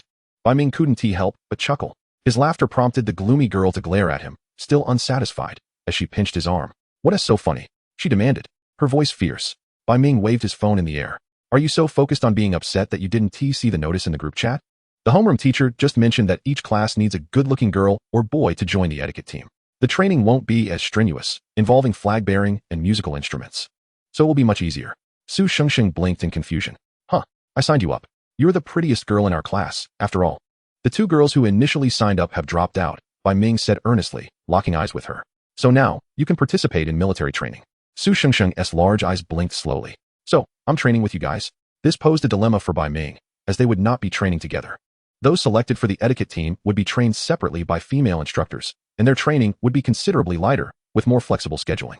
This was a suggestion Bai Ming had made to the dean, inspired by the etiquette teams at his university, which consisted mostly of beautiful young ladies. After their training, they all emerged looking fair and radiant. Bai Ming understood that Su Shengsheng was genuinely eager to partake in military training, and naturally, he did not wish to disappoint her. However, as he observed her intently seeking his reassurance, it dawned on him that she wished to participate alongside him. Bai Ming pondered for a moment before attempting to comfort Su Shengsheng. Though you want to be training with us, you'll have a much lighter schedule and more freedom. You can still come watch me during training, and afterward, we can have dinner together. He feigned a look of envy, making it clear that everyone would be quite envious of you too. Su Shengsheng pursed her lips. Bai Ming, are you trying to coax a child? In chapter 67, Aunt Su is kind, while Bai Ming is troublesome, and the green vegetables are truly detestable. Su Shengsheng remained discontented. Her desire to partake in military training alongside Bai Ming was palpable. However, it was evident that such a thing was currently unattainable. She could not possibly don clothing that would trigger her allergies for military training. How motivational. Yet, a young lady like her could not endure hardship. Moreover, even if she were willing, Bai Ming would never consent. Initially resigned to the idea of staying home and awaiting Bai Ming's return, she felt a flicker of hope upon realizing they could still attend military training together, which lightened her spirits a tad. At least she could catch a glimpse of little Bai every day. But how could you be certain that the attire for the etiquette team would not cause me any discomfort? Su Shengsheng mused, considering the quality of the military training uniforms. Surely, the etiquette team's attire would not be of superior quality. The thought of this ignited a spark of irritation within her. She had already overlooked the unattractiveness of the uniform, so why must it still provoke her allergies? Bai Ming suggested that the etiquette uniforms were rented, which should imply better quality, right? Let us not entertain notions of custom-made. There's no time for that. They're only undergoing a week of training, he remarked. Upon hearing that the uniforms were rented, Su Shengsheng's expression contorted into one of displeasure, her lovely, round face scrunching up adorably. Bai Ming could hardly contain his amusement. No need to fret. Once you have the uniform, I'll help you wash it, and once dried, it should be fine. They want to be tight-fitting, and you should be able to wear your own clothing underneath. I'll pick out a few lighter short-sleeve shirts for you. For Su Shengsheng, wearing someone else's second-hand rental clothing felt like an undue indignity. Long sleeves, not short sleeves, she declared resolutely, inhaling deeply, her expression one of determination. Bai Ming chuckled. No need for such an expression. Is this your unwavering resolve? In truth, it was merely a matter of donning rented attire for military training, nothing of great significance. Nonetheless, he reached out to gently ruffle her hair. All right, let us tidy up. After lunch, we shall head over. The sounds of Su Yu cooking in the kitchen had not ceased. The meals at the military training base were unlikely to be satisfactory. So Su Yu planned to prepare something special for the children. In his past life, Bai Ming had not enjoyed such privileges. He remembered his mother giving him money to buy treats for himself. It appeared that both Ms. Su and old Bai desired a charming little daughter. Bai Ming mused silently, though he refrained from voicing his thoughts. Hey, if it were me, I would also wish for a beautiful little girl in the future, he contemplated. Casting a glance at Su Shengsheng, who was busy tidying up. How wonderful it would be if she resembled a young lady, both lovely and endearing. Suddenly, the industrious young lady looked up. Little Bai, is there anything else I need to tidy up? Bai Ming replied. It's evident that the young lady truly lacks in skills. All right, you can stand up. I'll handle it, he sighed. Su Shengsheng cheerfully vacated her spot. But she did not wander far, settling cross-legged beside Bai Ming and purposefully leaning against his shoulder like an affectionate little puppy. Meanwhile, She tossed the military training uniform she despised into the trash bin. "You're truly wonderful, little Bai," Su Shengsheng exclaimed joyfully. "I simply cannot be apart from you." The sweetness of her words brought a smile to Bai Ming's lips. He regarded her with a meaningful glance, saying, "You better mean that." Su Shengsheng was not a mere child. Hence, her words carried weight. Unbeknownst to her, Bai Ming's mind was swirling with thoughts, while she nodded earnestly, "I do." She was determined to devise a plan to ensure little Bai would be by her side for eternity. Both harbored secret ambitions, yet their goals unexpectedly aligned. Meanwhile, Su Yu emerged from the kitchen, announcing that lunch was ready. "If there's anything left to tidy up, I'll take care of it later." Bai Ming looked up and replied, "It's all set." Su Shengsheng, though inept at many tasks, excelled at one. She happily stood up, ready to eat. Just a moment ago, she had claimed she couldn't be without little Bai, yet now, she playfully kicked him. "Hurry up, you're so slow." With that, she dashed outside. "Aunt Su, I'm here." "Oh dear, has our Shengsheng finished tidying up?" "That was quick, truly impressive." Bai Ming sighed, glancing at his arm where she had playfully kicked him. The young lady had no strength whatsoever. Even a kitten would have more force than her. After thoroughly checking, Bai Ming closed Su Shengsheng's suitcase. Despite having dashed outside earlier, she now stared longingly at the array of dishes on the table without touching her chopsticks. However, upon seeing Bai Ming emerge, she joyfully patted the space beside her. "Little Bai, come eat." Su Yu served her dishes, assuring her not to wait, as he would come out shortly. Before Su Shengsheng began dining with them, they had always eaten without waiting for anyone. Primarily, they had to manage the shop. As soon as one sat down, another would arrive needing to leave. Thus, it was a matter of who was available to eat, and after finishing, they would switch. This was the norm in the town. Yet, Su Shengsheng was a remarkably polite individual. She typically waited for everyone to gather. If old Bai was busy, she would serve herself first rather than consume what remained. This was one reason why Su Yu and old Bai appreciated her. The young lady had a hint of pride, but was also respectful and courteous. She never made others feel uncomfortable or unwelcome. Many might find Su Shengsheng difficult to please, but that was only because they were not well acquainted with her. Bai Ming washed his hands and took the seat Su Shengsheng had just vacated. Su Yu offered him a chicken leg. "Let us eat," Bai Ming said with a smile. Only then did Su Shengsheng begin to eat, delightfully serving Su Yu and Bai Ming each a piece of pork rib. Although she did not consume much, watching her relish her meal was a sight to behold. Bai Ming teasingly said, "Enjoy it while you can. Once we reach the military training base, it will only be cold water and steamed buns." Su Shengsheng paused mid-bite, her eyes wide with astonishment as she turned to Bai Ming. "No way?" Su Yu rolled her eyes. "Don't listen to little Bai's nonsense. It's not that harsh. However, it's certainly one to be as comfortable as home. Shengsheng, eat more. Don't overexert yourself during training." Su Shengsheng listened to Su Yu's concerns without a trace of impatience. This was Aunt Su's care, akin to the warmth she felt from her grandmother and Aunt Zhou, bringing her joy and reassurance. It felt like family, though she could be proud. She discerned genuine kindness and goodwill from others. Bai Ming watched as she chattered away, seemingly oblivious to her meal. Meanwhile, she munched on her chicken leg, cheeks puffed up like an adorable little squirrel. Taking advantage of the moment, Bai Ming slipped a few greens into her bowl. Unaware, the little squirrel popped them into her mouth, only realizing after she had taken a bite. She shot a furtive glare at Bai Ming but could only grimace as she chewed on the vegetables, muttering, "Aunt Su is kind, while Bai Ming is troublesome. I absolutely detest greens." In chapter 68, she relished the feeling of being cared for by Bai Ming, enjoying his concern despite secretly harboring a grudge. Nevertheless, after finishing their meal, she dutifully followed Bai Ming, each of them carrying a suitcase. With both of his hands occupied, Bai Ming could not carry anything else. So Su Shengsheng obediently grasped the strap of his backpack, accompanying him as he donned the military training uniform to check in. She gazed at his verdant silhouette, feeling a mix of admiration and affection. In the midst of the drab military training uniforms, Bai Ming somehow managed to appear more dashing than the other boys. Along the way, they encountered another boy clad in the same uniform, riding a bicycle with a suitcase perched on the back seat. Yet, Su Shengsheng still found Bai Ming to be the most attractive. He possessed a sturdiness that set him apart from the majority of boys, who typically leaned towards a tall and slender physique. Unlike them, Bai Ming and Ku Yi both showcased a muscular build. However, Ku Yi could not match Bai Ming's allure. Bai Ming was simply the most handsome. "What are you pondering?" "I've called you several times with no response," Bai Ming inquired, halting his steps to address the seemingly distracted Su Shengsheng, who was on the verge of colliding with him. Su Shengsheng exclaimed in surprise, "What's wrong?" Not far ahead lay their school, where a dozen large buses were parked in the expansive square, with 2 more yet to enter. Their high school boasted 2 more classes than their middle school, totaling 20 per grade, while the latter had only 18. The additional classes included one for specially recruited athletes and another for art and music students. It was likely that by the second year, the art and music students would be further divided. "I propose we indulge in some ice cream. Once we reach the military training base, we may find little time for such treats," Bai Ming suggested, gesturing toward the small convenience store at the school entrance. Numerous first-year students in military uniforms were gathered, purchasing ice cream and chilled sodas. Bai Ming recalled the military training base from his previous life, where not only their school participated, but also two others. Within the base, there was a small shop that sold only basic necessities and instant noodles, devoid of any snacks. Earlier, he had tucked a few of Su Xingxing's favorite treats into her suitcase, and now reminded her, "I've stashed the snacks in your bag. Tonight, the instructor will check the dorms, so keep a low profile. Also, your phone will be collected, just hand it over. I've placed a watch in your backpack for us to communicate." Su Xingxing gazed at Bai Ming, finding his chattiness endearing. She relished the feeling of being cared for by him. I know. Come on, my treat for the most expensive ice cream," she declared, tugging at his wrist as they headed towards the store.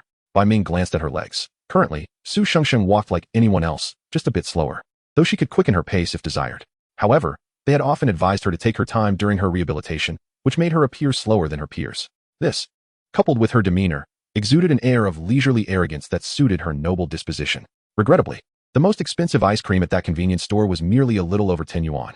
Su Xingxing also invited Li Hua and her new desk mate, Dai Shuai, who were likewise purchasing ice cream. When she offered to pay, she did so with a frown, exclaiming, "This is such a hassle, let us just pay together."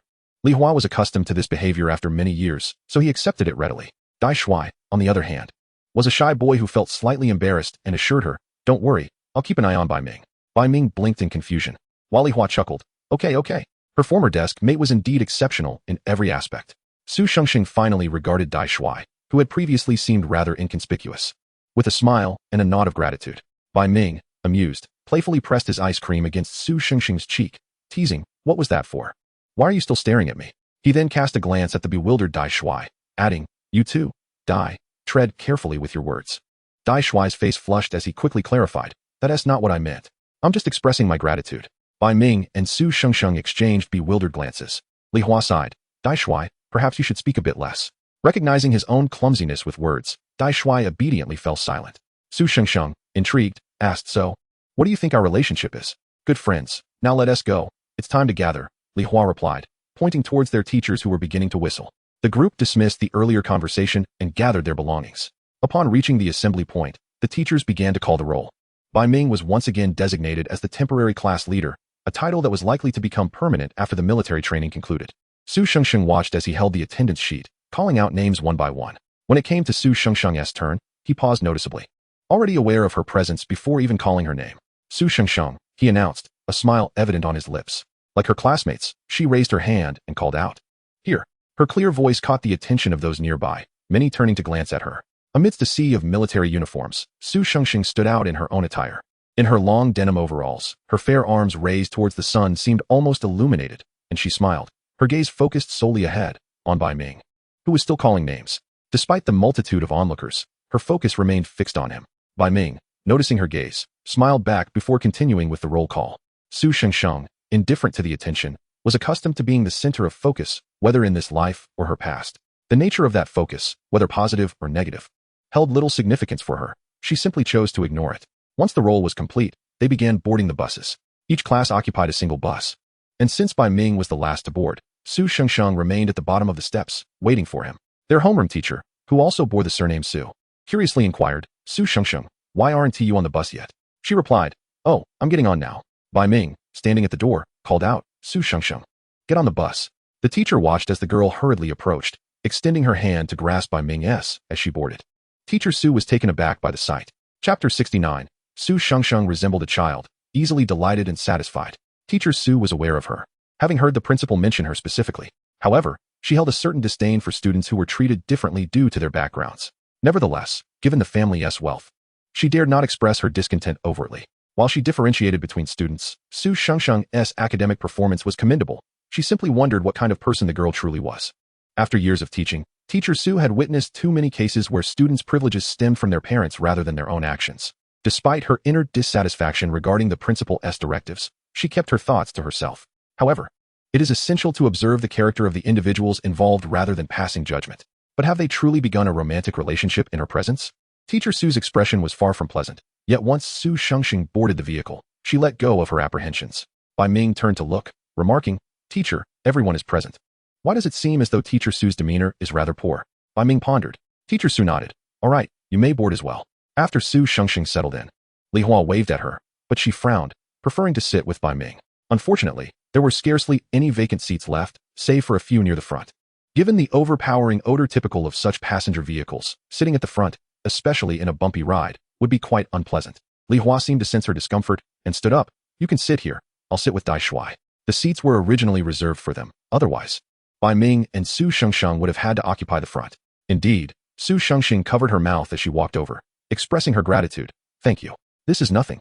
You sit inside, while Ming Ge will sit outside, Li Hua replied, before moving to the front row where Dai Shuai stood to let her in. Having been desk mates for 3 years in middle school, they were quite familiar with each other, thus sitting together felt natural. Upon boarding, Bai Ming immediately spotted Su Shengxing. The vehicle felt dim due to some passengers lowering the window shades to avoid the sun, and in such an environment, Su Shengxing's pallor appeared strikingly white. Bai Ming walked over and seated himself beside her, directly against the aisle. Teacher Su also noticed Su Shengsheng right away, as her presence seemed incongruous with the vehicle. She then observed Bai Ming retrieving a mask from his backpack and offering it to her. Su Shengsheng, however, shook her head, leading Bai Ming to tear it open and deftly position it over her ears. Was this not a form of intimacy? Teacher Su's countenance darkened even more than the interior of the vehicle. Once the driver confirmed that everyone was aboard, he called out, "Is everyone settled? We shall begin our journey shortly." Only then did Teacher Su take her seat. At that moment, Su Shengsheng and Bai Ming were oblivious to the presence of others. Su Shengsheng insisted on not wearing a mask, as the stuffiness of the vehicle was already overwhelming. Wearing a mask would only exacerbate it. However, the odor inside was distinctly unpleasant, prompting her to cover her face with her hand. Bai Ming, exasperated, said while securing the mask over her face, "Calm down a bit. What if you feel nauseous? If I do, will you find me repulsive?" Su Shengsheng retorted, her voice tinged with irritation as she jested, "I'll just vomit on you." Despite her words, she relinquished her hand and slightly lifted her chin, allowing Bai Ming to adjust the mask for her. Amused, Bai Ming quipped, "If you vomit on me, I'll just hug you and smear it all over you." He adjusted the mask, which obscured much of her petite face, leaving her bright, disdainful eyes fully visible. She likely found his earlier comment revolting. Bai Ming beamed brightly, knowing she had inadvertently made herself the source of her own disgust. In the front, Li Hua and Dai Shuai exchanged glances, perplexed by the ambiguous yet slightly nauseating dynamic between the two. Li Hua, having witnessed Bai Ming being playfully shoved into a pigpen by Su Shengsheng, was somewhat unfazed. The memory of him chasing after her, covered in muck, lingered. Ultimately, he didn't catch up, perhaps due to Su Shengxing's swift electric wheelchair. However, Li Hua suspected Bai Ming had deliberately let her win. After all, he truly transformed into the wind itself when racing against Ku Yi. She reminisced about that afternoon when Su Shengsheng had laughed joyously. Presently, she offered her former desk-mate a packet of snacks, eliciting a smile. "Are my two childhood friends not a bit nauseating?" Dai Shuai, momentarily entranced by Su Shengxing's smile, felt as though he had discovered his goddess's human side, akin to realizing that even deities must attend to their earthly needs. The illusion shattered, leaving him in serene acceptance. He still preferred the constancy of studying, which remained perpetually aloof and unattainable. Little did they know, Su Shengsheng had inadvertently shattered a young man's idealized perception of her. With the mask on, Su Shengsheng felt considerably better. She could still detect the unpleasant odor, but Bai Ming had produced a lemon for her to hold, which made it somewhat bearable. The atmosphere inside the vehicle was not quiet, as many were engaged in hushed conversations. This sensation was rather novel for Su Shengsheng. In middle school, during their second year, the class had organized a hiking trip, but Su Shengsheng had been unable to attend due to her wheelchair. Even if she hadn't been in a wheelchair, her condition would have precluded her from completing the hike. Although she did not go, Bai Ming, as the class monitor, had to attend. Despite it being a day trip, she would see him that evening. Nevertheless, Su Shengsheng felt a tinge of disappointment, especially when the following day in class, they discussed the hiking experience. She felt out of place, unable to comprehend their laughter or the topics of their conversations. Although Bai Ming had shared amusing anecdotes upon his return, it felt different. Strictly speaking, this was Su Shengxing's first foray into a collective activity. It seemed rather pleasant. A girl from across the aisle passed her an open bag of chips. "Does the class monitor want some?" She had intended to inquire about Su Shengsheng as well, but hesitated, thinking Su Shengsheng might not enjoy such snacks. Bai Ming and Su Shengsheng turned to look. The girl was someone they had shared classes with in their second year, but had been separated in the third year, only to reunite in high school. Bai Ming smiled. "Thank you, but no." Su Shengsheng, however, stared intently at the girl. "Why are you looking at me? Should I not have asked?" The girl hesitantly inquired. Su Shengsheng, do you want some?" Su Shengxing responded with an "oh" and shook her head. "No, thank you." The girl appeared slightly disheartened as she withdrew her hand. "Oh, then we'll eat." At that moment, Su Shengsheng reached into Bai Ming's bag and retrieved several packets of snacks, extending them across him. "Do you want some?" "I don't like them." Bai Ming gazed at the snacks she offered, recalling that he had prepared them specifically for her, her favorites. Yet, her tone conveyed a hint of impatience. The girl, somewhat taken aback, extended her hand. Thank you. They look delicious. Su Shengsheng replied nonchalantly. They're average, before retracting her hand and settling back, no longer glancing in the girl's direction. However, Bai Ming sensed that the young lady beside him was bubbling with joy, akin to a child easily pleased and satisfied. Chapter 70. Why, then, did she not carry her own suitcase earlier?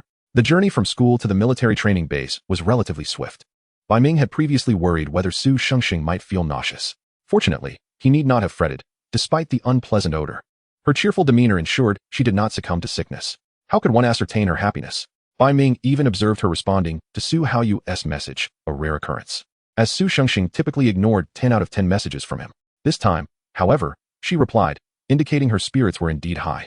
With just 10 minutes remaining, Teacher Su stood to address the important points regarding military training precautions. The essence of the matter lies in the adherence to arrangements, a militarized approach to management, and the encouragement for everyone to persevere. Should one find it exceedingly challenging to persist, they may seek permission from either her or the instructor. Bai Ming paid little heed. Yet Su Shengsheng was attentively listening with wide eyes, as if in class. Bai Ming found it amusing and brazenly captured a photo with his phone. Noticing this, Su Shengsheng turned to him, no longer paying attention to the teacher, and tilted her head slightly, inquiring, "Are you taking a picture of me?" As she spoke, she reached for Bai Ming's phone.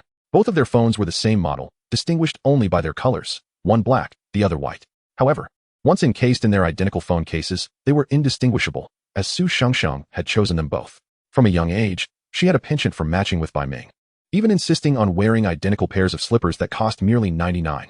Bai Ming observed that girls seemed to place great importance on such matters. As Su Shengsheng extended her hand, Bai Ming teased her by deliberately moving his phone slightly out of reach, prompting her to lean closer as she attempted to grasp it. Their movements were not overly conspicuous, yet Teacher Su stood before them. Teacher Su remarked, "She is different from previous years," having spoken a bit more. "Your primary objective now is to focus on your studies. Refrain from dabbling in trivial matters. Many experiences can wait until you are older. Now is simply too early." The other students, initially attentive to Teacher Su's admonitions, quickly grasped the underlying ambiguity and responded with knowing remarks.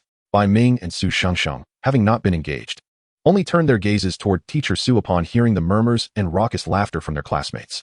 Bai Ming noticed that Teacher Su was casting a rather dark look in their direction. He gently nudged Su Shengsheng back to her seat and handed her his phone. His own device was secured by both a fingerprint and a password, known only to Su Shengsheng. She diverted her gaze, sensing that Teacher Su harbored some disdain for her, though she never pondered the reason. In her past life, many had disliked her, while an equal number had shown affection. Su Shengsheng only mingled with those she found agreeable, and she certainly possessed the charm to do so. Thus, she resumed her focus on Bai Ming's phone without a second thought. Bai Ming offered a smile in Teacher Su's direction, eliciting a twinge of discomfort from her. What did these two imply? While seated, Su Shengsheng leaned significantly against Bai Ming. Teacher Su had a fondness for Bai Ming, appreciating his well-rounded development in moral, intellectual, physical, and artistic realms.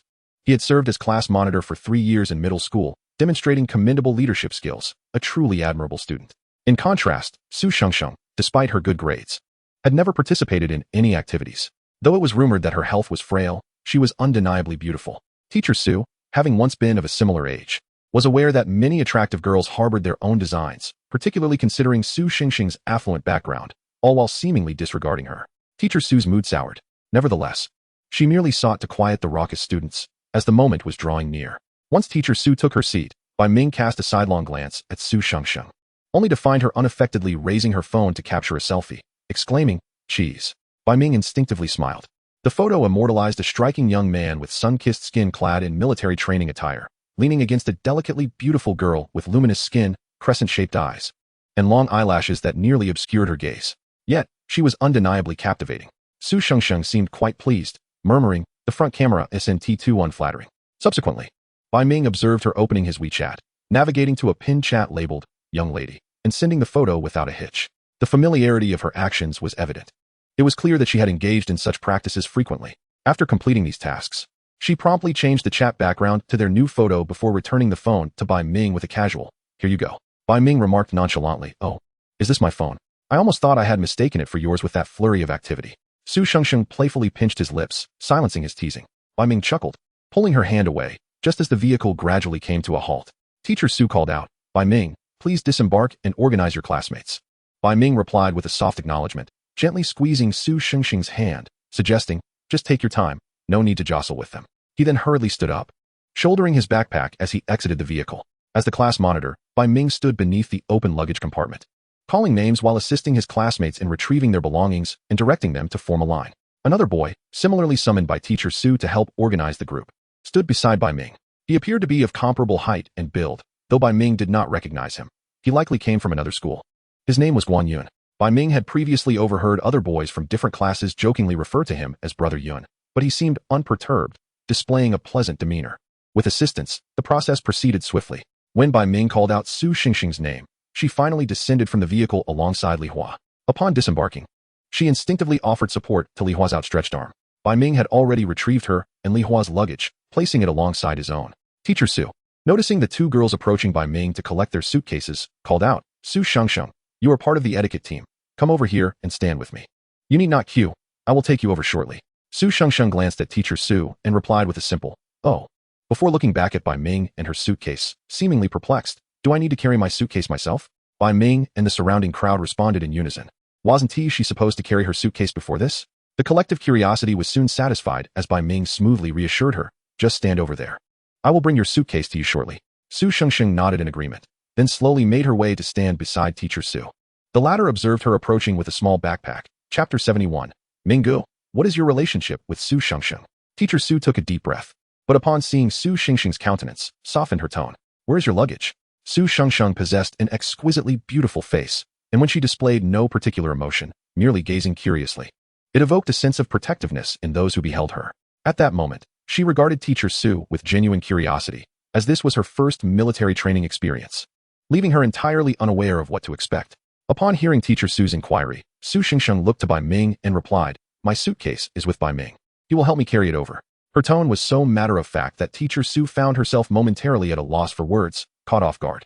Su Shengsheng, our purpose in attending this military training is to cultivate independence. You are not a child anymore. You must manage your own affairs. Before Teacher Su could finish her earnest words, she was interrupted by Su Shengsheng. But, teacher, I can't manage to carry my luggage upstairs all by myself. It's beyond my capabilities, she said with an air of nonchalance. I thought you might have given my grandmother a heads up. I was in a wheelchair before, and I can't exert too much strength with my legs now. As she spoke, Su Shengsheng cast a glance at her legs. She wasn't naive. She understood perfectly well the sudden appearance of the etiquette team. Initially, she hadn't thought much of it, but it dawned on her quickly.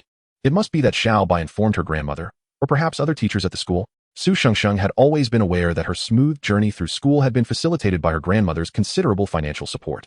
The teachers would provide her with certain privileges, albeit subtly. Thus, she wasn't questioning Teacher Su, merely inquiring naturally. However, this seemed to take on a different connotation in Teacher Su's ears. She perceived it as Su Shengsheng reminding her that someone was backing her. Consequently, Teacher Su's expression turned frosty. Do as you wish. If you delay Bai Ming, he might face punishment. At this remark, Su Shengsheng couldn't help but frown and glanced over at Bai Ming. He was busy covering the luggage rack of the car, two black suitcases resting at his feet, one larger and one smaller. The larger one belonged to Su Shengsheng. She had quite a bit of stuff. The thought of Bai Ming facing punishment had never crossed her mind. Just as Bai Ming was closing the luggage cover, he suddenly sensed something and turned to Su Shengsheng, who stood there watching him intently. Nearby, Teacher Su was instructing the students to align themselves properly for photos. Bai Ming, feeling a bit helpless, smiled at Su Shengsheng, wondering why she was just standing there, staring at him. Upon witnessing Bai Ming's smile, Su Shengsheng returned a grin, though her concern for his potential punishment lingered. However, she refrained from reclaiming her suitcase, for she truly felt incapable of carrying it upstairs. Moreover, being in the girls' dormitory, she couldn't very well ask other girls for help, especially since the suitcases she had seen were rather large. At that moment, Su Shengsheng was uncertain whether she was still sharing a dormitory with her classmates. A pang of regret washed over her. Military training appeared to be less enjoyable and a tad troublesome. Meanwhile, Bai Ming, pushing the two suitcases and holding the roll call list, walked towards Su Shengsheng and Teacher Su, announcing that all students were present. Teacher Su took the list, glanced at his suitcases, but said nothing. Thank you for your hard work, and now, lead the classmates inside. First, to the dormitory. We have 6-person rooms, so once you put your things away, be ready to assemble at the sound of the whistle. The boys are on the 2nd and 3rd floors of Building 8, while the girls are on the 3rd and 4th floors of Building 9. Names are posted at the entrance. Oh, and someone needs to lead the girls as well. Li Hua, you take charge. Teacher Su looked around and called out to Li Hua. Li Hua acknowledged and stepped forward, receiving the girls' list, while Bai Ming held the boys' list. Su Shengsheng stood by, not feeling bored, simply watching Bai Ming. Standing still was slightly tiring. After Teacher Su finished her instructions, she was set to accompany Li Hua back to the girls' dormitory, allowing the boys to arrive a bit later. Li Hua glanced at the list and said to Bai Ming, Minggu, Let me take Xingxing's luggage. She's in the same dorm as me, and you need to lead the boys back. Bai Ming hesitated slightly. Her suitcase was rather heavy. Li Hua waved her hand dismissively. No problem. Still, Bai Ming looked towards Su Shengsheng, who was lost in thought. Su Shengsheng, he called out, and she snapped back to reality. Huh? What is up? You're going with Li Hua, right? Can she handle your suitcase? I need to take the boys back to the dorm. Bai Ming inquired earnestly, not displaying any impatience. Su Shengsheng nodded. Oh, that is fine. This way. Xiao Bai shouldn't be late. She reached to push her suitcase. I can manage. Bai Ming smiled. Feeling a sense of pride akin to watching a child, he raised grow up. Li Hua chimed in. All right, let us go. Meanwhile, Teacher Su and Guan Yun had already led the group toward the dormitory. The three hurried to catch up. With Bai Ming still extending his hand to assist Su Shengsheng with her suitcase, intending to hand it over to Li Hua once they reached downstairs. Although Bai Ming harbored some worries, he felt considerably reassured with Li Hua around. Having grown up alongside them, Li Hua's assistance made him feel more at ease. Li Hua had only started playing with them in elementary school, as she had attended kindergarten elsewhere and returned to Tanshui Town at the age of 8. Initially, she had been somewhat withdrawn upon her return to Tanshui Elementary. However, one day during gym class, while buying ice cream alone, she accidentally smeared it on Su Shengsheng, who was cooling off in the air-conditioned snack shop. Expecting a reprimand, she was nearly brought to tears. Instead, Su Shengsheng merely glanced at her and said, "This dress is my least favorite. Now I can discard it. How about this? As a reward for you, I'll treat you to another ice cream." From that moment on, Li Hua began to follow Su Shengsheng around. In truth, Su Shengsheng later confessed to Bai Ming that she said that merely because she feared Li Hua might cry over the lost ice cream. She detested seeing children cry. Regardless, from that day forward, Li Hua became part of their group, thus becoming quite familiar with Su Shengsheng. This familiarity was why Bai Ming felt a bit more relaxed. In their 6-person dormitory, Bai Ming, Guan Yun, Dai Shui, and 3 other boys shared their space. As they were unpacking, someone curiously asked, "Class monitor, Ming Go, what is the relationship between you and Su Shengsheng?" Bai Ming shot the boy a glance and smiled. "Why do you want to know?" The boy grinned mischievously. She is quite pretty, isn't she? Chapter 72 Bai Ming. What? Why do you seem increasingly displeased? Bai Ming did not directly answer the question but chuckled. Let us put it this way. If I find out you have any intentions towards her, you will be in for a world of pain. The boy's face registered surprise. Then he let out a yelp, indicating he understood. Dai Shui reminded everyone. We need to assemble soon. No sooner had he spoken than the whistle blew. The group hurriedly set down their belongings, donned their hats, and rushed downstairs. During assembly, Bai Ming didn't spot Su Shengsheng.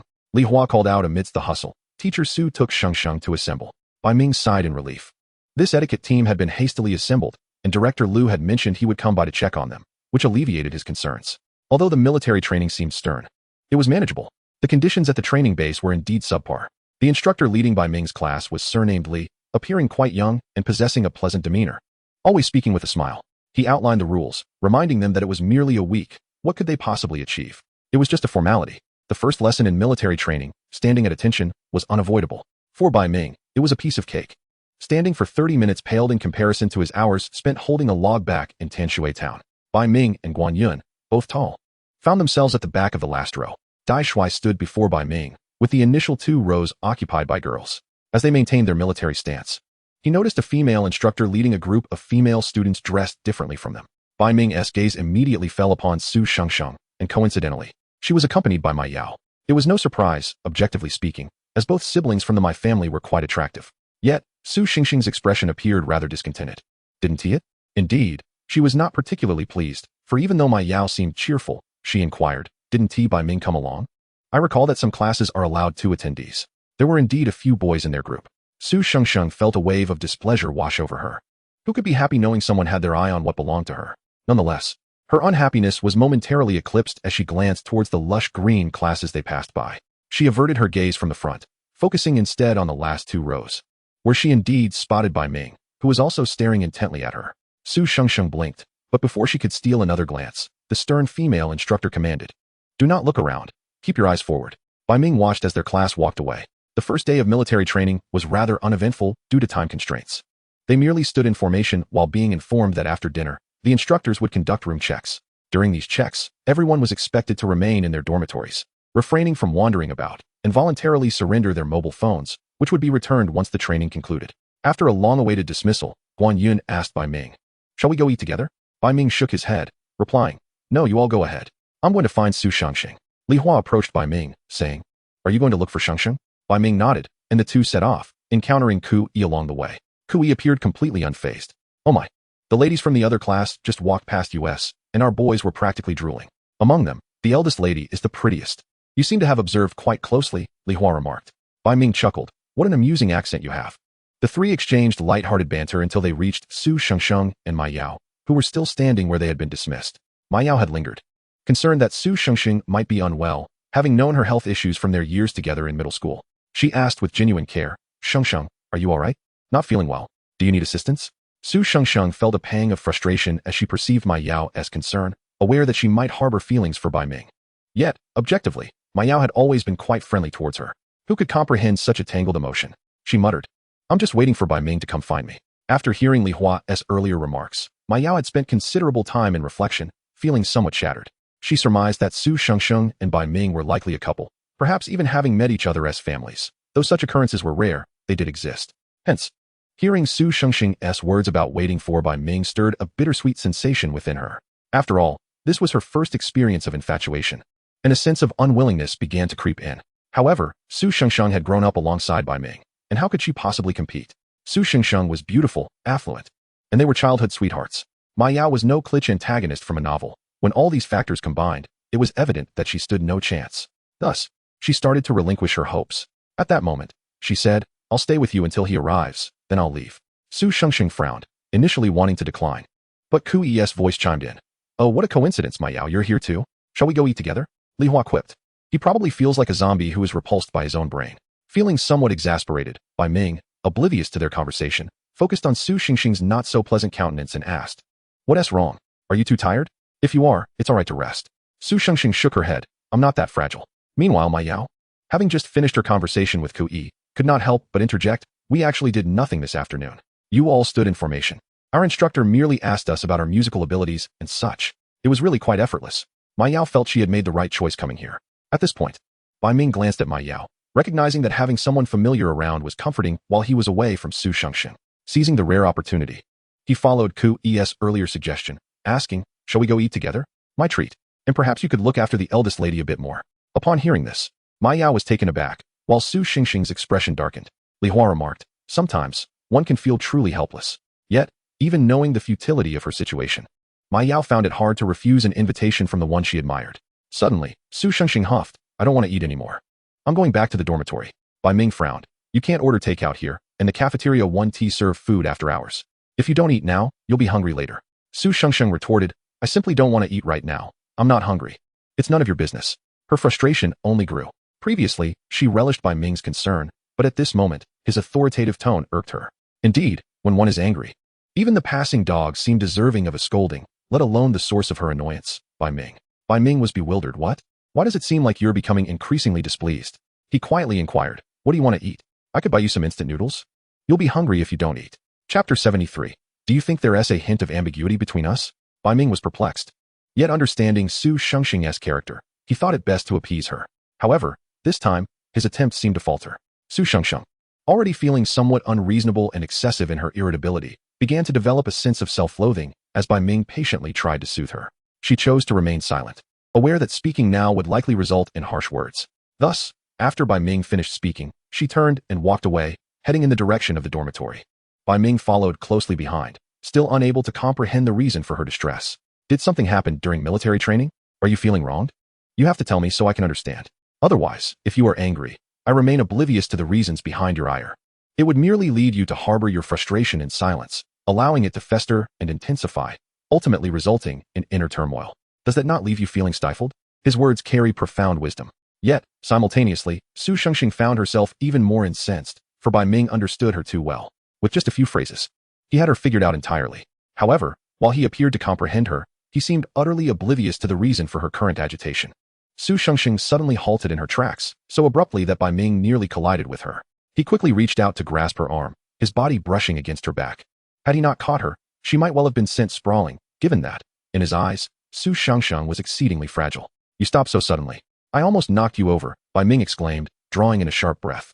The boy's chest pressed against her back, and as he spoke, she could feel the subtle vibrations of his voice. Su Shengsheng touched her ear with a hint of nervousness before turning decisively. To onlookers, it appeared as though she had spun into Bai Ming's embrace, the two now face to face, an undeniably intimate tableau. Some classmates paused, intrigued by the unfolding drama. particularly because Su Shengxing's beauty rendered her a captivating sight. In truth, Bai Ming had already stepped back slightly as she turned, creating some distance between them. He gazed down at her, only to be met with her round, expressive eyes. Just as he contemplated retreating further, she unexpectedly tugged at his collar. As he held his jacket in hand, she grasped the neckline of his t-shirt. While it was hardly a striking garment, the pull threatened to distort its shape.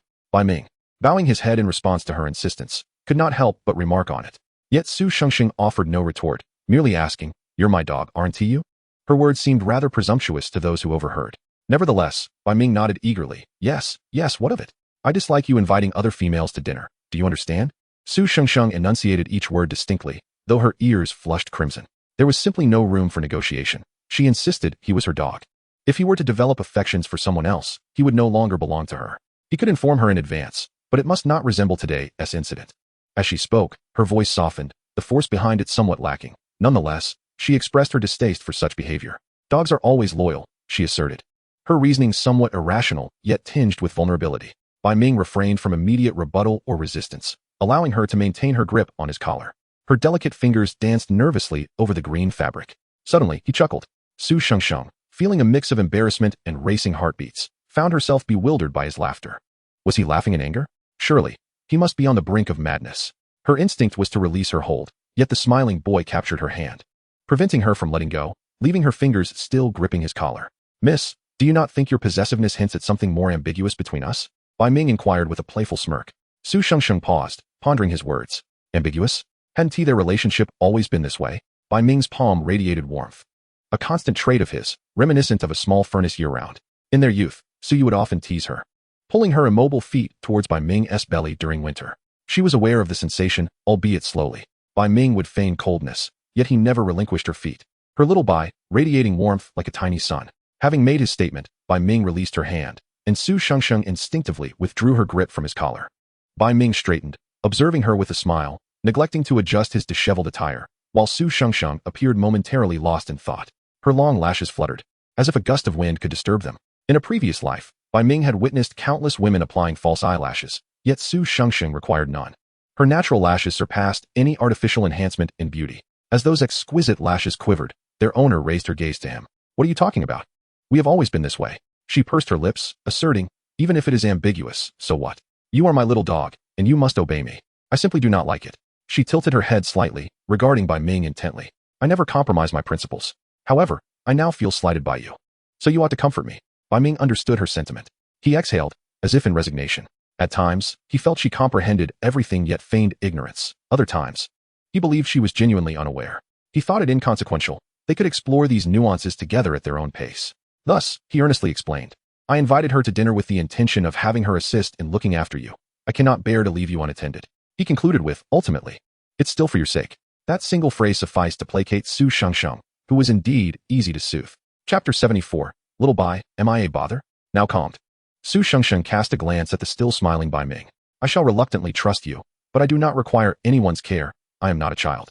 Therefore, do not invite anyone to dinner, for I would genuinely be upset. Bai Ming nodded in acknowledgement. Given his understanding of Li Hua, he surmised that the three of them had likely begun their meal by now. Li Hua would probably have mentioned it to Ma Yao. Ma Yao, with whom he had worked previously, was quite amiable. Should the topic arise, she would likely assist in keeping an eye on things. Su Shengxing, no longer in a huff, worried only that her little Bai might go hungry. Bai Ming had quite the appetite. At that moment, she took hold of Bai Ming's hand, urging him toward the dining hall. Hurry along, we must eat. If we delay, there will be no delectable dishes left. Bai Ming hesitated to inform her that there were, in fact, no appetizing offerings available. However, upon entering, Su Shengxing quickly discovered this herself. The cafeteria was confined to one floor, and as they stepped inside, a medley of scents assaulted her senses. Su Shengxing's face paled. After all, everyone had stood in military formation that afternoon. While she could tolerate Bai Ming's sin of sweat, even assisting him in wiping it away when he brushed against her, she simply could not endure the overwhelming odor of perspiration that pervaded the cafeteria, mingled with various body odors. Her steps faltered, and she took a step back, suddenly turning away to gag. Those behind her, ready to enter, hastily recoiled. Thankfully, it was only dry heaving. Bai Ming quickly apologized. I'm sorry, I'm so sorry. As he grasped Su Shengxing's arm. What's wrong? This smell? I can't eat.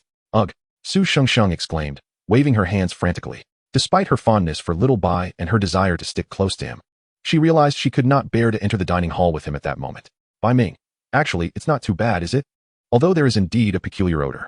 He cast a glance around and pointed to a tree across from the cafeteria, beneath which sat a stone bench. You can eat over there. I'll fetch your meal.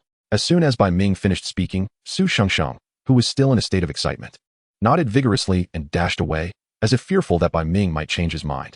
Bai Ming watched her take her place under the tree, and she turned to wave at him, relieved that her exuberance had finally subsided. He chuckled softly before heading inside to get the food. Here, takeout was not permitted. However, Bai Ming could carry the tray outside. To be honest, whether the training was arduous or not was a separate matter. But it was undeniable that this environment was conducive to weight loss. He had not arrived particularly early, and many dishes had already been depleted. What remained looked unappetizing.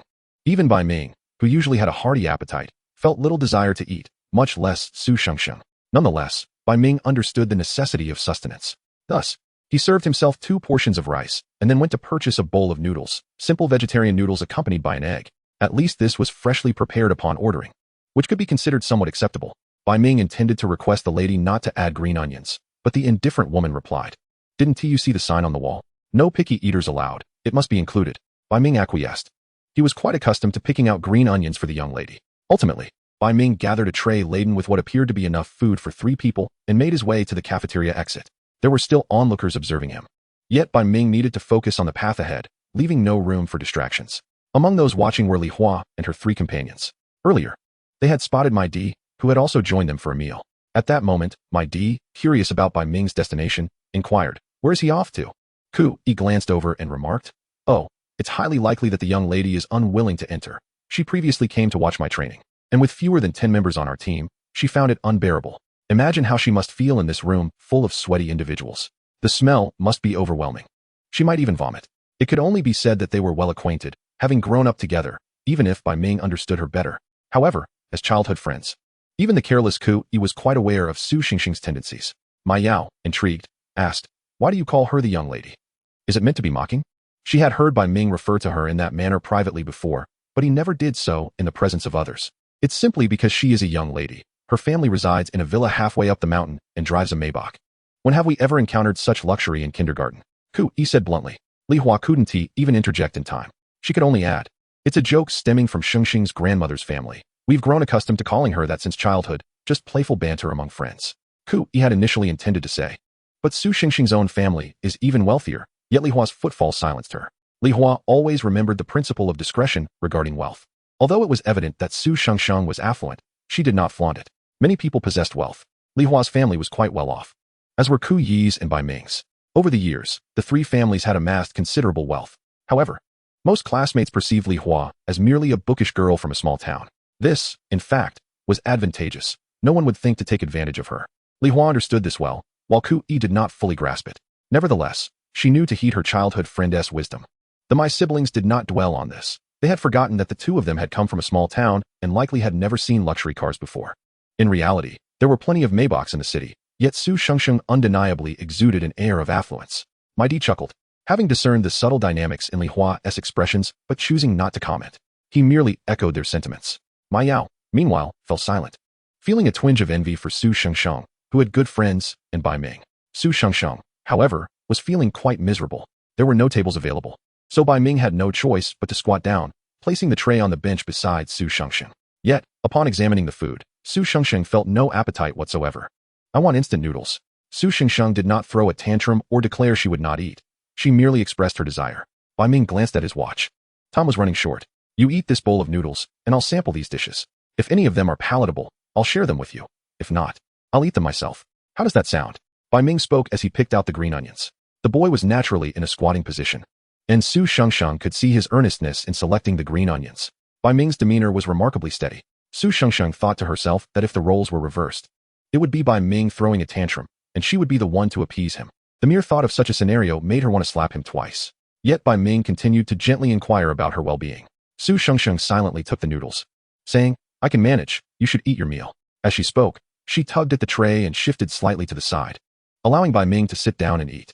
Bai Ming was somewhat taken aback. He had anticipated needing to coax her. Just as he settled in, he heard her mutter, "Bai Ming, am I a burden?" Chapter 75. As she touched her stomach, feeling discontent, she was truly a bit downcast. Having lived a second life, she should, in fact, be older than Bai Ming. Yet it was always Bai Ming who took care of her. Even though Su Shengsheng perpetually feigned a youthful demeanor, she was acutely aware that she was no longer a child, still struggling to manage anything. This time too, Bai Ming had warned her several times before the military training that it would be grueling. Yet she insisted on participating. Now, she regretted her decision. This place was far from enjoyable, and she could not simply stare at Bai Ming all the time. Moreover, Bai Ming, despite his exhaustion, still had to comfort and care for her. While she would jokingly refer to herself as the young lady, at this moment, she found the term somewhat distasteful. Not a burden, Bai Ming replied, as he began to eat from one of the dishes. He took a bite and grimaced slightly. It was truly unpalatable. It tasted like the kind of dish that had been boiled and then hastily stir-fried with seasoning. Over the coming days, Su Shengsheng could not possibly survive on instant noodles alone, Bai Ming mused. You are a young lady, a princess. It is my duty to pamper you. Is it not what you said when you were younger?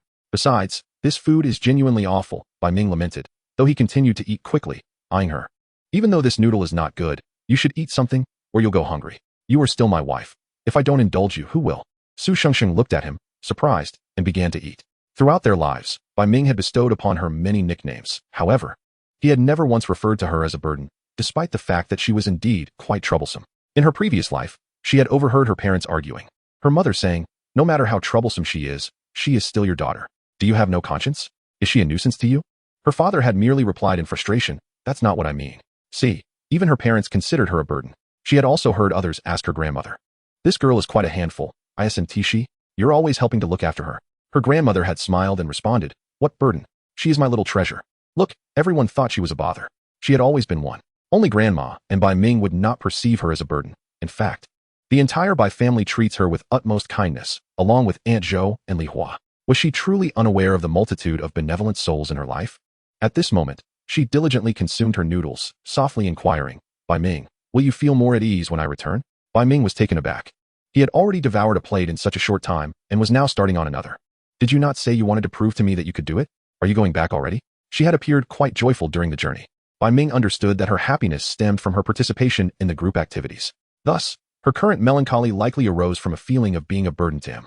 Bai Ming earnestly reminded her, have you forgotten our bet? If you win, I shall grant you one condition. If you lose, you must agree to one of mine. Yet, Su Shengsheng's spirits remained low. No need, I can agree to anything you ask. Oh, do you recall what my mother said about the lychee festival and the goddess parade? No, I believe I can persist. The formerly listless girl immediately raised her head, shaking it vigorously. In their town, Tanshui, the orchards primarily cultivated lychees. Very few, like Li Hua's family, boasted such extensive land with trees bearing fruit year-round. Each October, the town hosts the lychee festival, showcasing the final batch of lychees, preserved for months. For everyone to taste. This event is free of charge, and numerous vendors place orders for the following year after sampling the fruit. It is not a traditional holiday per se, but rather a cultural celebration unique to their town. The atmosphere during this time is bustling and lively. As for why the festival does not coincide with the months when lychees are ripe, it is simply because everyone is too busy selling them. In recent years, tourism in Tanshui has seen a slight upturn, drawing in visitors from afar. The lychee festival occurs once every 3 years, during which a young goddess is chosen. Generally, beautiful young girls are selected to toss the sacred chalice, determining who will portray the goddess. They had attended the previous event 3 years ago, although at that time, they felt the girl playing the goddess was less pretty than the local heiresses. However, Su Shengsheng was still quite young then and unwilling. This year marks another selection for the goddess. The town mayor had approached Grandma early on, to which she laughed and replied that she could not decide. The mayor then sought Su Yu's opinion, who also wished to see Su Shengsheng in the role. After all, she would undoubtedly look stunning in the goddess attire. Su Shengsheng firmly declined, quite adamantly. The seemingly haughty young lady loathed the thought of being the center of attention, being cheered on, and having flowers thrown at her. It made her want to curse. Bai Ming was also eager to witness it and promised her that on that day, she would not need to walk. He would carry her the entire way, placing her gently on a small boat to drift down the river, where she could sit on the swing in the middle of the river until 9 o'clock in the evening. He would be there the entire time, supporting her. Yet, Su Shengsheng remained resolute in her refusal. Upon hearing Bai Ming mention this again, her previously dull demeanor brightened. She casually declared, hurry and eat. We will be late and need to return to the dormitory. With determination, she proclaimed, I can absolutely do it. Compared to the prospect of being the center of attention, it was better to endure a little hardship for Bai Ming. She could adapt. After all, what could possibly be more effective than a little provocation? Nothing at all. Bai Ming chuckled, pointing to her bowl of noodles. You should hurry too. At least finish your egg. This egg was undoubtedly the cheapest kind, barely recognizable as an egg. Yet Su Shengsheng grumbled while dutifully eating it. However, the portion was still too much for her. Ultimately, it was Bai Ming who finished the remainder. Even for his considerable appetite, he nearly felt ill, as the dining hall served larger portions than the school cafeteria. Moreover, one must not waste food. There were no bins for leftovers, and everyone was expected to finish their meals. When Bai Ming returned the bowl, he noticed some girls were in tears over their unfinished food but dared not discard it, as there was no place to do so, with instructors observing. The supervising officer, upon seeing Bai Ming's plate, did not believe he had consumed so much. He frowned and sternly stated, "Take care of your own matters. Whoever ate it should dispose of it." Bai Ming, smiling, replied, "But sir, I ate it all myself." He lifted his shirt slightly to show his stomach, claiming, "I used to have abs. Now my belly is protruding." Indeed, it did look as though he had eaten a great deal. The officer could only mutter, "Eating too much at once is harmful to your health." Nevertheless, he did not prevent Bai Ming from discarding his dishes. Bai Ming expressed his gratitude with a cheerful thank you. Meanwhile, Su Shengsheng, peeking around the door, was puzzled by Bai Ming's antics. "Humph, she can't touch my abs. But he can show his off so freely." She felt another surge of irritation. Once the military training concluded, she would make it her mission to smooth out Bai Ming's abs. Explanation: the Lychee Festival and Goddess Parade is a fictional creation of mine, albeit with slight references to local parades. If there are any similarities, they are purely coincidental. There is no intention to offend. I hold all customs and beliefs in high regard. This is solely for creative purposes. Chapter 76. Who are you accusing of fighting? Bai Ming indeed would not allow Su Shengsheng to touch his abs anymore. Previously, it was merely a casual touch, without much thought. Now that he realized she was his wife, such touches carried a different weight, and he found himself desiring more than just casual contact. Ahem. Su Shengsheng felt indignant, pondering how casually he treated such matters. She was determined to work on his abs. Bai Ming emerged from the building, retrieving his jacket from her hands. "All right, let us head back to the dormitory."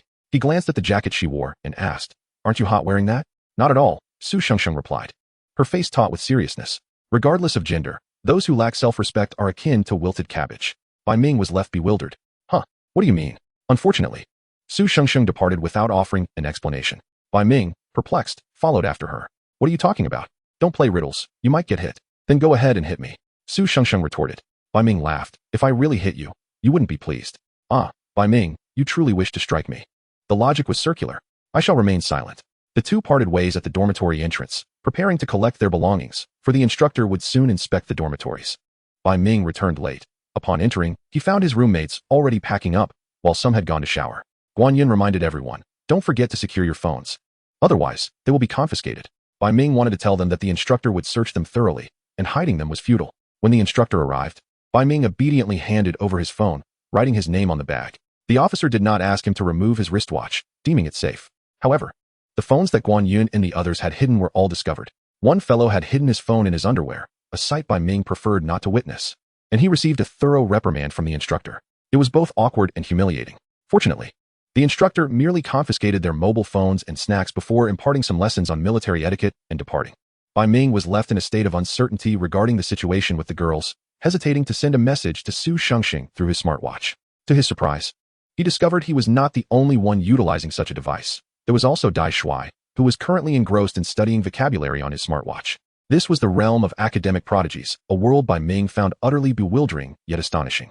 His other roommates shared his astonishment, gazing at Dai Shuai as he consulted his watch for words, wondering if he was indeed a genius.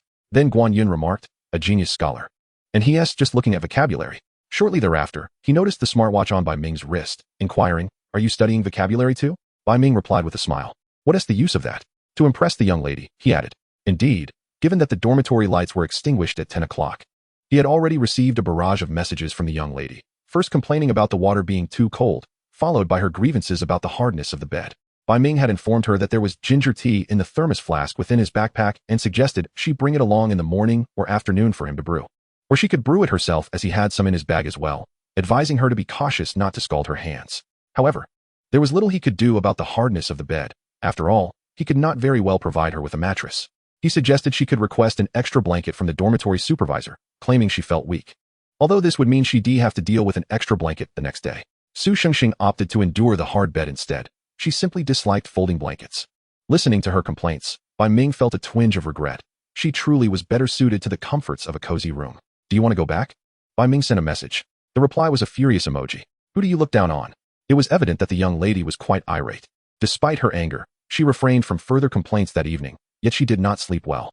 The following morning, she hastily consumed half of a cold, hard-steamed bun and took a couple of sips of tasteless soy milk before rushing off to assemble. For Bai Ming, the military training posed little challenge. However, he remained concerned for Su Shengsheng. On the first day of training, she had managed to persevere, but by nightfall, She resembled a wilting flower, devoid of vitality. After all, she had only eaten a few bites throughout the day, just enough to stave off faintness, but truly, she could eat no more. Bai Ming contemplated calling his grandmother to bring her home. The next day, Su Xingsheng continued to exhibit signs of low spirits. Bai Ming pinched her cheek gently, asking, "How about going home?" Su Xingsheng shook her head resolutely, stating, "We've come this far. We must see it through." What a steadfast resolve. Bai Ming was at a loss for words. Noticing his discontent, Su Xingsheng added, "I don't have to do anything all day. I just sit and play the flute." Indeed, it was true. Their etiquette team was primarily engaged in instrumental performances. Initially, the instructor had intended for Su Xingsheng to carry the flag, as she was the tallest and most striking among the beautiful girls, a natural choice for the role. However, she had firmly declined, opting instead for the flute she was skilled at playing. Ultimately, the flag bearer turned out to be Mai Yao. "Don't worry, I finished my instant noodles at noon." Su Xingsheng nudged Bai Ming's arm playfully.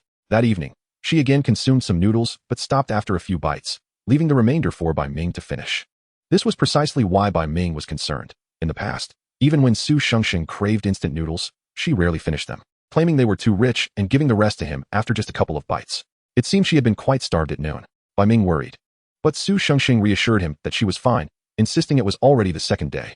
Respecting her wishes, Bai Ming refrained from pressing further. However, on the third day, trouble arose. Su Xingsheng had gotten into a fight. Bai Ming was taken aback. "Wait, who got into a fight?" He followed Teacher Su in a daze to the office, where Teacher Su's expression was equally grim. After all, when students fought, shouldn't their parents be notified? Yet, Su Xingsheng insisted on calling Bai Ming. Teacher Su chastised her for her antics, but the director had instructed her to summon Bai Ming. This was evidently a case of privilege at play. Much to Teacher Su's chagrin, Bai Ming was eager to inquire more, but Teacher Su curtly stated, "I'm not entirely sure. I just know there was a fight. And it wasn't with anyone from our school." Upon entering the office, Bai Ming immediately spotted Su Xingsheng seated at the desk, a scratch marring her face. Appearing somewhat fierce, behind her stood a girl Bai Ming recognized, Zhang Wan, the daughter of Aunt Zhang, who sold starch sausages. They had attended elementary school together. Her eyes were swollen from crying, and she was still sobbing quietly. 3 other girls stood on either side of the office, while the instructors and the director remained standing.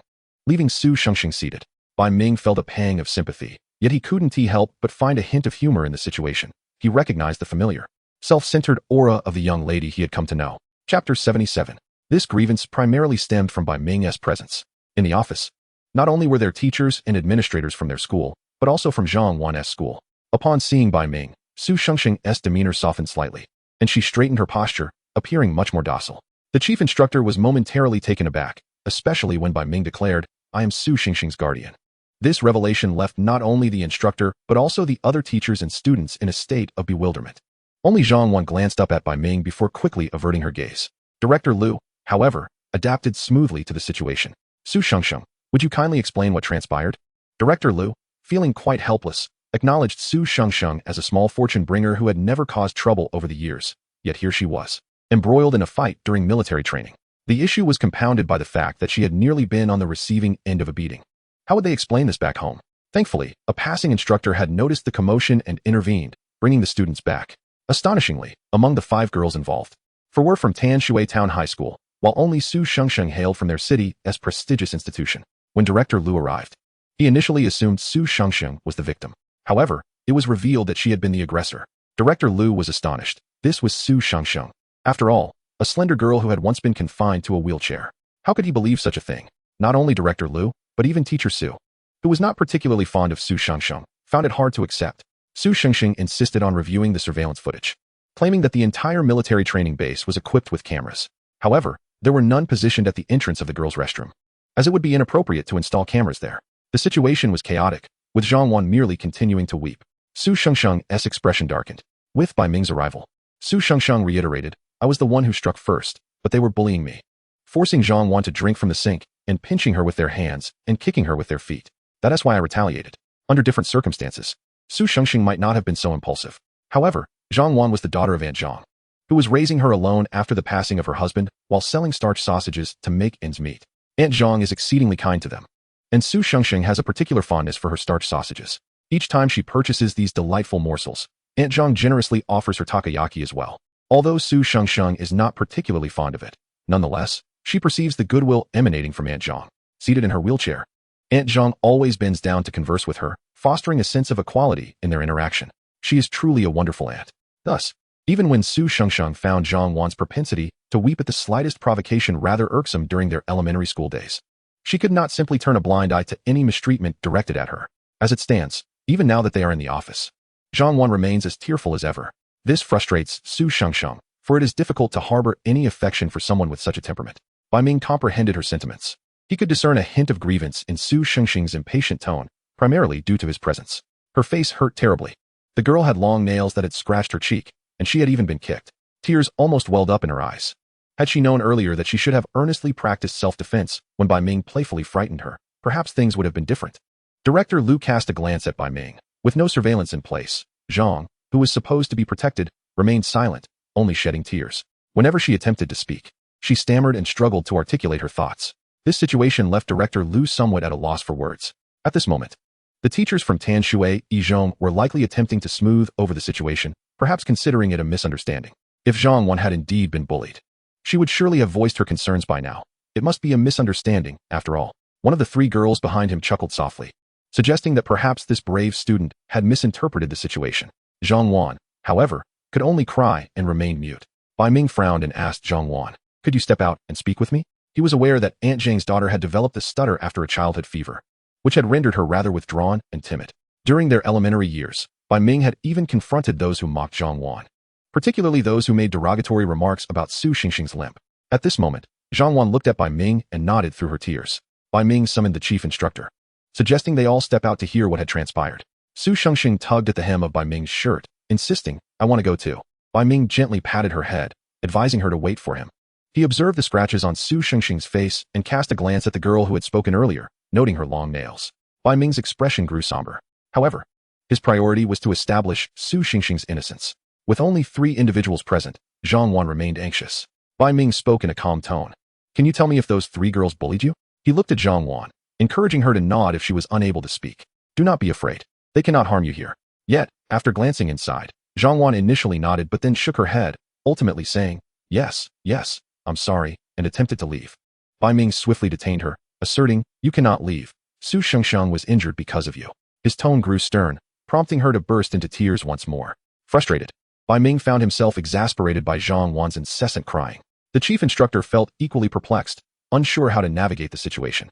Bai Ming gazed toward the restroom for a moment and suddenly remarked, "Instructor, there are no cameras by the restroom door, but I recall there being one on the way that should capture the entrance."